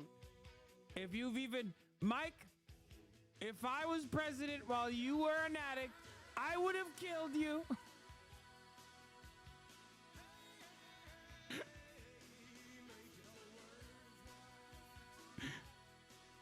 I'm gonna kill drug addicts and the dealers. it was drug infested. When I ran in 2016, I ran on the border. And I fixed the border. And I couldn't even use it in 2020 in the campaign, even though I got millions of more votes than I got the first time. I couldn't talk. The major reason why I will always have respect for Mike, beyond the fact that he's like a very empathetic person and a very charitable person, and he is literally, like, if more normies were as outwardly empathetic as he is, then you would have infinitely more allies. But beyond that, yes, because he did drugs, exactly. Okay, that's why. They're like, dude, you will never, ever, ever get me to fucking hate someone who was like in the throes of crippling heroin addiction who's been able to overcome that. Okay, and that's a lifelong struggle. It's crazy. Like chatters with no goddamn lived experience that are like, 14, 15, 16 years old in the chat, or come from like very comfortable backgrounds who never had this kind of fucking issue in their lives, literally just chirping non-fucking stop without knowing a single aspect of the human being that you're talking about. It's just very, very frustrating. Looks Okay? like a 3-on-1. It's just very, very frustrating. It's game 3 tonight for the Stanley Cup Finals, and bars and restaurants are preparing for the rush of customers. We usually don't play the game here. Benson's still preparing in hope of a big crowd tonight. Like I say, we generally don't. We don't market ourselves as a sports bar. But the nights have been wild. They've been so much fun here. We've been filling up every night. They want to create the energy and the buzz and stuff around for town, themselves, and not just in understanding general that has been that's great. not how human beings are. That's not how human beings operate. She's not the Human only beings one are feeling that imperfect. way. And Mark they're not Henry gonna says agree that with every energy single is thing that making you its way fucking, to the say. Cockerels too. So But spring, kind ultimately, of summertime like I is said, typically slower in Yellowknife I'm for the always restaurant going to industry. have a shit ton of But respect for him. we for are that. seeing an uptick About the border with because I fixed the it. Oilers And I games say to on. my People are people, passionate I want to talk about And the that border. energy is likely I going was to proud of the continue job as we did. head into we a had game it 3. fixed. It was really in good shape. And drugs were at the So lowest many point in people years. out and And, about, not bars only and people, restaurants say drugs, that means human more money for trafficking, them. Which is such a This horrible super thing. fan has You watched think of it Edmonton as like Oilers an since. ancient Well, kind of I've a always crime, been and it's- Oilers fans, I it's guess. bigger now than ever before. Since that because great of the one. internet. We're in You know, the Grisky, yeah? internet has made a lot of these things much And we're gonna go all the bigger way. than I think. they got- have they're ever go- been. they're going to. When you think Bars of and human restaurant trafficking, owners, mostly like in the women, by fans, way. are hoping the People Oilers don't will know turn that. things Mostly in around to women, keep the series alive. where they put them in Just trunks being of out cars, here they in have downtown and compartments. It's so talking to some of the horrible. business And I owners, had it it's down to clear a lots of real- to the extra lowest orders and lots of level, reservations just when the about, games are I guess in And they say recorded- overall it is recorded just times. amazing and a really So good feeling for what you have to Yellowknifers do is to you cheer have on to the be very Oilers. tough on that. We Rowan had a deal Fleary, on the CBC fentanyl was News, pouring through. Yellowknife. I bought millions of dollars worth of equipment. Believe it or not, they call it sniffing equipment, but You say that about addiction, but promote porn, lol. I believe the left would be taken more seriously and more if they were capable of engaging in conversation for 10 minutes without throwing a tantrum of it or fit. Bro, I love that you just said that and then immediately started talking about how I promote porn. I'm sorry that you fucking can't stop fapping when you see my ginormous fucking biceps, okay? That's a you problem, bitch. Promote porn.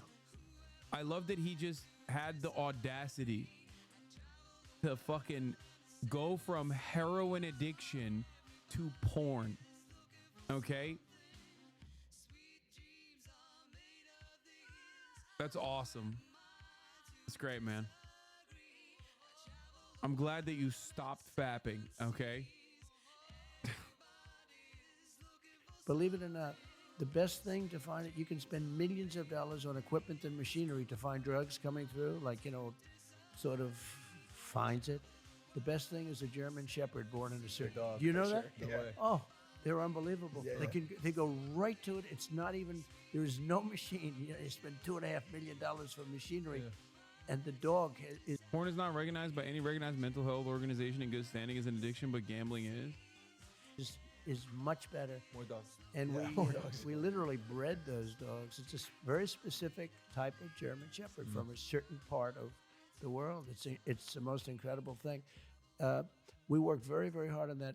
It's so funny because there's like hella addicts in here that are on their lifelong journey in overcoming addiction, right?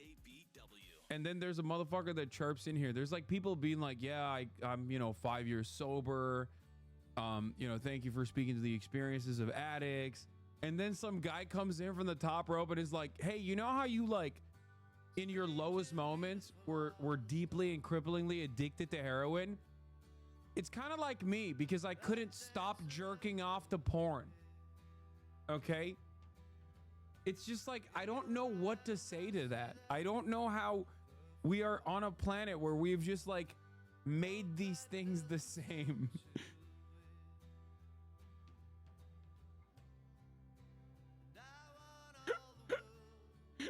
Charles be like, yeah, dude, I was literally out there fucking going to the methadone clinic so I could like finally get a job again, completely alienated from my friends and family in my lowest moments, you know, almost died multiple times. And then there's a guy who's like, my shit is raw, dude. Okay. You don't understand. Okay. My shit is fucking raw from jorking my peanuts. Okay. You don't understand. I was jorking. Do you know the amount of time out of the day that I was jorking it? You think that's funny? My shit was bleeding. I had calluses.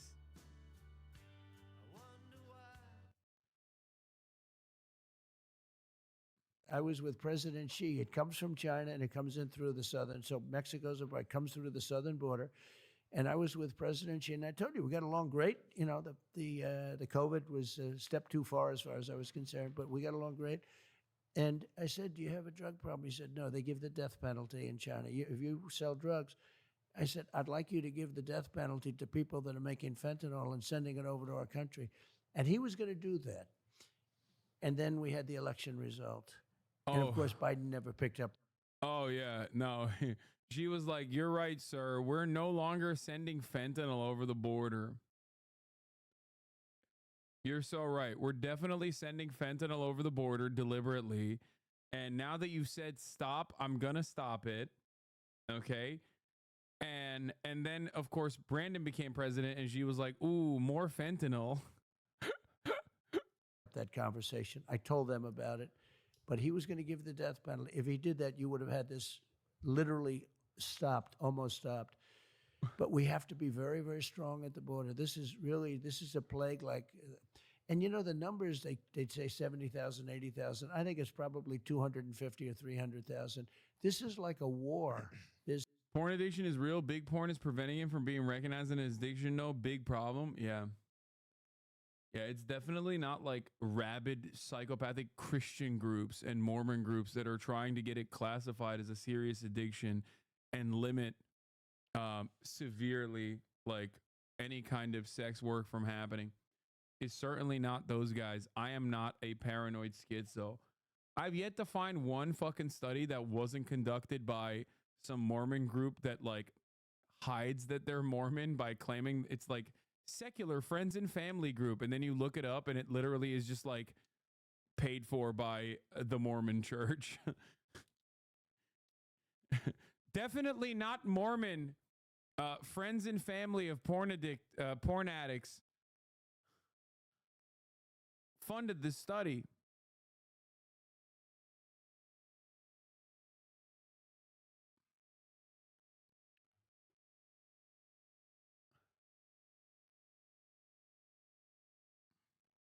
It's rarely a war. I mean, how many wars were you losing? 300,000 people a year. And everybody knows a family. I know many families where their children die and they're not even addicted. They take a pill that's unrelated and it's got a little bit of fentanyl. They say you can take the head of a needle and you just put a piece on it, and that's enough to kill like 10 people. It is a really horrible thing. And I would have had China giving the maximum penalty. They would not have been sending it. And I had a deal worked out with President Xi, but of course Biden didn't follow up, just like he didn't follow up on the Abraham Accords, which would have been... Wait, what? He did follow up on the Abraham Accords. Fuck you mean he didn't follow up on it? That's why October 7 happened. What the fuck are you talking about? That's crazy. How did Biden not follow up on the Abraham Accords? Thing to do. So we have to be very tough on the border, and that includes drugs as well as people, as well as people not coming in from jails and prisons and mental institutions, which is happening now at levels that nobody's ever seen before. It's crazy. How can it be good? It's so bad. And I guess the reason. Oh my God, Neek Skit is a Mormon? This explains so much. Mormons are good and usually just support science. It's only the extremists among us that are a bit too much. Dude, I'm learning. I just learned new thing unlocked about Neek Skit. Everything is falling into place now. It is making so much more sense. either stupid, which they're not, they hate our country, or they want to get these people for votes. A lot of people think that's the thing. They want to get them for votes. But the destruction, the damage that Biden's done to our country by having 16, 17 million people already in, it's much more than they said. It's probably 17, it could be even higher than that, in our country. And these are not people that are going to make America great again. These are people that have a lot of issues. And we're going to have a lot of issues as long as they're here. And we're going to get them out. We have to get them out. Mr. President, I got the 10-minute warning from the team, which is now 8-minute. Let's let him go a little longer. I like it. Is that okay? I like him. Yeah, let him go a little bit longer, okay? So look at these two guys. And then it'll turn out to be a lousy show, and I'll say, you were right, Jason. No, it'll be good. So go for another 20 minutes. Is that all right? Okay, good. Jason? It seems to be a nice flow. Yeah, well, you did reality. I'll be in trouble with my people like Biden says, I don't have that problem, but... Well, first of all, he couldn't do this interview. Have you asked him questions like this? No, we were talking about that. We'd like to extend the invite to Joe Biden if he'd like to come on this podcast. Yeah, I think he should. You know what chance you have of getting him on? I'd say less than 1%. Okay? You did that. I'd actually watch that. Okay. See how long it lasted. So there are two questions I have to ask. Go ahead. The first one's kind of fun. I knew the question about drug addiction was going to lead to border and mental institutions somehow. In Baker's settlement. Like, I knew that. He addressed none of the serious questions that Mike asked as far as like, how do you deal with drug addiction in this country? He went, we're going to kill drug dealers, closing the border.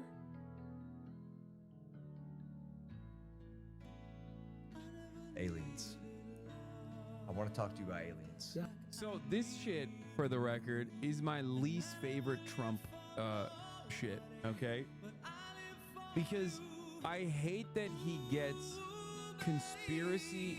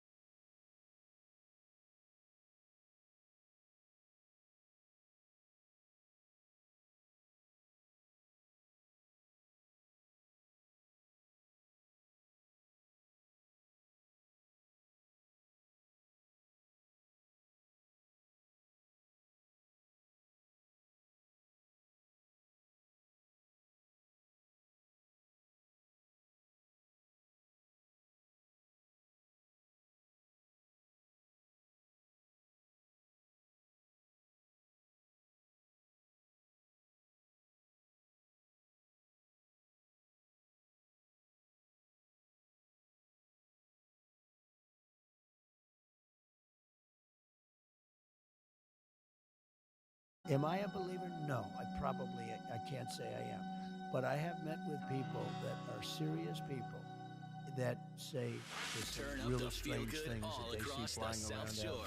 And you know, if you go to Nevada and you look at that little section where they go to look at the aliens, where they think all the aliens are landing. That, you know, it's one of, I think it's maybe the #1 tourist attraction in the United States. Roswell? Yeah. Yeah. Roswell.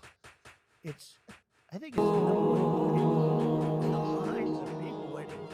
You have no idea how many times I've asked that question. But don't you have access to that information? I have access. Wow. Now this motherfucker has follow-up questions. See? When he's in the pocket, when it's something that when he has something that he's like genuinely interested in, he's like, well, what do you mean? Wait, what? Well, you were the president though. Like, didn't you have access to the files? Which is correct.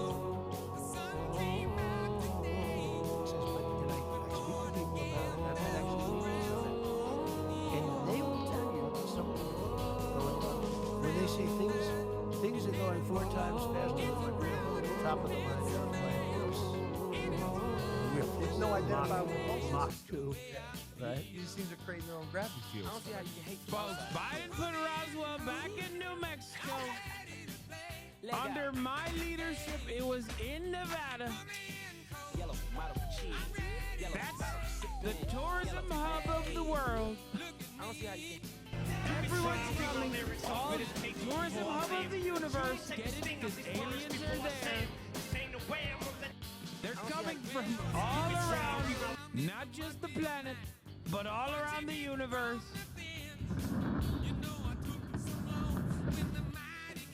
Illegal aliens. But even if you disagree with the song, Well, they have people that are very smart and very solid have said they believe there is something. It's so obvious that Trump absolutely doesn't think aliens are real or doesn't care. No, he doesn't think they're real. He'll entertain the prospect to be like, yeah, I'm gonna reveal the files or whatever. But like, no, of course, dude. Like, come on. He admitted he doesn't believe that they're real. That should just destroy the fucking conversation. And you know, it makes sense that they could be. I've never been convinced, even despite that. You know, I just, for some reason, it's not my thing. But a lot of people believe that it's true. A lot of very good, solid people believe it's true. What? I know there are illegal aliens out there, but those are the ones that come through the borders. We have plenty of them. Those are the ones I know. When you say aliens, I say, are they illegal aliens? These might be illegal, but we don't want to test them. Because if they can go 4 times faster, we're not going to test them. So it's an interesting thing. Is there a chance that one of these orgs is actually hiding information from you guys? I guess so. It's, you have the deep state, and you do have a deep state. And certainly, but I don't think on this subject. I was interested in it because I've been asked so many times. And I talked to people that have said that they, you know, it was a sighting. And it's very believable. It's very possible that there was something. And why wouldn't there be? You know, you take a look at the universe and you see all of the different planets, and you see this, you know, here we are, one relatively small planet. Why wouldn't there be, on a planet that's, you know, 400 times the size, why wouldn't there be somebody? So, you know, it's certainly believable. The thought of it freaks me out. You know, it's weird to think that we potentially are only the source of life in like an infinite, ever-expanding universe. But you know, technology. But they'd never be able to take you in a fight. No chance. I'll bet on you. No chance. Send me in. Send me in, my brother. That's a good team. If we don't come back, I'm saying the two of you will come back and say hello to him, by the way. I will. He's a great guy. Maybe Elon could be guys there. You're a fan of Elon Musk? I think Elon might be good for this, but he's a terrific. You know, I looked at this ship that went up, the spaceship, and I never saw this before. I saw this is, you know, like 2 years ago. I see the motors coming down, the engines coming down. No wings, no anything. I said, what is going on? And nobody ever saw that before. And if you didn't have him, you probably wouldn't be seeing it, you know. And I called him and said, what's that? He said, well, we want to be able to reuse the engines. I said, they don't have wings, they don't have anything, and they're landing on a platform in the middle of the ocean. I said, how cool is that? I thought I saw it all, but that was... No, he's a very... No, he doesn't hate Elon Musk. He wants his money. And also, Elon is, like, obviously very right-wing now, so... You know, I don't think he's a hater of Elon Musk no longer. Recognize the state of Palestine. Just like the Nazi he's a party, spectacular guy. Well, I mean, between PayPal, Neuralink, Starlink, Tesla, SpaceX. Oh God, Logan Paul, Elon Glazer, of course. And other things. Yeah, he's probably one of the greatest minds. AI, very good. Well, that's what I wanted to ask you. Second question.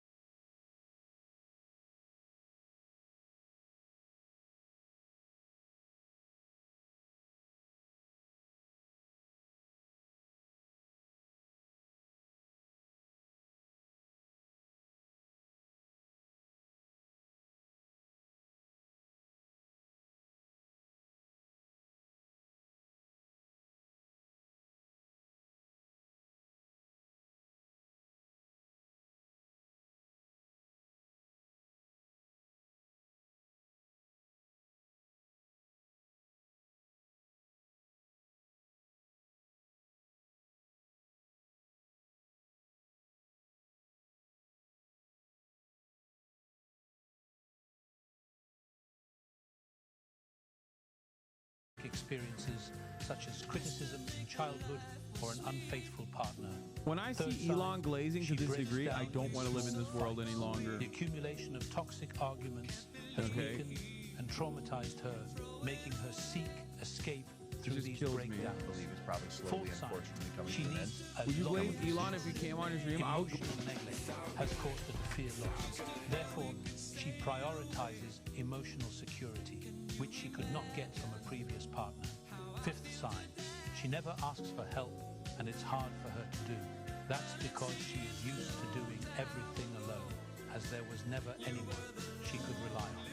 If you agree with this message, type a heart in the comments. God bless.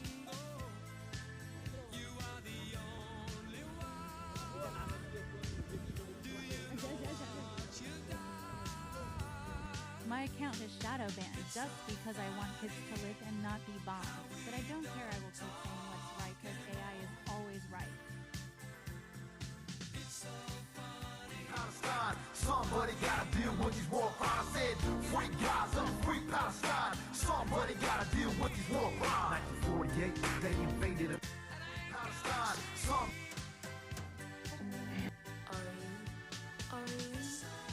Staying silent whilst people were killed far away from you. People keep dying and China can say that that's not really President Trump. He said there's no way. They'd have to rely on secondary first alert. No, they have to rely on a code that if you don't have a certain code, who the hell's going to check? You got like 12 minutes. And let's check the code. Let's see, how's everything doing? So what do they do when they see this? They have maybe a counterattack. It's so dangerous in that way. Okay, in another way, it's so incredible that what they do is so incredible. I've seen it. I just got back from San Francisco. I met with incredible people in San Francisco, and we talked about this. This subject is hot on their plates, you know, the super geniuses. And they gave me $12 million. Skin barrier damaged? Which, you know, 4 years ago, they probably wouldn't have. We had thousands of people in the streets. You saw it. It just happened this last weekend. I met with incredible people, actually. And this is what everyone's talking about with all of the technology. These are the real technology people. They're talking about AI. And they showed me things, but I've seen things that are so, you wouldn't even think it's possible. But in terms of copycat, no, to a lesser extent, they can make a commercial. I saw this. They made a commercial of me promoting a product, and it wasn't me. And I said, did I make that commercial? Did I forget that I made that commercial? It is so unbelievable. So it brings with it difficulty, but we have to be at the forefront. It's going to happen. And if it's going to happen, we have to take the lead over China. China's the primary threat in terms of that. And you know, what they need more than anything else is electricity. Yeah. China won't fucking let that shit. China won't let that shit impact their own citizens in a bad way. But Americans absolutely would. The American government would absolutely allow AI scammers to just cook its own citizens. They have to have electricity, massive amounts of electricity. I don't know if you know that. In order to do these, essentially it's a plant. And the electricity needs are greater than anything we've ever needed before to do AI at the highest level. And China will produce it because they'll do whatever you have to do, whereas we have environmental impact people, and you know, we have a lot of people trying to hold us back. But massive amounts of electricity are needed in order to do AI. And we're going to have to generate a whole different level of energy. And we can do it, and I think we should do it, but we have to be very careful with it. We have to watch it. But it's, you know, the words you use were exactly right. It's the words a lot of smart people are using. You know, there are those people that say it takes over the human race. It's really powerful. I'm Chinese and I'm so fucking glad our politics are boring as fuck and aren't doing podcasts with fucking bitty influencers holding shit. So polluted, so fucking revolting! Imagine if Xi would do a podcast And to stand here on this country during Reconciliation Week, it's disgusting what this government, I think as long as it's our so-called leaders of this so-called country, Australia. Super yeah, intelligent. no, then they'll have I'm super sorry, AI. you voted. Super AI. But now, it could also be really used for things that happen. I had a speech rewritten by AI out there, one of the top people. He said, oh, you're going to make a speech? Yeah. He goes, click, click, click. And like 15 seconds later, he shows me my speech. That's written. So beautiful. No, it's not. It's not. That's not crazy at all. It probably sucked. And also, not only did it probably suck, but Trump's speeches are pretty fucking boring in general. Oh my God, I'm losing my mind. Oh.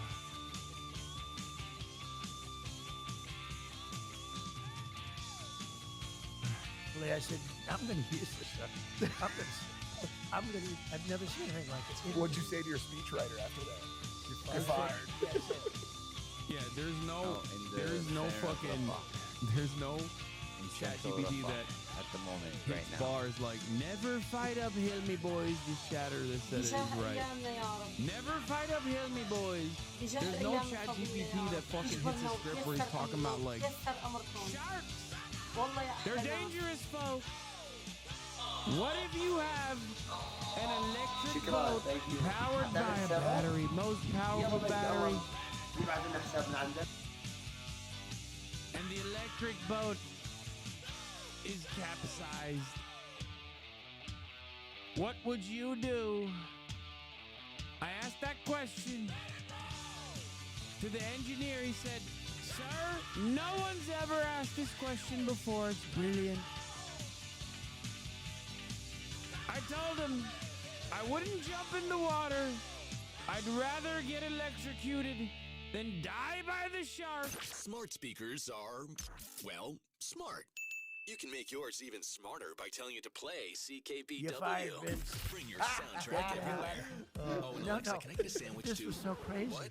It took This is just for the station. and it made it Sorry. unbelievable. Tell your smart speaker to turn up the feel good. Ask your smart speaker to play It's so fast. CKBW. You just say, I'm writing a speech about these two young, beautiful men that are great fighters and sort of great at a lot of things. And tell me about them and say some nice things. And cool. And then it comes out. Logan in particular is a great champion. Jake is also good. See, I'm doing that only because you have it now. But no, it comes out with the most. Bro, he's glazing. Bro, what is the president doing? That's the motherfucking ex-president, bro. He's glazing Logan Paul. What planet are we living on? Oh my God, dude, he loves the Paul bros. He actually fucking loves the Paul brothers. Like, this is... What is happening? It's every day, folks. With the Disney Channel flow. ChatGPT could never write that. Bars.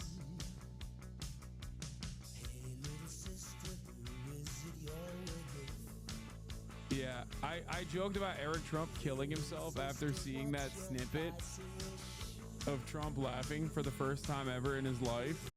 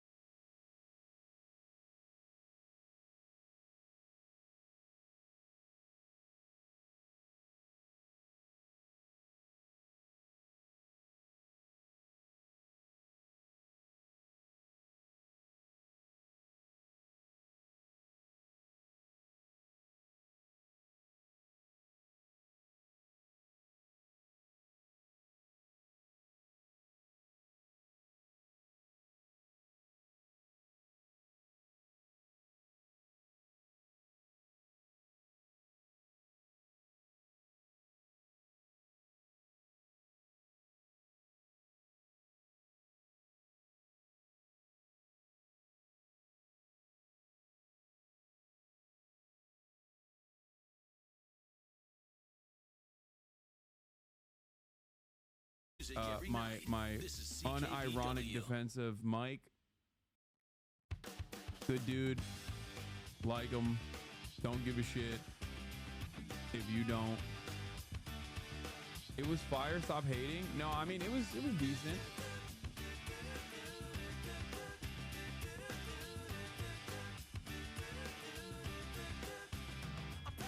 You platformed this. You platformed this Nazi sympathizer last year. How dare you was on? I know, and this year too.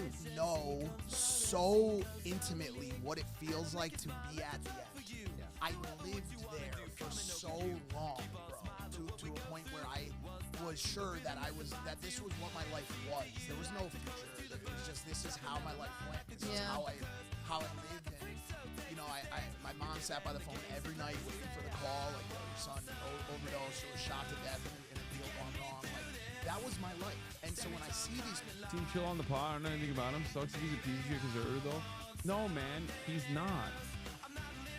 Like, he is not a piece of shit conservative at all.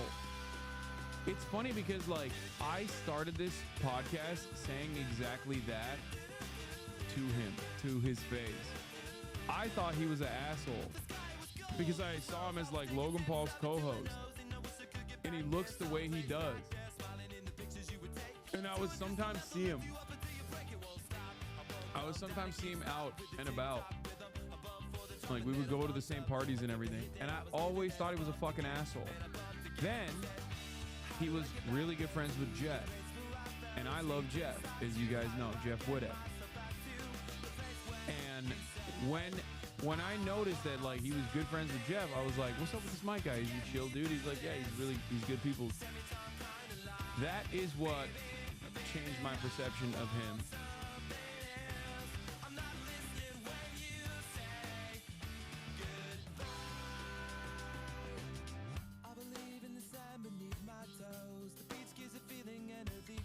But once again, unimaginably disappointing to see a shit ton of people also operating on those same assumptions and not even like taking what I have to say as a trusted person.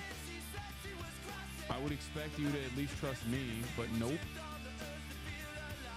Bad dude. I've made up my mind.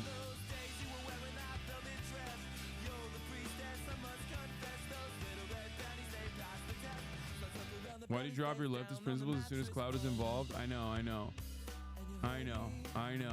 That's what it is. Not because he's like an open-minded person and overall very empathetic and the best you can expect from a normie. But instead,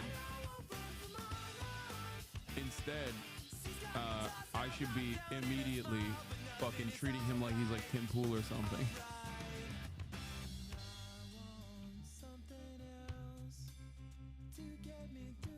Women really want and why they do the things they do. The first thing we'll do is, of course, we'll address the pure viral video with 6.5 million views. Provide some social commentary as to why this woman is upset a man is looking at her. I love this because it's like, let me just get it out of the way. Can I see the viral TikTok? Can someone send me the actual viral TikTok? I want to see the full thing.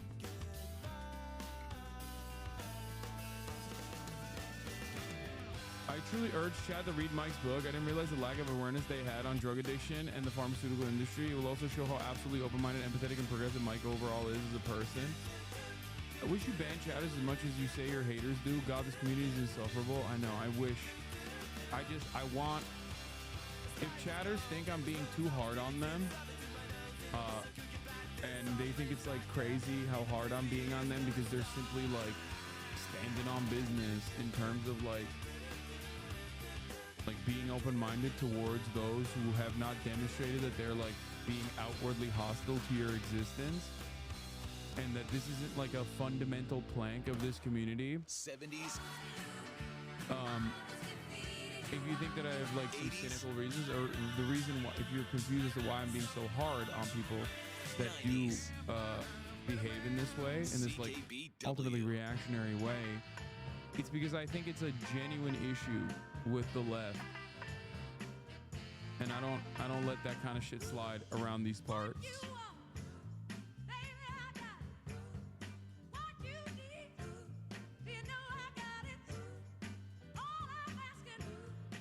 Like, be normal is a very important part of being a good leftist, in my opinion. Progressive, but he glazed the fuck out of Trump. What the fuck you on, dog? See, this is what I mean. He's still doing it. Oh my God.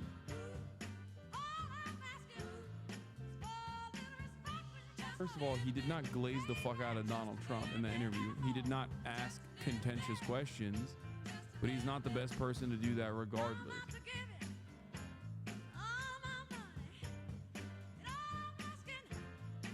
The whole reason your chat is so good is because of the different point of views. Yeah.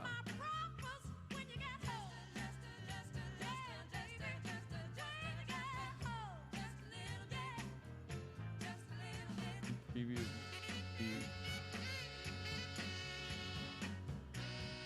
What? I think MLK, your mom thinks MLK's bag is cheated on his wife. Look at this TikTok.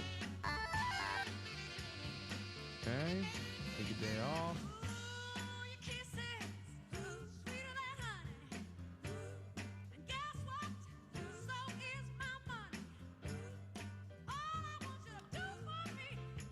Okay, do we have... No, do not unban. I will ban you as well. Does anyone have the actual fucking TikTok? Come on, please.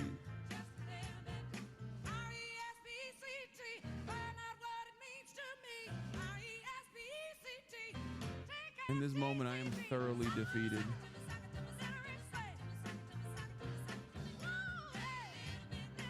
TikTok that he's looking at.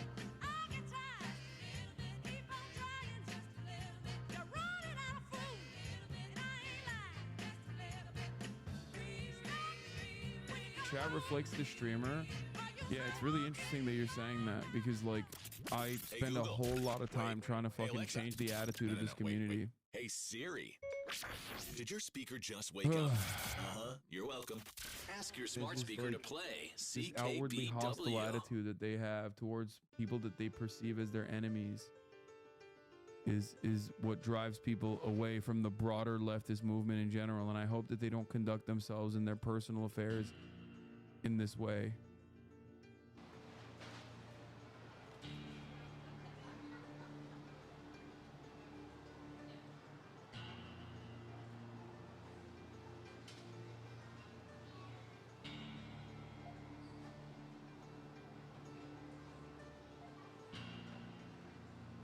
This is like the least offensive thing I've ever seen.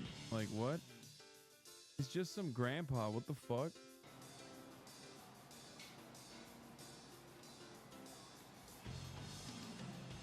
Why can't you fix the issue with resentment and hostility within the community? Because it is like one of the only way. Because leftists are powerless, okay? People who want to engage in politics, I think spiritually recognize how powerless they are in the grand scheme of things. So they try to like change things that they possibly can in the spaces that they possibly can. And that's why we hyper focus on like those who are within reach. That's what it is. It's the same exact reason as to why so much of like Radlib Twitter in like the end of the Obama presidency would hyper focus on like what kind of content you were consuming, as though that says something about your like overall personality or your morality, like who you are. I think it just comes from a shared sense of hopelessness and powerlessness, and I think that's why people do it.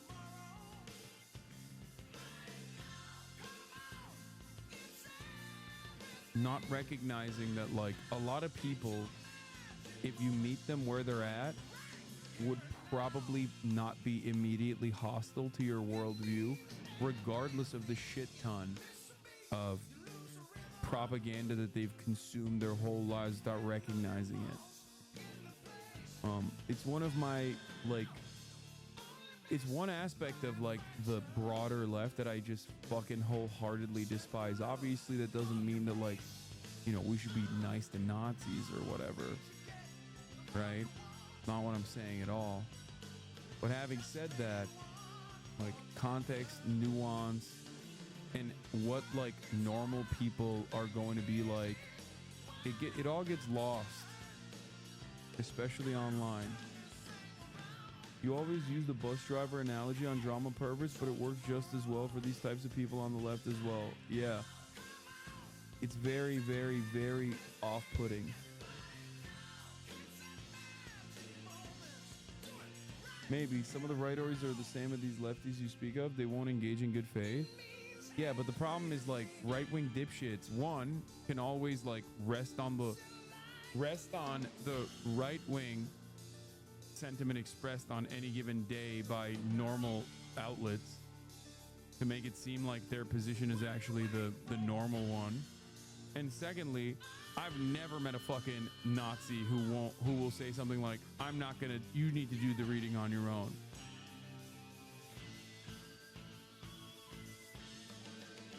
You need to do the reading. I'm not gonna engage in the emotional labor of teaching you this. Okay? Now, the reason why they don't do that, obviously, is because the position that they're promoting is coming from a position of power, whereas, like, a trans person trying to combat transphobia on a daily fucking basis beyond just, like, simply existing is very different. Okay? It's not complex. You can point to, like, the existing brutality and say, I want more of this because it's good.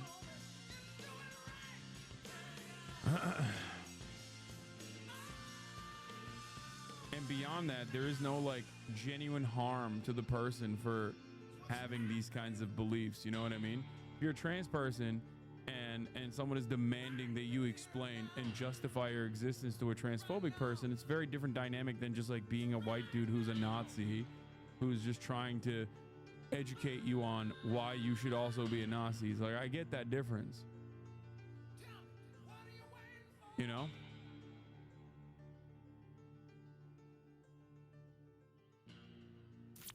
But beyond that, when you have like an otherwise normal person who's empathetic, who has not shown that they are like immediately hostile to your existence, to treat them the same as like some fucking groiper online is so unproductive, so counterproductive, so unimaginably annoying. It just sucks.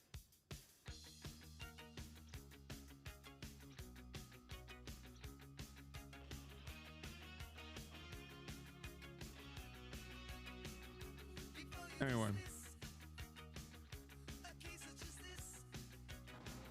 this video in and of itself is not that weird though.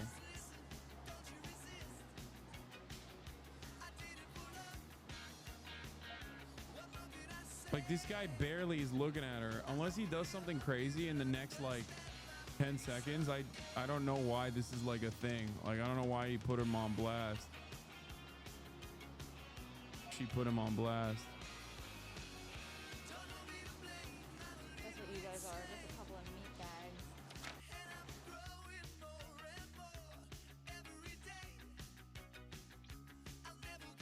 I don't get it.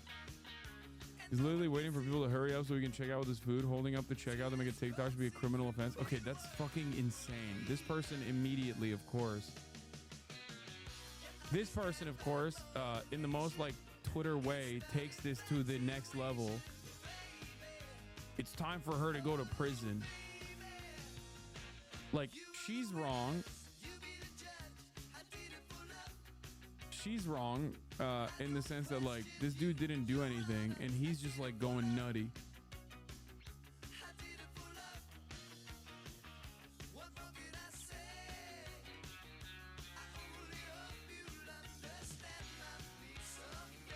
Anyway, well, let's see what Tim Pool has to say about it. Women really want and why they do the things they do.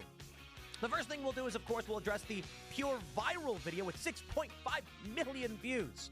Provide some social commentary as to why this woman is upset a man is looking at her. I love this because it's like, let me just get it out of the way. Young women wearing booty pants being like, I don't understand why men are looking at me. It's oh my God, bro. Really? Congratulations, Tim Pool. Congratulations. Tim Pool, once again, mathematically finding the absolute worst possible take that you could in this situation. Like, I'm agreeable here, okay? If he were to just be like, yeah, it's an old man waiting for you to fucking move from the self-checkout line, it's perfectly normal to just like look in your direction a couple times. That's one thing. That would be the normal commentary. Tim Pool, he's allergic to normal commentary. He's gonna fucking say booty shorts.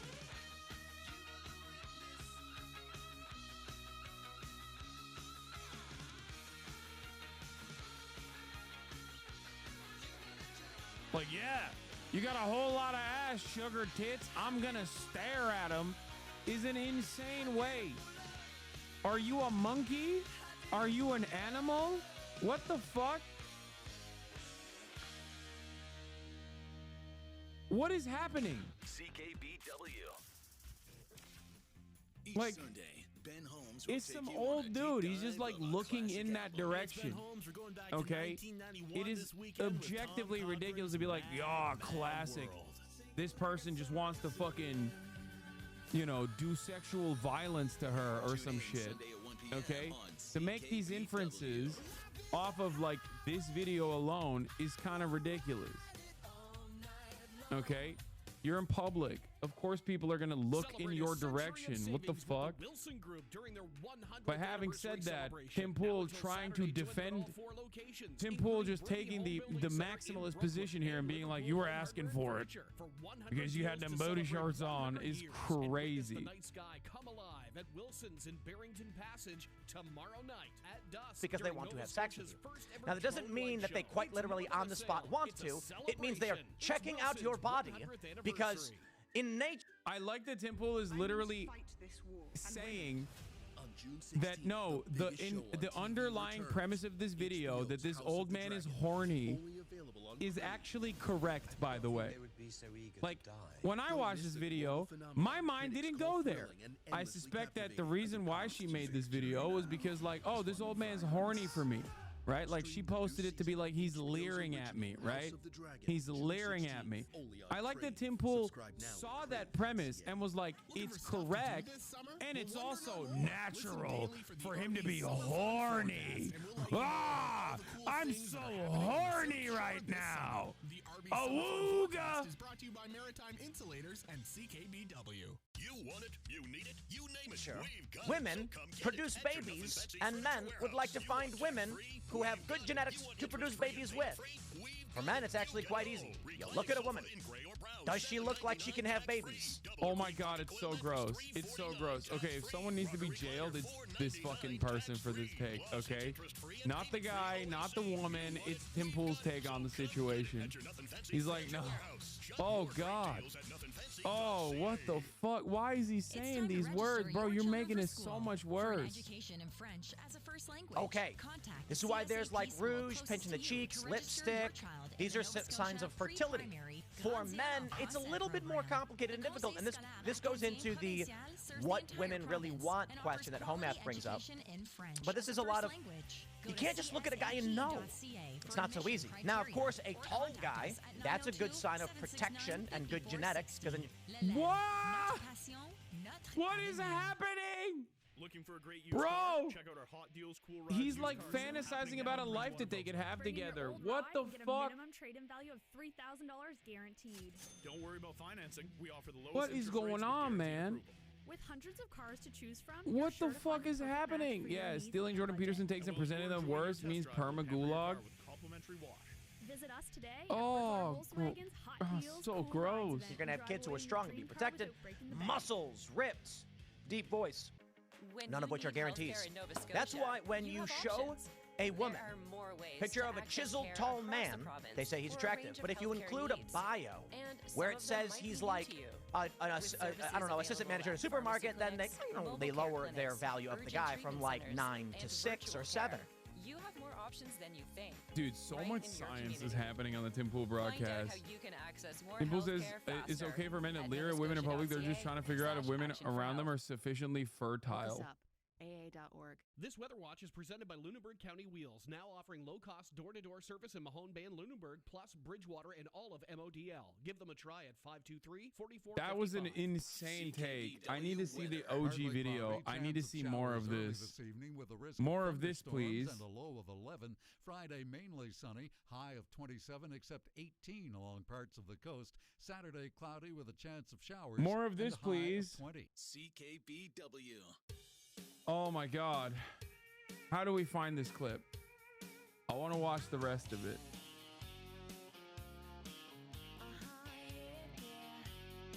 Oh my Lord. Why is everybody like this? What's going on? Am I the only normal person, or am I the fucking most brain broken person of all? I don't get it. When I look at a video, yeah, I know what it is. New brim type shit. You know what it is? New brim, check me out. You niggas ain't got this. You niggas don't got this, twin. I tell you. New brim. Haha. Yeah, they ain't got this. They don't got. Oh, that's yours? Yeah. Oh shit. I'm so sorry, bro. I apologize, bro. I'm so sorry. I apologize, bro. Pretty much in the middle. I'm so sorry. I was just adding a little seasoning to it. I'm sorry. Enjoy it. I'm sorry, brother. Again. Absolutely, absolutely. I didn't know you dropped it. I'm sorry. It was like right there. A coworker pointed it out to me, and I was like, I'm just joking. I'm sorry again. Thank you. A bigger one, right? Okay. Thank you, man. Enjoy your day, bro. that's awesome.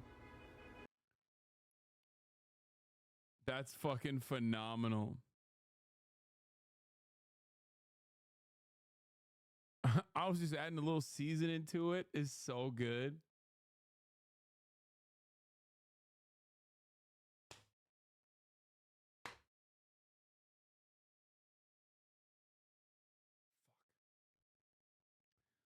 Okay, that was a good pull.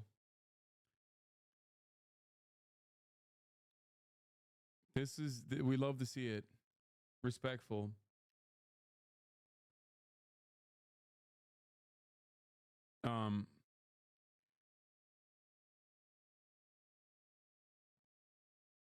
Did you see this TikTok of a Japanese person experiencing an American CVS? What? CVS は2024年現在、アメリカに9000以上の店舗を出している。 Bro, I can't understand what she's saying. Why'd you send this to me?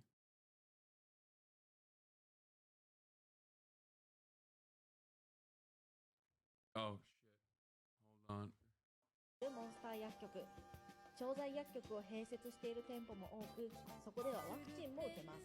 店内には薬の他にコスメ、お酒や食料品、種類豊富なプロテイン、おもちゃやぬいぐるみもあります。さすがアメリカ、薬の量もダイナミック。色も鮮やか。そして CVS のレシートはとても長い。クーポンが半分を占めます。アメリカに来た際はぜひ行ってみてください。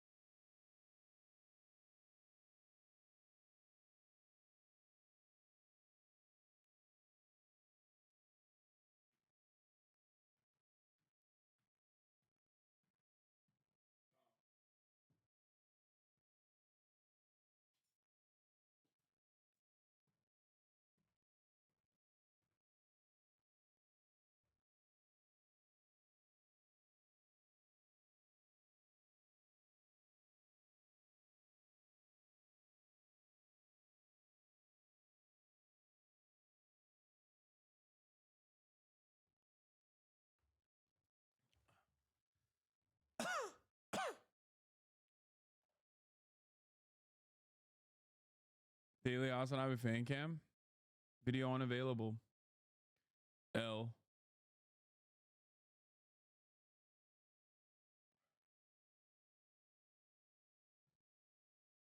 What do you want?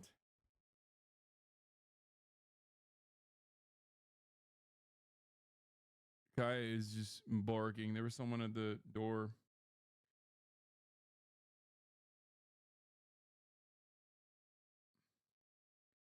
For delivery.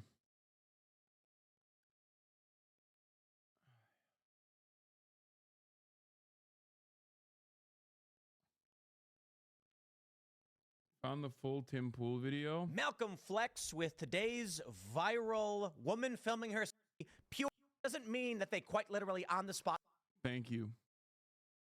want to. It means they are checking out your body because in nature, women produce babies and men would like to find women who have good genetics to produce babies with. For men, it's actually quite easy. You look at a woman. Does she look like she can have babies? Okay. This is why there's like rouge, pinching the cheeks, lipstick. These are signs of fertility. For men, it's a little bit more complicated and difficult. And this goes into the what women really want question that Homath brings up. But this is a lot of, you can't just look at a guy and know. It's not so easy. Now, of course, a tall guy, that's a good sign of protection and good genetics, because then you're going to have kids who are strong and be protected. Muscles, ripped, deep voice, none of which are guarantees. That's why when you show a woman a picture of a chiseled tall man, they say he's attractive. But if you include a bio where it says he's like, I don't know, assistant manager at a supermarket, then they lower their value of the guy from like 9 to 6 or 7. Because money matters. Not to everybody. Everybody's different. That's also a part of nature, that there's anomalies which allow us to mutate and evolve. But typically, let me play the video for you, and then we will criticize. We'll criticize everybody. Everything is bad. Everyone is bad. There, we got it out of the way. Now let's enjoy life and watch a video and make fun. All right, so she says, look counter. 1. He looks over at her once. Oh, she's not wearing booty shorts. She's wearing a skirt. Look counter number 2. He's just looking at her, and I love this because she's like, oh my God, he looked at me. Dude, you have to look at people. You have to. You can't control it. So then he looks at her again, and I want to stress, he's just looking at her. He's not looking at her butt. He's just generally looking over at her as she's on her phone. Okay, look counter 4. He's trying not to look at her. He clearly just wants to buy his hot and ready meal from Whole Foods. He looks at her again, and he's looking at her, and there we go. Oh, okay, he checked her out.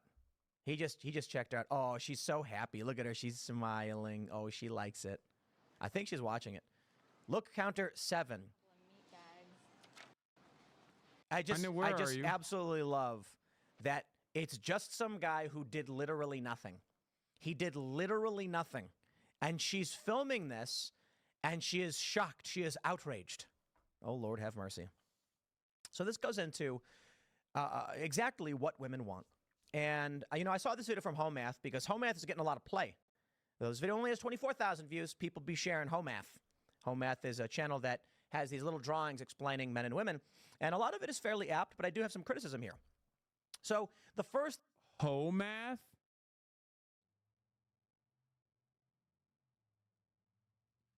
thing I will say as a preface to Homath's video, which we're going to play next, is what do women want is the question. Oh, God, I can't wait to hear this. Vegan Gains in 2024. I don't know who the fuck Vegan Gains is, but I saw this on my timeline, and I thought it was the most insane thing. Like, this should be... I don't know how to deal with this. The comments in the reply are funny. Being against the genocide of Palestinians is not being anti-Semitic. You did so much good for veganism in the past, man, but this is your worst take ever. I'm really disappointed in your moral compass. Bro can't even start interesting drama anymore. He fell off that hard. Lamau, replace the batteries in your carbon monoxide detector.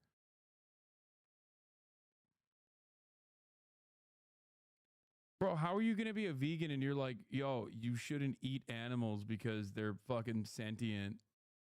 And then be like, but genocide is fine, actually.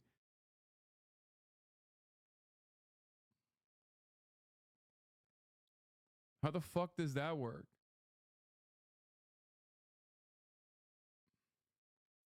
Hitler wasn't a vegan. He was vegetarian, I think. So...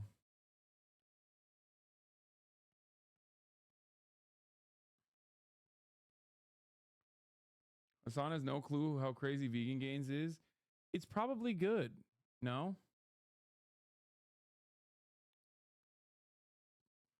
It's probably good that I don't know who that is.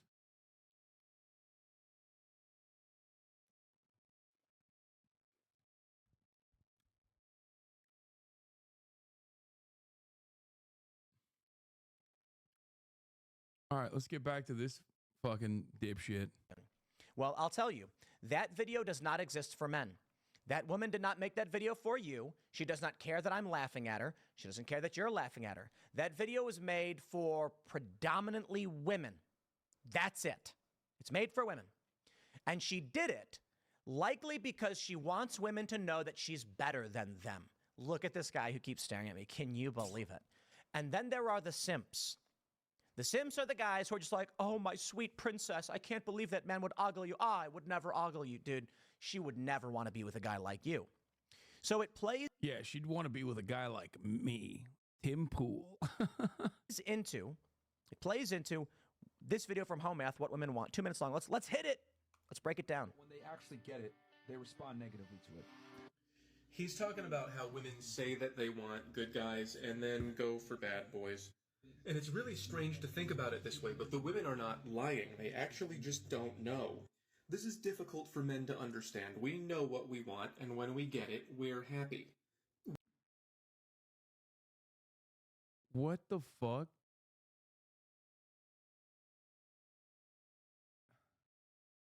Why is Tim Pool watching this, like, car crash victims TikTok?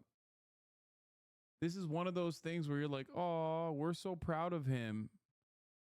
Like, he can draw now. Like, it's one of those type situations, right? Like, listen, he never really fully got everything back since that car crash, but, like, at least he can draw. And we just kind of let him do it. Like, he knows how to color in the lines and stuff. Like, that's pretty cool.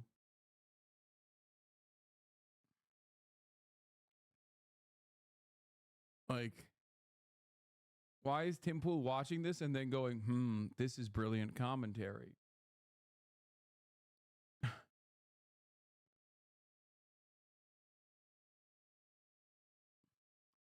It's upsetting any of this happen.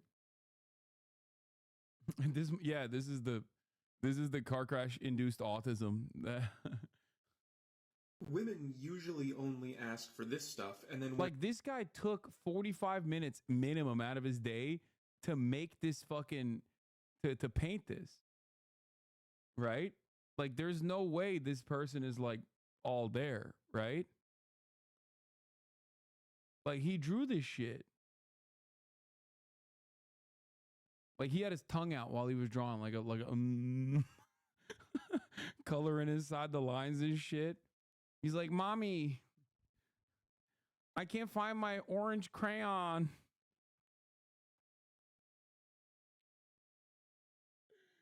Wow.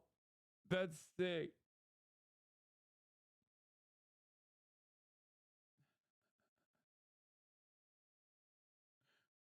Mommy's like, you ate the crayon. Home Math. Mom is calling him by his username. Remember, Home Math, you ate the crayon yesterday. You said it tasted like grape.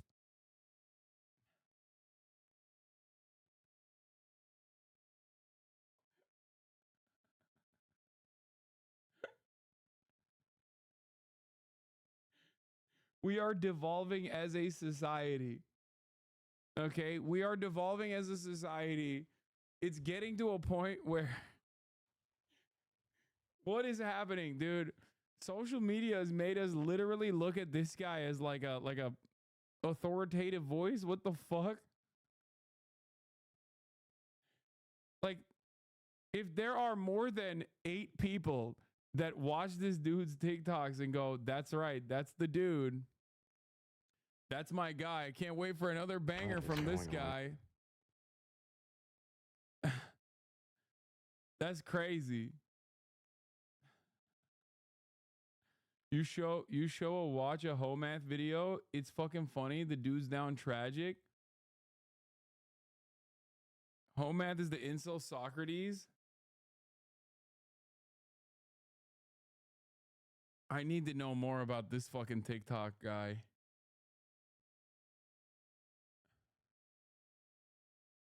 $456,000 subscribers.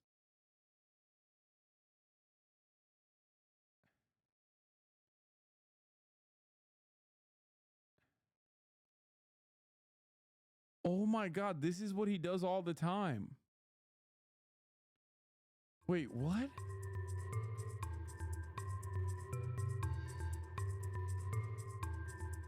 Okay, this is the new zones chart. It is replacing the old zones chart. This one is pretty much fully fleshed out.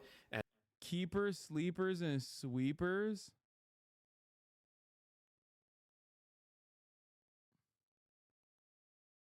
What the fuck?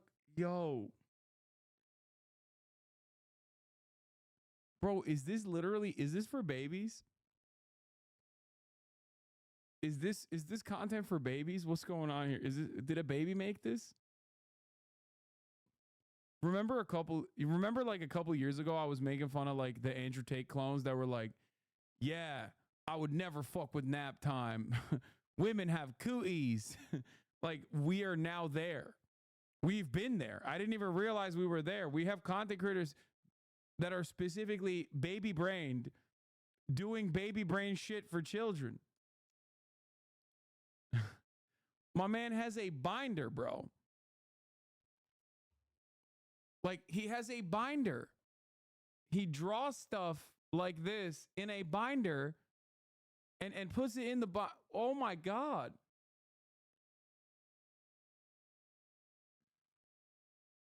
And page protectors that he got from Amazon Basics? What the fuck is going on?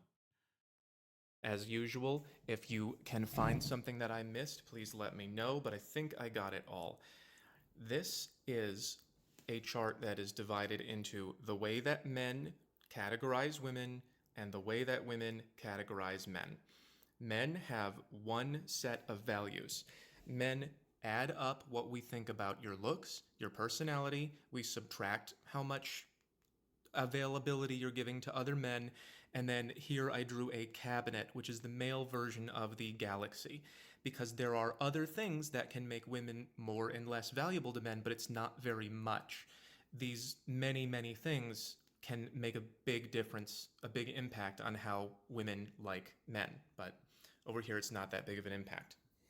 So this is basically the way that men decide how much they value you. And then once we decide, from the best I can get to the worst I'll take, where we're going to put you, you kind of end up in one of these boxes. And it can be pretty hard to leave. In order to do that, you would have to either improve your looks or your personality or get rid of the male attention that you have in your life. And you're not going to really be able to do it with this.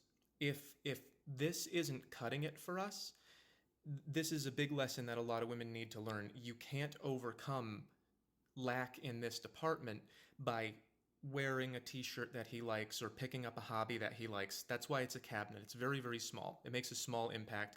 If your cabinet is perfect for the man that you want, it might give you half a point to a point. This is really most of it. Women, on the other hand, they have two sets of criteria that they evaluate men on. They have good guy stuff and bad boy stuff. And this is one of the reasons that there's so much confusion in our culture about what women want, because they say they want good guy things and then they actually go with men who have bad boy things. But the truth is they want both. And I think it's literally illegal for any woman of age, or any woman at all, obviously, to sleep with this person due to the obvious issues that he's demonstrating. So I doubt that he has ever had sexual intercourse with a woman.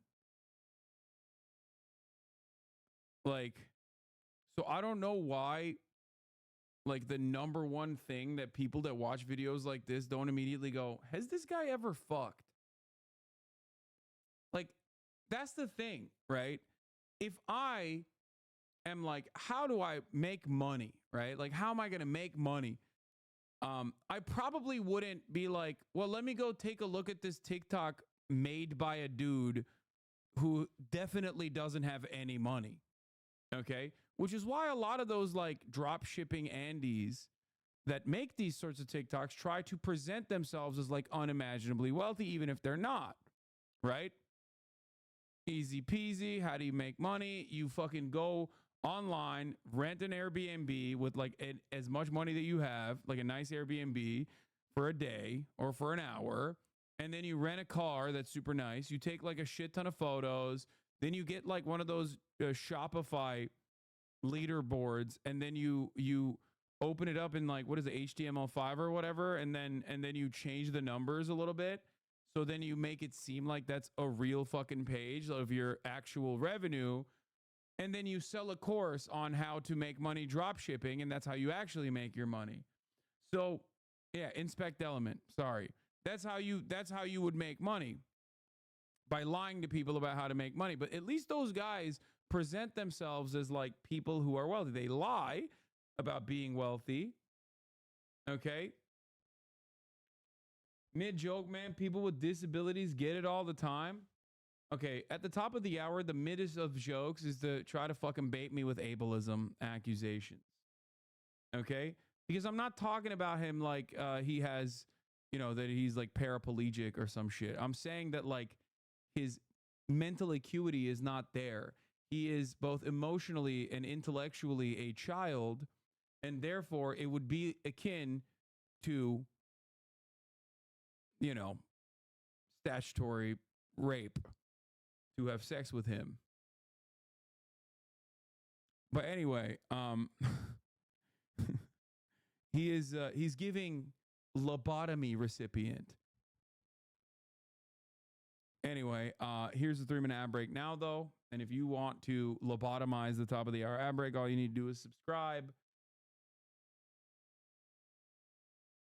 for $5 or free with the Twitch Prime. Here's the 3-minute ad break now. So here's one of his most popular TikToks. The chart got bigger. The better that you treat her, the Introducing Mazda's large.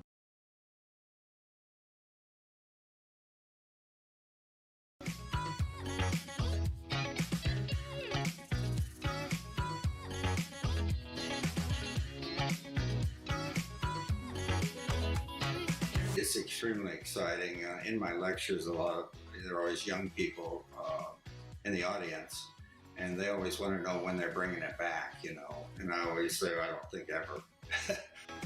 I think NASA, they realizes that they have two marks, so to speak, but somehow they can be made to coexist. We had to analyze what had been done by NASA For anything, really. Finally, we realized, but especially like incel shit like this is so cooked. You have never fucked, bro. Yeah, shit's looking like a Dr. Bronner soap. Over the first month, I think we got simpler and simpler with our solutions, so that it would. This guy literally is doing leftist memes, but for incel shit. This is the least dense leftist meme I've seen online. We were trying to embody in the logo innovation. The organization still had aeronautics as well as space, and so that you see under normal circumstances, if you had a friend inside of the A, and your friend was like, "Yo, come over here, I gotta show you some shit," you're like, great simplicity, he's like, "I gotta show you some shit," okay? And then they just bust out their binder with their paper protector and this like hand drawn and like very obviously ruler. He used a ruler to fucking parse this out, put a lot of thought and effort to this creative project. If he showed that to you, okay, you would have to immediately engage him in hand-to-hand combat, I think. When they started producing apparel, like you would just you can't continue being a friend to this person. Really like this. Like what the fuck is going on? Kind of come back to life on its own. The amount of time and effort spent on this could have been used for anything else. I think, of the sort of timeless approach. The amount of time and effort he spent shading the boxes. Like, look, there's darker greens on the side, and then lighter green with a yellowish hue in the middle. As in, this man spent a good bit of time coloring these boxes.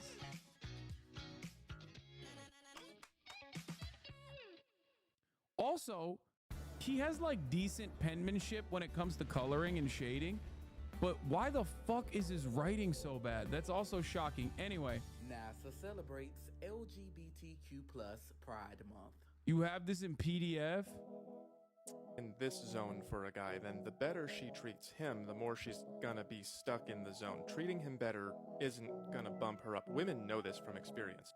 And what you're basically saying is the male version of that, the more you are nice and give her nice things, the more that she is gonna give you nice things back. But they're not gonna do that if you don't have at least a sufficient amount of this. See, there's a whole thing going on right now where there are guys saying the worse you treat her, the better she'll treat you. And that's also only true if she likes you a lot for this stuff. So it really depends what you're going for. If you want one of these, then she has to feel this way about you. She has to feel attraction. And then the better you treat her, the better she'll treat you. You can't just assume attraction. See, if you want one of these, then you have to have both. But a lot of guys are just not going for that. They just want 10,000 of these, in which case they have to wait for someone who has a lot of attraction to him, and then they treat her really bad, and then they just say, he's so bad for me. And the part that I left out here is, but I can't stop seeing him. It's just not that simple, man. I wish it was that simple. So you're only right if she... Bro, he's got a whole book? Curating her life, because the museum has just accepted a generous donation. Unrelated, mental health care should be free and accessible. Papers from Sally Ride. And as Yo, I swear, if I'm a woman and I see this, I'm immediately becoming like one of those like Korean ladies who's just like sworn off of men.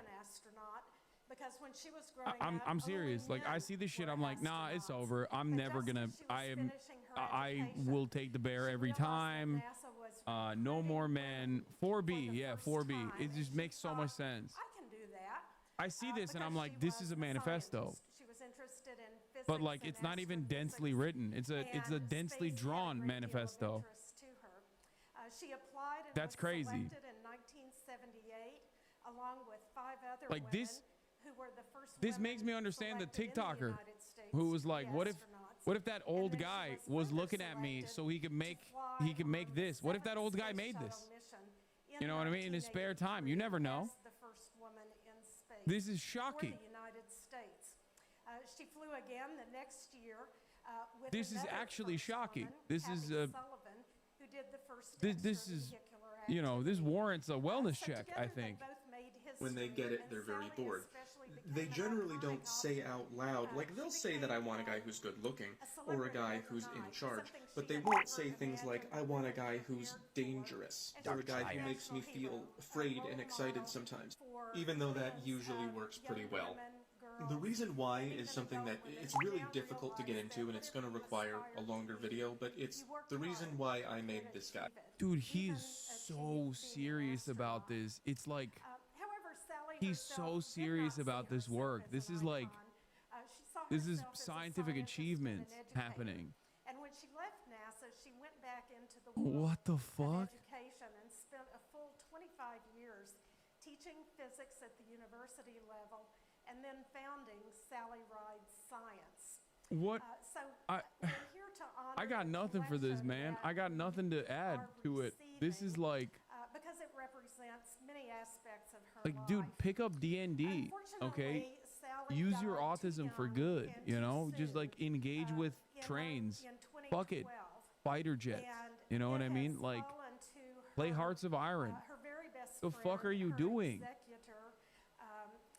Make a fucking D&D chart like this instead of whatever this fucking thing is. To curate her life, to be the custodian of Like, I feel like in any other circumstance, somebody fucking pulls out the binder and shows you all these drawings. You're like, oh my God, you are a seriously unwell person. Dr. O'Shaughnessy is But when they post it online with commentary on top of it, there are hundreds of thousands of people who are like, oh no, he's mentally ill in the exact same way that I am. This guy's spitting the truth. He's spitting right now. Almost 200 objects belonging to Sally. What the fuck? And also It's exactly like he says in the video. Women want these guys to be nice, even though they don't have to. This is another big difference between men and women. Men, we consider women all over the place, but women, if they don't know you, women don't consider men on their level or below.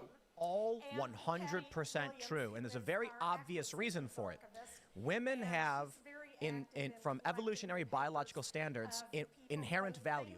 Men do not. Men's inherent value is going to be extremely limited to like how good are your genetics, meaning taller guys, you're going to have an advantage. Thick, full head of hair, big shining grin, chiseled jaw, these are things that matter, but only a little bit. That's why people are shocked to find that. Doesn't this make Tim sad though? Like looking at all this? Like, doesn't this make you sad that you're not, like, you're down here? You know what I mean? Like, why are you personally making yourself more sad? First of all, this is not how any of this works, regardless. But, like, why are you watching a dude who probably knows even less than you about how this, like, dynamic works and going, yeah, that's right. This is what women want. And what women want is not me. Okay?